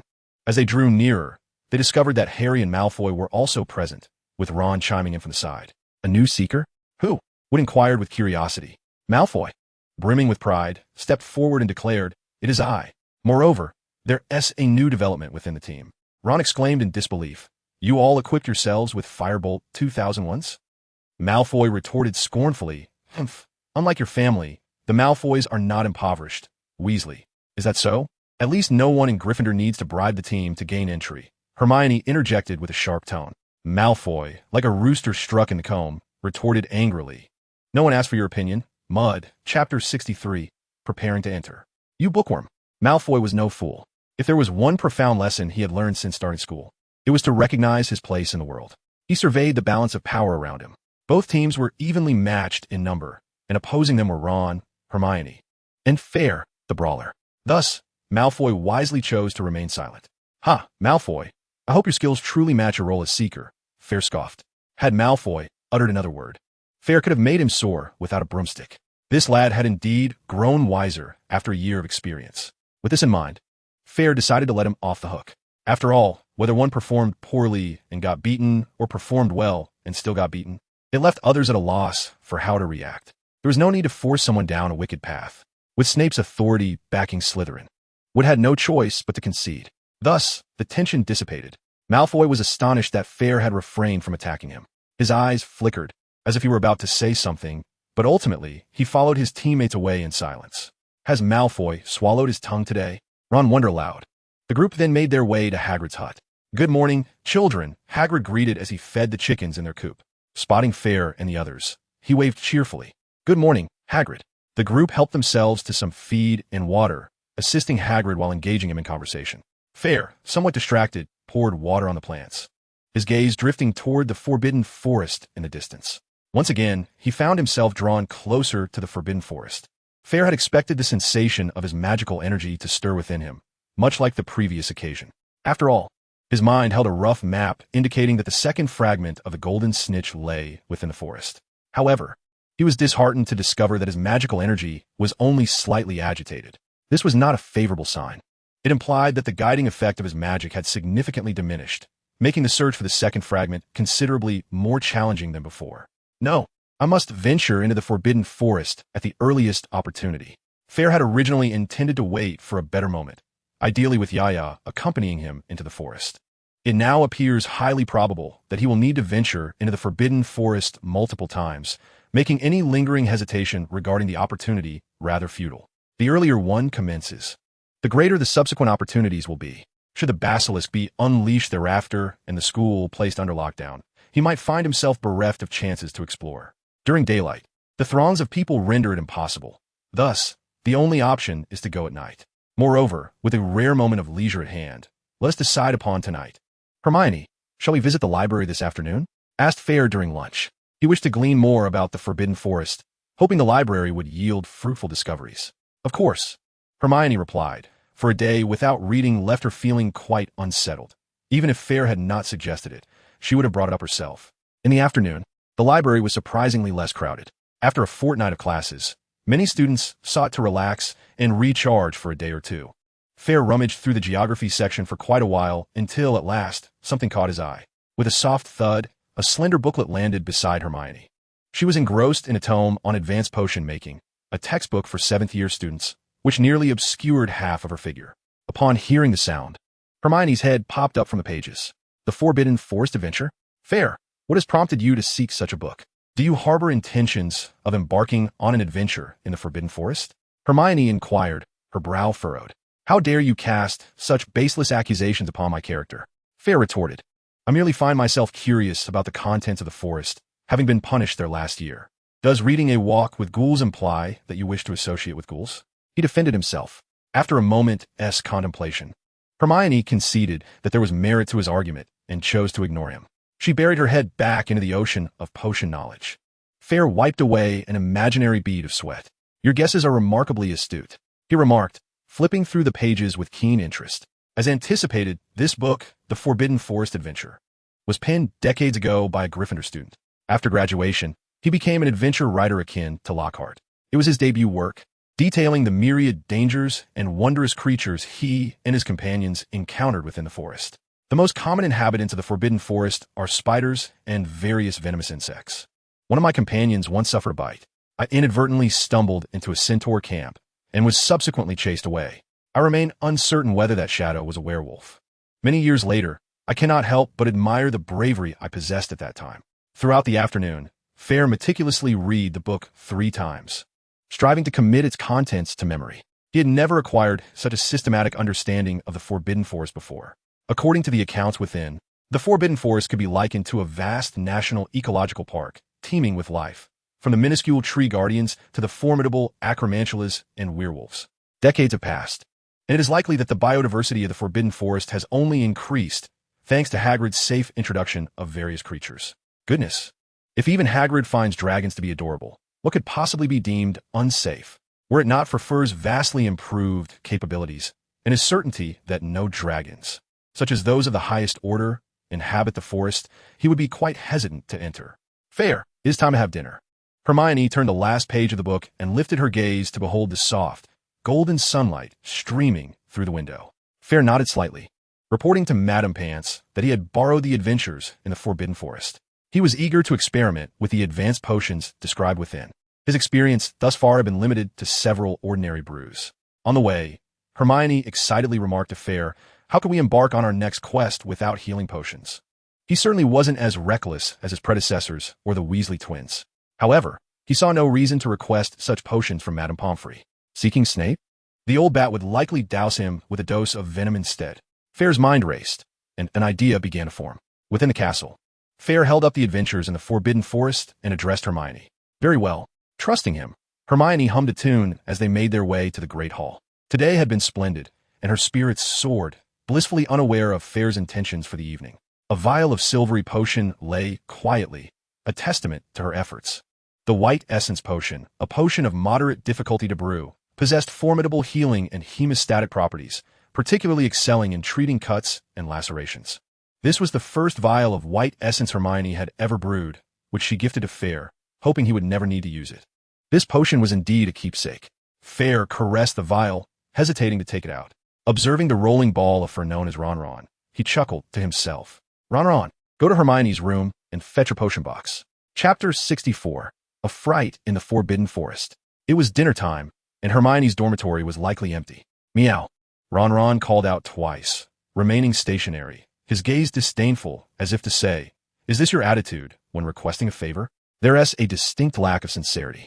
Fayre, exasperated, rummaged through the box for a packet of treats prepared by Mrs. Granger, tossing them to Ron. "Oh, woo!" Ron feasted heartily, licking his lips before sauntering out. Moments later, he returned, carrying a small leather case in his mouth, followed by Crookshanks. It seemed Ron had successfully persuaded Crookshanks to join him. Fayre rubbed his hands together, ready to receive the case, but Crookshanks placed a paw on his hand, shooting him a knowing glance. "Kid, you think you can just take the potion without a little bribe?" All right. Ron and Crookshanks are as incorruptible as they come. Fayre retrieved another packet of treats to appease Crookshanks, successfully acquiring the potion box. Is this stealing? Nonsense. In the wizarding world, it's merely an advance. Did you not see that Crookshanks agreed? Fayre opened the potion box to find a dozen or so vials, each labeled with its contents. Among them were White Essence, Universal Antidote, and Calming Draught. He extracted one vial, placing it into his drawer before sealing the box and handing it back to Crookshanks. The cat was fiercely loyal to Hermione, though his allegiance wavered in her absence, particularly towards Fayre. At 11 p.m., a shadowy figure stealthily slipped out of the dormitory door. Fayre drew his wand and softly uttered, "Concealment."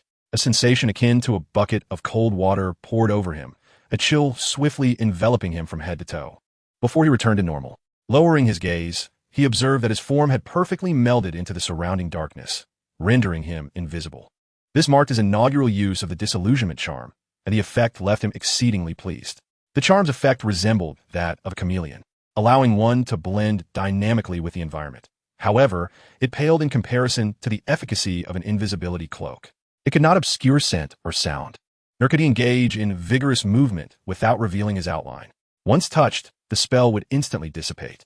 Nevertheless, it sufficed for evading the average person, especially under the cloak of night. With swift steps, Fayre advanced towards the Forbidden Forest. The surroundings were pitch black, and the silhouette created by his rapid movements was entirely imperceptible. Closer and closer he approached. Upon reaching the path leading into the forest, he felt a slight surge of magic within him. He murmured, "Flames ablaze," and a small flame ignited, leaning gently to the left ahead. Indeed, the guiding function of the fire spell proved superior to relying solely on magical energy. Yet, Fayre promptly extinguished the flame. After all, a floating fire would unmistakably signal to certain entities within the forest that something was amiss, rendering his disillusionment charm meaningless. Without the company of Hagrid and Fawn, the atmosphere of the Forbidden Forest was inexplicably eerie. Taking a deep breath, Fayre cautiously ventured deeper into the woods. The moonlight was not at its finest this night, as dark clouds frequently obscured its glow. The forest, shrouded in mist and branches, was even more impenetrable.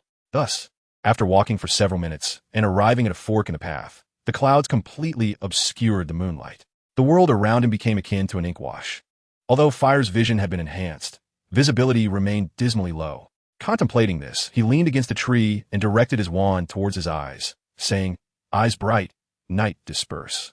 A flash of white light illuminated his vision, and everything became markedly clearer. Many spells had been learned by happenstance, yet they often proved invaluable later on.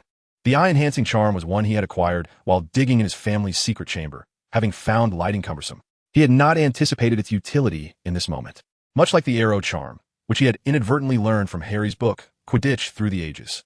Fans of the Arrow team frequently employed this spell in the stadium to show their support for the players, until one fateful incident when an arrow struck the referee's nose, leading to its prohibition. At the fork in the path, Fayre seized the opportunity to cast the fire spell once more to ascertain his direction. The bright flame still pointed towards the left. "Arrow go," he commanded suddenly, the hairs on his neck standing on end as he swiftly turned, completing the incantation in an instant. Swoosh! An arrow shot forth with a whoosh, aimed behind him. The projectile embedded itself in the ground, revealing nothing but a stone. Fayre exhaled, his keen gaze sweeping the area behind him. His battle instincts had saved his life more than once. Something must have approached him just now. Could it be an invisible monster? Fayre held his breath, focusing intently. After a moment, nothing occurred. It seemed that the entity had fled, and Fayre let out a sigh of relief, continuing towards the fork in the path. He felt a wave of fatigue wash over him, glancing down at his mechanical watch. Though he had not traveled far, it felt as though he had been walking for ages.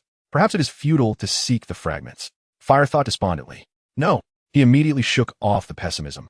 There was no reason to be so gloomy, and given his stamina, how could he feel so easily exhausted? After all, he had conserved his energy throughout the entire day.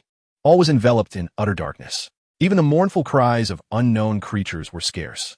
The dark forest loomed around him like a massive beast with a gaping maw, ready to engulf him. Behind him lay only a solitary stone. Fayre's attention was drawn to the stone.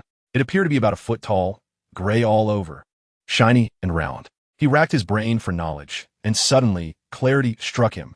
A shadowy flash struck the stone. To his astonishment, the stone flipped over, revealing 4 limbs beneath. The stone like skin shed away, transforming into gray fur. Indeed, Fayre exhaled in relief. It was fortunate that Hermione had insisted on reading Fantastic Beasts and where to find them during the holidays. The author, Newt Scamander, is a renowned magizoologist, chronicling numerous magical creatures in his tome. What he encountered now was a large-headed hairy monster, commonly found in Russia.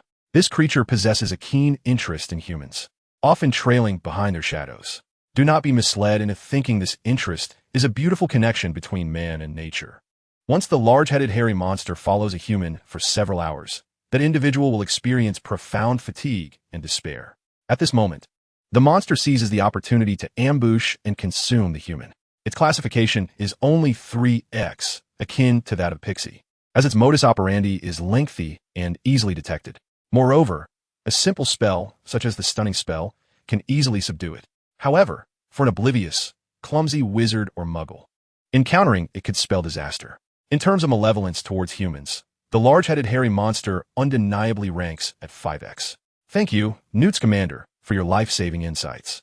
From this day forth, I am your devoted admirer.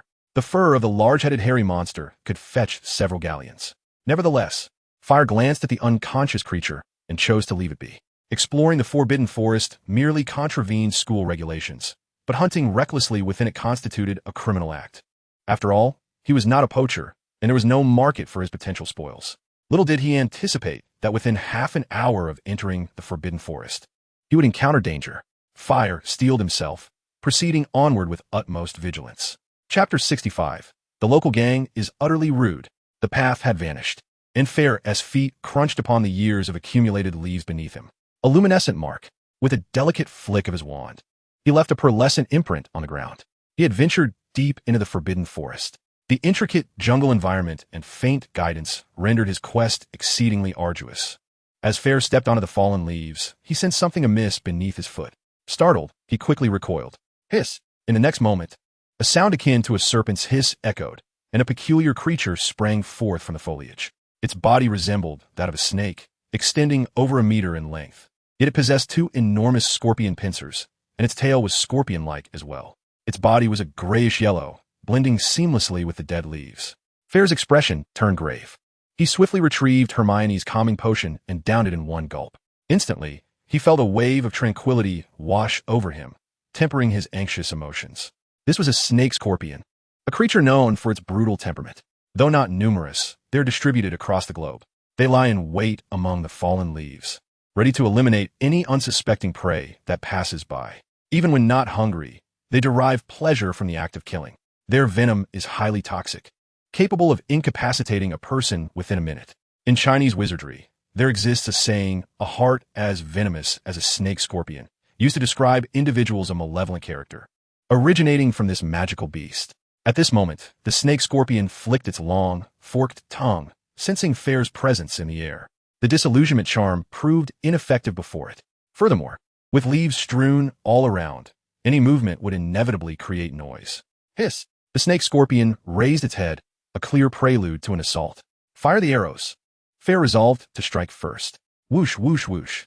3 arrows flew in a triangular formation toward the snake scorpion. The creature swiftly shifted its body to the left, attempting to evade the arrows. However, the projectiles had already sealed off its escape route, and 1 arrow struck its body. Thud! The arrow bounced off. As the snake scorpion's tough exoskeleton absorbed the impact, leaving only a slight crack. Yet, it withstood the blow. The assault incited the snake scorpion's fury, its eyes turning a blood-red hue. Hiss! It opened its mouth wide, unleashing 2 thin jets of transparent liquid toward Fayre. Armor of protection.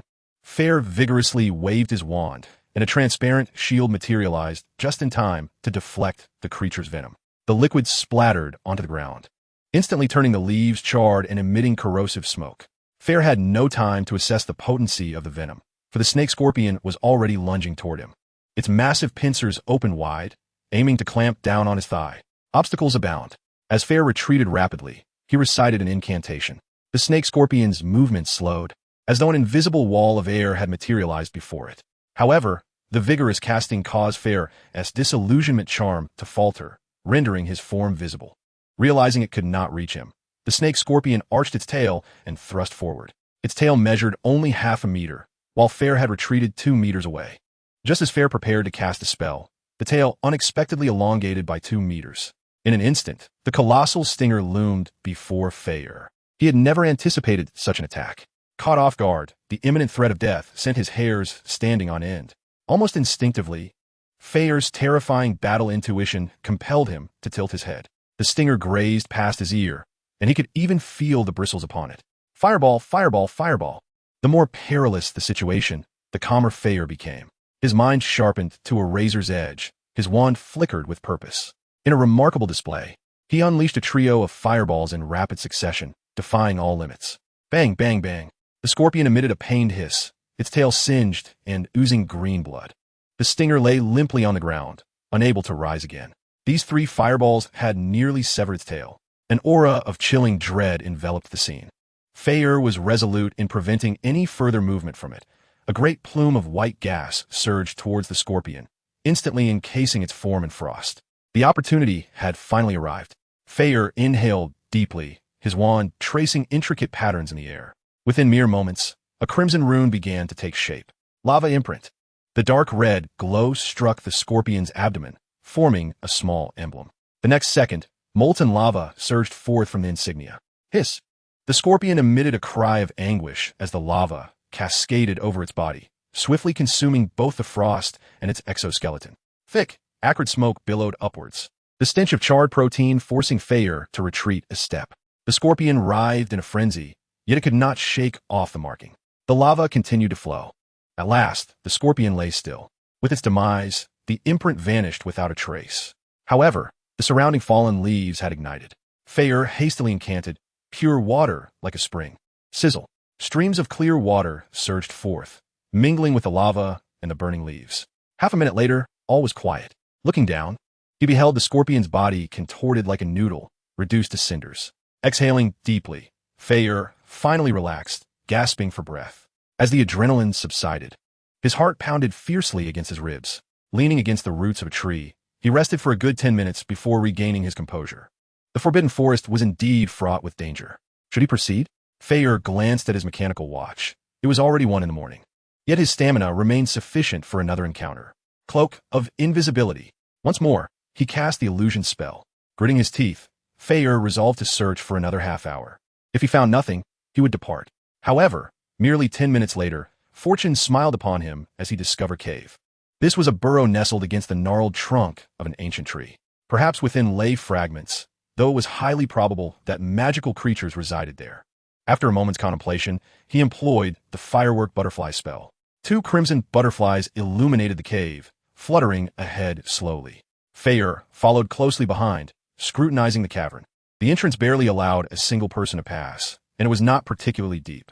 The butterflies swiftly navigated past a large stone, casting light upon the end of the passage. Fayre approached the great stone and glanced toward its end. A grassy nest lay there, resembling a resting place for fantastical creatures. Numerous decaying animal pelts littered the ground, stained with blood, and then his eyes widened in astonishment. He even spotted a tattered shirt. Suddenly, a whooshing sound pierced the air from behind the stone. Armor. In an instant, Fayre uttered the incantation for the Iron Shield spell. Bang! A large boulder struck against the transparent barrier. A crimson-hued gnome, wielding a wooden club taller than itself, charged forward with a ferocious roar. Goodness! Fayre cursed under his breath. He finally understood why students were strictly forbidden from entering the Forbidden Forest. This marked the third encounter he had with such malevolent magical creatures. The local gang was truly discourteous. Chapter 66. The Birth of the Prototype. The creature swung its club wildly after missing its mark.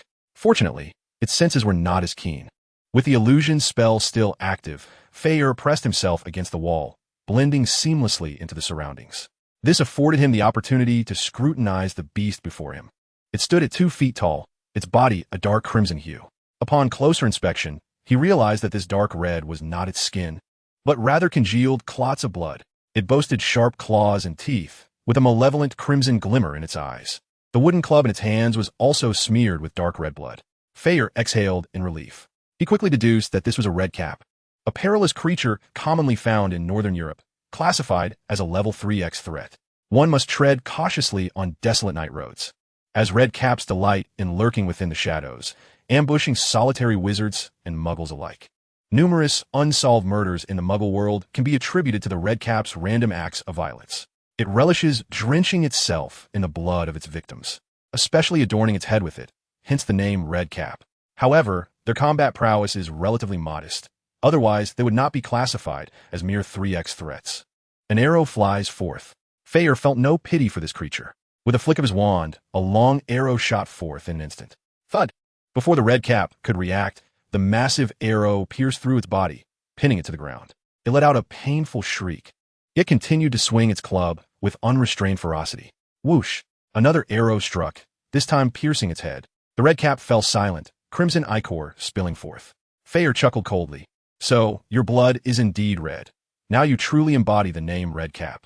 Without further ado, Fayre swiftly began to examine the cave. Sigh. After a while, he sighed heavily. It appeared to be merely an ordinary lair of a redcap. Aside from what he had seen earlier, there was nearly nothing of value. He glanced at the worn wand in his hand. This was his only reward, carelessly discarded by the redcap in the corner, nestled next to the tattered shirt. It appears that an unfortunate wizard has met his demise at the hands of a redcap. The wand, quite aged and in a state of disrepair, was cleaned up.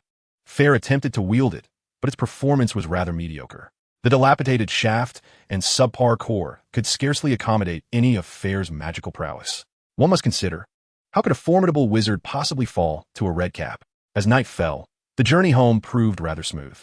Following the luminescent markers, Fayre arrived at the fork in the road in less than 10 minutes. The large-headed creature had vanished without a trace. Fayre paid it no mind and pressed on with haste. Oh, Merlin's grandmother. This was no easy feat upon exiting the Forbidden Forest. Fayre plopped down on the steps of Hagrid's hut. The world beyond felt so liberating, the air unlike the heavy oppression of the forest. Taking a moment to rest, Fayre pondered his gains and losses. This adventure appeared to yield nothing tangible.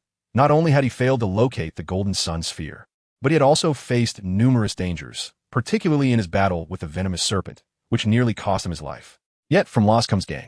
Experience in the field is the finest teacher. The myriad spells he had learned during his holiday, along with the newly acquired technique of rapid-fire fireballs, had coalesced beautifully during this venture. Mastering a spell is of little merit if one cannot effectively employ it in battle. With this reflection, Fayre found himself somewhat eager for the next expedition into the Forbidden Forest. It seems he inherently embodies the spirit of Gryffindor. Recognizing that lingering here was unwise, Fayre rubbed his aching legs and rose to his feet. Exhausted, he collapsed onto his bed and soon drifted into slumber. The following days passed with the usual classes.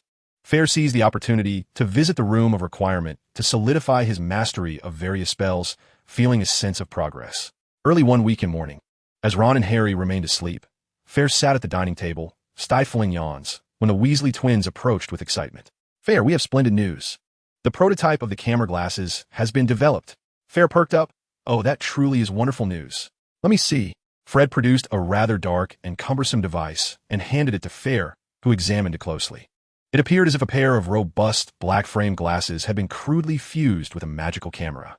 The left side bore a small box, while the right housed a light bulb. It felt heavy, weighing at least 3 pounds. You show me this first thing in the morning? I fear it might shatter my nose if I attempt to wear it, Fayre quipped. He understood that, despite its rough appearance, the device likely incorporated considerable alchemical craftsmanship. Yet, it was undeniably impractical at present. Of course, it requires significant refinement. However, the prototype is complete, confirming our concept is sound. We merely wanted to showcase it to you, proving we haven't been idling away. Trust me, the improved version will be unveiled shortly. Moreover, we've also assisted you in this endeavor, if not in merit, then certainly in effort, George chimed in with a grin.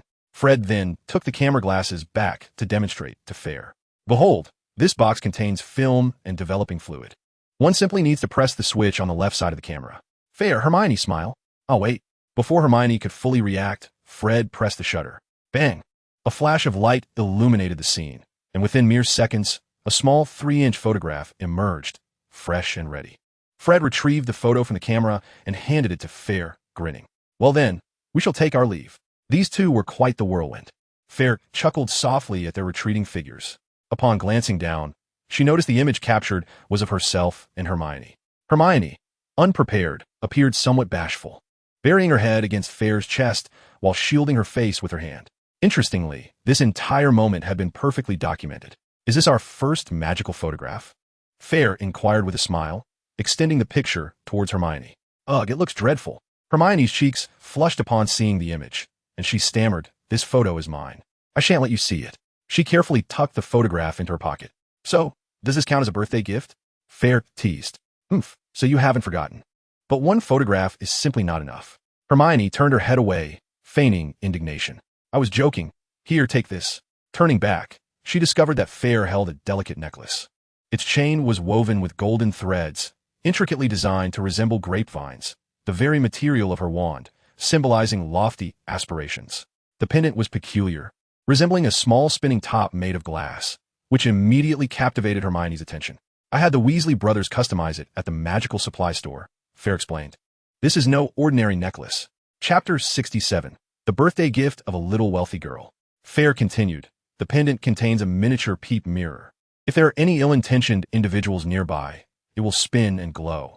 Hermione's eyes widened with intrigue, and she smiled shyly. Thank you. Now, could you only put on? She turned her back to Fayre, presenting her petite form. Fayre scratched his head, gently parting Hermione's long brown hair. A slender, pale neck emerged, and he leaned forward, his hands slipping through to appear as though he were embracing her. Glancing down, he found himself momentarily distracted by the unexpected curves of Hermione's silhouette. Quickly averting his gaze, he focused on her neck, alabaster as jade. A flurry of thoughts left Fayre momentarily dazed. Somehow, his finger grazed Hermione's neck before he hastily withdrew it. Hermione shivered slightly, but remained still, her ears tinged with crimson. Ahem, what on earth am I thinking? Fayre coughed lightly, fastening the clasp of the necklace. Hermione turned around, her cheeks still flushed, and after a brief silence, she said, well, this is my gift. She produced 2 palm-sized rectangular mirrors from her pocket. This is a double-sided mirror. One side is for me, and the other for you. It not only reflects our faces, but can also be used for communication. By merely calling out each other's names, we can unveil images and converse from a distance, akin to a fusion of television and telephony. Video call. The term suddenly sprang to Firm's mind, only to be followed by astonishment. But a 2-way mirror is quite a rarity. Do you still possess so many galleons? I have begun to earn my own money. Hermione responded with a proud lift of her nose. I have successfully brewed numerous potions. Do not presume that you're the only one capable of seeking assistance from the Weasley brothers. Ginny prompted me to enlist their help in selling potions to the apothecary in Diagon Alley, offering them a 10% commission on each sale. Goodness, Firm remarked. Is that why the Weasley twins have been so busy lately? It appears they are enjoying a dual benefit. He promptly took a mirror from her, exclaiming with a sense of resignation, well, it seems you have the makings of a young entrepreneur. I shall depend on you henceforth. However, since you have shifted your focus to potion making, your progress has been remarkably swift. Even Snape, after his usual jibes at you, has taken to offering you occasional guidance. Fayre mused that Snape was rather aloof. Had Hermione been a Slytherin, she likely would have joined Snape's inner circle long ago. Upon hearing this, Hermione smirked with pride, then paused momentarily before saying, "In the future, simply come to me directly for potions. I am more afraid of not knowing when you embark on a daring venture than I am of the venture itself. My apologies. I shall be certain to inform you next time," Fayre replied with an awkward smile, realizing his indiscretions had been exposed. He then inquired as to why Hermione gifted him a two-way mirror. With a quick shift of focus, Fayre proposed, "So, this afternoon, I shall visit Professor Flitwick to study some spells. Would you care to join me? Perhaps you might pass the test." Hermione's eyes brightened at the prospect, and after a moment's thought, she exclaimed, "Yes, I shall accompany you." After their lunch break, the two arrived at Professor Flitwick's office with renewed vigor. "Oh, Hermione, what brings you here?" Professor Flitwick greeted his favorite students with enthusiasm. It was no wonder. A lesson in charms could be easily taught while also assisting nearby students. How could Professor Flitwick not cherish such helpful little teachers? Fayre smiled as he addressed him. "Professor Flitwick, have you forgotten? You promised last year to teach me a fire charm." "Ah, indeed. With age, my memory does falter," Professor Flitwick remarked, tapping his forehead. "Would you like to learn as well, Hermione? Then follow me, and let us see if you can pass the test." He led them to the familiar underground stone chamber. "Is there something particularly special about this place?" Fayre inquired. "Professor Flitwick, why did you choose the same location as Professor McGonagall?" he teased. "Have you not noticed how exceptionally sturdy the walls are?" Professor Flitwick chuckled. "This chamber is constructed from enchanted stone, a remarkable mineral that absorbs magic and gradually strengthens itself. Initially, its solidity was akin to that of an ordinary stone chamber. However, after thousands of years of magical exposure, it has become utterly indestructible," Professor Flitwick explained with a smile. "Now, Fair Hermione, the time has come for your trial." Professor Flitwick waved his hand, conjuring 2 sheets of parchment. "I require you to envelop the parchment with the fire-making charm, ensuring not a single fiber is harmed." This presented a challenge for Hermione, as the fire-making charm was not akin to a simple firework spell. It was designed from the outset to ignite objects, and controlling it to avoid igniting the parchment demanded exceptional magical control. Fayre pondered. Professor McGonagall's test required manipulating the fire-making charm to curve and strike a target. Yet you ask us to wield the charm without damaging the parchment. Indeed, Fayre, what insight have you gleaned? Professor Flitwick inquired with a smile. After a moment of contemplation, Fayre surmised. Firstly, the fire-making charm serves as the foundation for all fire-related magic. Secondly, advanced spells necessitate a profound degree of magical control. Clapping his hands in delight, Professor Flitwick exclaimed, "Absolutely correct, Fayre. If this were a classroom setting, I would award you extra points. You are entirely correct. Advanced magic, when wielded without sufficient control, can rebound upon the caster." Professor Flitwick solemnly cautioned, "Fayre, Hermione, this is the first rule of spellcasting. Do not attempt to cast spells beyond your control." Fayre nodded in agreement, recalling a tale of a wizard who lost control of a powerful fire spell and met a tragic end. "Let us set aside other discussions for now. It is time to begin," Professor Flitwick reminded them. "Very well, I shall go first." Fayre drew his wand, inhaled deeply, and focused his mind, uttering "flame arise." A small flicker of flame appeared at the tip of his wand. Rather than unleashing a conflagration to engulf the parchment, he carefully moderated his magical energy, diminishing its potency. Approaching the parchment, Fayre slowly brought the flickering flame closer. "Do not ignite it," he chanted internally, fixated solely on this thought. Success! The tiny flame met the parchment, yet it showed no signs of ignition. The flame seemed devoid of heat, the parchment remaining perfectly intact, neither curling nor scorching. In a moment of exhilaration, Fayre increased his magical output, causing the flame to swell. In an instant, the parchment was reduced to ashes. "Alas, I was too eager," Fayre lamented. "Not to worry, try again," Professor Flitwick reassured him, conjuring another sheet of parchment. Fayre steadied his emotions and once more directed the flame toward the parchment. Success! With a calm mind, Fayre exerted greater control, allowing the flame to gradually expand. At last, a substantial blaze enveloped the parchment, which remained unscathed. "Splendid. Fayre, your magical control undoubtedly surpasses that of most adult wizards," Professor Flitwick applauded in admiration. "Now it is my turn." Inspired by Fayre's demonstration, Hermione approached with anticipation. Mimicking Fayre's actions, she conjured a small flame and, taking a deep breath, slowly moved closer to the parchment. Chapter 68, The Hand of Flame. Regrettably, despite Hermione's earnest efforts to exert control, the outcome remained less than satisfactory. Upon contact with the parchment, the paper began to yellow and curl, eventually igniting. Hermione lowered her head in disappointment. It is unfortunate, my dear. Your control still requires refinement. This disparity necessitates diligent practice. Attempting again would serve little purpose. Do not despair. Perhaps next year you shall achieve this, Professor Flitwick encouraged. It is quite normal, Hermione. Not everyone possesses my exceptional talents, Fayre boasted, striking a pose reminiscent of Lockhart. A chuckle escaped Hermione as she playfully punched him, saying, "All right, I understand. I shall wait for you in the library." With that, she bid farewell to Professor Flitwick and exited the room. What a nostalgic youth, Professor Flitwick sighed, his expression revealing to Fayre that their professor had stories of his own. "Now, Fayre, the magic I am about to teach you is called Flame Hand," Professor Flitwick declared mysteriously. He drew his wand and conjured a wooden dummy. With a few deft movements of his wand, he intoned, "Flame Hand, heed my command." Fayre felt a rhythmic surge of magical energy as a pair of hands formed from red flames materialized, standing 2 feet tall and exuding a palpable presence, though they were still cloaked in a thin layer of fire. Professor Flitwick lowered his wand slightly, and the flame hand gently grasped the parchment. With another flick of his wand, the hands effortlessly tore the parchment in two. Next, Professor Flitwick pointed at the dummy. The flame hand rushed over, seizing the dummy's body and head, igniting it in an instant. The flame hand is a highly functional spell. Initially, you will only be able to conjure a small, ethereal flame hand.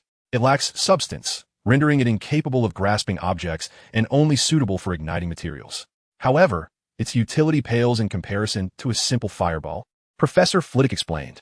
Fayre nodded excitedly, reassured by the professor's display of its potential power. As you deepen your mastery, the flame hand will gain substance and increase in size.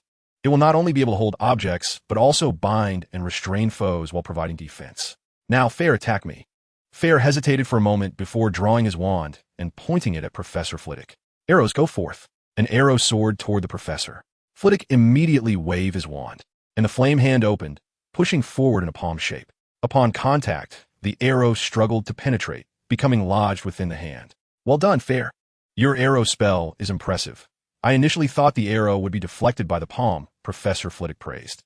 However, the flame hand possesses an additional application. With a flick of his wand, the crimson hand instantaneously transformed from a semi-physical form into a magnificent hand of pure flame. The temperature within the stone chamber soared dramatically as the blazing fire consumed the air, reducing the arrows to mere ashes in the blink of an eye. The arrowheads melted into pools of molten iron, dripping onto the ground. Professor Flitwick exhaled, retracting the flame hand, and smiled at the astonished Fayre. "In fact, this is the very method you should have mastered first.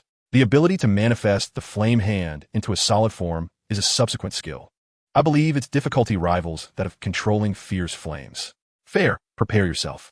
Fayre nodded solemnly. Professor Flitwick continued, "Let us commence the lesson. First, you must wave your wand 3 times like this. Flame hand, heed my command."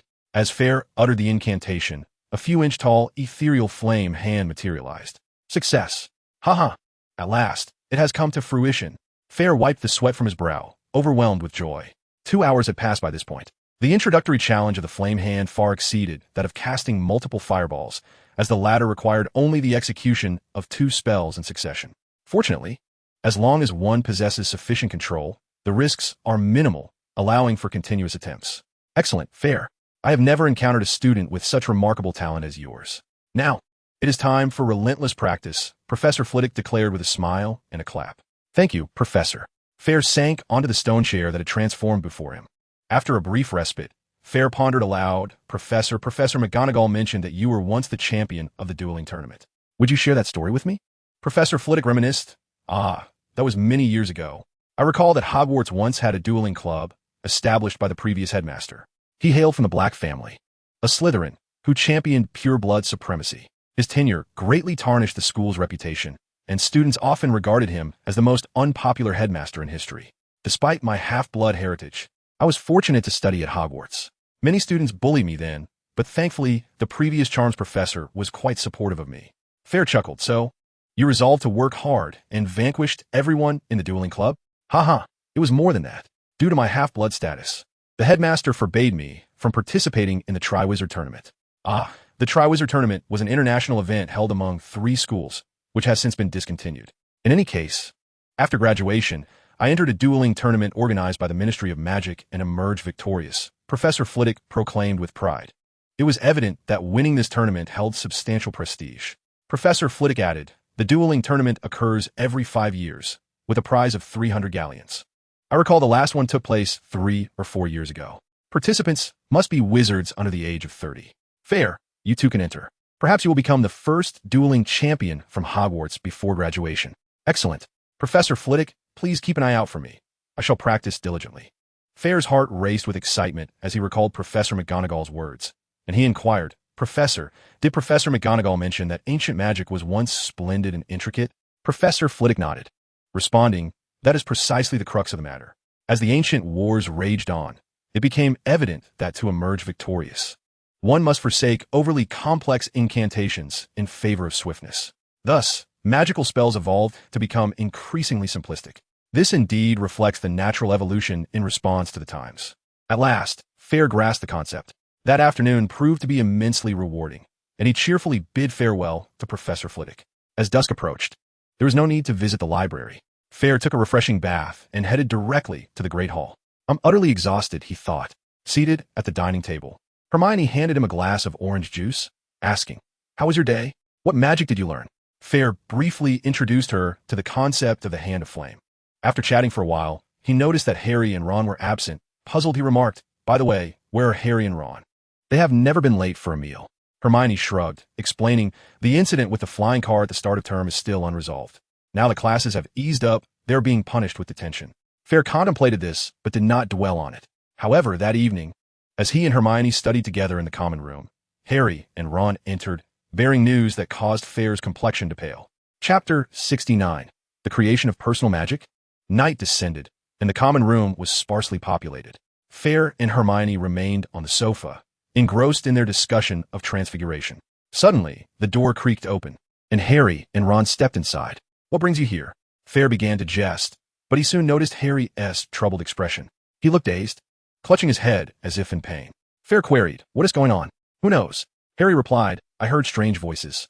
Ron shrugged. Strange voices, Harry? What did you hear? Fayre's countenance shifted as a troubling thought crossed his mind. I'm uncertain if it was merely an illusion. I heard someone speaking of wanting to kill, thirsting for blood. Harry whispered, sitting at the table. Indeed, it has returned, Fayre said gravely. He found himself foolishly hoping that Lucius might reconsider the danger of the diary and abandon his plans. It must be an illusion. No one else has heard it. Not even Gilderoy Lockhart, who corresponded with me. Harry replied, uncertainly. Regardless, hearing strange voices in the wizarding world is never a good omen. Perhaps you've been cursed, Harry. Take care in the coming days. Avoid dark and deserted paths. Stick to the main roads. Lacking evidence, Fayre opted for a different approach in addressing Harry and the others. In the subsequent days, Fayre intensified his urging of the Weasley twins regarding their development work. By mid-October, within the room of requirement, Hermione sat at a table, clutching a copy of Advanced Transfiguration. I truly failed to understand why you insisted on my company. I had intended to finish my assignments first, Hermione feigned complaint, setting the book down. However, when she spoke those words, her expression was clearly one of delight. Transforming stones into insects. Hermione casually waved her wand, practicing transfiguration on the stones scattered across the ground. It has been several days since we last practiced spells together. Progressing side by side truly provides motivation, Fayre remarked with a smile. The truth was it stemmed from the unfortunate news Harry had brought that day. Fayre had since become hesitant to leave Hermione alone. Given that they were almost inseparable, it seemed sensible to synchronize their schedules. They would complete their homework together and practice spells in unison. Fireball, fireball, fireball. A succession of 5 fireballs struck the dummy, reducing it to charred remains. Fayre nodded in satisfaction. Ever since their last adventure in the Forbidden Forest, where he had managed to cast multiple fireballs, he felt as if he had reached a new level of understanding. His progress had been rapid these days. Casting 5 or 6 fireballs had become effortless. The technique of magical energy cohesion was now second nature to him. Logically, he had mastered this spell, and the next step was merely to refine and enhance it. Yet, Fayre felt a twinge of dissatisfaction. He had always believed in the spell's potential for further development, convinced that its power should not be limited to mere basics. Sitting beside Hermione, he pondered deeply. However, his concentration was soon diverted by the gentle sway of her petite legs. Today, she wore knee-high white lace socks, through which a hint of soft pink flesh could be seen. Her small shoes dangled above the ground as she playfully kicked Fayre's leg. "Why aren't you practicing spells?" Hermione inquired with a smile. In her mind, she thought, "It seems my outfit is quite nice today. I should make an effort to dress well more often." But then she wondered if her hair was a bit disheveled. "I believe there is significant potential for developing this fireball spell, but I have yet to conceive a creative idea." "You want to invent a spell of your own?" Hermione exclaimed, taken aback. In her limited experience, those who had created their own spells were invariably renowned wizards of advanced age. "Well, it's not entirely original, as it builds upon the rapid-fire fireball concept," Fayre replied, tilting his head. "But," Hermione furrowed her brow, carefully choosing her words, "but you're only in your second year. How could a student possibly create their own spell?" Fayre chuckled. "Who said students can't invent spells? I know someone who devised a highly advanced dark magic while still a student. How will we know unless we try?" He genuinely felt that the rapid-fire fireball spell was worthy of exploration. Whether it was due to his extraordinary affinity for flames or his unique connection to this spell, Fayre had never felt such an intense desire to create something before. If old bats could do it, why couldn't he? Though he was only in his second year, he was not attempting to create something entirely new, but rather to improve upon an existing spell. Hermione remained unconvinced, prompting Fayre to leap from his seat and draw his wand. Fireball, fireball. After using the rapid-fire fireball in a life-and-death situation, it felt as though the spell had become intrinsically linked to him. The more he practiced, the more adept he became. He casually waved his wand, lacking even the standard gestures, and unleashed a barrage of fireballs. After launching 7 consecutive fireballs, Fayre finally sensed a depletion of his magical energy, prompting him to cease his casting. "Look, this magic resonates with me remarkably well. If it weren't for my insufficient magical power, I feel I could continue casting until breathless," Fayre remarked, catching his breath as he spoke to Hermione, persuaded by his confidence. Hermione acknowledged the complexity of the spell, but recognized that Fayre had evidently mastered it with great proficiency. It is indeed possible. Some wizards possess an extraordinary affinity for certain spells, allowing them to wield greater power than others. Perhaps you are particularly suited for this magic, combined with your exceptional talent for fire, she suggested. Thus, it is entirely feasible to enhance this spell. Quickly, help me brainstorm some ideas. Oh, resting on a shoulder. Hermione pondered, her finger resting on her lips. Perhaps you could first control the direction of the fireballs? That would be simpler and would also confirm whether your control is truly adequate. Fayre considered her words, finding them reasonable. Just as he could split the fire-making spell or make it curve, if he could similarly manipulate the trajectory of the fireballs, the angles and variations of his attacks would be significantly amplified. Without hesitation, he focused his mind, drew his wand, and intoned the incantation. Fireball, fireball. To begin with, he decided not to overdo it, opting to test the waters with the simplest 2 fireballs. The consecutive fireballs arced gently, striking the dummy with precision. It seems rather effortless. Fayre mused, surprised. Controlling the trajectory of rapid-fire fireballs should inherently be challenging, as one must concentrate on both the magical connection and the direction of the fireballs. However, during his recent casting, the simplicity of the 2 fireballs allowed Fayre to instinctively release them, with only a fraction of his focus devoted to the technique of magical adherence. With sufficient practice, the skill could become second nature. Suddenly enlightened, Fayre excitedly shared his insights with Hermione, concluding, according to this theory, as long as you specialize in a single spell and practice relentlessly, you will ultimately achieve instinctual casting. This would free your attention for other aspects, such as directing the magic or even performing silent spells. Chapter 70. Do ghosts also have banquets? Bang, bang, bang. Fayre continued to wave his wand, summoning fireballs that appeared one after another, swirling in various directions to strike the dummy. "Fayre, you are truly remarkable," Hermione exclaimed, impressed. In her estimation, there was no way she could withstand such an onslaught. Wiping the sweat from his brow, Fayre smiled. "This can certainly be considered my ace in the hole."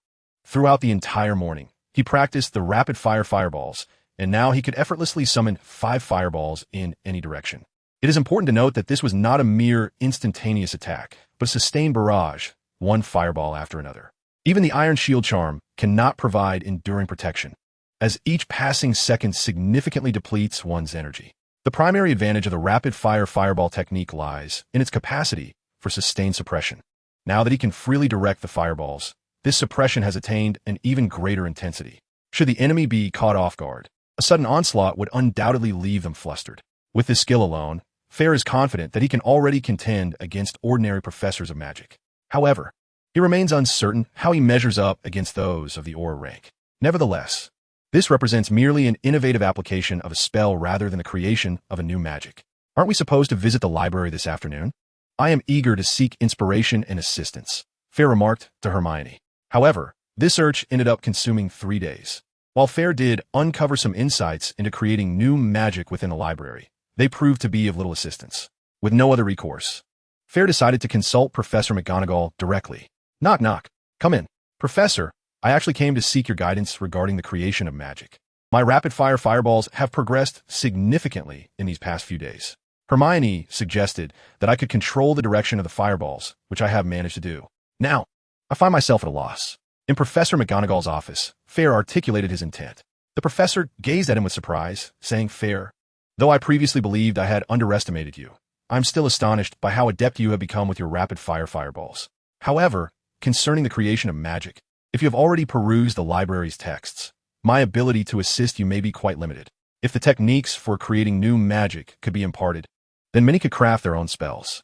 Professor McGonagall explained to Fayre, the creation of new magic heavily relies on luck and inspiration. Each spell is distinct, and thus the process of crafting a new spell varies accordingly.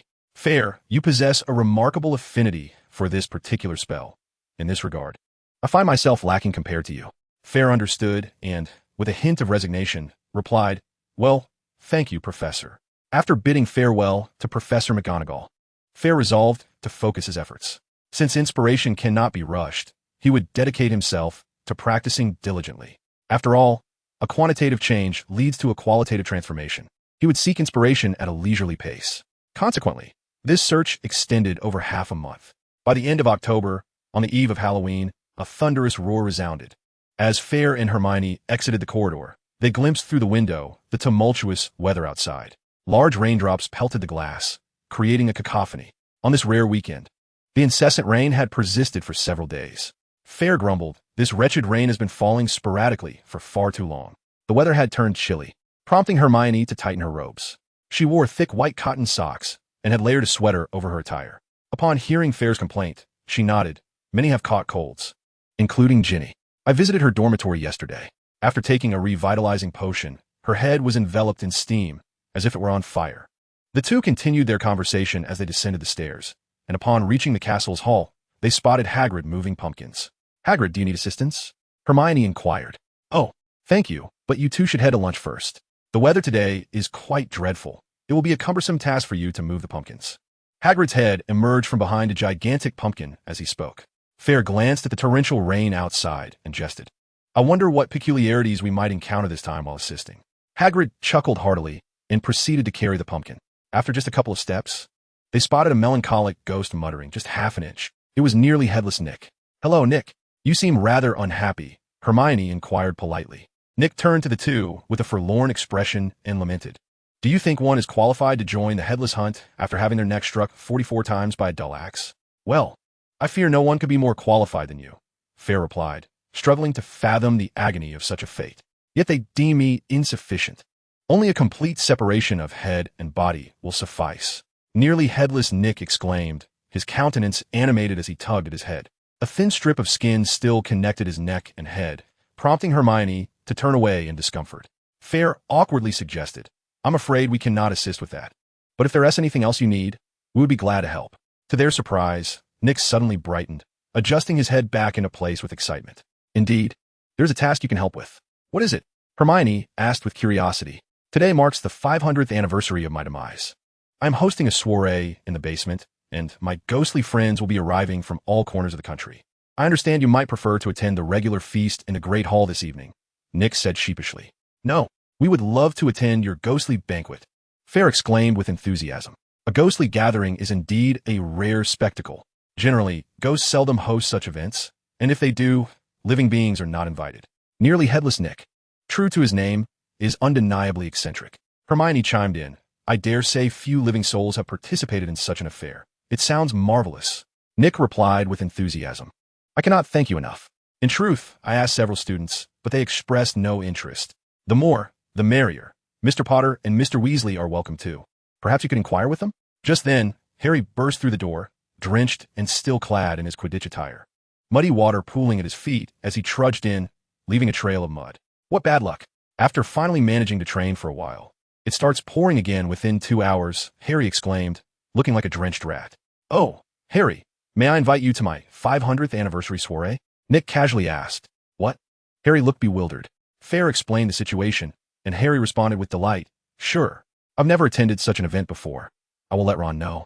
Well, that is surprisingly the only piece of good news amidst this dreadful day, he added, though a sense of foreboding lingered. Fayre pointed towards the end of the corridor, and Harry's expression shifted dramatically. Chapter 71. Another new pet Flitch rushed over, filled with fury. His agile movements were in stark contrast to his usual unsteady gait. You filthy creature. You've turned the castle into a complete mess. Come with me. His face twitched as he shouted. Harry, in a panic, replied, It's just a little mud. A little mud for you, child, but for me, it means an hour of scrubbing and cleaning. Flitch retorted angrily. Fell, recognizing the validity of Flitch's complaint, acknowledged that Harry had indeed caused him considerable trouble. However, he devised a better form of punishment and said to Flitch, Apologies, sir. But I have an idea. Why not make Harry clean up the mess himself? Even if you put him in detention, you would still have to toil for an hour. Flitch, taken aback by this suggestion, calmed his rage and pondered for a moment. Mr. Fell has a point. Very well, Potter. You shall be responsible for cleaning up all the muck. I will return shortly to inspect. Thank you, Flitch, Harry expressed gratefully as Flitch walked away. He then drew his wand and cast a cleansing charm. In the blink of an eye, the mud on the ground and the stains on his clothing vanished. I almost forgot that Flitch is a bit of a hothead. No wonder he was so irate, Hermione suddenly reflected. Regardless, please make sure to come tonight.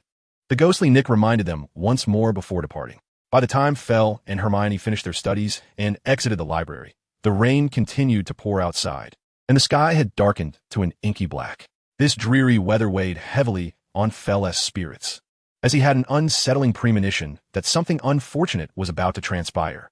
Upon entering the common room, however, his mood lightened somewhat. The common room was brightly lit, and George and Fred were busy playing with a small lizard-like creature. Yet, this creature's skin was remarkably pure white and dazzlingly bright. Is this a fire lizard? Where did you get it? Hermione inquired, recognizing the creature. George chuckled. We rescued it from care of magical creatures class. We plan to feed it some magical fireweed and see what happens. Most likely, it will just emit some fireworks. Fire lizards are not afraid of ordinary flames.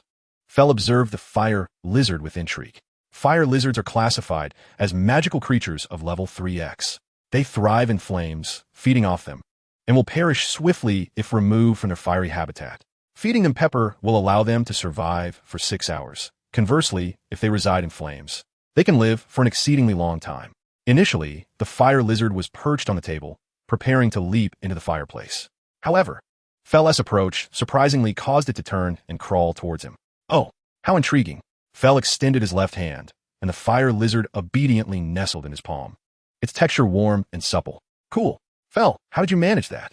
The fire lizard skin is quite hot, Fred exclaimed, raising his dragonhide gloves in astonishment. It seems we're about to add another pet to our collection.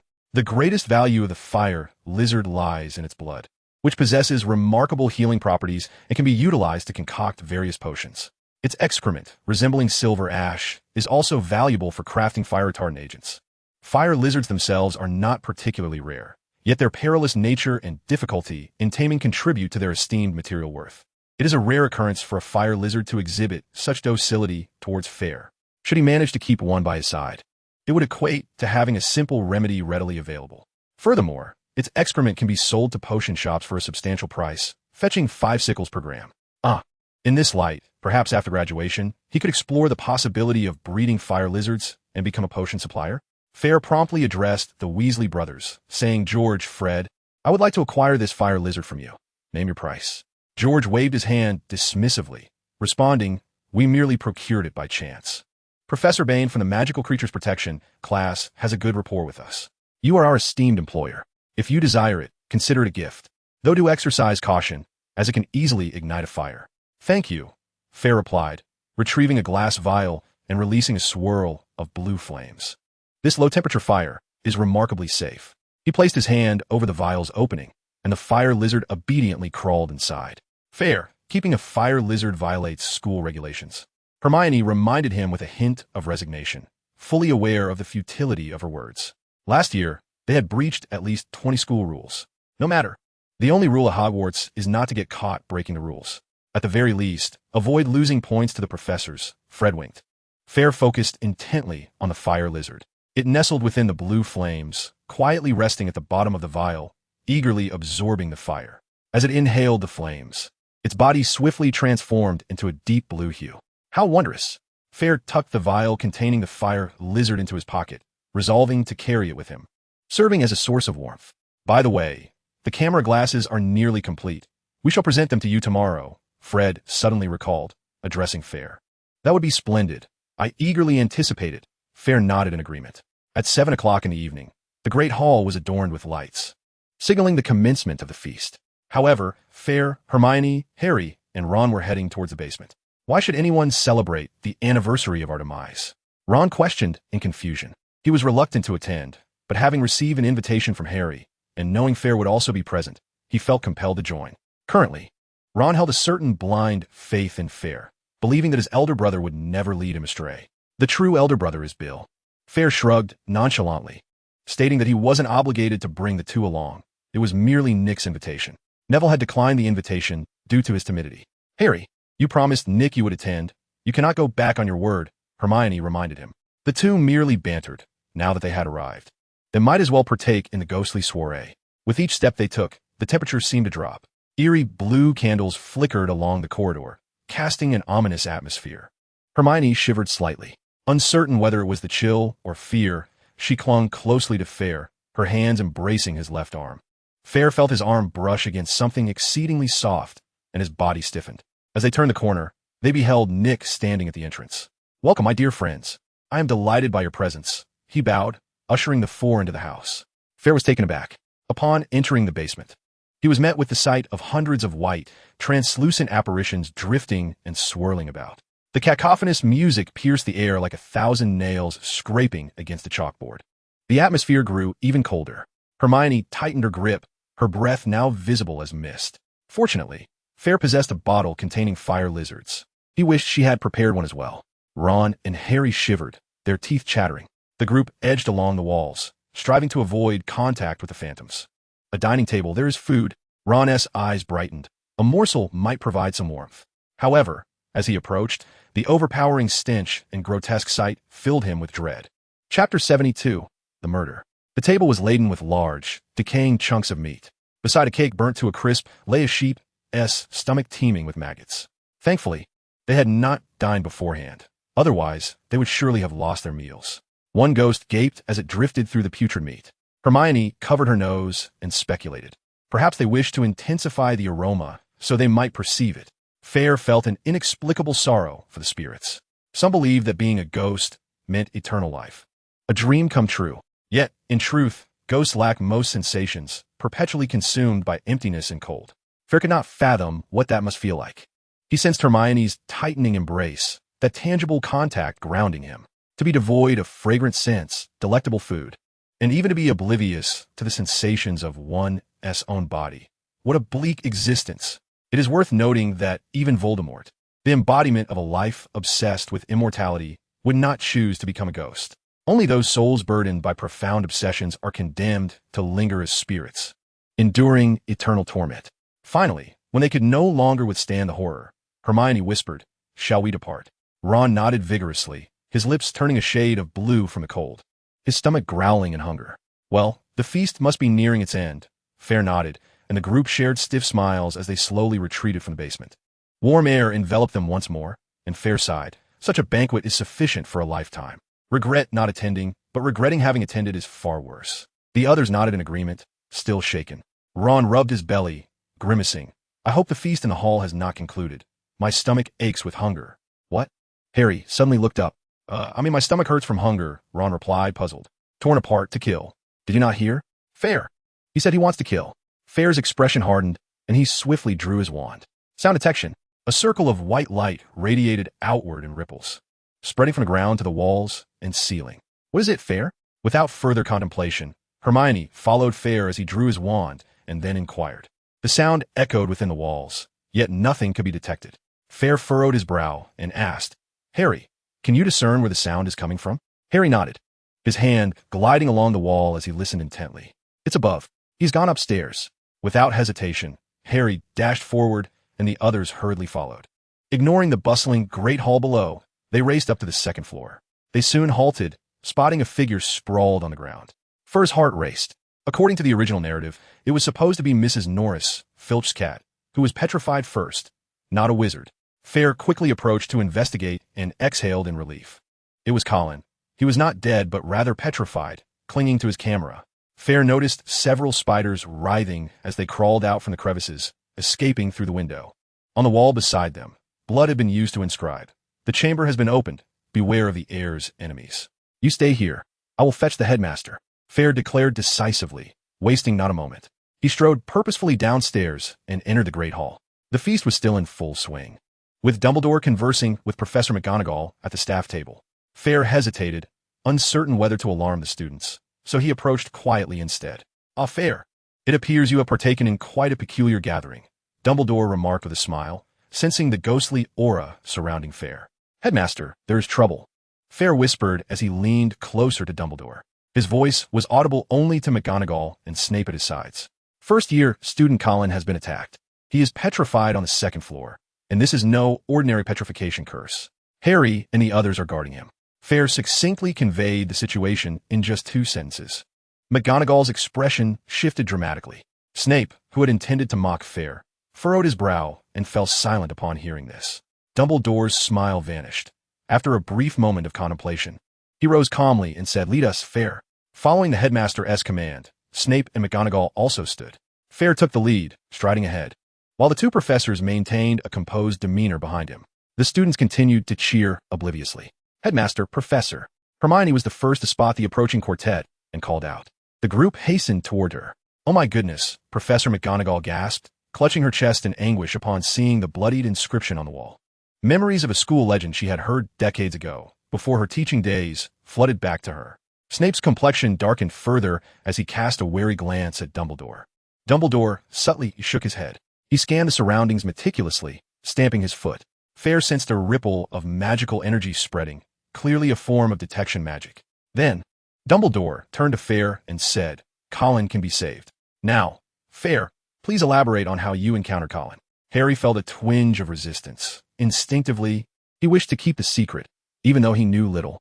This is a habit he developed at the Dursleys. Fayre had little concern for his feelings and immediately stated, "We are attending the 500th birthday celebration of Nearly Headless Nick." Upon our departure, Harry mentioned he heard strange noises. "We followed him and found Colin lying here." "Headmaster, Harry himself struggled to articulate how he could hear those odd sounds. Dumbledore's gaze was profound, as if he understood. He then gently remarked, "It is all right, Harry. It's not necessarily a bad thing, at least for now, is it?" A greasy voice interrupted, as Lockhart approached in a bright green robe. Fayre fixed a sharp gaze upon him. "I did not summon you. How did you arrive here?" Dumbledore did not afford Fayre the time to ponder. He turned to the others and said, "Professors, please escort Colin to the infirmary." "Yes," was the consensus, for no one dared oppose the headmaster's directive. Upon reaching the first floor, the groups divided. Snape carried Colin, striding ahead. Lockhart, trailing behind Professor McGonagall, boasted, "It's truly unfortunate that the boy wasn't with me. I could not only protect him, but also discover the location of the Chamber of Secrets." Fayre squinted, pondering what could have petrified Colin. What could possibly have caused Colin's petrification? Hermione inquired, perplexed. "Never mind. Dumbledore will resolve it," Ron muttered, famished, as he seized a lamb chop and bit into it. Fayre nibbled on a pumpkin pasty, frowning in contemplation. Could it be that Lockhart took the diary? Or perhaps Malfoy? He glanced at Malfoy, sensing a peculiar paleness to his complexion. Chapter 73. Dare to profess love without spending a dime? Upon returning to the common room, Harry remained troubled, questioning why only he could hear the strange noises. He hoped no one would discover that they were the ones who found Colin, fearing Malfoy might accuse them of wrongdoing. Unfortunately, maintaining Hogwarts secrets for an entire night is no simple task. Thus, by the following day, many were aware of Colin's tragic fate. Perhaps someone saw Colin in the infirmary? Hermione speculated. However, soon anxious glances turned towards them. Neville, shrinking his head, wished to inquire about Fayre, but lacked the courage. The Weasley twins, however, approached with gleeful curiosity, saying, "We heard someone open a Chamber of Secrets. Did you happen to witness Colin's demise?" They appeared unafraid, perhaps too accustomed to perilous escapades to see this as alarming. Fayre retorted, "I could guess that with my little toe. It was Lockhart who told you, wasn't he it?" Fred chuckled. "You guessed correctly. He was boasting about it in defense against the dark arts class this morning. He claimed if he had been beside Colin, he could have saved him on the spot. Lockhart, this insipid fool, clearly failed to grasp the gravity of the situation. Dumbledore himself had been unable to revive Colin, indicating the severity of the crisis. Yet, this dolt still had the audacity to boast. Oh, that metaphor seems familiar. As Fayre pondered his transformation into Snape, George produced a pair of glasses. Behold, the second-generation camera glasses make their grand entrance. This time, we have significantly optimized the weight and introduced a levitation charm, ensuring both comfort and aesthetic appeal. Fayre's eyes sparkled with intrigue as he took the glasses, examining them closely. The second generation of camera glasses appeared remarkably polished. In addition to the black-framed structure, two 1-inch-long tubes adorned the lenses, their bodies a striking bronze hue embellished with decorative patterns. They resembled a pair of miniature telescopic glasses. Press here to take a photo, and the picture will emerge below, George explained, eager to demonstrate. Just then, he spotted a girl approaching and called out, "Hey, Penelope, give us a smile." Fayre recognized her as Penelope Clearwater, the head girl of Ravenclaw, with her long, straight, light blonde hair and striking features. She radiated the exuberance of youth. To George's request, Penelope did not shy away. Instead, she graciously smiled and flashed a peace sign. Click! A flash of white light illuminated the scene as George handed the photo to her. "Oh, it turned out rather clear, although my collar is a bit askew," she remarked. Fred, seated next to Fayre and Hermione, whispered, "She might just be our future sister-in-law." Ginny mentioned she saw Percy cooped up in his room all summer writing letters to Penelope. The two nodded knowingly. Fayre, however, was not inclined toward gossip. He turned to Fred and said, "Fred, we should officially market these camera glasses at school. The more people use them, the better. Initially, we can sell them at cost. We aren't seeking profits just yet. We aim to establish our presence in the market and gain recognition." Fayre's primary concern was to encourage everyone to wear these glasses, thereby reducing the risk of peril. Fred scratched his head, looking somewhat troubled. "We want to promote them quickly as well, but our previous pranks may have instilled a sense of caution in everyone regarding our products." Fayre's eyes darted around before settling on Penelope, and an idea struck him. We can leverage Penelope and Percy. Aren't they in a relationship? Penelope seems quite fond of these camera glasses. You should enlist her and Percy to promote them. One is the head of Gryffindor, and the other the head of Ravenclaw.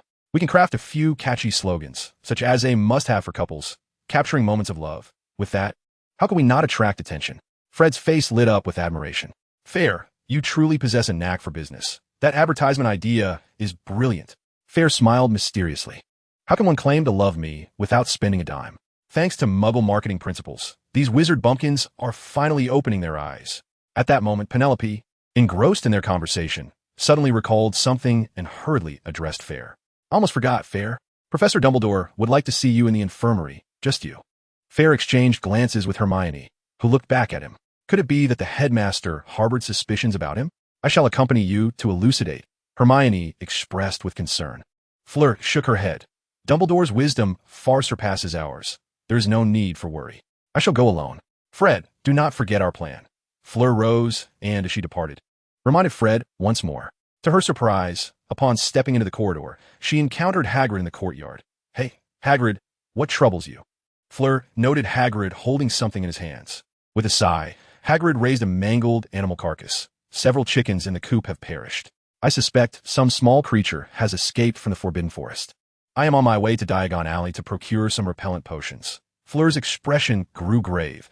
The machinations of the shadowy figures were unfolding more swiftly than she had anticipated. Would the transmission speed of the camera glasses keep pace? Such musings were futile. Fleur bid farewell to Hagrid and made her way to the infirmary. In order to maintain a cheerful atmosphere for the patients, the infirmary was perpetually spacious and bright. Regrettably, the room now felt shrouded in gloom. "Headmaster, you summoned me?" Upon entering, Fleur saw Dumbledore seated beside Colin's bed, examining Colin's camera.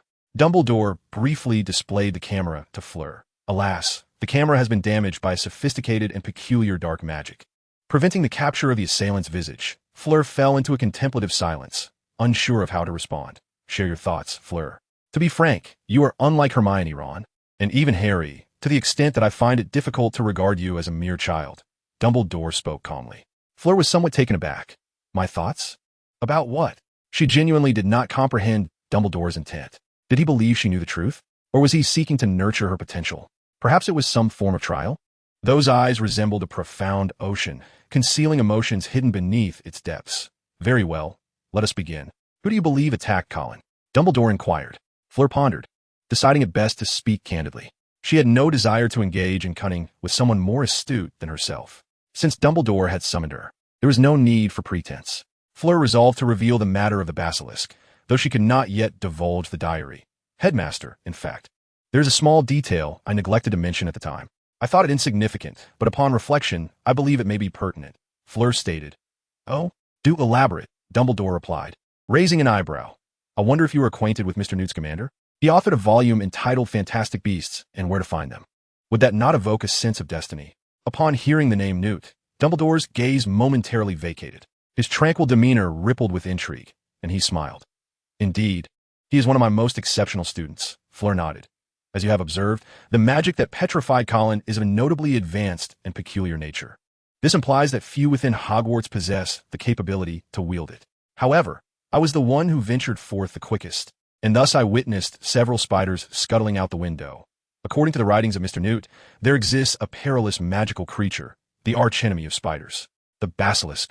A top-tier danger classified as level 5, Fayre elaborated. It is the natural foe of spiders, and it is said that those who gaze into its eyes will meet their demise. At that moment, Colin was holding a camera and did not make direct eye contact. Thus he was merely petrified. Dumbledore, after all, is not an omniscient deity, and he appeared slightly taken aback. However, just moments later, he nodded thoughtfully. That makes sense, though the evidence is somewhat lacking.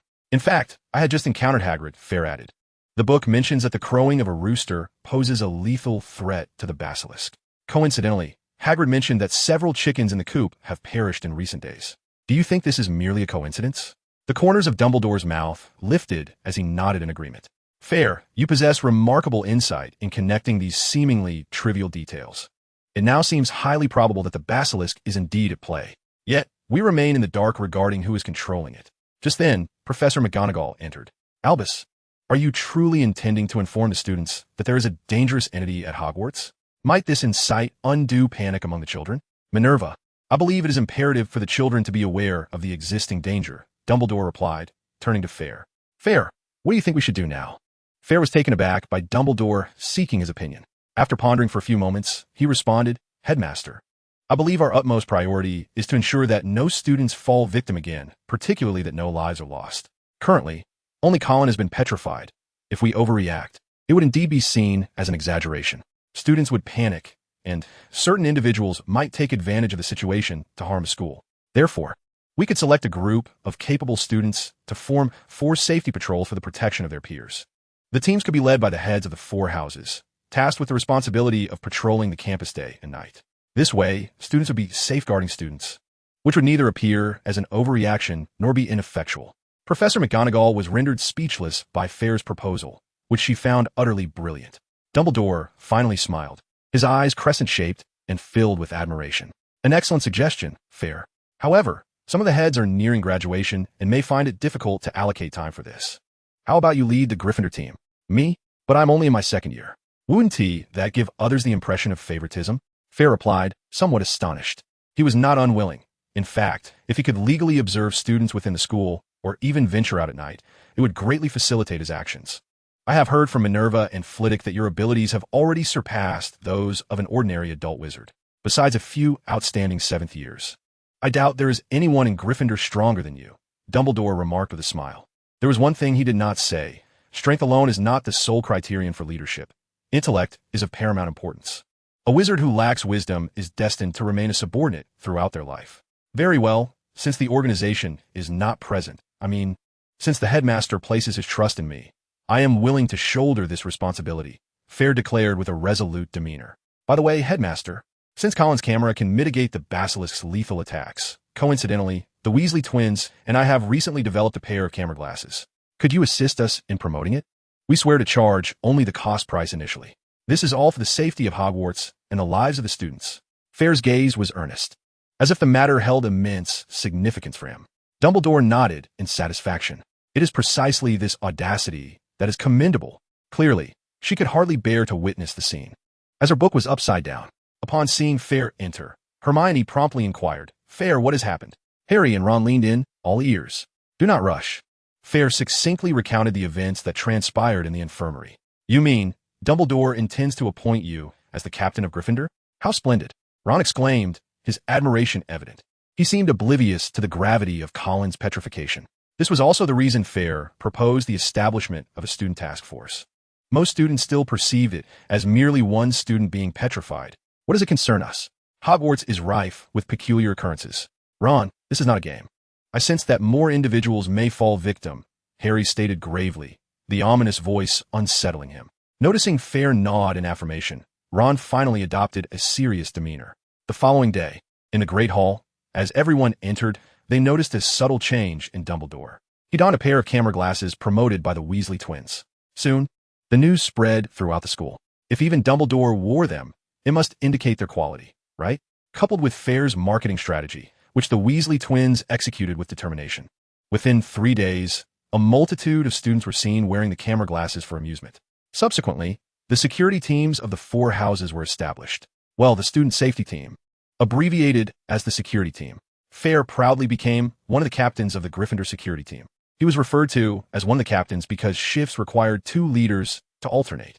Although Percy was already overwhelmed with preparations for the new exams, he insisted on taking the position of the other captain. However, he lacked the time to lead and appointed a vice-captain instead. Percy himself questioned the vice-captain daily. Ron remarked, "He simply craves more power. The man is utterly obsessed with authority." The news of Fayre's ascension to the role of Gryffindor security captain swiftly circulated throughout the school. Ron boasted outside about Fayre receiving Dumbledore's endorsement, which further enhanced his reputation. Professor McGonagall selected 3 exemplary 6th-year students to join Fayre's team. The 6th-year students were capable and had ample time. At 10 o'clock in the evening, the curfew hour, Fayre arrived at the entrance hall. He surveyed the 3 team members before him, 2 boys named Galen and Nock, both robust, and a girl named Salaka, who was slender in build. "Captain, what are the arrangements for today?" Garen chuckled. It wasn't that he underestimated the 2nd-year Fayre. After all, Fayre had garnered a formidable reputation by vanquishing trolls and defeating Chilo in his first year. Rather, he felt that the situation did not pose significant danger. He merely joined the security team for the sake of gaining attention. Fayre also did not expect much assistance from these 2, but rather from Soraka, who was reputed to excel in support of magic. He immediately stated, "Garen, Nock, you 2 will team up for now. Soraka, you are with me."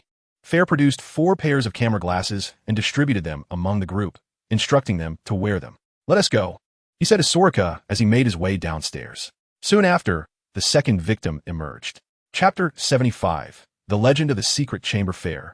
How did you manage to defeat the troll in your first year? Soraka, the senior, inquired curiously in the dimly lit corridor. Fayre nonchalantly replied, "It was largely thanks to the help of friends, along with perhaps a bit of innate talent and a stroke of luck." He had no desire to engage in idle chatter with Soraka. No one understood the gravity of this crisis better than he did.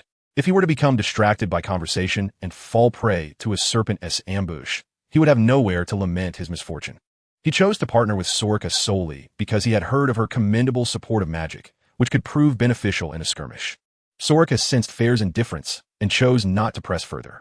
The corridor fell into silence, illuminated by the moonlight, with only the sound of their footsteps echoing. In the stillness of the night, Fayre suddenly detected a faint rustling sound, reminiscent of some creature crawling. He halted abruptly, drawing his wand with haste. "What is wrong?" Soraka asked, intrigued. "Shoo." Fayre placed a finger to his lips, signaling her to remain quiet. "This way." He dashed ahead, with Soraka hurriedly trailing behind. As they reached the corner of the 8th floor, the rustling ceased. Fayre widened his eyes, gazing at the figure on the ground. It was Fred. Wait, Fayre. I can't catch my breath." Soraka panted as she struggled to keep pace. Yet, upon rounding the corner, she forgot to even breathe. Fayre stood before her, pallid with shock, staring at a body petrified before him. Damn it. Who would have thought he would be attacked? If only I had been with him. In the late-night infirmary, George slammed his fist down on the bed. The usual playful demeanor had vanished, replaced by an unprecedented fury. Several professors, along with Fayre, Hermione, and all the children from the Weasley family still attending school, were present. "George, if you had been with Fred, perhaps there would be one more person lying on that bed," Percy remarked, his brow furrowed. Fayre regarded Fred as petrified form with a grave expression. He wore the camera glasses, which had ultimately saved his life. Fred maintained a stance of drawing his wand. Yet he had barely managed to reach for it at his chest. A wizard of Fred's caliber, known for his combat prowess and quick reflexes, had not even had the time to utter a spell. Despite having confronted the basilisk, Fayre found himself having underestimated this extraordinary creature. He was misled by the portrayal in films, where Dumbledore's phoenix intervened, blinding the basilisk. Coupled with Harry's protagonist aura and fortuitous luck, he managed to vanquish the creature. Remarkably, Harry nearly succumbed to poison, saved only by the phoenix's tears. In truth, the basilisk proved to be exceedingly formidable. Even Dumbledore remarked that Colin's petrification was caused by a highly advanced dark magic. The full power of a basilisk is indeed formidable. Professor Sprout, is there truly hope for Fred's recovery? You aren't speaking in jest, are you? Ginny inquired, her eyes brimming with tears. Her once bright eyes were now swollen, as Hermione offered her solace in a comforting embrace. Trust me, dear, I will ensure Fred's healing, Professor Sprout assured, tenderly wiping away Ginny's tears. Dumbledore then spoke, his voice soft, yet imbued with a compelling sense of reassurance. After the others departed, Fayre remained behind, left alone with Dumbledore. It is unfortunate, Headmaster, that merely a few days have passed, and we have already witnessed a second incident. I cannot help but ponder the efficacy of the student security team. Frankly, I doubt those few members would fare any better against a basilisk than Fred did, Fayre remarked. Dumbledore shook his head, responding calmly. Fayre, you still do not fully grasp the matter at hand. What do you believe is the reason we established the security team? Fayre scratched his head, pondering. To protect the students? To ensure the safety of Hogwarts? No, it is to instill a sense of security in the students. It is to make them believe that Hogwarts is safe, Dumbledore clarified. The power of panic is formidable. It can drive individuals to irrational actions. The true purpose of a security team is to provide reassurance. As long as people remain unperturbed, solutions will always present themselves. Understanding began to dawn on Fayre. Dumbledore continued, we shall patrol as usual tomorrow. I trust that after Fred's unfortunate incident, no student will underestimate the seriousness of this situation. Indeed, the following day, the entire student body became aware of Fred's attack, now patient alongside Colin. They finally comprehended the gravity of the circumstances. Fortunately, they learned that Fred had been ambushed during a nighttime excursion and that the security team would be patrolling continuously, which prevented widespread panic. Nonetheless, anxiety remained inevitable. During Transfiguration, particular attention was required regarding the fur and tail of the mice. The class was rife with distraction. Does anyone have questions? Professor McGonagall inquired. Hermione raised her hand, posing the question that weighed on everyone's mind. Professor, could you enlighten us about the Chamber of Secrets? Upon hearing this, all eyes turned to Professor McGonagall, filled with curiosity, fear, and confusion. Very well, she sighed. As you all know, 1,000 years ago, four great wizards established Hogwarts. They are Godric Gryffindor and Helga Hufflepuff. Professor McGonagall introduced the founders of the four houses, then shifted her tone. However, one founder had a conflict with the others. Ron gritted his teeth. Anyone could guess who it is. He glared fiercely at the Slytherin students, particularly at Malfoy. Fayre noticed a pallor creeping onto Malfoy's face.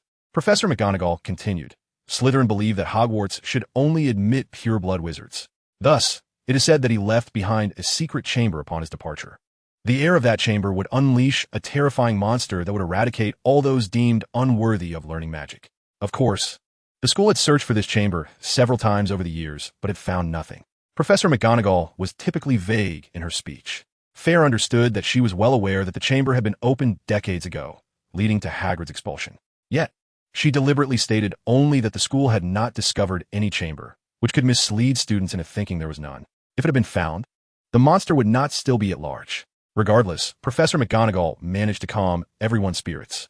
Upon returning to the common room, Fayre immediately summoned Hermione, Harry, and Ron for a small meeting. Listen, I have an idea. Chapter 76. Professor, do you wish to become more notorious? Hermione, Harry, Ron, you have seen it. The situation is perilous. Fayre reminded them. I understand, Fayre. You must have a plan, right? Please, Ron urged, having lost his composure since Fred's attack.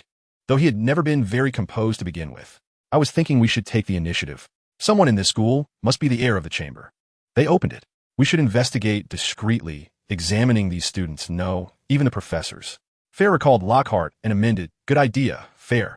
Harry agreed. But, do you have a specific plan? Hermione inquired, somewhat puzzled. Fayre nodded, of course. Harry, Ron, you need to secretly observe these students. Look for any unusual behavior, and make note of suspicious individuals. And Hermione, have you heard of Polyjuice Potion? Hermione exclaimed in surprise. Polyjuice potion? I read about it a few days ago. It allows you to disguise yourself as someone else. However, its preparation is quite complex. I would need a month to brew it. Fayre, do you mean? Exactly. Besides the Gryffindor common room, we cannot access the other houses' common rooms. Harry and Ron will document those suspicious students, and then we will investigate each other common room. Examine them. Fayre could not explain what the diary was. He could only vaguely refer to investigating them. This may violate dozens of school rules. Hermione appeared troubled, yet there was a flicker of excitement in her expression. Harry and Ron exchanged glances. Ron immediately declared, Fayre, I trust your judgment. Who cares about the school rules? Indeed, we cannot allow that puppet master to harm anyone further. Harry nodded in agreement. But Fayre, what do you intend to do? Hermione was aware that Fayre could not remain idle. Fayre smiled and replied, Have you forgotten? I am the captain of the security team. I must patrol. Moreover, I need to seek out a certain intriguing individual. Upon entering the office of the defense against the dark arts professor, Fayre knocked and was greeted by a multitude of photographs of Lockhart smiling back at him. The vast expanse of white teeth was somewhat unsettling. This was an individual whose obsession with fame bordered on the pathological. Oh, Fayre, what brings you to me? Lockhart inquired. I've heard about Fred Weasley. What a pity. Had I been present that day, he would surely have been unharmed. Fayre found himself at a loss for words. Lockhart's self-aggrandizement had become a reflexive behavior. Professor, it is indeed the case that the recent disturbances concerning the Chamber of Secrets have instilled a sense of dread among the populace. I pondered that many wizards lack combat skills, which diminishes their capacity to confront danger.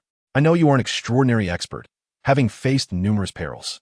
Fayre uttered these words with his lips tightly pressed together, fearful of betraying a smile. Ah, yes, Lockhart exclaimed, beaming at the compliment. He rambled on, regaling Fayre with a rehearsed retelling of his illustrious exploits. Eventually, he wore a knowing expression and said, I see, you wish for me to conduct training for everyone. No problem. To be honest, I too believe Hogwarts lacks a formidable. Ahem, Professor, you are indeed impressive, but time is of the essence, is it not? I should remind you that decades ago, Hogwarts had a dueling club, which was later disbanded by the headmaster due to excessive danger. If you could spearhead the revival of the dueling club, it would undoubtedly be a commendable endeavor for the students. Indeed, the dueling club represents a glorious tradition among wizards. If it were to be reinstated due to my efforts, Fayre subtly surveyed the surroundings and added, moreover, I propose we establish a dueling leaderboard to identify the strongest wizards. This would certainly encourage greater participation. Additionally, you could invite Professor Snape to serve as the inaugural showcase for the dueling club, setting an example for everyone. Lockhart's eyes lit up at the suggestion. He had endured countless accusations from boys belittling his abilities. Years of thievery and memory manipulation had led him to genuinely believe in his own prowess, and he could not tolerate such slander. The thought of defeating the illustrious potions master, Snape, invigorated him, though he hesitated, saying, but you know, Professor Snape's temperament is rather unapproachable. Even someone like me, a 5-time winner of the Most Charming Smile Award, finds it challenging. Quite simple, Fayre remarked, surveying the room once more with a subtle smile. I have a plan. You are contemplating the promotion of your exclusive shampoo, aspiring to surpass the smoothness of the Potter's product. You seek to enlist him as a spokesperson or offer assistance in some capacity. Professor Snape would undoubtedly be inclined to assist you, though the reasons for his willingness remain unspoken. Really? I shall proceed immediately, exclaimed Lockhart, his excitement palpable. If this endeavor succeeds, Fayre, I appoint you as my dueling assistant. With fervor, he exited alongside Fayre, making a beeline for Snape's office. He gently closed the door behind them. Fayre, however, did not come merely to elevate Lockhart's notoriety. His intentions were threefold. First, to draw closer to Lockhart and discern any peculiarities in his demeanor. For instance, he seized the opportunity to search Lockhart's office for a diary. Second, to enhance the combat prowess of the student body in preparation for the basilisk and the impending clash between good and evil. Lastly, Fayre harbored a personal ambition. Only a professor held the authority to establish a club. In pursuit of victory in the future dueling tournament, Fayre intended to leverage Lockhart's influence, aiming to transform the entire student body into his honing stones. Alas, he had not discovered the diary. Just as Fayre prepared to investigate the shoe cabinet, the door lock clicked. Fayre, why haven't you left? Oh, Professor, I just remembered that I have yet to discuss the scoring system for the dueling leaderboard with you. Given your demeanor, it seems things are progressing smoothly? Fayre offered an explanation, deftly changing the subject. Indeed, upon hearing of my desire to vanquish the Potter's shampoo, Snape readily acquiesced to my request. Clearly, he is captivated by my grand vision. Lockhart rambled on excitedly. Fayre narrowed his eyes. The absence of the diary was inconsequential, for there would be further opportunities for thorough searching. However, next on his agenda was a second expedition into the Forbidden Forest. During lunch, Fayre shared the developments with a few companions. Ron sighed. It seems there is still more to uncover. Harry and I observed 7 or 8 classmates today, and none appeared suspicious. Having confirmed that Fred can be saved, my spirits have lifted somewhat, though one could say it is a trait inherited from the Weasley lineage. As he spoke, he poured mustard into his pumpkin pasty. My goodness, what manner of eating is this? Hermione remarked, unable to bear the sight. Bah, this is a culinary invention of mine from this morning. Fred's predicament had me distracted, leading to the accidental addition of mustard in my pumpkin pasty. Who would have known it would taste unexpectedly delightful? Ron retorted, savoring a bite. Harry, a devoted aficionado of pumpkin pasties, could not resist the temptation to try it himself. Ugh, Ron, your taste is rather unique. Tears sprang to Harry's eyes from the pungency, and he reluctantly set the pasty down. You simply do not understand. It is a perfect amalgamation. Perhaps it is indeed suited to my palate? Ron closed his eyes, relishing his culinary creation. As the group engaged in playful banter, none noticed the silence of one individual. Fayre's eyes gleamed brighter. The rocket has emerged. Within the confines of the wish-granting chamber, Fayre was diligently experimenting with a newly conceived spell. During lunch, Ron's words sparked an idea in Fayre's mind, prompting him to contemplate the creation of an original incantation. He pondered a rather clever approach to fusion. What transformations could a fireball undergo, even if it morphed into a snake or a tiger lunging at an adversary? It remained fundamentally a fireball. The potency would not change. This was not the innovative spell Fayre sought. Thus, the notion of fusion spells emerged. This was not a novel concept. Fayre had previously discovered in the library that many spells originated from such combinations. For instance, he had employed the Frost Mist spell, which had successfully immobilized the sprites and serpents of Cornwall. This spell was a blend of the mist and freeze spells.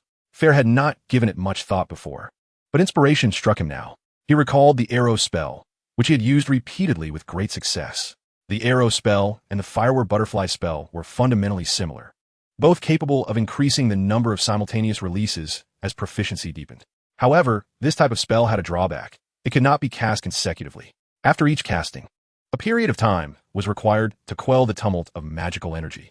In contrast, the rapid-fire fireball was renowned for its continuous release capability, akin to the difference between a shotgun and an assault rifle. Moreover, the arrow spell dealt purely physical damage, while the rapid-fire fireball inflicted magical damage. Both were legitimate combat spells with which Fayre was exceptionally adept. Could there be a more fortuitous circumstance? If these two could be combined, imagine a relentless rain of fire arrows. This would mean that Fayre alone could unleash the power of an entire battalion, one man equating to an army. Furthermore, the arrows would be a blend of physical and magical damage. Inspired by the thought, Fayre acted swiftly. It must be said, his innate talent for fire magic was no jest. With the seamless synergy of the rapid-fire fireball and the proficient arrow spell, Fayre made significant progress in just one afternoon. Arrow arise. He incanted once more. Whoosh! A fire arrow shot forth, embedding itself in the practice dummy ahead. Elated, Fayre quickly summoned a strand of magical energy and exclaimed, "Come forth!" An arrow, its tip aflame, wobbled out, only to plummet to the ground after a mere few meters, wilting. A lack of vigor often follows excessive exertion. Fayre thought, finding the phrase surprisingly apt to describe the arrow's trajectory. Was it a matter of pronunciation or magical manipulation? Fayre furrowed his brow in contemplation. After several attempts, the results remained unsatisfactory. Yet, Fayre decided not to dwell on it. After all, achieving such progress in a single afternoon was indeed fortunate. He felt a sense of gratitude. At the very least, he had successfully merged fire and arrows. He could now powerfully launch the first fire arrow. At his age, this was a feat worthy of pride. Thus, it was time for a second nocturnal adventure. Fayre squinted. The serpent had already attacked 2 students, and danger loomed ominously nearby. Now, Fayre has become the captain of the Gryffindor security team, endowed with the legitimate right to patrol the night. Coincidentally, he has also just completed a preliminary version of his self-invented spell and seeks a creature to hone his skills. Moreover, Fayre feels that his magical prowess has further intensified, with the stars aligning in his favor. He believes it would be remiss not to venture into the Forbidden Forest once more, as if the heavens themselves are urging him on. Upon returning to the common room, Fayre discovers Hermione waiting for him on the sofa. Hermione, this is quite rare. Why aren't you in the library? Fayre inquires with a smile. Hermione appears somewhat bashful as she produces a garment from behind her and presents it to him. Here, your spare school robe. I've made some modifications, she says, her cheeks tinged with a faint blush. It's my first attempt, so please don't laugh. As Fayre inspects the robe, he notices that the chest area has been meticulously sewn to create numerous small pockets, albeit with a somewhat haphazard appearance. What does this mean? What is its purpose? Fayre questions, intrigued. It's for holding potion vials. I hastily brewed quite a number of potions. Fayre, you should take it with you during your patrol tonight. Hermione retrieves her small leather case filled with potions from the corner of the sofa. Her earlier embarrassment gives way to concern as she adds, it's too dangerous. I know I cannot persuade you to change your mind, but at least we must be well prepared. A warmth floods through Fayre's heart as he smiles and nods. Thank you, Hermione. At 11 p.m., on the first floor of the castle, Fayre addresses Garen, Noxus, and Sorica. All right, everyone, it's time. Fortunately, nothing has happened. It seems Fred's incident served as a warning. No one dares to roam the night anymore, Garen remarks, visibly shaken by Fred's fate. Initially, he thought joining the security team would be a mere show of bravado, but he has come to realize the genuine dangers involved. Yet, it must be said that Gryffindor rarely harbors cowards. After some introspection, Garen convinces himself to rejoin, his blood surging with fervor. George had contemplated joining the security team, even hoping to encounter the culprit to avenge Fred. However, upon hearing a hint about the function of the enchanted glasses, his benevolent nature drives him to continue promoting the product instead, believing it may save more lives. Indeed, the perpetrator must be fearful of the Academy's security team and the professors. Fayre stifles a yawn, feeling drowsy. Very well, then do take care, Fayre. The others, catching his yawn, ascend the stairs. Once they turn the corner, Fayre's demeanor shifts dramatically. His eyes sparkle with excitement, completely devoid of any trace of weariness. In Chapter 78, A Brush with Danger, Fayre unfastens the buttons of his robe to inspect its contents. He finds potions, blood rejuvenator, hemostatic agent, calming draft, and universal antidote, with Hermione's concoctions filling the small inner pockets. Among them is even a bottle of a mysterious green liquid, which Hermione claims is a byproduct of her failed potion making. This substance is notoriously difficult to remove once it adheres and possesses a potent corrosive quality. After closing his robe, Fayre reaches into the pocket of his sleeve, where he discovers a glass vial containing a fire lizard. Invisibility and stealth. With bright eyes, the knight unfurls. All is prepared. Fire cast upon himself the disillusionment charm and the eye-opening spell, making his way towards the forbidden forest. The weather was splendid today, with the moonlight shining brightly, enhancing visibility within the forest. Once again, he treaded the path leading into the Forbidden Forest, including the previous year's punishment expedition. This marked Fayre's third venture into the woods. His understanding of the forest's dangers had deepened, yet he no longer felt the previous trepidation. Fayre retrieved a piece of paper, upon which a rudimentary map of the Forbidden Forest was sketched. He had discovered it within the tome chronicles of Forbidden Forest expeditions. He could barely recognize the general areas. Now he stood on the path at the forest threshold. To his right lay the spot where he had uncovered the golden orb last year, presumably in the southeast of the forest. To his left pointed the direction of magical guidance, a path he had nearly traversed halfway last time. Fayre gazed at the map, his focus settling on the northeastern section, an area he had yet to explore and where shards were most likely concealed. Stowing away the map, he proceeded along the path. In merely a few minutes, he arrived at a fork in the road. The glowing markers he had used last time had long since vanished. Fayre held his breath, carefully embarking along the route etched in his memory. Perhaps fortune favored him. The shrill cries from the distance did not pose an obstruction this time. He encountered no peril and safely reached the cave of the Red Cap. However, the depths beyond beckoned. Without hesitation, Fayre pressed onward. The path had vanished beneath a thick layer of fallen leaves. This tranquil journey uplifted Fayre's spirits. The distant, haunting shrieks seemed less jarring, and he found them almost tolerable. Wait, not jarring? Suddenly, Fayre realized that the cries had seemingly ceased. The surrounding silence was uncanny. He swiftly drew his wand, alarm bells ringing in his mind. The opening line of Chronicles of Forbidden Forest expeditions echoed in his thoughts. In the Forbidden Forest, the one thing you cannot trust is silence. Experienced wizard hunters understood that tranquility did not equate to safety. If all was quiet around you, it signified entry into the territory of a formidable creature. Fayre believed he had entered such a realm. This powerful being had driven away other creatures, rendering the cacophony silent. Fayre perked up his ears, remaining vigilant, and cautiously advanced. He was uncertain of the creature's identity, but he hoped it was a diurnal being that retired to slumber at night. 1 step, 2 steps. Fayre moved slowly. Under the influence of the disillusionment charm, aside from the faint rustle beneath his feet, an ordinary person would perceive nothing amiss. He paused, confronted by a thicket. Instinctively, he hesitated to enter. Visibility was poor here, and evading danger would prove difficult. Flames danced, he whispered inaudibly, casting the fire-making charm. This was promising news, as it indicated his mastery of the spell was nearly silent. However, Fayre had no inclination to ponder such matters. The direction of the flames compelled Fayre to enter. With no other option, Fayre rolled up his sleeves and prepared to venture in. Suddenly, a dark shadow emitted a chilling roar, lunging towards Fayre. He had not anticipated that danger would seek him out before he even entered the thicket. His right hand had only just begun to grasp his left sleeve and had not yet risen. Fayre's eyes widened as he spotted a pair of black claws mere meters from his face. Stunned into immobility, he instinctively raised his left hand. In an instant, a flash of golden sunlight surged forth, striking the creature with a rush of gray light. At such a short distance, even Fayre's reflexes might not have been enough to evade the attack. Yet, remarkably, the creature managed to leap aside within less than a second, contorting its body to avoid the onslaught. A low growl emanated from its throat, and it was only then that Fayre truly beheld the beast. It was a creature cloaked in black fur, reminiscent of a werewolf, but with bristles that stood erect like steel needles. Cold sweat trickled down Fayre's brow. This was a wolf beast. Legends spoke of the wolf beast as a creature birthed from the complete loss of reason in a werewolf. Others claimed it to be the progenitor of all werewolves. Regardless, one thing was clear. The similarities between wolf beasts and werewolves were striking. Both possessed the venom of the wolf, and a mere bite could transform a wizard into a werewolf. The distinction lay in the fact that werewolves typically transformed only under the full moon, retaining their reason at other times, whereas the wolf beast was a purely savage entity, devoid of higher intelligence and exceedingly rare.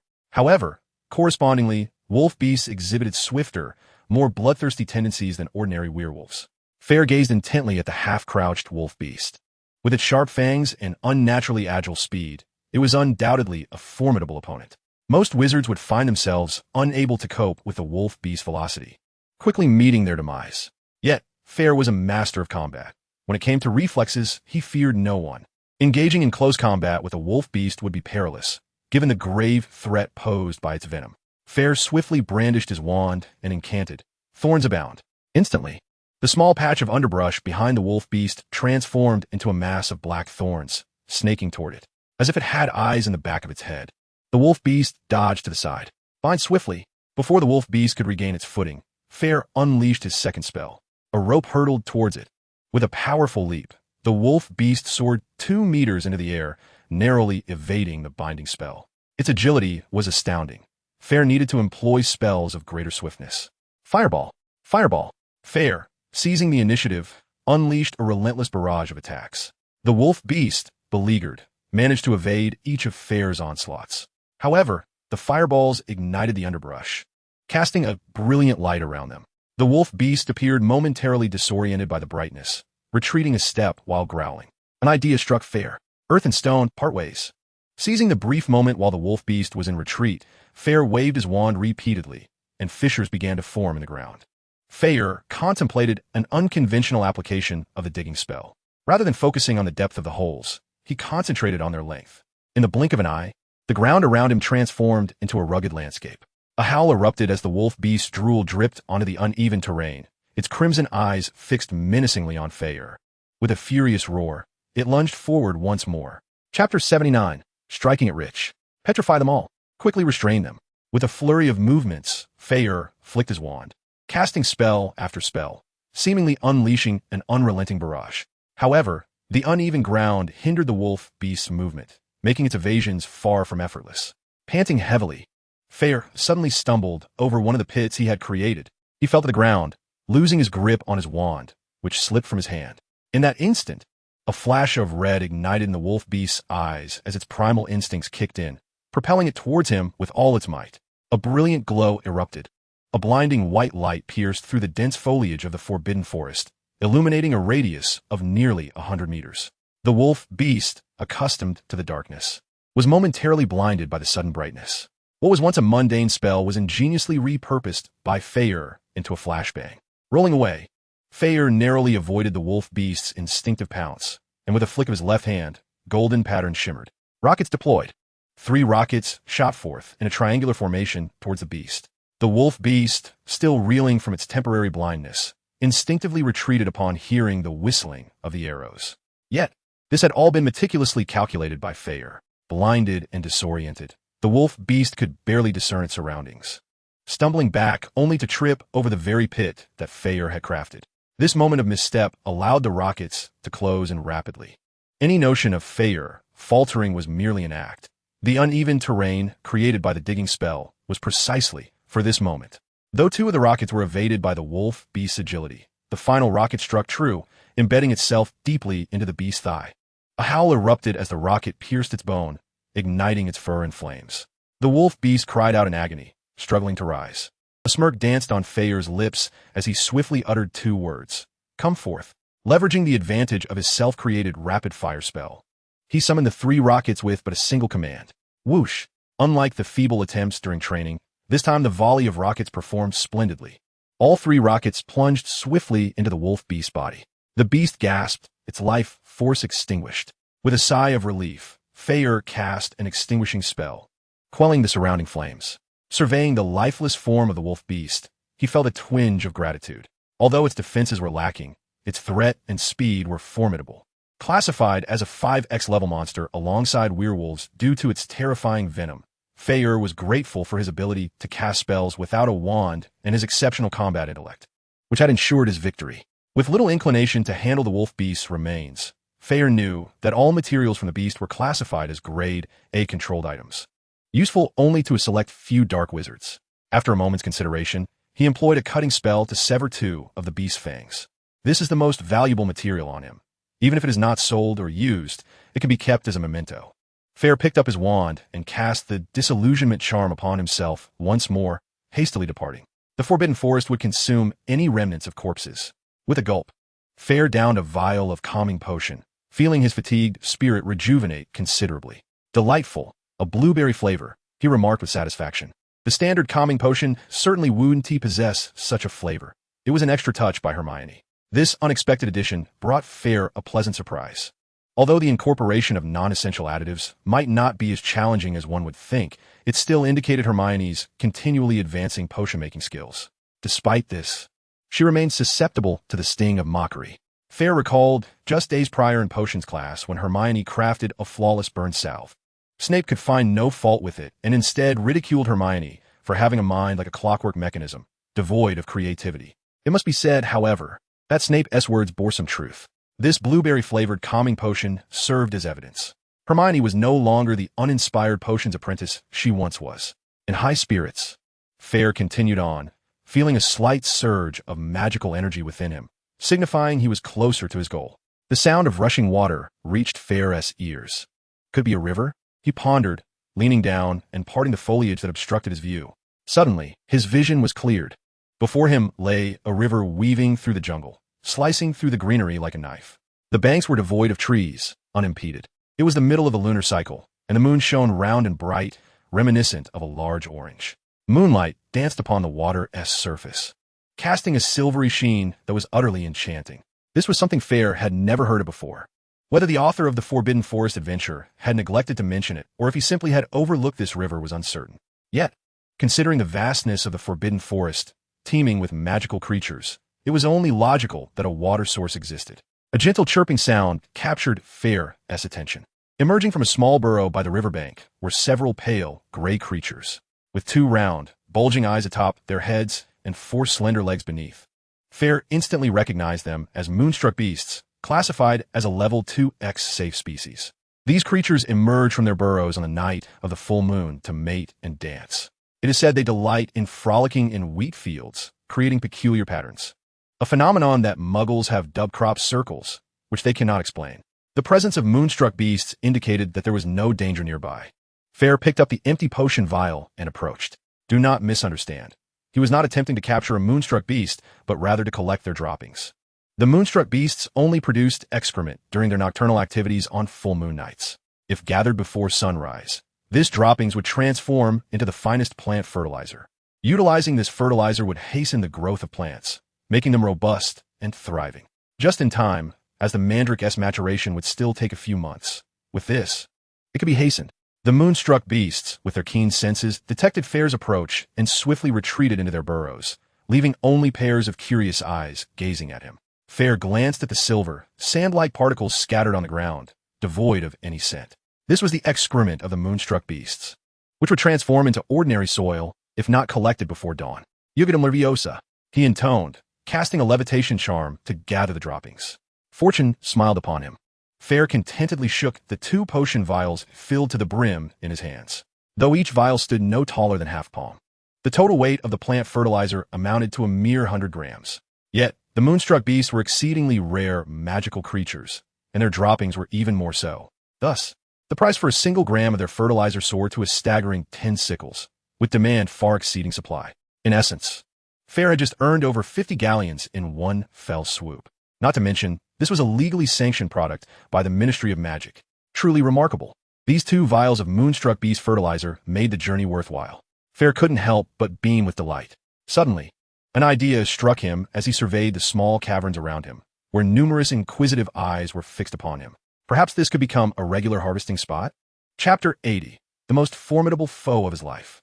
If this was indeed the home of the moonstruck beasts, then surely, on every full moon night, there would be fertilizer to collect.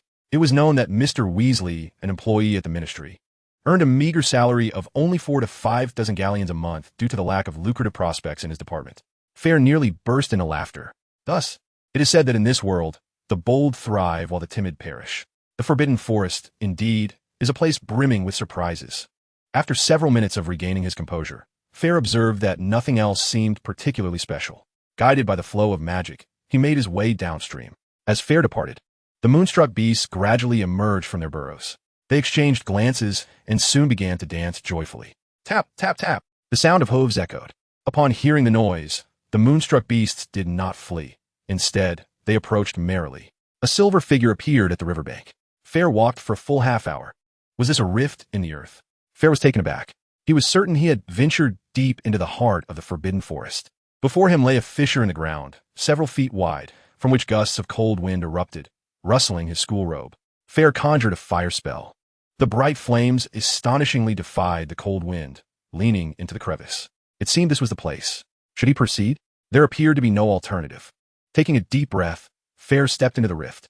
For a moment, the icy wind made him feel breathless. Fortunately, once he entered the fissure, the force of the wind diminished. After a challenging squeeze of several meters, the passage gradually widened. Fayre surveyed his surroundings.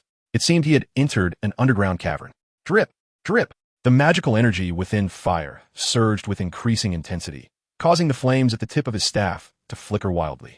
At last, Fayre's vision expanded as a vast, circular cavern materialized before him. The ceiling was adorned with crystals glowing a brilliant blue, interspersed with various plants. Fayre surveyed his surroundings, and soon, illuminated by the azure light, a patch of charred blackness on the left side of the cavern caught his eye. A glimmer of golden light was seeping from the ground. This was it. Fayre's excitement was palpable, yet he remained vigilant, scanning the area meticulously. It appeared devoid of any creatures. Sound detection. With a flick of his wand, a ripple of energy emanated from beneath his feet. Nothing was revealed. Wasting no time, Fayre dashed forward. However, just as he reached the center of the cavern, an unexpected turn of events occurred.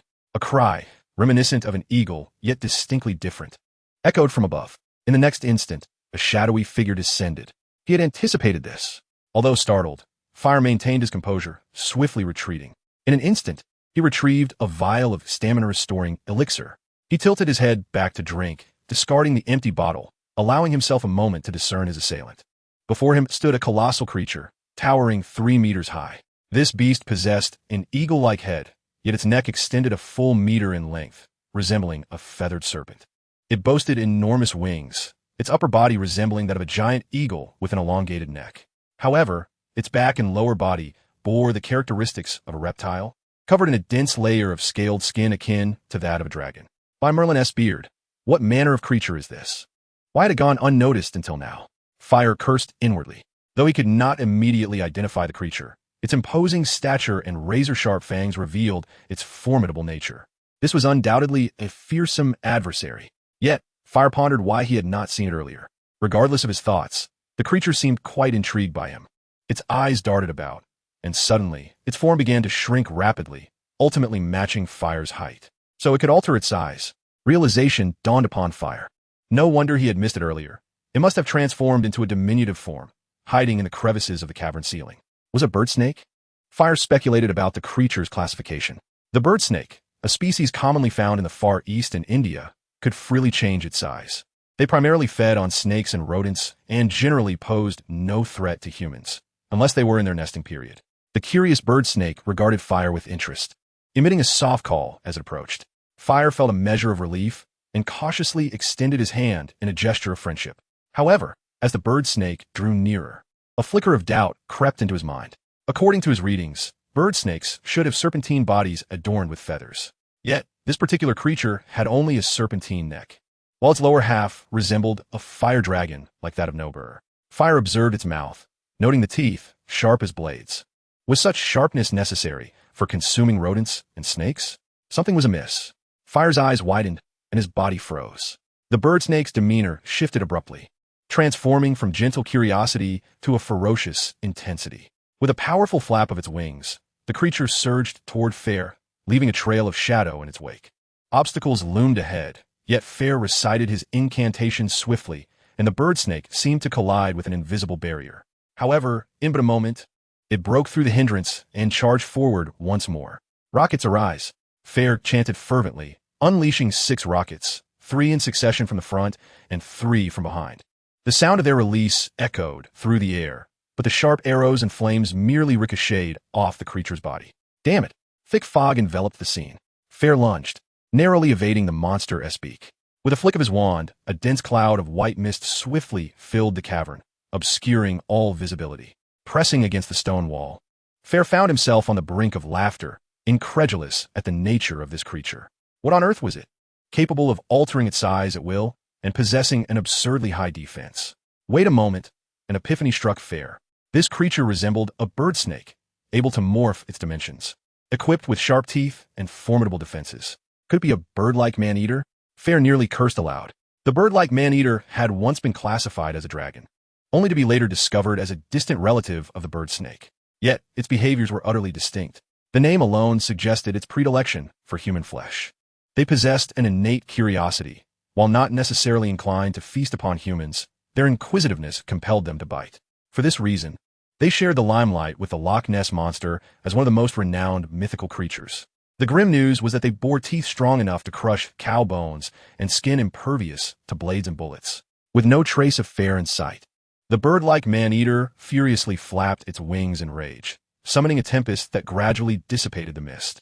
Fayre's thoughts raced as he pondered a strategy to overcome this foe. Gaining strength was no trivial matter. The golden sphere fragments lay tantalizingly close. It was time to take a chance. As the fog cleared, the bird-like man-eater immediately pinpointed Fayre's location. It once again swept towards him, leaving a ghostly afterimage in its wake, ready to strike. Chapter 81. Unexpected Assistance. Obstacles abound. Swiftly ensnare, Fayre concentrated intensely, rapidly uttering 2 spells with scarcely a pause. His magical energy surged in a remarkably active state, easily summoned in the throes of battle, an innate gift bestowed only upon born warriors. The bird-like man-eater crashed against the transparent barrier, perilously close to breaking through. The binding spell followed closely, ensnaring its wings in an instant. The creature stumbled and fell. Now was the moment. Fayre cast the eye disease curse, sending forth 2 slender beams of black light toward it. The bird-like man-eater struggled fiercely, causing the ropes that bound it to explode apart. Sensing the impending black light, it hastily tilted its head. A mournful cry escaped its lips as one of the beams struck its right eye. Seizing this hard-won opportunity, Fayre refrained from casting an offensive spell. The rocket incantation he had previously conjured was already among his most potent spells, yet it had failed to pierce the creature's skin, which could only be described as an impenetrable fortress. Thus, Fayre opted for a control spell to restrain its movements. Indeed, at that moment, the avian monstrosity staggered to its feet, its right eye tightly shut, oozing crimson blood. The loss of vision in its right eye rendered it exceedingly disoriented, significantly impairing its sense of balance. It was compelled to remain stationary. Resting while its remaining left eye glared menacingly at Fayre. Without delay, Fayre aimed his wand at it and uttered, "Chill." A frigid mist erupted from the tip of his wand, surging toward the avian creature. The beast swayed in an attempt to evade the onslaught. But the icy fog was a wide-range attack. It merely took a step before being enveloped in the cold. The chill spread rapidly, causing frost to swiftly coat the creature's body. Just as Fayre exhaled in relief, the creature let out a furious screech, and its wings shimmered with a gray light. With a powerful flap of its wings, the frost was shattered into a myriad of fragments. What a troublesome foe! Fayre found himself at a loss. This creature was like a stone in a latrine, offensive and unyielding. Those wings were indeed remarkable, allowing the avian monstrosity to maneuver on the ground with greater agility than lions or tigers. Curiously, it seemed to possess immunity to control spells. With another flap of its wings, the creature regained its 3-meter height, its form blurring as it lunged toward Fayre. Yet the impact of its blindness still lingered. Despite its massive size and extensive attack range, Fayre managed to evade the charge with a desperate sidestep. The tips of its feathers, resembling iron, sliced through Fayre's robes with a sharp sound, leaving a gash across his chest. Several vials of potions tumbled to the ground, one of which was a verdant elixir. Fayre, disregarding his injury, seized it with renewed hope, wishing fervently that its effects were as potent as Hermione had claimed. However, a dilemma arose: how to utilize it. He glanced at the avian monstrosity, which moved with the swiftness of the wind. His control spells could only restrain it for a mere second or two, hardly adequate for him to rush forward. A cry, reminiscent of a horse, yet distinctly different, echoed from the cave entrance. Fayre's heart sank. Did this avian creature have accomplices? Just as he resolved to flee, a silvery figure raced toward him, its forehead adorned with a gleaming white horn. Fayre! Fayre felt a surge of astonishment and joy. It was none other than the unicorn pair, whom he had rescued.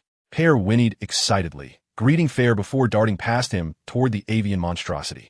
Fayre's spirits lifted. Having an ally made all the difference. If Fayre dared to confront it, surely victory was within reach. Indeed, Fayre illuminated its horn, charging at the avian beast.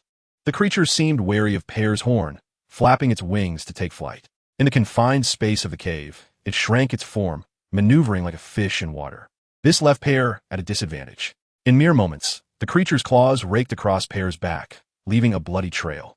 Petrified, observing the battle from the sidelines, Fayre finally seized the opportunity, unleashing a dark bolt that accurately struck the creature's body.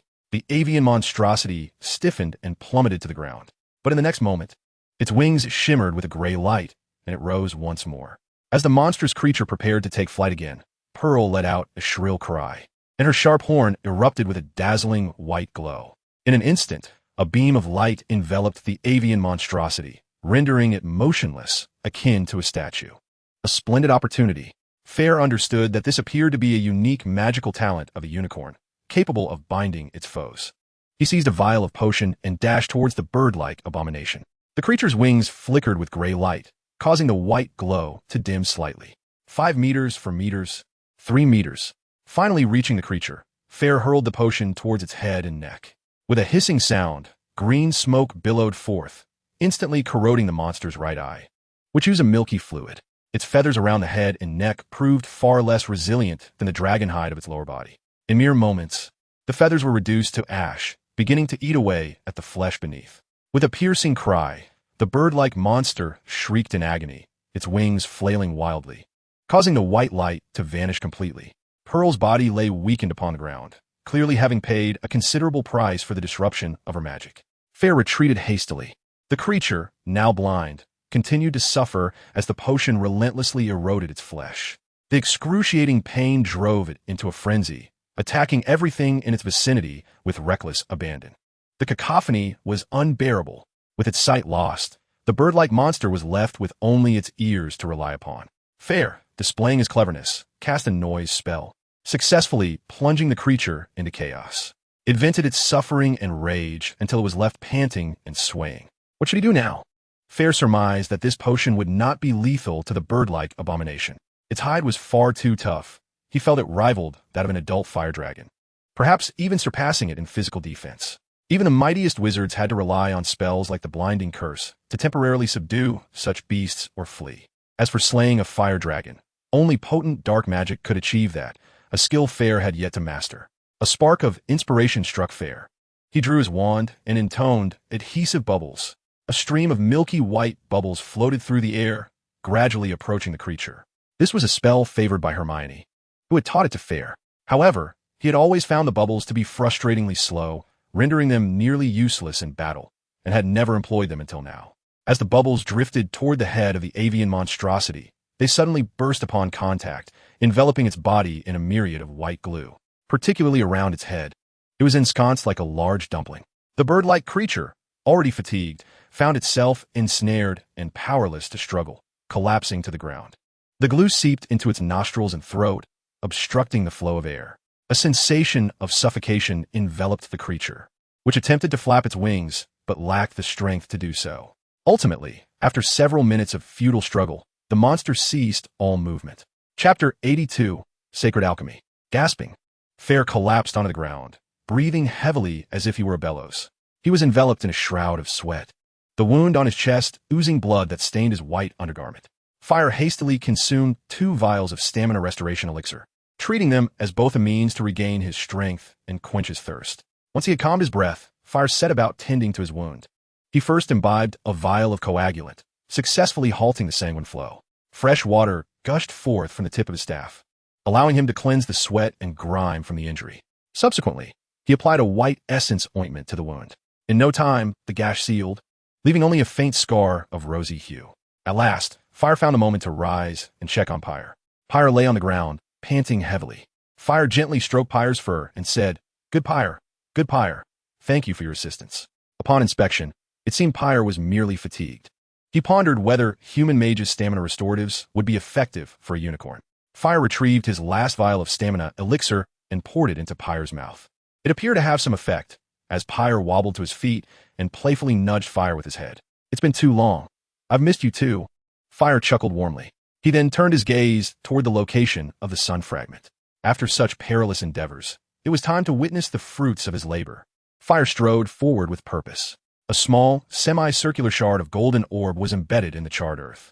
His magical energy surged with fervor, seemingly rejoicing at the prospect of newfound power. How does one collect this? Fayre raised his left hand, attempting to excavate the shard and grasp it firmly. Suddenly, flames erupted from his left hand, enveloping the fragment. Before Fayre could fully comprehend the situation, the shard melted into golden liquid that cascaded into his palm. An intense pain coursed through his left hand, as a solar pattern emerged on his palm, radiating brilliant golden light. Gritting his teeth, Fayre endured the agony, recalling from past experience that such suffering heralded a profound transformation. However, this time, the enigmatic energy flowed through his body with peculiar ease, merely circulating within before settling. Rather than experiencing extensive pain, he sensed the emergence of a new space within him, with the energy racing toward his brain. Boom! Just as Fayre was pondering this phenomenon, an explosion of information erupted in his mind, rendering his vision momentarily dark. Thousands of peculiar hieroglyphs swirled chaotically in his consciousness before gradually organizing themselves. Strangely, Fayre began to comprehend these symbols. Holy body script runes. Method for crafting magic rings. Method for creating flying carpets. Half an hour later, the information was finally sorted. Cradling his throbbing head, he sipped on a soothing potion, feeling significantly better. Exhaling deeply, Fayre began to examine his gains. Firstly, his magical power and physical constitution had experienced a slight enhancement, though not significantly. He estimated that his magical prowess was now nearing that of an average Auror. Yet, the most noteworthy acquisition was evidently not this.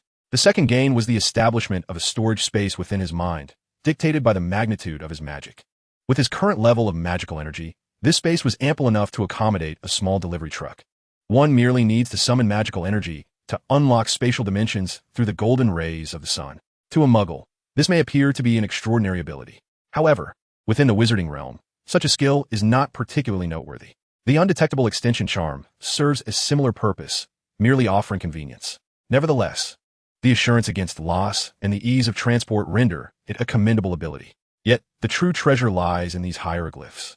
A A fragment of a golden orb has granted him insight into the ancient script employed by the high sorcerers of Egypt. The Book of the Sacred Body of Ancient Egypt is a long-forgotten text, documented in Professor Binsfriend's work, Studies in Ancient Egyptian Alchemy. This sacred writing was exclusively reserved for pharaohs and priests, who chronicled the epic tales and alchemical achievements of ancient Egypt within its pages. Unlike European alchemy, which relies on ancient scripts such as the Coptic, Egyptian alchemy necessitates the use of the sacred body text. Through an infusion of information, Fayre has directly initiated his journey into the realm of Egyptian alchemy. This suggests that he may be the sole wizard versed in this ancient art. Fortuitously, the fragment also contained methodologies for crafting some of the most exquisite royal alchemical instruments. Fayre continued to peruse the information. Egyptian alchemy is classified into two types: ordinary alchemy, which possesses limited potency, and divine alchemy, a royal privilege that requires the assistance of a flame known as the solar golden fire. Alchemical tools forged with this golden flame can even retain the properties of their materials. By utilizing suitable materials, one can create exceptionally powerful alchemical artifacts. However, this flame can only be mastered by wizards blessed by the solar golden orb. At last, Fayre understands why studies in ancient Egyptian alchemy references the solar golden orb. It appears that among those wizards endowed with the solar golden fire, there are indeed masters of alchemy. As for acquiring the solar golden fire, Fayre has already discovered the means. Sacrifice a substantial amount of the flesh and blood of magical creatures to unlock the grand blessing of the solar golden fire. This was the final revelation imparted by the fragment. As he pondered the flesh and blood of magical beasts, Fayre glanced at the bird-like man-eater on the ground. Currently, it measures about 1 meter in length. Is this considered a magical creature? Perhaps a sacrifice is in order. However, he cannot afford to part with the materials on his person. Fayre's eyes sparkled with excitement. Before mastering alchemy, he may have disregarded these materials, but now he feels as ravenous as a lion before fresh meat. He embraces his newfound duality. So be it. By Merlin S. Beard. This exterior is truly the finest material for crafting a flying carpet. Fayre caressed the tough hide of the bird-like man-eater's lower half.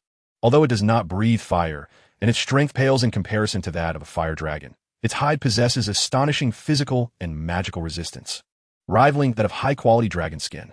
Let us not forget, flying carpets made with the golden flame can retain the properties of their materials. The hide of the bird-like man-eater, with its dual resistance to both physical and magical attacks, combined with its ability to adapt in size, is perfectly suited as a primary material. And then there are its wings. Fayre tenderly stroked the sturdy feathers that had nearly claimed his life. The pharaohs of ancient Egypt yearned to ascend to divinity and soar through the heavens. Thus, an alchemical artifact, named the Divine Wings, was devised by the priests and offered to the pharaoh. Adorned with these wings, the pharaoh embraced the faith and reverence of his mundane subjects. In essence, this contraption was merely a pair of wings. Nevertheless, being a royal exclusive, the Divine Wings were far more efficient and aesthetically pleasing than a flying broomstick. Primarily, they were simply magnificent. The wings of the avian man-eater were exceptionally robust and could be adjusted to varying sizes. Crucially, they seemed to possess an innate ability to nullify control, making them an ideal material for crafting the Divine Wings. There were also other components involved. Regardless, this adventure proved to be immensely fruitful. Chapter 83. Can you succeed without me? Fragmented. Cleansed. The outer skin, dual wings, sharp claws, and bones. It took Fayre half an hour, using a cutting spell, to dismantle the entirety of the avian man-eater's materials. Subsequently, he summoned his magical energy, waved his left hand, and in the blink of an eye, stored the materials in his spatial pouch. Magical creatures lacked a definitive classification. This implied that anything harmful and carnivorous could be deemed a magical creature. Fayre gazed at the remaining flesh and blood on the ground, attempting to press his left hand upon it. He silently chanted a sacrificial invocation, and in an instant, a flame erupted, enveloping the remnants. Upon glancing down, he noticed the familiar solar scale had appeared. After consuming the blood and flesh of the avian man-eater, 2 scales had now illuminated.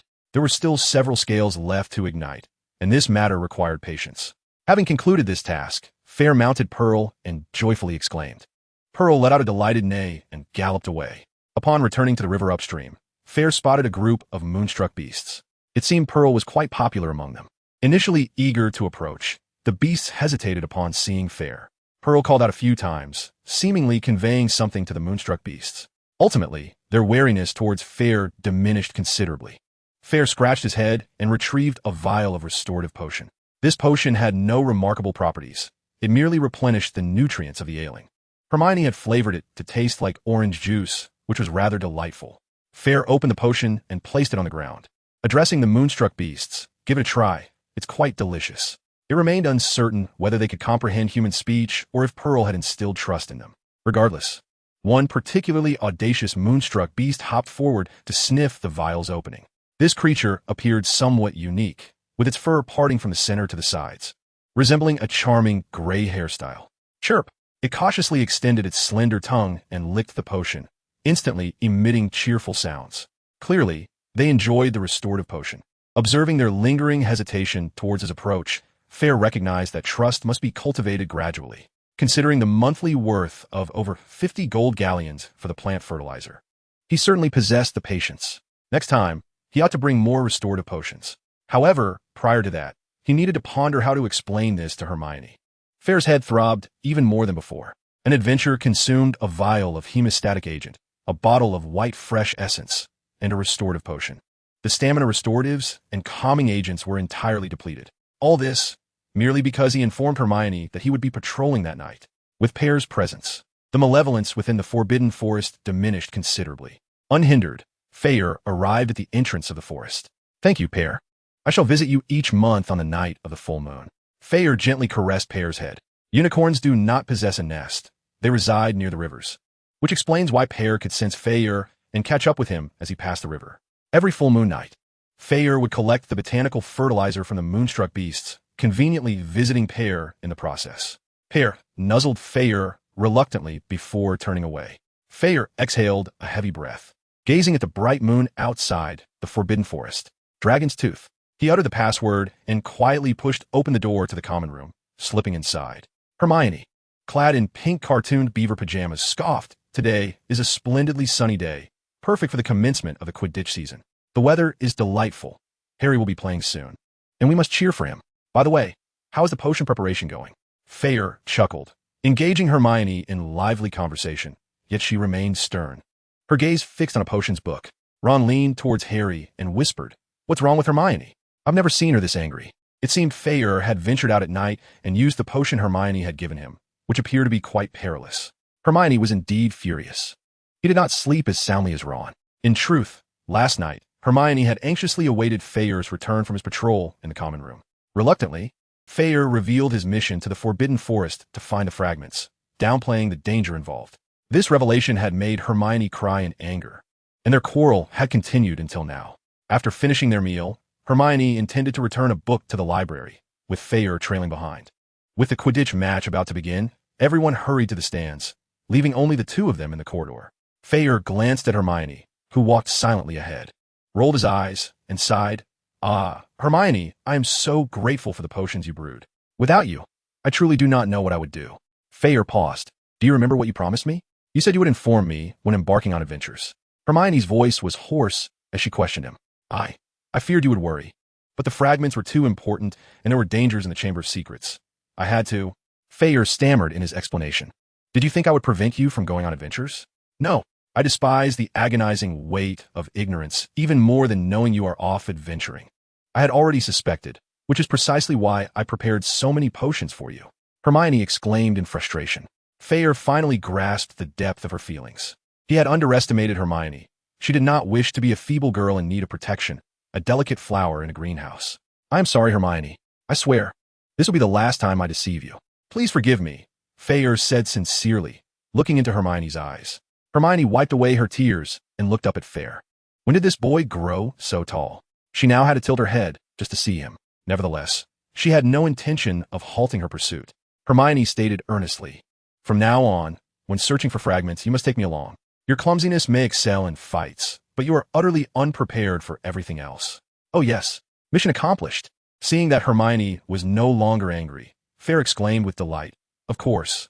Of course." Hermione rolled her eyes and retorted, "Could you accomplish anything without me?" She playfully punched Fayre's chest with her delicate fist.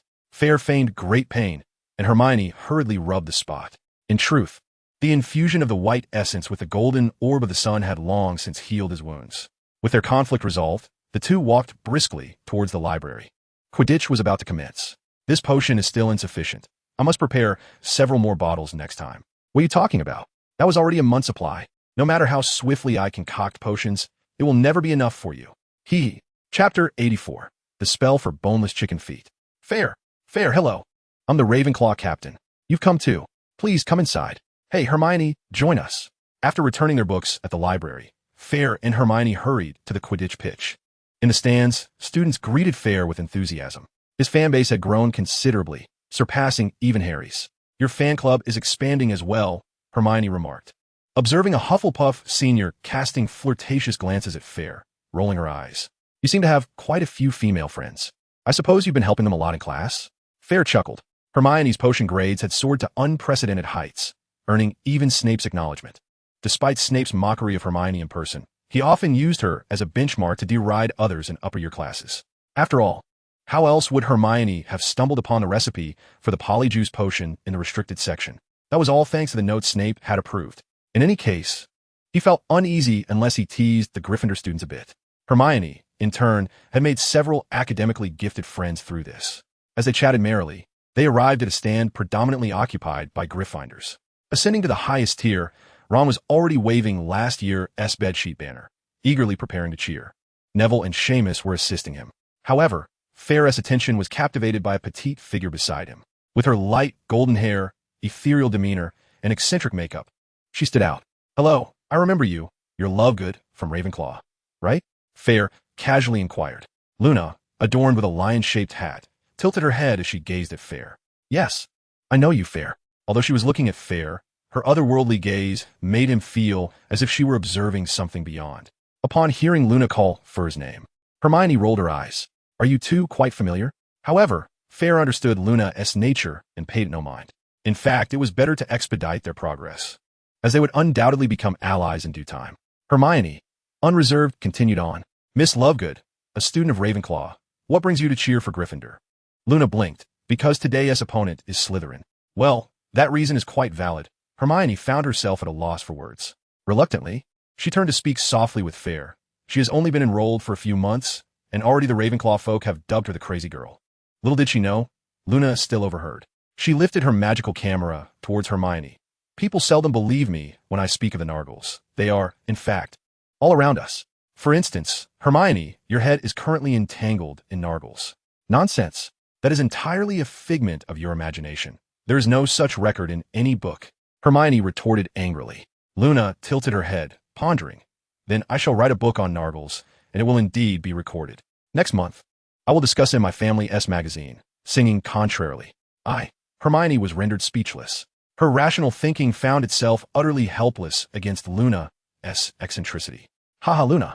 Are you suggesting that Hermione's thoughts are somewhat disordered? Fayre interjected, attempting to mediate. Luna turned her gaze towards Fayre, her expression inscrutable. At that moment, Fayre felt she truly saw herself. The Quidditch match commenced. Ignoring the bickering between Hermione and Luna, Fayre focused on the pitch. If memory serves, Dobby the house elf would cause a ruckus during the match. Indeed, shortly after Harry took to the field, the bludgers spiraled out of control. Its force was even greater than what he experienced during practice on Fridays. It relentlessly pursued Harry, forcing him to evade on his broomstick.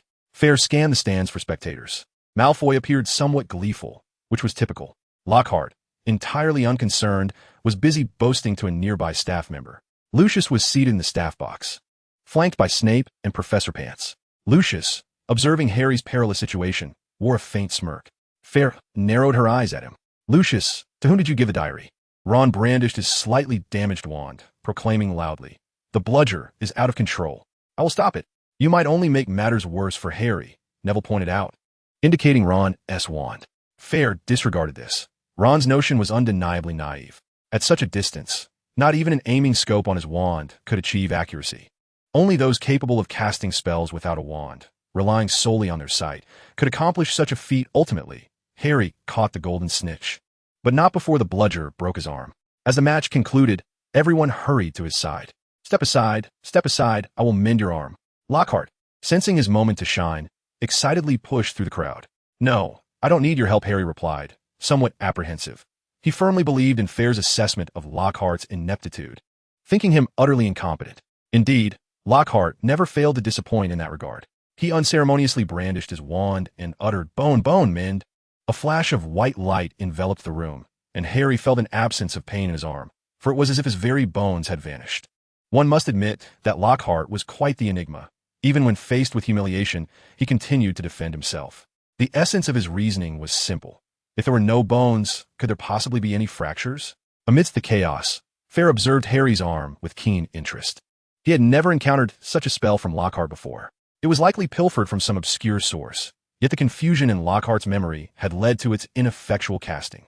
In fact, Fayre surmised that Lockhart's ineptitude stemmed from an overabundance of disordered memories. After years of thievery, it was a marvel he hadn't succumbed to madness. He diligently noted down Lockhart's obscure incantation and its pronunciation. What could this be? The bone extraction spell? He pondered its utility in combat.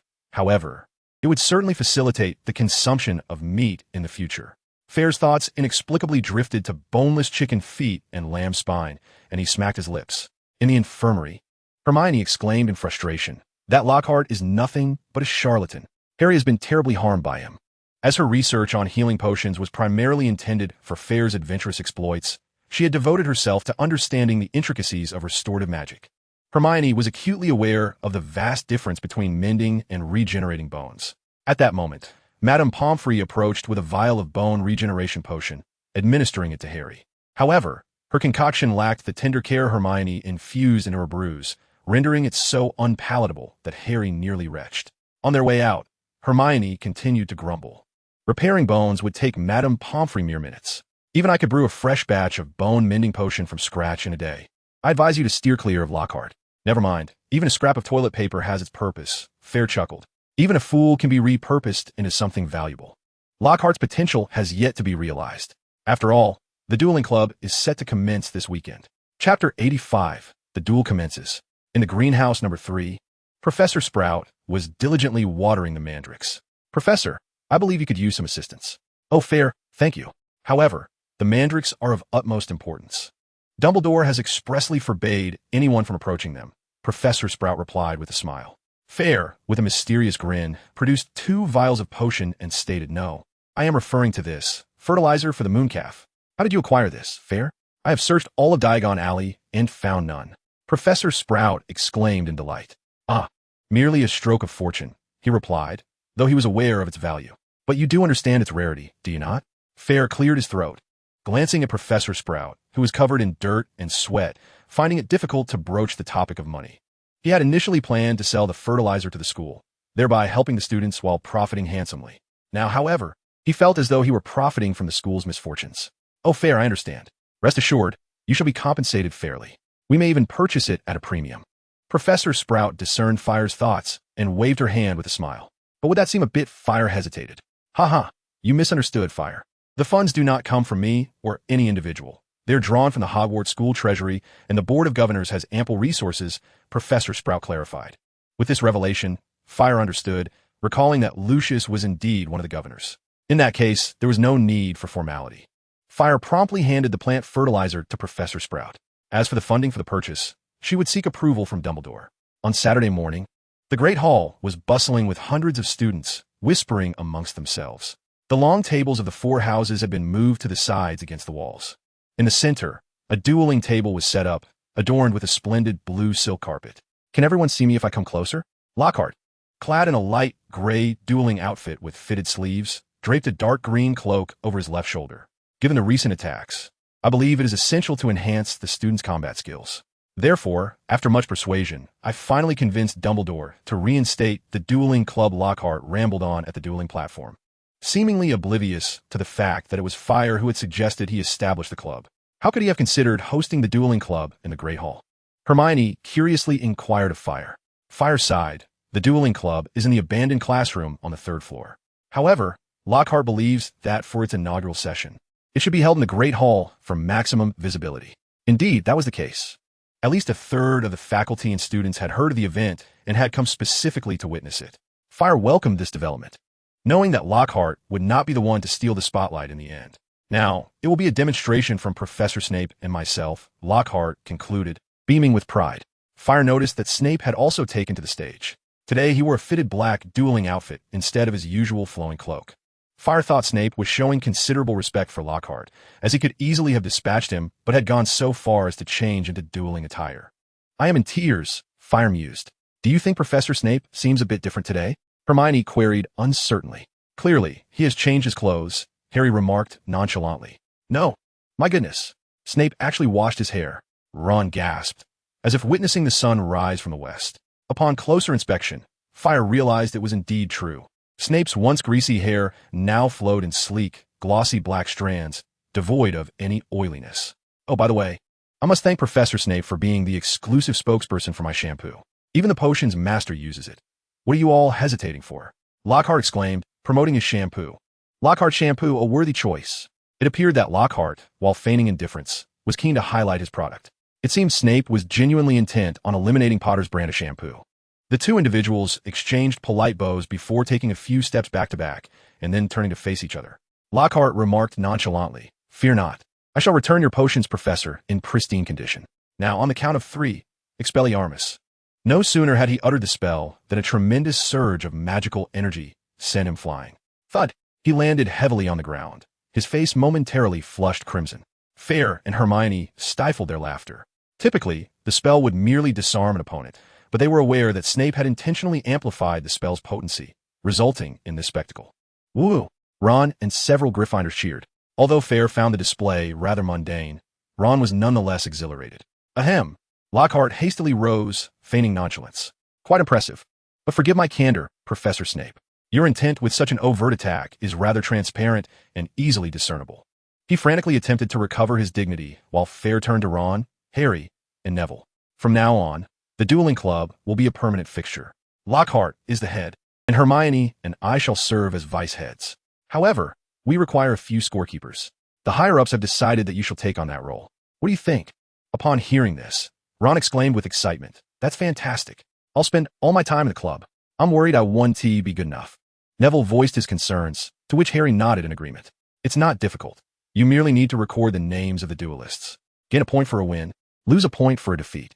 You can take turns, so if one of you is occupied, it won't be a problem, Hermione explained. The two agreed. And this was indeed Fayre's clever intention. Having observed countless duels, even if they lacked the ability to fight, they would at least cultivate some courage. On the stage, after Lockhart and Snape had finished salvaging their dignity, Lockhart's eyes glinted as he declared, Now, we shall invite a pair of volunteers to demonstrate a duel. May I present my esteemed assistant, Fayre Hephus. He had calculated that Fayre's combat prowess was well known. If Fayre, as his assistant, triumphed, it would reflect positively on Lockhart himself, allowing him to spin his earlier defeat as a deliberate exhibition. Since we are at it, I would like to nominate a student from my house, Snape interjected, not bothering to seek Lockhart's approval. With a swift motion, he pointed toward Malfoy, his gaze implying, Come on, Draco, give him a run for his money. Malfoy swallowed hard, his pale visage twitching, yet he dared not refuse Snape's command. Gritting his teeth, he ascended the platform. I may not match you in brawling, but magic is an entirely different matter. I refuse to believe you can vanquish me with spells. Fayre, go for it. Teach him a lesson and don't lose face. The students from other houses rallied behind Fayre with fervent encouragement. Fayre chuckled softly and strode confidently onto the stage. Chapter 86. Who else is there? Just as Fayre sought to bolster Neville's courage. How could Snape be unaware of the disparity between Malfoy and himself? He merely wished to challenge Malfoy's bravery. Fayre chuckled. In terms of combat, you've certainly received your fair share of my beatings. Do you truly believe you are superior to me in magical dueling? To bolster his own confidence, Malfoy declared loudly. It's hard to say. Fayre shook his head. Using spells beyond your level? Don't accuse me of bullying you. I shall duel you with the spells of an ordinary wizard. With that, he performed a dueling salute, which Malfoy returned with indignation. 30 years of fortune can shift in an instant. Do not underestimate a wizard in dire straits. You think you can suppress me? Witness my mastery at this level. Turning the tide against you. Of course, this was merely Fayre's imagination. Lockhart began the countdown. 3, 2 levitate and rotate. Malfoy, lacking in chivalry, struck first, unleashing a gray beam toward Fayre. Feathers danced in the air. Anticipating this, Fayre flicked his wand, summoning several pristine swan feathers. The levitation spell collided with the feathers, sending them swirling chaotically. Yet, what could the feathers do suspended in midair? They were already floating, a rather creative response. Lockhart exclaimed, impressed by Fayre's ingenious solution to the crisis. Fayre cast a floating charm, sending the feathers soaring toward Malfoy. Curse it! Malfoy swatted the feathers aside, feeling humiliated, and shouted, Inferno! A ball of flame surged toward Fayre. Chuckling, Fayre waved his wand nonchalantly, causing the fireball to vanish without a trace. Wow, that was impressive. Was that silent casting? How did he achieve that? The students buzzed excitedly. Fayre's display even momentarily stunned Snape, who regarded him with newfound respect. Well done, lad. No wonder McGonagall and Flitwick speak so highly of you. They recognize your worth. As the saying goes, those outside the profession watch the spectacle, while those within discern the true skill. Fayre's fire-making spell, while not masterful, was certainly executed with finesse. Before him, Malfoy was woefully inadequate. In a panic, Malfoy resorted to a dark spell taught by his father. A 2-meter-long cobra sprang forth. However, in his excitement, he misaligned his wand. The serpent landed directly in front of Harry. Harry hesitated momentarily, releasing an eerie hiss. Sahasra, ha! Fire rockets arise. In the blink of an eye, 2 fire rockets pierced the serpent's neck and tail, pinning it to the ground. The cobra writhed, only to be swiftly reduced to ashes. Oh, what spell is this? I've never seen it before. So cool. Vines erupted. Fayre waved his wand again, causing the feathers on the ground to sprout green tendrils, binding Malfoy tightly. Snape, with a stern expression, waved his wand to sever the vines and lifted Malfoy. He looked at Fayre and coldly remarked, Quite impressive, Hephus. Was that a self-invented spell? It seems your intellect surpasses that of the giant. I apologize, Professor, said Fayre. I suppose so. This is a spell I have just created, though it is still quite imperfect. Wow, truly an original spell. How remarkable. Fayre's words sent ripples through the audience, causing an immediate uproar among the students. Hermione lifted her head, unable to suppress a smile. Malfoy, his face flushed, glared at Fayre but said nothing. Soon, he dejectedly lowered his head and walked off the stage. Is he truly conceding? Fayre raised an eyebrow and turned to Lockhart. So, Professor, I wish to continue. Who else will step forward? The weight of his burgeoning reputation and the allure of his self-invented magic had rendered even the most eager students hesitant to take the stage. I shall, boomed a burly student from Slytherin, who had received a fierce nod from Snape and strode onto the stage with menacing intent. Fayre recognized him as Marcus Flint, the captain of the Slytherin Quidditch team, notorious for committing fouls and having knocked Gryffindor's captain, Wood, unconscious on multiple occasions. Perhaps you do possess some talent, but you are still too young. The magic I command far exceeds your imagination. Flint's grotesque visage twisted into a snarl as he bowed mockingly. Fayre retorted with a cold smirk. I see you are merely a pretender, all petrified. Flint, more unruly than Malfoy, acted hastily, casting his spell before Lockhart had finished counting to 3. Fayre, now serious, recognized that Flint, despite his lack of magical practice, was a senior and reasonably formidable among students.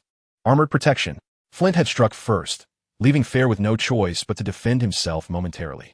Flint was taken aback by Fayre's swift response and cried out in panic, charge. At this moment, he regretted stepping onto the stage. The ironclad charm was a rare spell, one that many wizards never master in their lifetime. He had heard that even some of the esteemed seniors who joined the Ministry of Magic could not perform it. Nevertheless, Fayre was unfazed by Flint's thoughts, flicking his wand. Fireball. 3 fireballs erupted forth, causing Flint's expression to shift dramatically. He managed to counter one with all his might while dodging 2 with a roll. It must be said, as Quidditch captain, despite neglecting magical practice, his physical prowess was commendable. All petrified, Fayre unleashed his own petrifying spell, striking Flint instantly. The young man stood rigid, his body frozen as he collapsed to the ground. It was a lesson in reverse. Hand of Flame, heed my command. A fiery hand materialized, delivering a resounding slap to Flint's posterior, sending him off the stage. The incantation was lengthy, with decent functionality and control over the spell, though its initial power was somewhat lacking.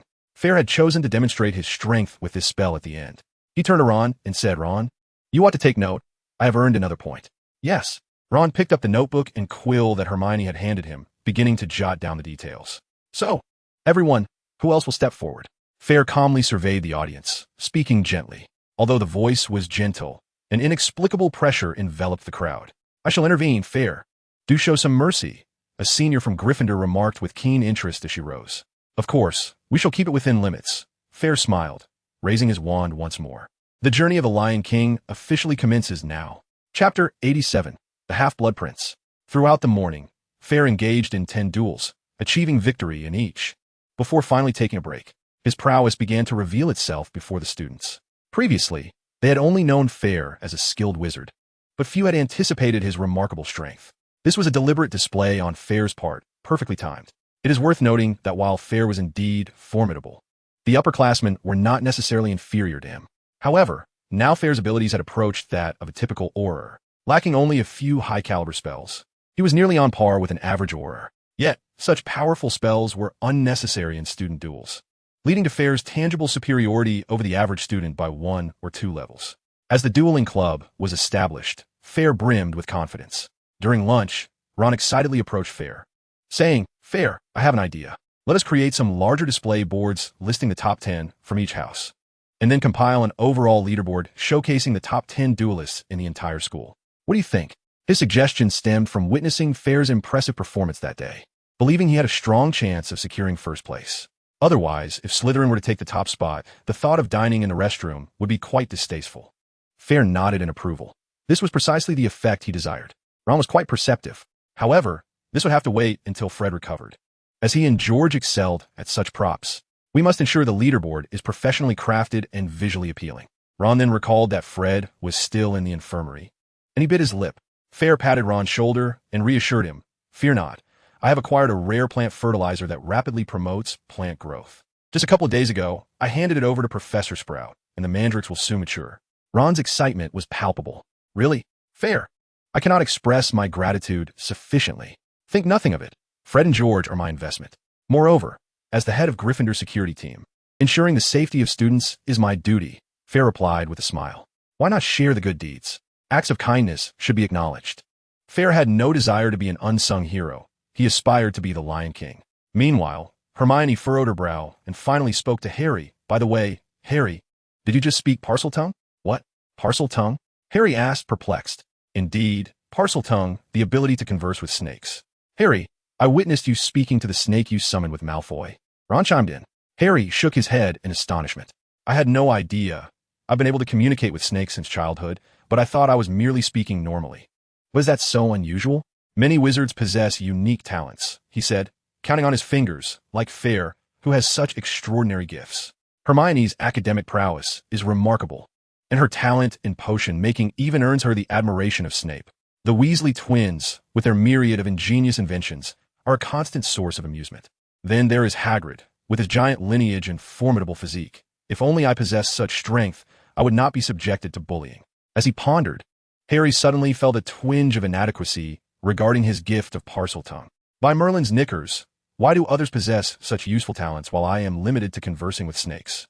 Fayre stifled a laugh, finding Harry's ability somewhat amusing.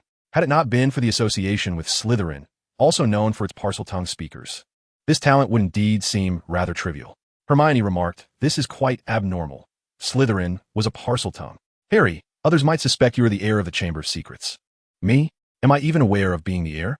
Harry retorted with a wry smile.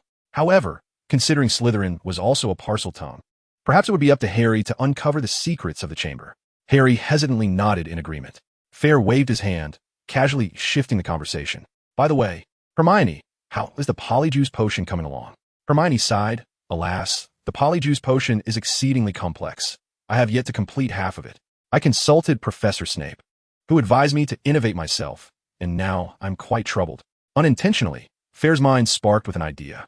Indeed, he recalled that Snape possessed a potion notebook documenting his experiences and original spells from his student days. Snape had even flamboyantly dubbed himself the Half-Blood Prince. Frankly, for a second year like Fayre, such pretentiousness felt somewhat embarrassing. It could only be said that the little bat had a unique sense of style. Yet, Fayre had completely forgotten where he had placed the notebook. Perhaps it was in the potions classroom? He remembered that Harry had stumbled upon the Half-Blood Prince's notes because his own potion book had gone missing, suggesting it was not a particularly private location. Nevertheless, Fayre was uncertain whether the notebook had been intentionally left there or merely misplaced. If it had been meant as a gift for Harry, it likely would not remain in that spot. Regardless, Fayre resolved to search for it, whether to enhance Hermione's potion knowledge or to uncover the powerful spells within. During the lunch break, the deserted potions classroom welcomed an uninvited guest. Fayre quietly slipped inside and shut the door behind him. Where could that old book be? He first approached the podium and opened the small cabinet beneath it, finding only empty vials. Rising again, he surveyed the storage cabinets against the wall. Although referred to as cabinets, many contained books, Numerous alumni had left their old tomes at Hogwarts, and Fayre understood this camaraderie among students. After all, what else could they do? Sell them as scrap paper? Many tattered and scribbled over books would not even be accepted by Flourish and Blots. Creaking open the ancient cabinet doors, a foul, musty odor wafted toward him. By the heavens, this cabinet has not been opened in at least a decade. Fayre furrowed his brow, fanning the stale air with his hand. He reached into his pocket and withdrew a pink spray bottle, a fragrant concoction that Hermione had crafted for warming up. Many female potion makers used it as a perfume. Fayre sprayed a couple of puffs against the cabinet wall, the delicate scent of strawberries dispelling the foul odor. However, he could not fathom why Hermione had chosen a strawberry fragrance for a perfume. Taking a comfortable breath, he finally had the opportunity to examine the interior of the cabinet. It was cluttered with a haphazard assortment of potion books and miscellaneous items, resembling a small mountain rather than just a few scattered volumes. Fayre, feeling frustrated, randomly picked up a book and opened the cover. The Book of Tom and Jerry. He shook his head and tossed the book into the corner of the cabinet. No. An entire hour had passed, and lunch break was fast approaching. Fayre still had not found what he was looking for. He seriously suspected that the book had been intentionally given to Harry by Snape and was not here at all. He casually picked up a tattered copy of Advanced Potion Making. The book was indeed in a woeful state, with a severely damaged cover and many broken binding threads. However, upon opening the cover, his eyes widened. This book belongs to the Half-Blood Prince. Chapter 88, Sectum Sempra. Fayre was overjoyed. It was indeed here. It seemed that Snape had originally placed the book here, merely shifting its position later on. He pondered for a moment, but did not take the book directly. After all, if Harry managed to acquire it so easily, it was highly likely that someone had facilitated that, whether it was Snape or Dumbledore. There was no need for Fayre to keep it for himself. He drew his wand and pointed it at the textbook. Duplicate. A flash of white light ensued, and two identical copies of the notes appeared. The duplication spell served as a mere shell for copying magical artifacts, but worked perfectly for reproducing books. Fayre quickly skimmed through the original and its copy, confirming their identical nature, including Snape's annotations. As time was of the essence, Fayre hesitated no longer. In a room of requirement, are you suggesting that this is something you stumbled upon in the old bookcase? Hermione exclaimed, perusing the notes with astonishment. Indeed, I sense that the potion modifications detailed within might hold some merit. Why not give it a try? Fayre replied, nodding as he carved a wooden board with a copper engraving tool. Using a silver dagger to press the sleeping draft beans, rather than slicing them, can expedite the release of their juices. Hermione furrowed her brow, contemplating the words in the notes, her expression growing increasingly astonished. If it were last year, I would have scoffed at this book. However, now I understand that potions can indeed be refined, and texts are not infallible. It makes sense. I will attempt to concoct a potion as instructed. Remarkable. I wonder who this half-blood prince is, Hermione sighed. There are also 4 original spells he invented included here. He is undoubtedly a genius. But who cares? As long as it proves useful. I hope it inspires you in brewing the polyjuice potion. Fayre exhaled a breath of wood shavings and casually remarked, let us hope so. By the way, what are you up to? Hermione inquired, setting her book aside. Her curiosity piqued. Ever since entering the room, Fayre had been etching enigmatic symbols onto the wooden board, leaving Hermione utterly perplexed. This knowledge was imparted to me by the fragments of the sun. It pertains to the sacred texts of ancient Egypt, their alchemical script, which bears a resemblance to our own ancient runes, Fayre elucidated. Having knowledge does not guarantee skill in execution. I am currently practicing the inscription of the sacred script S runes. Convergence, levitation, reduction. Each rune possesses a unique significance, and their interconnected portrayals are undeniably challenging. I had thought you would be more intrigued by these spells, Hermione chuckled. Fayre clapped his hands and rose, stating, you are correct. My interest does indeed lie more with spells. However, this alchemy is of paramount importance, and I must practice it. Moreover, Fayre discarded the board, retrieving his copy of Snape's original spells. Snape's notebook contained 4 of his own creations. The first, Muffliato, akin to a silencing charm, allows nearby individuals to remain oblivious to one's speech. Fayre surmised that this was likely Snape's inaugural incantation, refined from a prototype, much like how he himself had adapted the fireball charm into the rapid fire rocket charm. The other 2 spells were Levioso and Depulso. One suspends an individual upside down, while the other serves as its countercharm. In terms of control, it is arguably inferior to the binding charm, merely possessing a greater degree of insult, which did not pique Fayre's interest. The true gem among them is the final spell, Sectum Sempra. He would assert that Sectum Sempra undoubtedly ranks among the elite in dueling magic. This spell can unleash invisible slashing attacks with formidable penetration power, inflicting wounds akin to being struck by blades, accompanied by significant blood loss. It boasts the advantages of rapid incantation, swift attack speed, and near invisibility. Most critically, the injuries inflicted by Sectum Sempra are nearly impossible to remedy, save for the countercharm devised by Snape himself. In the original narrative, when Malfoy was grievously injured by this spell, Snape arrived just in time to utter the countercharm and effect a cure. Conversely, when George suffered the misfortune of having an ear severed by Snape's errant spell, Molly Weasley exhausted all her remedies without success. This underscores the fact that it is indeed a formidable dark magic. If one were to critique it, two drawbacks emerge. First, the attack range is exceedingly narrow, making it highly effective against solitary small creatures, yet cumbersome when confronting multiple targets. Furthermore, in the original tale, when Snape personally cast Sectum Sempra, it merely grazed George's head, resulting in the loss of an ear. This illustrates just how slender the invisible blade truly is. Second, the wounds it inflicts are lacerations rather than punctures, lacking sufficient depth. In certain scenarios, this may render its efficacy slightly inferior to other advanced dark magics. For instance, against high magical resistance creatures like dragons or giants, its impact is rather mediocre. For humans, however, a grievous laceration deep enough to expose bone may not suffice to mortally wound a dragon. Nevertheless, regardless of these considerations, this spell represents a significant boon for Fayre. A narrow range? He possesses other spells to address that. The lethality of larger creatures may be somewhat diminished. Yet the inability to heal from wounds is a significant advantage that should not be overlooked. Perhaps even a fire dragon might succumb to its injuries, bleeding excessively until death ensues. At the very least, it can still breach defenses, whereas Fayre's fire rocket spell barely grazed the hide of the avian man-eater. Shaking his head, Fayre remarked, "Moreover, this shadowless curse is exceedingly perilous. I dare not practice alongside you. The counter curse for the shadowless is not documented, and should an accident occur, the consequences would be dire. I shall practice on my own this evening." He was reluctant to allow Hermione to remain outside the dormitory alone during the day, fearing an encounter with the basilisk. Thus, he resolved to practice in the room of requirement after his evening patrol. There's another place. Fayre recalled the potion classroom on the lower level. "Very well, you may commence with potion brewing. I shall experiment with my alchemy," he said to Hermione. She nodded and ignited the fire beneath the cauldron. Fayre moved to the opposite side, seated himself at a table, and retrieved a palm-sized piece of oak. Splinter. He cast a slicing spell, dividing it into 3 wooden strips.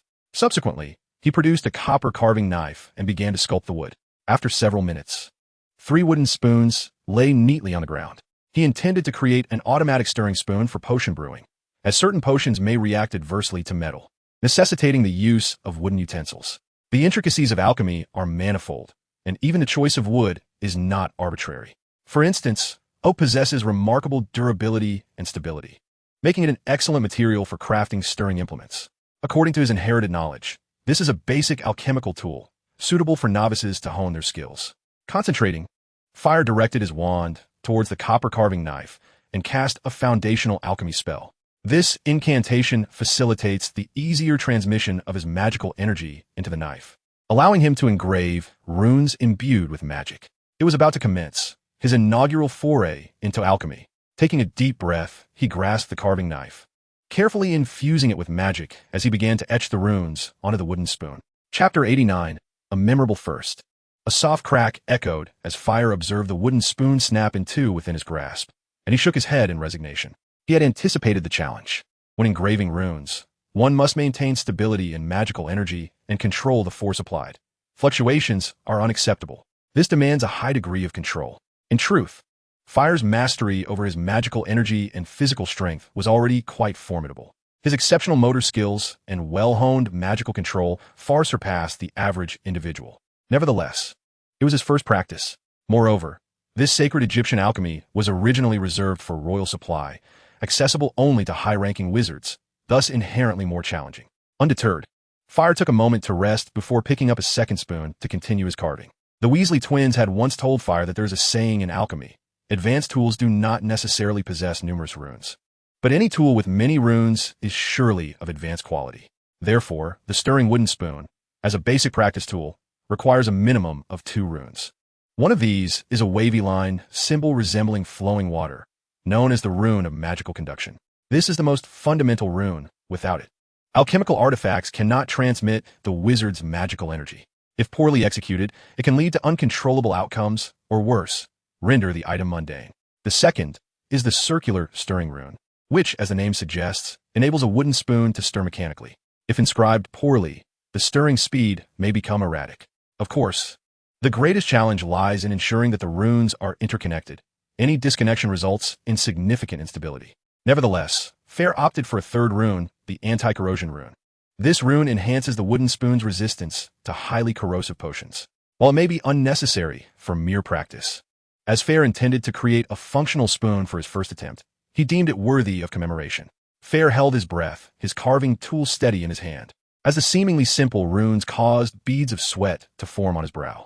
After a full 10 minutes, he successfully inscribed the magical conduction rune. A faint glimmer indicated the success of his carving, and he exhaled in relief, wiping his brow. Hermione, feeling a bit bored, glanced at Fayre and suddenly found herself curious about alchemy, wishing to observe. Determined not to disturb him, she quietly removed her cotton boots. With her slender fingers, she deftly pulled, allowing the boots to slip off her feet. Today, Hermione wore black over-the-knee cotton socks, and her soft feet made no sound as they touched the ground. Enveloped in the fabric, as she walked, a glimpse of her snowy white skin appeared where her skirt met her socks. With her hands behind her back, she stealthily approached Fayre, who remained oblivious and continued his meticulous carving. The initial 2 runes had successfully connected. Now only the third rune remained. He traced a light line along the previous rune with his carving tool. Snap! The wooden spoon broke again. Fayre, frustrated, smacked his forehead. What caused this sudden failure? Hermione's voice emerged from behind him. Fayre sighed, accustomed to her presence. The required carving pressure differs slightly between runes. This demands prolonged practice. Damn it, I finally understand why ancient Egyptian alchemy became extinct. Such subtle differences in pressure are not something one learns from teacher. Hermione produced a handkerchief and offered it to Fayre, offering comfort. After all, this is royal alchemy.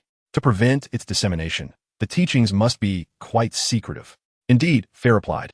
And alchemy also divides into smelting and rune carving, with the latter consistently presenting a high level of difficulty. He nodded, accepting the handkerchief to wipe his sweat.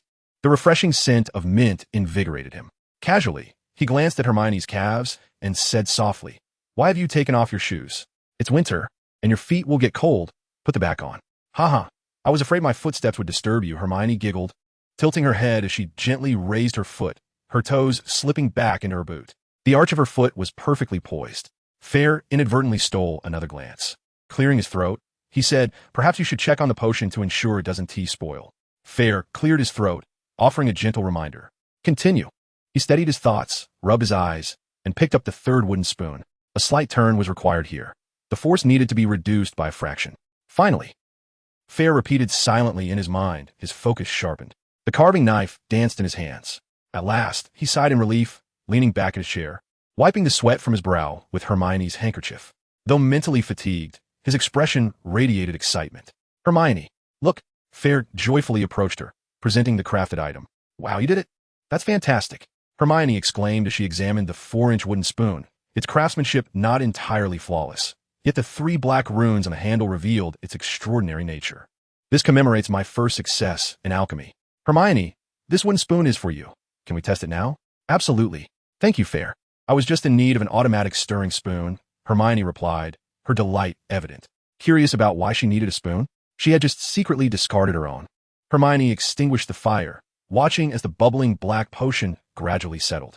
She grasped the wooden spoon, dipped it into the cauldron, and stirred gently before releasing her grip. To her astonishment, the spoon began to stir autonomously, following her earlier motions. With each rotation, the black potion transformed into a brilliant white. It worked. "Now Fred is still in bed, and George likely has no interest," Hermione said, her joy palpable. It seemed her alchemical talent was quite commendable. Fayre nodded in satisfaction, assisting in pouring the potion into an empty vial. "No worries. The plant fertilizer from the moon-stricken beast is indeed potent, and the mandrake will mature swiftly." His thoughts now shifted towards enhancing his own alchemical skills. The successful creation of the stirring spoon opened a new realm for Fayre. He understood why Snape and Hermione were so enamored with potion making. The satisfaction derived from crafting something predominantly by hand was unparalleled. especially when most could not replicate such feats with ease. This sense of superiority inevitably evoked a hint of pride. Contemplating the materials for the bird-shaped man-eater in his storage space, Fayre felt a surge of enthusiasm. He wondered how long it would take to create those advanced alchemical tools. However, obtaining the blessing of the solar flame was a prerequisite. Yet, a single bird-shaped man-eater only filled 2 markings. Clearly, the quantity of monster blood and flesh required for sacrifice was substantial. Fayre could not conceive a viable solution at the moment. Never mind, practicing is always a good idea. Chapter 90. The proud creature claims I am proud. The weather grew increasingly frigid, a thick layer of ice and snow blanketing the Black Lake. On the 3rd floor of the castle, within a spacious classroom, a command rang out. Swiftly bind. A long, sturdy rope appeared, ensnaring the Slytherin student before him. Excellent job.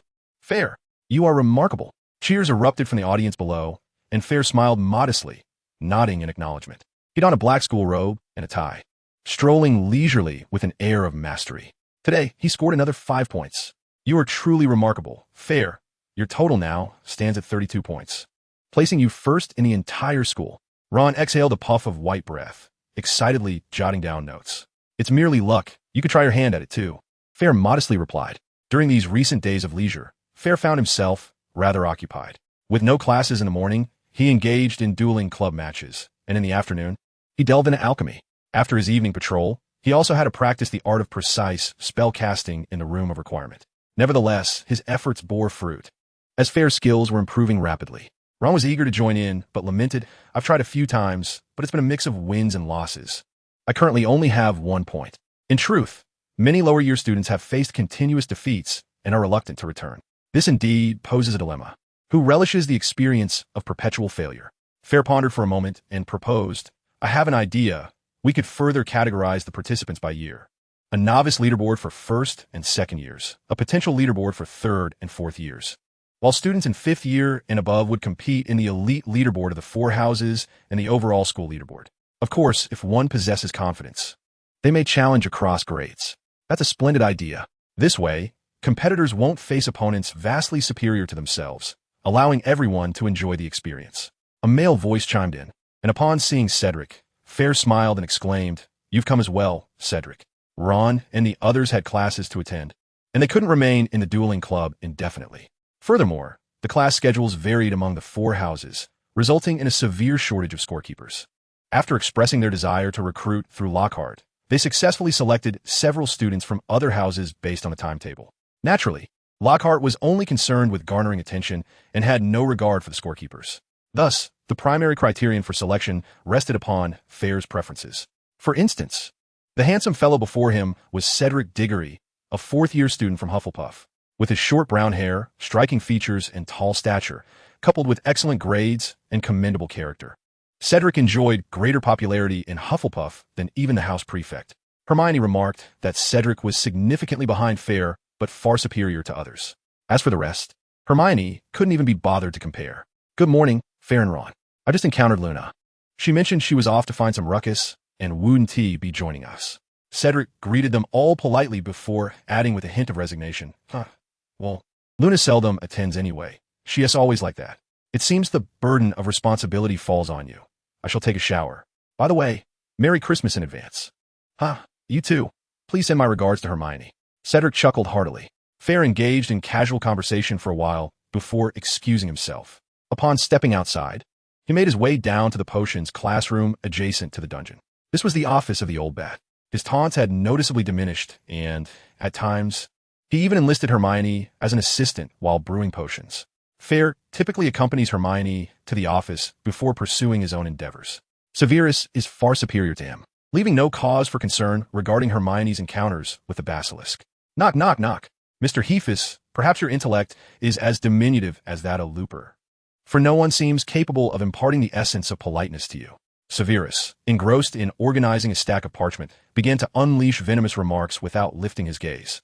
Hermione, stationed at another desk, was grinding mugwort roots. Observing Fayre being reprimanded, she stifled a laugh and approached, shrugging her shoulders in a gesture of helplessness. I wonder, Professor, when did Hogwarts begin to employ the deaf and mute? Fayre retorted with a sharp tone. Humph, a man who comes to collect this little girl daily. It appears you are truly idle and rather bashful. Severus snorted disdainfully, handing the stack of parchment to Hermione, who expressed her gratitude. The proud oddity accuses me of being bashful. Is there no justice left in the world? Fayre teased. I fear the bashful one might be someone else, Professor. Moreover, if one does not cherish what is significant, regret will inevitably follow. Severus paused at this remark. Hermione, taken aback by Fayre's words, blushed and gently pinched his arm. She signaled to Fayre with her eyes to show Severus some respect, and then said, Well, we shall take our leave now. Farewell, Professor.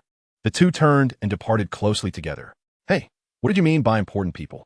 Ah, just family, of course. Oh, why are you rushing off so quickly? Wait for me. Hermione. Severus watched Fayre and Hermione retreating, letting out a sigh after a moment, his expression somewhat forlorn. Such a thick-skinned lad.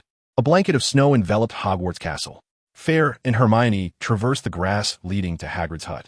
Hermione, bundled up tightly, had a scarf wrapped around half of her small face.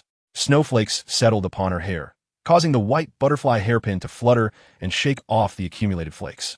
She cradled a glass bottle containing Fayre's fire lizard, yet her nose still bore a slight redness from the cold. Of course. Did you not say the polyjuice potion was already brewed? Fayre affirmed. A lightning bolt perched on his shoulder, a letter tied to its claws. Very well. Let's hope our efforts have not been in vain. Hermione stroked the feathers of the lightning bolt. Go. Fayre shook his shoulder, and the lightning bolt instantly soared into the air. It transformed into a dark golden blur, darting into the distance until it became a mere speck. The two continued on, soon arriving at Hagrid's hut. Hagrid, it's us. Fayre knocked on the door. Oh, Fayre, Hermione, come in. Hagrid opened the door and quickly ushered them inside. The blazing hearth instantly dispelled their chill. Hermione unwound her scarf and comfortably settled onto the sofa. Fayre began, Hagrid, we are here too. Oh, I hope you are not here to inquire about the Chamber of Secrets. I know nothing.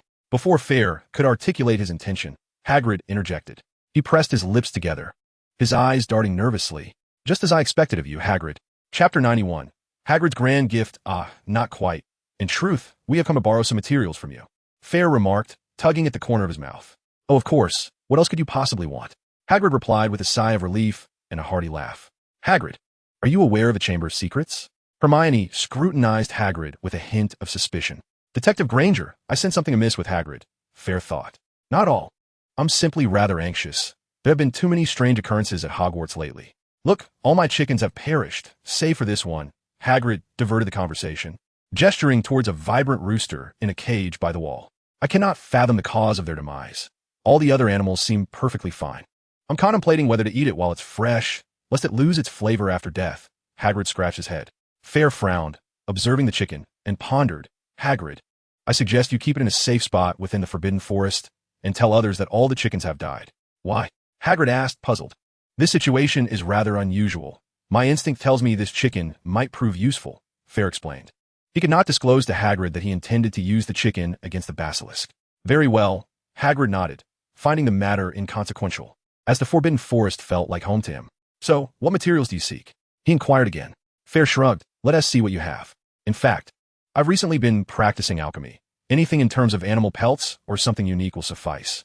I'm willing to pay. He waved his dragonhide wallet.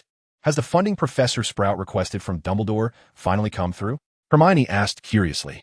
Indeed, a substantial sum of 70 galleons, a definite premium purchase, Fayre replied proudly, suddenly recalling that today was another full moon night. He would need to venture into the Forbidden Forest later to collect plant fertilizer, and perhaps search for magical beast blood and flesh. It's easy to be generous when it's not your own money, Hermione sighed upon hearing Fayre's words.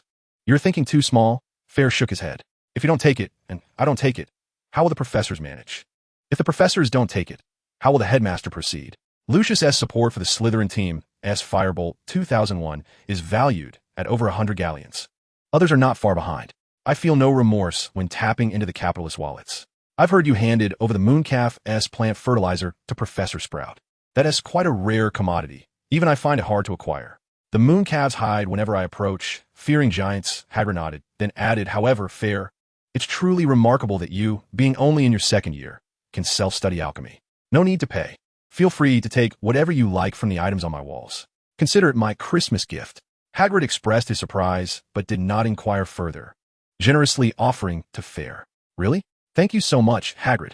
I shall craft an alchemical gift for you with my own hands. Fayre's eyes sparkled as he gazed upon the various materials adorning the walls. unicorn hair, fairy wings, the legs of an 8-eyed giant spider, and the hide of the thestral. He retrieved his empty suitcase and began to fill it with these precious items. Hagrid had indeed been an immense help. The price was secondary, for some materials were exceedingly rare and beyond valuation. The more Fayre collected, the more astonished he became. Hagrid was truly a hidden mogul, and one could only wonder how many years he had amassed such treasures, which left Fayre in awe. Hagrid's hut resembled a fantastical menagerie of magical materials. This gift was overwhelmingly generous, leaving Fayre feeling somewhat unworthy. He had already resolved to present Hagrid with a gift once he obtained the plant fertilizer from the mooncalf. Additionally, he needed to ponder what kind of present would be fitting for Hagrid. As night fell in the Forbidden Forest, the snow had ceased. The silvery moonlight cascaded down, illuminating the snowy ground with an unprecedented brightness. Two figures huddled close together as they traversed the narrow path. The cold was biting, and it felt as though snow were seeping into his boots. Hermione complained as she tightened her coat. "Why did you insist on coming along? I warned you that tonight would be quite the ordeal," Fayre replied with a touch of exasperation. Having promised Hermione an adventure, he could not renege on his word, which is why she had decided to accompany him. This is the Forbidden Forest. It's perilous, so of course I must follow you," Hermione retorted, wrinkling her nose as she cradled the fire lizard bottle in her arms. The heavy snowfall had rendered the paths of the Forbidden Forest treacherous, making their progress laborious. Were it not for the quest for the plant fertilizer, Fayre would have preferred to avoid entering at this moment. Naturally, he was not the only one affected by the heavy snow. The Forbidden Forest was eerily quiet, not due to any lurking danger, but rather because many creatures had succumbed to winter slumber. Whether this was fortune or misfortune remained uncertain, as hunting magical creatures would prove challenging. Despite the absence of peril, it took the duo over an hour of strenuous trekking to reach the riverbank. The mooncalves seemed impervious to the cold. As long as moonlight graced them, they radiated vitality. They had already commenced their lively dance, bounding about with exuberance. Yet, Fayre keenly observed that many of their movements were indicative of courtship. Shaking his head, he mused to himself, "So perplexing. This world is indeed chaotic. Wow, is this the mooncalf? How marvelous!" Hermione exclaimed, her eyes wide with wonder. However, several mooncalves recognized Fayre as the one who had accompanied the unicorn previously. One adventurous mooncalf approached him, its curiosity piqued. Recognizing the familiar split hairstyle, Fayre identified it as the bold mooncalf in their last encounter. "Here, nutritional supplements, various flavors available," Hermione stated, lifting her robe to reveal 7 or 8 bottles of potions from her inner pocket. She crouched down, cradling the vials in her hands, extending them towards the mooncalf. The creature hesitated, gazing at Hermione. Seeing this, Fayre also knelt, gently guiding Hermione's hands to convey that this was also his offering. The mooncalf then lowered its guard, gingerly taking one of the bottles, popping the cork, and beginning to lick the contents. Observing this, other mooncalves slowly emerged from their burrows. Soon, an increasing number of mooncalves surrounded the two.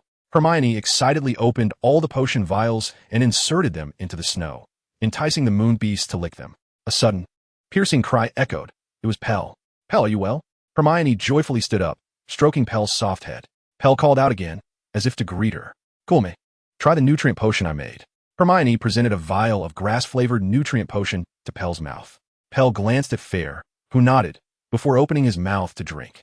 It seemed the potion was quite delicious, as Pell emitted a happy whinny, nuzzling Hermione before standing beside Fayre. "Honestly, this nutrient potion was painstakingly crafted by me. Yet Pell still prefers you," Hermione pouted. "Such things depend on fate. The moon beasts like you even more. Ha." Fayre chuckled, pointing at the moon beasts gathering around Hermione, chirping excitedly. It appeared that bribing with the nutrient potion proved effective. Suddenly, a cracking sound echoed from the ice, and the moon beast promptly hid behind the unicorn in fright. An enemy. Fayre turned his gaze towards the river, squinting. Chapter 92. Exceptional Materials. As the ice of the river shattered, a turtle-like creature, approximately 1 meter long, emerged. Its body was entirely black, with a large shell adorned with twisted spiral patterns. Its head was also grotesquely deformed, with blood-red eyes fixated on the moon beasts and Fayre. Blood dripped from its mouth, suggesting it had just been hunting. Hermione stared at the creature, uncertain. Is it a snow turtle? But snow turtles are white and lack such a twisted, deformed head and shell. Fayre also found it reminiscent and speculated perhaps it is a congenital deformity or a mutation. Ordinary snow turtles are classified as 2X level magical creatures, known for their gentle nature and harmlessness to humans. Notably, they usually sleep and only awaken during snowy winters. They feast on fish and shrimp and have no natural enemies due to their unusual biological clock. However, this particular snow turtle was clearly not so amiable. Did it intend to eat the moon beasts? Or us? Hermione tightened her grip on Fayre's sleeve as she gazed at the mutated snow turtle, drooling crimson saliva. Regardless of which, it was an enemy. Fire arrows. Fayre disregarded everything else and initiated an attack. If it sought to consume him, it was an enemy. If it aimed for the moon beasts, it threatened his livelihood, thus also an enemy. 3 arrows shot towards the snow turtle in a triangular formation. The snow turtle, however, retracted its head and used its black shell to block the attack. With a series of sharp sounds, the arrows snapped upon impact. Fayre's eyes lit up at the sight of the formidable shell. "Hermione, let's go," he urged. Hermione, upon hearing this, pointed her wand. Stone-throwing spell. A stone the size of a head appeared, hurtling towards the snow turtle. Crash! Stone shards flew as the rock shattered upon hitting the shell. How is that possible? Hermione gasped in disbelief. Fayre wasted no time and swiftly cast another spell. All petrified, a gray light surged towards the snow turtle. Suddenly, the snow turtle plunged its head into the snow, vanishing without a trace. Be cautious. That is the snow turtle's innate ability. They can effortlessly conceal themselves within the snow. Hermione cautioned. Fayre's mind raced, and he promptly waved his wand. Firework butterfly. 3 fiery, crimson butterflies fluttered forth. This time, Fayre had finely tuned his magical energy, causing a fierce blaze to engulf the butterflies. The moonstruck beast had already burrowed into its den, leaving no need for concern regarding their protection.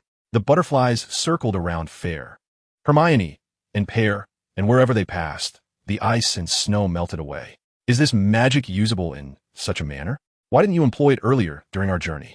Hermione exclaimed in astonishment. I just remembered, and maintaining it in this way consumes considerable magical energy, Fayre casually replied. It is no wonder he possesses an innate talent for combat. Countless ingenious ideas and breakthroughs in strength seem to emerge solely during battle for Fayre.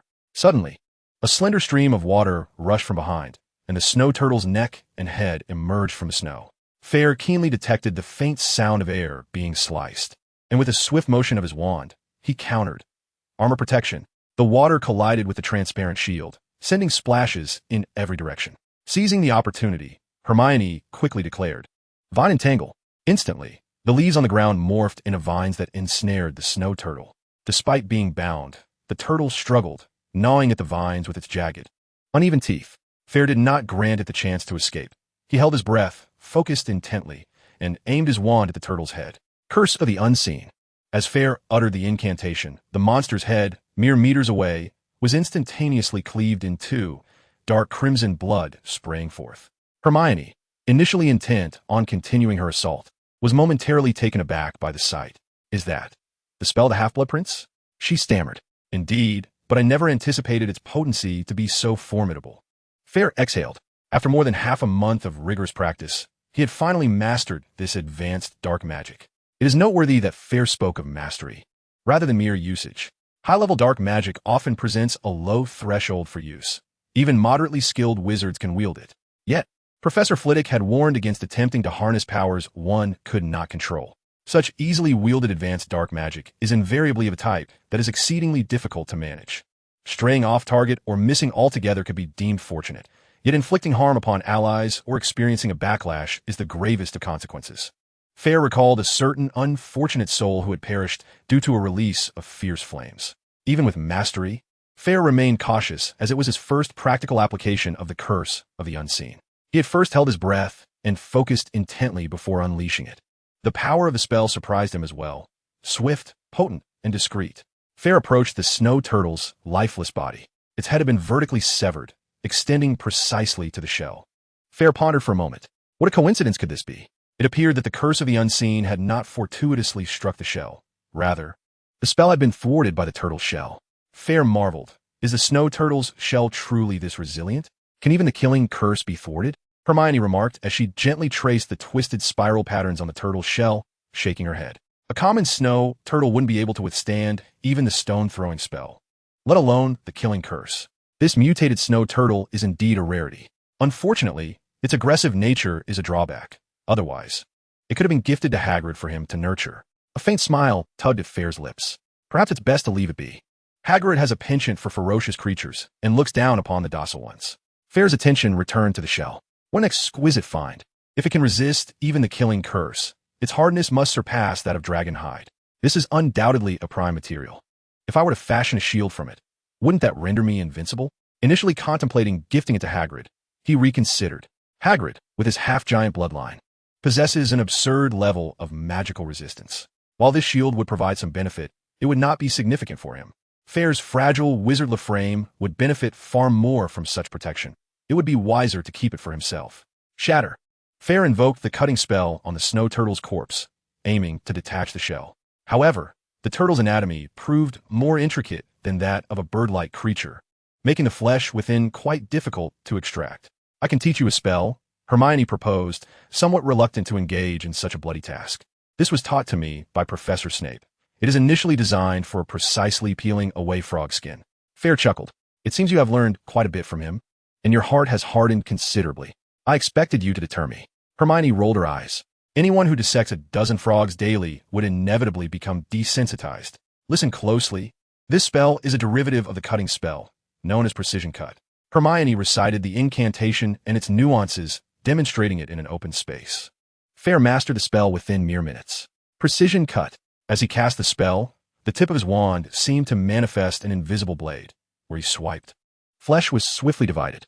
Well done. This could serve effectively in combat as a blade. Fayre praised, deftly separating the shell. Waste not the flesh, Fayre declared, extending his left hand as flames surged forth. To his astonishment, the markings on his hand had filled with 4 lines. This. Chapter 93. Can parents also visit the school? Is this what you refer to as a sacrifice? Hermione inquired, intrigued. Indeed, but it is peculiar. Previously, the bird-like creature only yielded 2 markings, Fayre explained. Yet this mutated snow turtle has filled 4 lines, despite its flesh being considerably less than that of the other creature. He displayed the markings to Hermione. She pondered for a moment. Perhaps the essence of sacrifice is not solely determined by the quantity of flesh.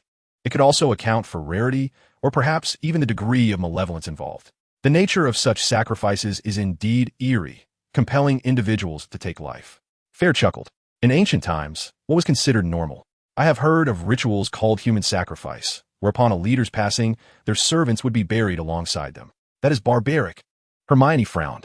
Now let's focus on gathering plant fertilizers. Fayre no longer lingered on the matter, raising his hand to stow the tortoise shell into his storage space. The moon-crazed beasts, witnessing the demise of the snow tortoise, bravely emerged, encircling the two and commencing a dance. Fayre admired their spirit. With a mind sufficiently simple, one could be free from worries. The pair swiftly gathered 2 vials of plant fertilizer. Farewell, purr, he said, gently stroking her fur. This time, Fayre intermittently conjured fireworks butterflies to carve a path through the snow. I'm utterly exhausted, he remarked, feeling the snow seep into his boots, leaving them thoroughly soaked. In the lounge, Hermione swiftly discarded her boots and sank onto the sofa, massaging her aching calves. Although this adventure had been an eye-opener for her, the fatigue was undeniably palpable. You should rest. We have classes tomorrow, Fayre suggested, equally worn out. They exchanged no further words, warming themselves by the fire to dispel the chill before retreating upstairs to rest. In the days leading up to Christmas, the holiday began. Farewell, Fayre. Farewell, Ron.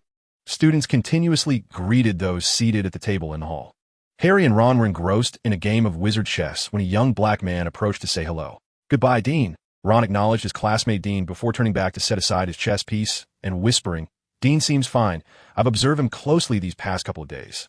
He was likely just nervous before, which made him behave oddly. Now, Gryffindor has completed their checks, and there are no suspicious individuals. Harry added.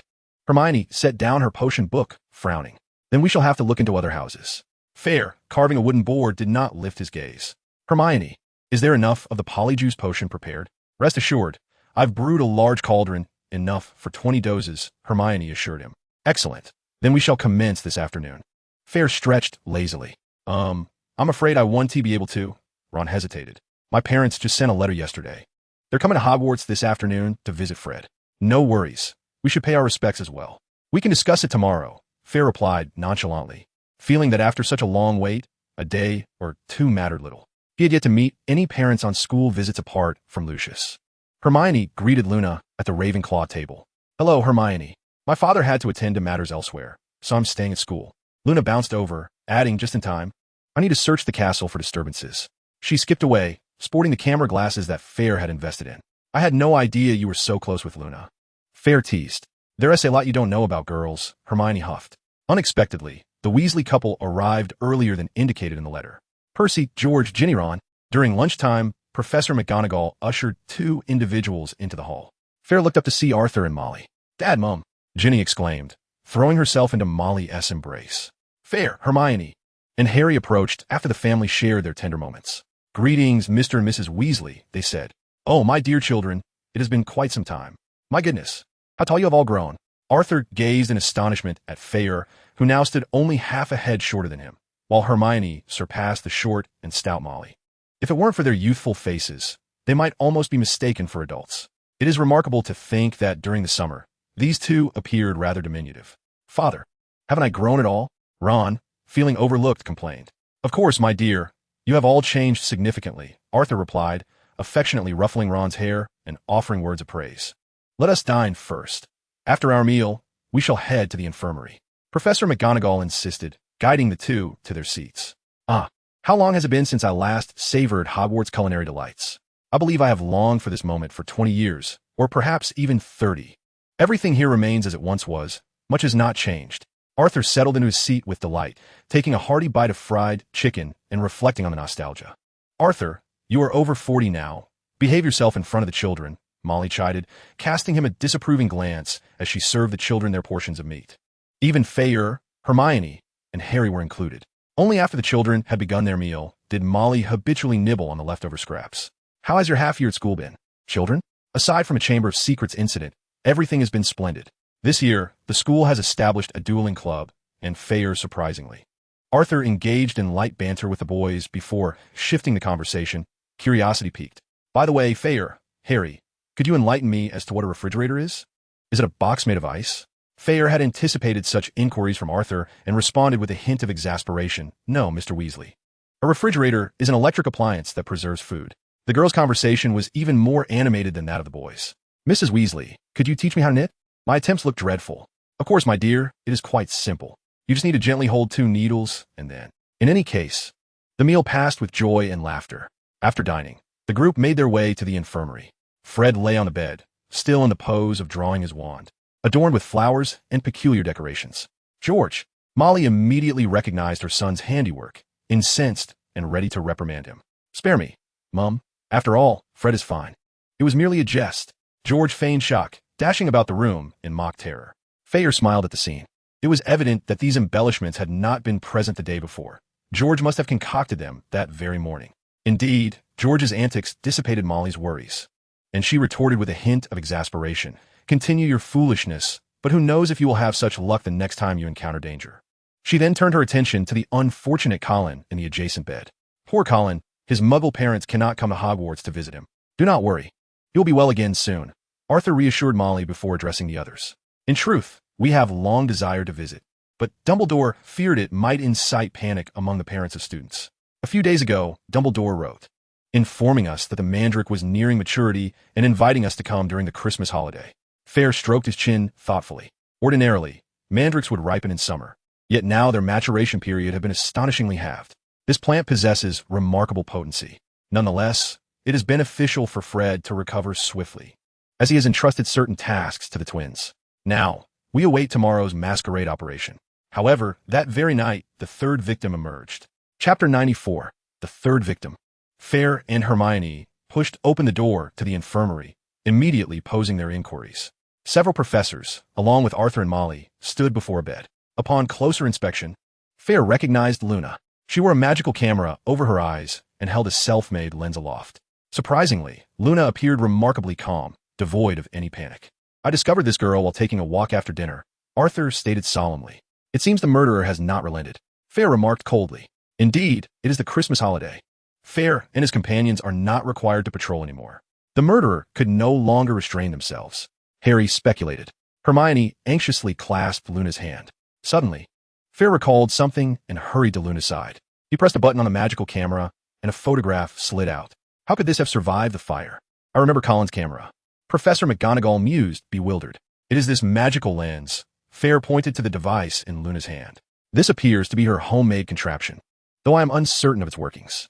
As I suspected, it is the basilisk at play. The basilisk petrified Luna through both the lens and the camera's eye. Yet the camera remained intact. As Fayre elucidated, he gazed at the photograph, hoping it might capture the murderer's silhouette. The others gathered around, only to be met with disappointment. The photograph revealed nothing but emptiness. What a missed opportunity. Not a single thing was captured. Ron sighed. But wait, Hermione exclaimed as she took the photograph, scrutinizing it carefully and pointing to a corner. Fayre leaned in for a closer look. There, at the corner of the corridor, a tiny shadow was illuminated by the flickering candlelight. What is this? A shadow? And it seems too small to belong to a human. Ron scratched his head in confusion. Fayre gazed at the shadow, finding it oddly familiar, yet unable to place it. He shook his head, feeling utterly perplexed. As they exited, Harry sighed. Now we have lost another lead. We can only investigate each suspect one by one. Suddenly, Hermione halted, murmuring, "No, at least we have confirmed one thing." Fayre, too, grasped the implication, squinting as he affirmed, "Indeed, we have established that the murderer remains within Hogwarts." The following day dawned bright and sunny. In the girls' restroom, the knowledge that the murderer was still at Hogwarts meant that the students who had left could be eliminated from suspicion. Our burden of responsibility had significantly lightened. Hermione surveyed the list in her hand, crossing out a name. Over half of the names on the list had been struck through. This is splendid news, thus. We shall be able to complete our task within 2 or 3 days. Are we all prepared? Fayre remarked, holding a small cup filled with a viscous, deep green liquid. Very well. Harry and the others nodded in agreement. Fayre glanced at the potion in his hand and added a strand of Crabbe's hair. As for Crabbe's whereabouts, Fayre, being quite hospitable, had invited him to enjoy a comfortable slumber in the broom cupboard. Hermione, are you certain that you have not mistaken your hair? Millicent Bulstrode is known to own a cat. Fayre suddenly recalled that in the film, Hermione had mistakenly consumed cat hair, transforming into a cat-like creature. However, this transformation was far from trivial. Her entire head had morphed into that of a cat, necessitating several days of recuperation in the infirmary. Fear not, with hair this length, it could hardly belong to a feline. A few days ago, during the dueling club, she attempted to engage me in close combat, and I seized the opportunity to pluck a strand of her hair. Hermione raised a few inches of her dark hair in her hand. The transformations were occurring to individuals who were decidedly outside the realm of suspicion, as their lack of intellect rendered them incapable of being the culprits. One must note that the number of pure-blood wizards has always been limited, and after years of intermarriage, the rate of genetic aberrations is alarmingly high. A character like Malfoy could be deemed a genius, while the situation of the Weasley family is nothing short of miraculous. Well then, everyone cheers. Fayre took a deep breath and gulped down the potion. A sharp, acrid scent of gasoline filled his nostrils. Fayre's body reacted as though this concoction were not meant for consumption, churning violently in his stomach, urging him to expel the potion. With considerable effort, he managed to suppress the urge to vomit. Turning to his companions, he noticed they were all clutching their chests, save for Harry, who appeared unaffected. Not only did he not feel nauseated, but he also took another sip. "Harry, do you possess a penchant for bizarre culinary preferences?" Fayre exclaimed, noting the roughness that had crept into his voice. Harry merely smirked, stating, compared to Madame Pomfrey's essence of bone, "This is quite tolerable." As they spoke, each of their bodies and appearances underwent a dramatic transformation. Fayre felt as though his body were akin to dough being kneaded by invisible hands. He felt his form expanding like a balloon, causing great discomfort. Fair Hermione cried out in distress. "Hold on, Hermione." Fayre grasped her icy hand in a gesture of reassurance. He then witnessed Hermione's height increase by 2 inches. Her once proportionate figure had gained at least 3 additional inches, her pronounced double chin capable of squashing a mosquito. Her features had grown increasingly coarse, and coupled with her long hair, it was a struggle to discern her femininity. Fayre found himself momentarily speechless. He vowed that even if Hermione's beauty were marred, it would still surpass her current state. "Do not look at me," her voice, once as melodious as a nightingale, had become gravely deep, and Hermione, embarrassed, turned her head aside, covering her face with her hands. Yet in this pose alongside her current visage, it was simply enough. "Hermione, everyone knows that Bulstrode is quite plain," Ron remarked nonchalantly, having already transformed into a likeness of Goyle. As for Harry, he has transformed into yet another pure-blood wizard from Slytherin, albeit a foolish one. "Well, Hermione, am I not also rather plump and unattractive now?" Furclab reached out and pulled Hermione closer, speaking earnestly. "Everyone, let us not waste time. Remember our plan." Once we enter Slytherin, we must first check the dormitory. Perhaps the culprit possesses some peculiar weapon or has a habit of keeping a diary. Then, we shall interrogate those on our list of suspects. Now let us move quickly, Ron urged, eager to depart. Wait a moment. Fayre suddenly recalled something and said, everyone should take a small vial of potion and consume a bit of polyjuice potion, lest we run out of time and be unable to escape. The group snapped back to reality, hastily downing a vial of the potion before descending the stairs. The Slytherin common room is situated in the dungeons. Fayre was unaware of the dungeon's former purpose, but now it merely serves as an entrance. The group navigated through the dimly lit corridors of the dungeon, arriving at a damp wall at the end. What expression should we wear? What is their typical demeanor? Harry asked nervously. Think of the expression Snape had when he posed a difficult question to you. Harry, Fayre casually replied. Harry displayed a look of confusion. Precisely. That is the expression. These fools have always been like this. Fayre nodded in satisfaction. Pureblood. Hermione uttered the password, which she had cleverly extracted from Burstead. Suddenly, a serpent-shaped relief emerged on the damp wall, and a stone door swung open, revealing the Slytherin common room. Chapter 95. The Serpent House Common Room. The style of the Slytherin common room starkly contrasts with that of Gryffindor. The entire structure is adorned in deep emerald green. Even the lighting takes on a verdant hue. Being underground, the space feels low and narrow. The hall is even decorated with numerous skulls, which left Fayre feeling quite oppressive and stifled. Merlin's beard. This place is truly discomforting, Ron muttered softly. Hermione and Harry nodded in agreement. No wonder Slytherins often play the role of villains. With an environment like this, even the good would be driven mad. Let us not waste time. We should first locate the dormitories before seeking out individuals. There were few Slytherin students remaining on campus, and at that moment, their common room was entirely unoccupied. Fayre led the way, with the others hastily following suit. The further they ventured inside, the more damp and chilly it became, and the large windows in the corridor revealed an inky darkness outside. Isn't it daytime? Why is there nothing visible outside the window? Ron inquired curiously. Suddenly, a gigantic tentacle pressed against the window, startling Ron nearly to the point of jumping. Do not panic. That is the giant squid from the Black Lake. It seems the rumors are true. The Slytherin common room extends to the very bottom of the Black Lake, Hermione explained. Indeed, as the tentacle receded, a giant squid came into view before them. This aspect was somewhat intriguing, yet everything else was utterly dismal. Fayre shook his head, gazing ahead at the fork in the path. Much like the Gryffindor common room, to the left lay the girls' dormitory, while to the right was the boys' dormitory. Hermione, you bear a heavy responsibility. Please expedite your actions, Fayre reminded, noting that Hermione was the sole female tasked with inspecting all the girls' dormitories. Hermione nodded in acknowledgement, refraining from further conversation as she promptly turned left. Ron was assigned to the first and second years, while Harry would oversee the third and fourth years. The fifth, sixth, and seventh years were entrusted to Fayre. Fayre allocated their tasks based on intellect, assigning the more gullible first and second-year students to Ron to prevent any slip-ups. Don't forget the nasal congestion, he advised, inserting 2 black mint pills into his nostrils, instantly feeling invigorated. The trio then turned right, selecting different dormitories according to the room numbers.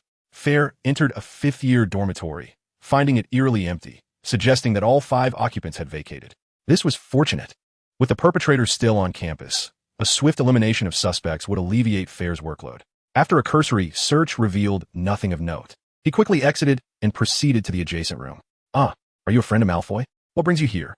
Asked a dark-haired wizard lounging on the bed, engrossed in a book, as Crabbe unexpectedly entered. Isn't this my dormitory? Why are you on my bed? Fayre responded, perplexed, scratching his head as he approached the wizard, discreetly uncorking a vial of potion from his sleeve. What? Are you jesting? The wizard engaged in casual banter with Fayre before suddenly blinking sleepily and drifting into a deep slumber. Hermione's potent sleeping mist was indeed formidable.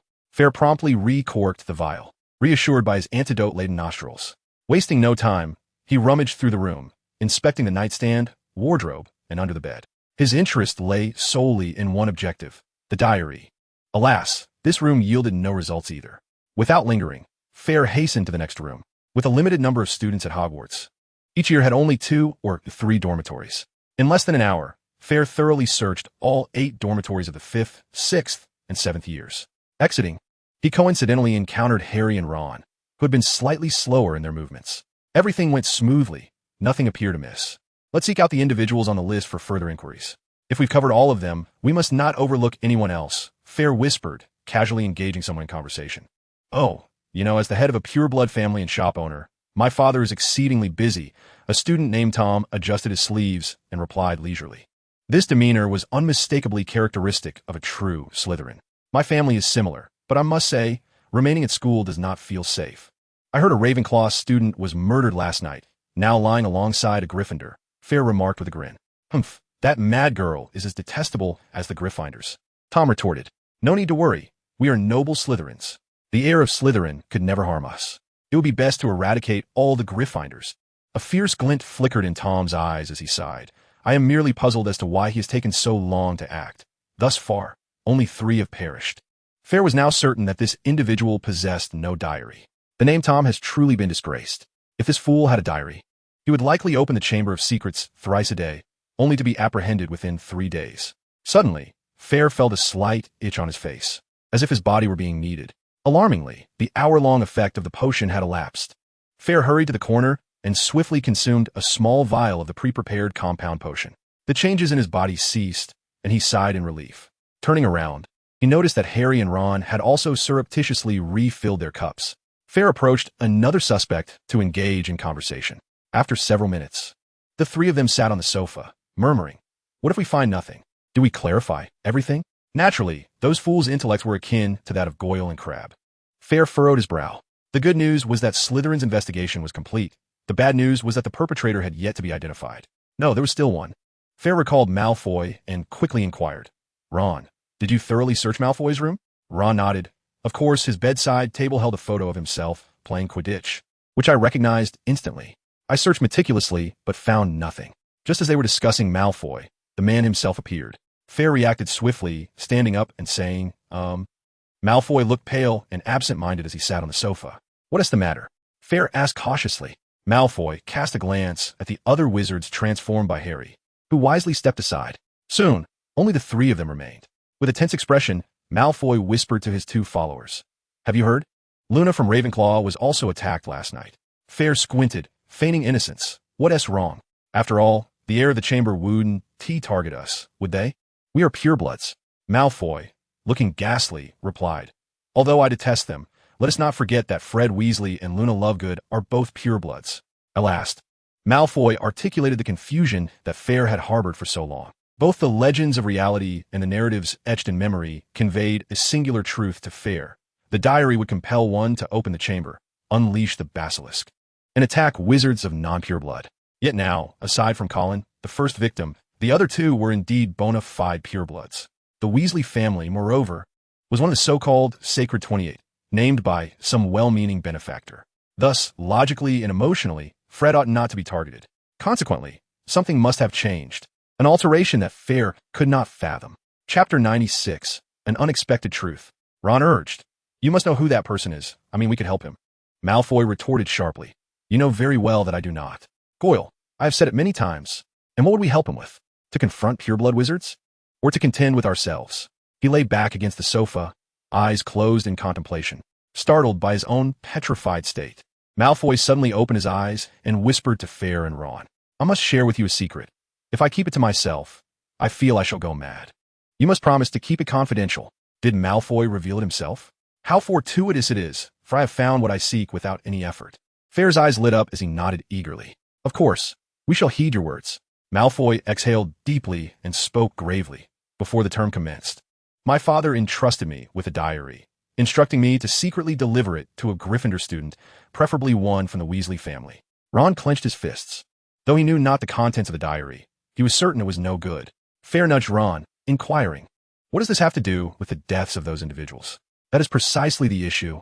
Later, when Colin was murdered, coupled with the inscription of the chamber, I became convinced that the opening of the chamber was linked to that diary." Malfoy, visibly agitated, scratched his head. "I wrote to my father for clarification, yet he refused to divulge any details regarding when the chamber was last opened. All I know is that it occurred 50 years ago. The last time it was opened, a Muggle-born perished. My father instructed me to remain inconspicuous and wait quietly, assuring me that all Muggle-born filth would be eradicated." Fayre, perplexed, asked, "Then why did 2 pure-blood wizards meet their demise? And what of the diary?"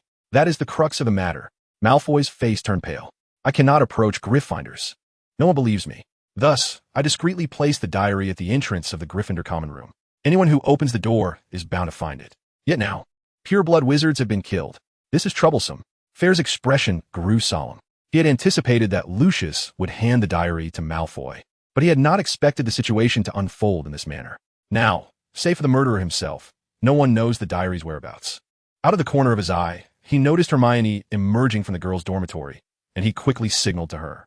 Hermione understood and exited the common room directly. I'm feeling a bit peckish. I shall go find something to eat, Fayre mumbled as he rose. Oh, shall I join you for a chicken leg? Ron's eyes brightened, and he stood up as well. This remark marked his finest performance, as even Fayre could not discern its authenticity. How many meals do you consume in a day? Let us go, let us go. Malfoy, visibly irritated, waved them away. The girls' washroom on the second floor. It seems someone has taken advantage of my absence to engage in nefarious activities. A ghost of a female student floated above, laughing. Moaning Myrtle, we are merely safeguarding the school as security. Fayre, having removed his Slytherin robes in the stall, changed and stepped out. Indeed, Moaning Myrtle, do not disclose this to anyone. Hermione's melodious voice chimed in. Ghosts do not speak of their own accord. Moaning Myrtle, perched on the window, nonchalantly replied. Just as Fayre opened the door, Hermione emerged, adjusting her hair. At that moment, she had reverted to her true form, her rosy visage evoking a sense of wonder and Fayre. Compared to earlier, you are now as beautiful as a fairy. Fayre marveled. How annoying. Let us return to the matter at hand. Have you found it? Hermione's face flushed, and she shot a glance at Fayre. Malfoy had mentioned that his father entrusted him with a diary related to the Chamber of Secrets. However, he left the diary at the entrance of the Gryffindor common room, unaware of who might have taken it. Fayre furrowed his brow. Ron emerged, looking dejected. It's strange. Harry and I have been observing Gryffindor students the most, yet we haven't noticed anything amiss. He attempted to think positively, adding, at least we no longer have to infiltrate other houses. Hermione produced a list and, as she wrote with a quill, remarked, we should document all the remaining Gryffindor students and investigate them one by one. Fayre pinched the corners of his weary eyes. The truth was becoming increasingly elusive. Regardless, life must go on. As long as one is strong enough, danger is no cause for alarm. Within the room of requirement, Fayre was pouring some gold powder into a cup of blood, then retrieved an automatic wooden spoon to stir. He glanced at the pale red gloves beside him. These were a birthday gift he had given to Hermione. In recent days, Hermione had either secluded herself in the dormitory or sought out Mrs. Weasley in the staff quarters, leaving Fayre to wonder what she was up to. This did alleviate Fur's concern about Hermione discovering her gift prematurely. He pondered the issue of glove sizing. Nevertheless, crafting these gloves was no simple task. The base was made from flamingo fur, exceedingly light yet warm. Additionally, runes needed to be etched onto them. Due to the nature of the fur, Fayre could not use a carving knife for the runes. Instead, he had to employ enchanted paint. In fact, this method proved more effective, though Fayre found it cumbersome. Once he finished stirring, Fayre gazed at the golden red paint before him. This was dragon's blood and gold powder obtained through George's purchase in Diagon Alley. One of Dumbledore's achievements was discovering 12 uses for dragon's blood, one of which served as a powerful pigment for rune drawing. The knowledge he possessed indicated that gold powder had excellent magical conductivity, favored by ancient Egyptian alchemists for inscribing runes. Given this, mixing the two seemed entirely plausible. Fayre picked up the quill, dipped into the paint, and turned the gloves inside out, concentrating as he began to draw. He inscribed the runes: temperature regulation rune, magical conduction rune, purification rune, extension rune, and cut resistance rune. Sweat beaded on Fur's forehead, but he dared not pause. After an hour, he had successfully inscribed 8 varied runes. They shimmered with a golden red glow, gradually seeping into the gloves and vanishing from sight. Contemplating for a moment, Fayre donned the gloves. Thanks to the extension rune, his hands could barely fit inside. This was quite satisfactory. Even if Hermione grew for several more years, her hand size would not surpass that of the current Fayre. He savored the experience. The touch was comfortable, akin to silk. The gloves felt breathable and dry, yet remarkably warm, a true marvel. Fayre contentedly stored the gloves away. This was thus far the most intricate alchemical item he had inscribed runes upon, undoubtedly marking a significant technical breakthrough. Fayre took a moment's respite before retrieving other prepared gifts. Indeed, this year, all the presents Fayre crafted were handmade, reflecting his heartfelt intentions while simultaneously honing his rune carving skills. A delightful endeavor. But there was an exception for Ron. Fayre intended to gift him the old wand he had fortuitously discovered in the Red Hat Cave. He believed that Ron would not only appreciate this gesture, but would be grateful as well. considering he had yet to confess to the Weasley couple that his own wand had broken. Thus, it was time to commence this grand project. Taking a deep breath, Fayre began his work. Chapter 97, Handmade Gifts. Fayre was less invested in the other handcrafted presents. For instance, he planned to inscribe wear-resistant and temperature-regulating runes on the woolen socks for Dumbledore. The same went for the scarves intended for Professor McGonagall and Professor Flitwick. As for Snape, given that he had imparted considerable knowledge to Hermione and that Fayre had learned his disarming charm, it was only fitting to present him with a gift. The most appropriate offering for Snape would naturally pertain to potion-making. However, as a master of the craft, Snape was hardly in want of anything. Then it struck Fayre. He resolved to create a potion or herb preservation box for Snape. Even if Snape already possessed one, an additional box would never go amiss. Fayre thought it prudent to craft a similar preservation box for Professor Sprout, who had worked tirelessly this semester. Yet, what material to use? After a moment's contemplation, he waved his hand, and a piece of white jade, larger than his head, materialized upon the table. This was inspired by his recollections and the alchemical wisdom from the Chinese wizarding community.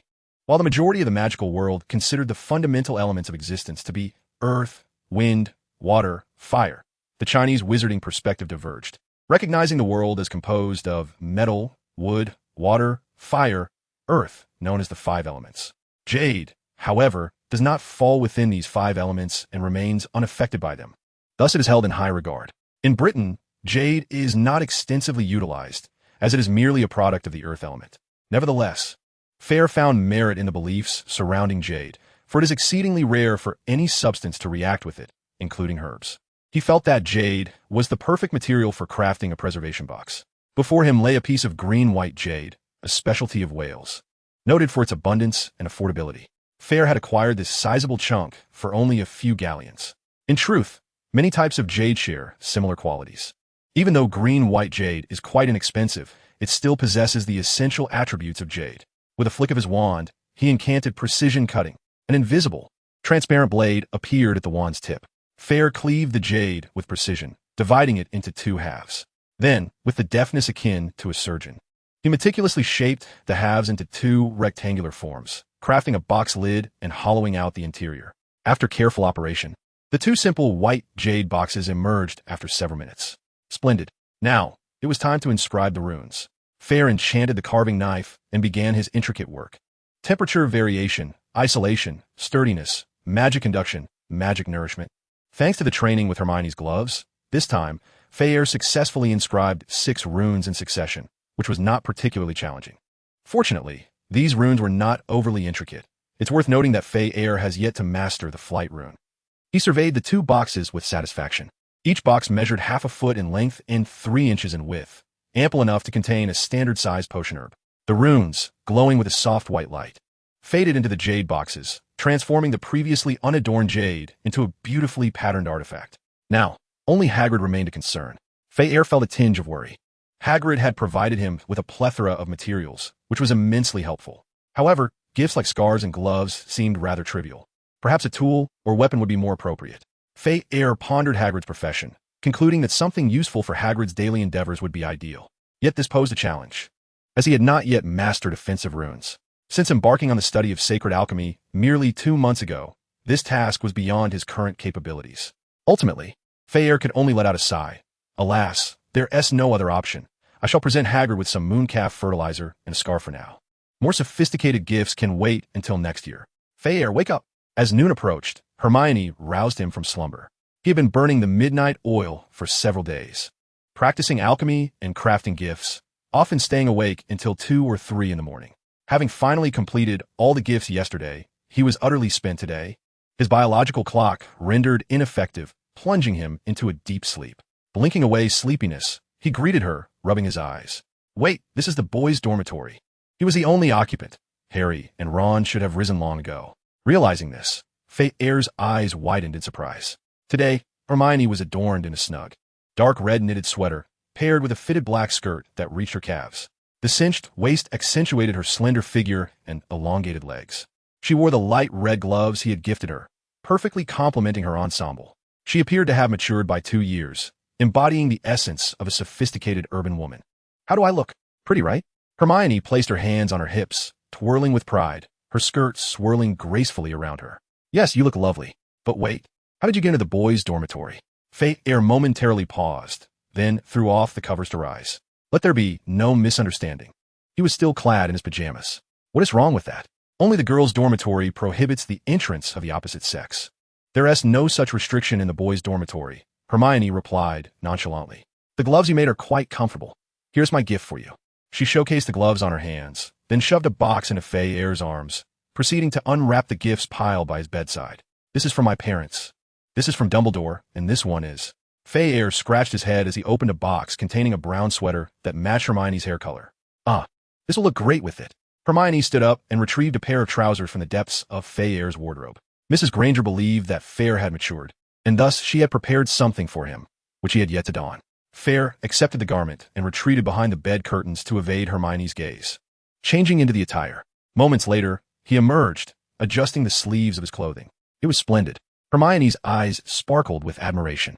The sweater fit him perfectly, accentuating his physique. Coupled with the tailored trousers, he exuded a sense of maturity and charm.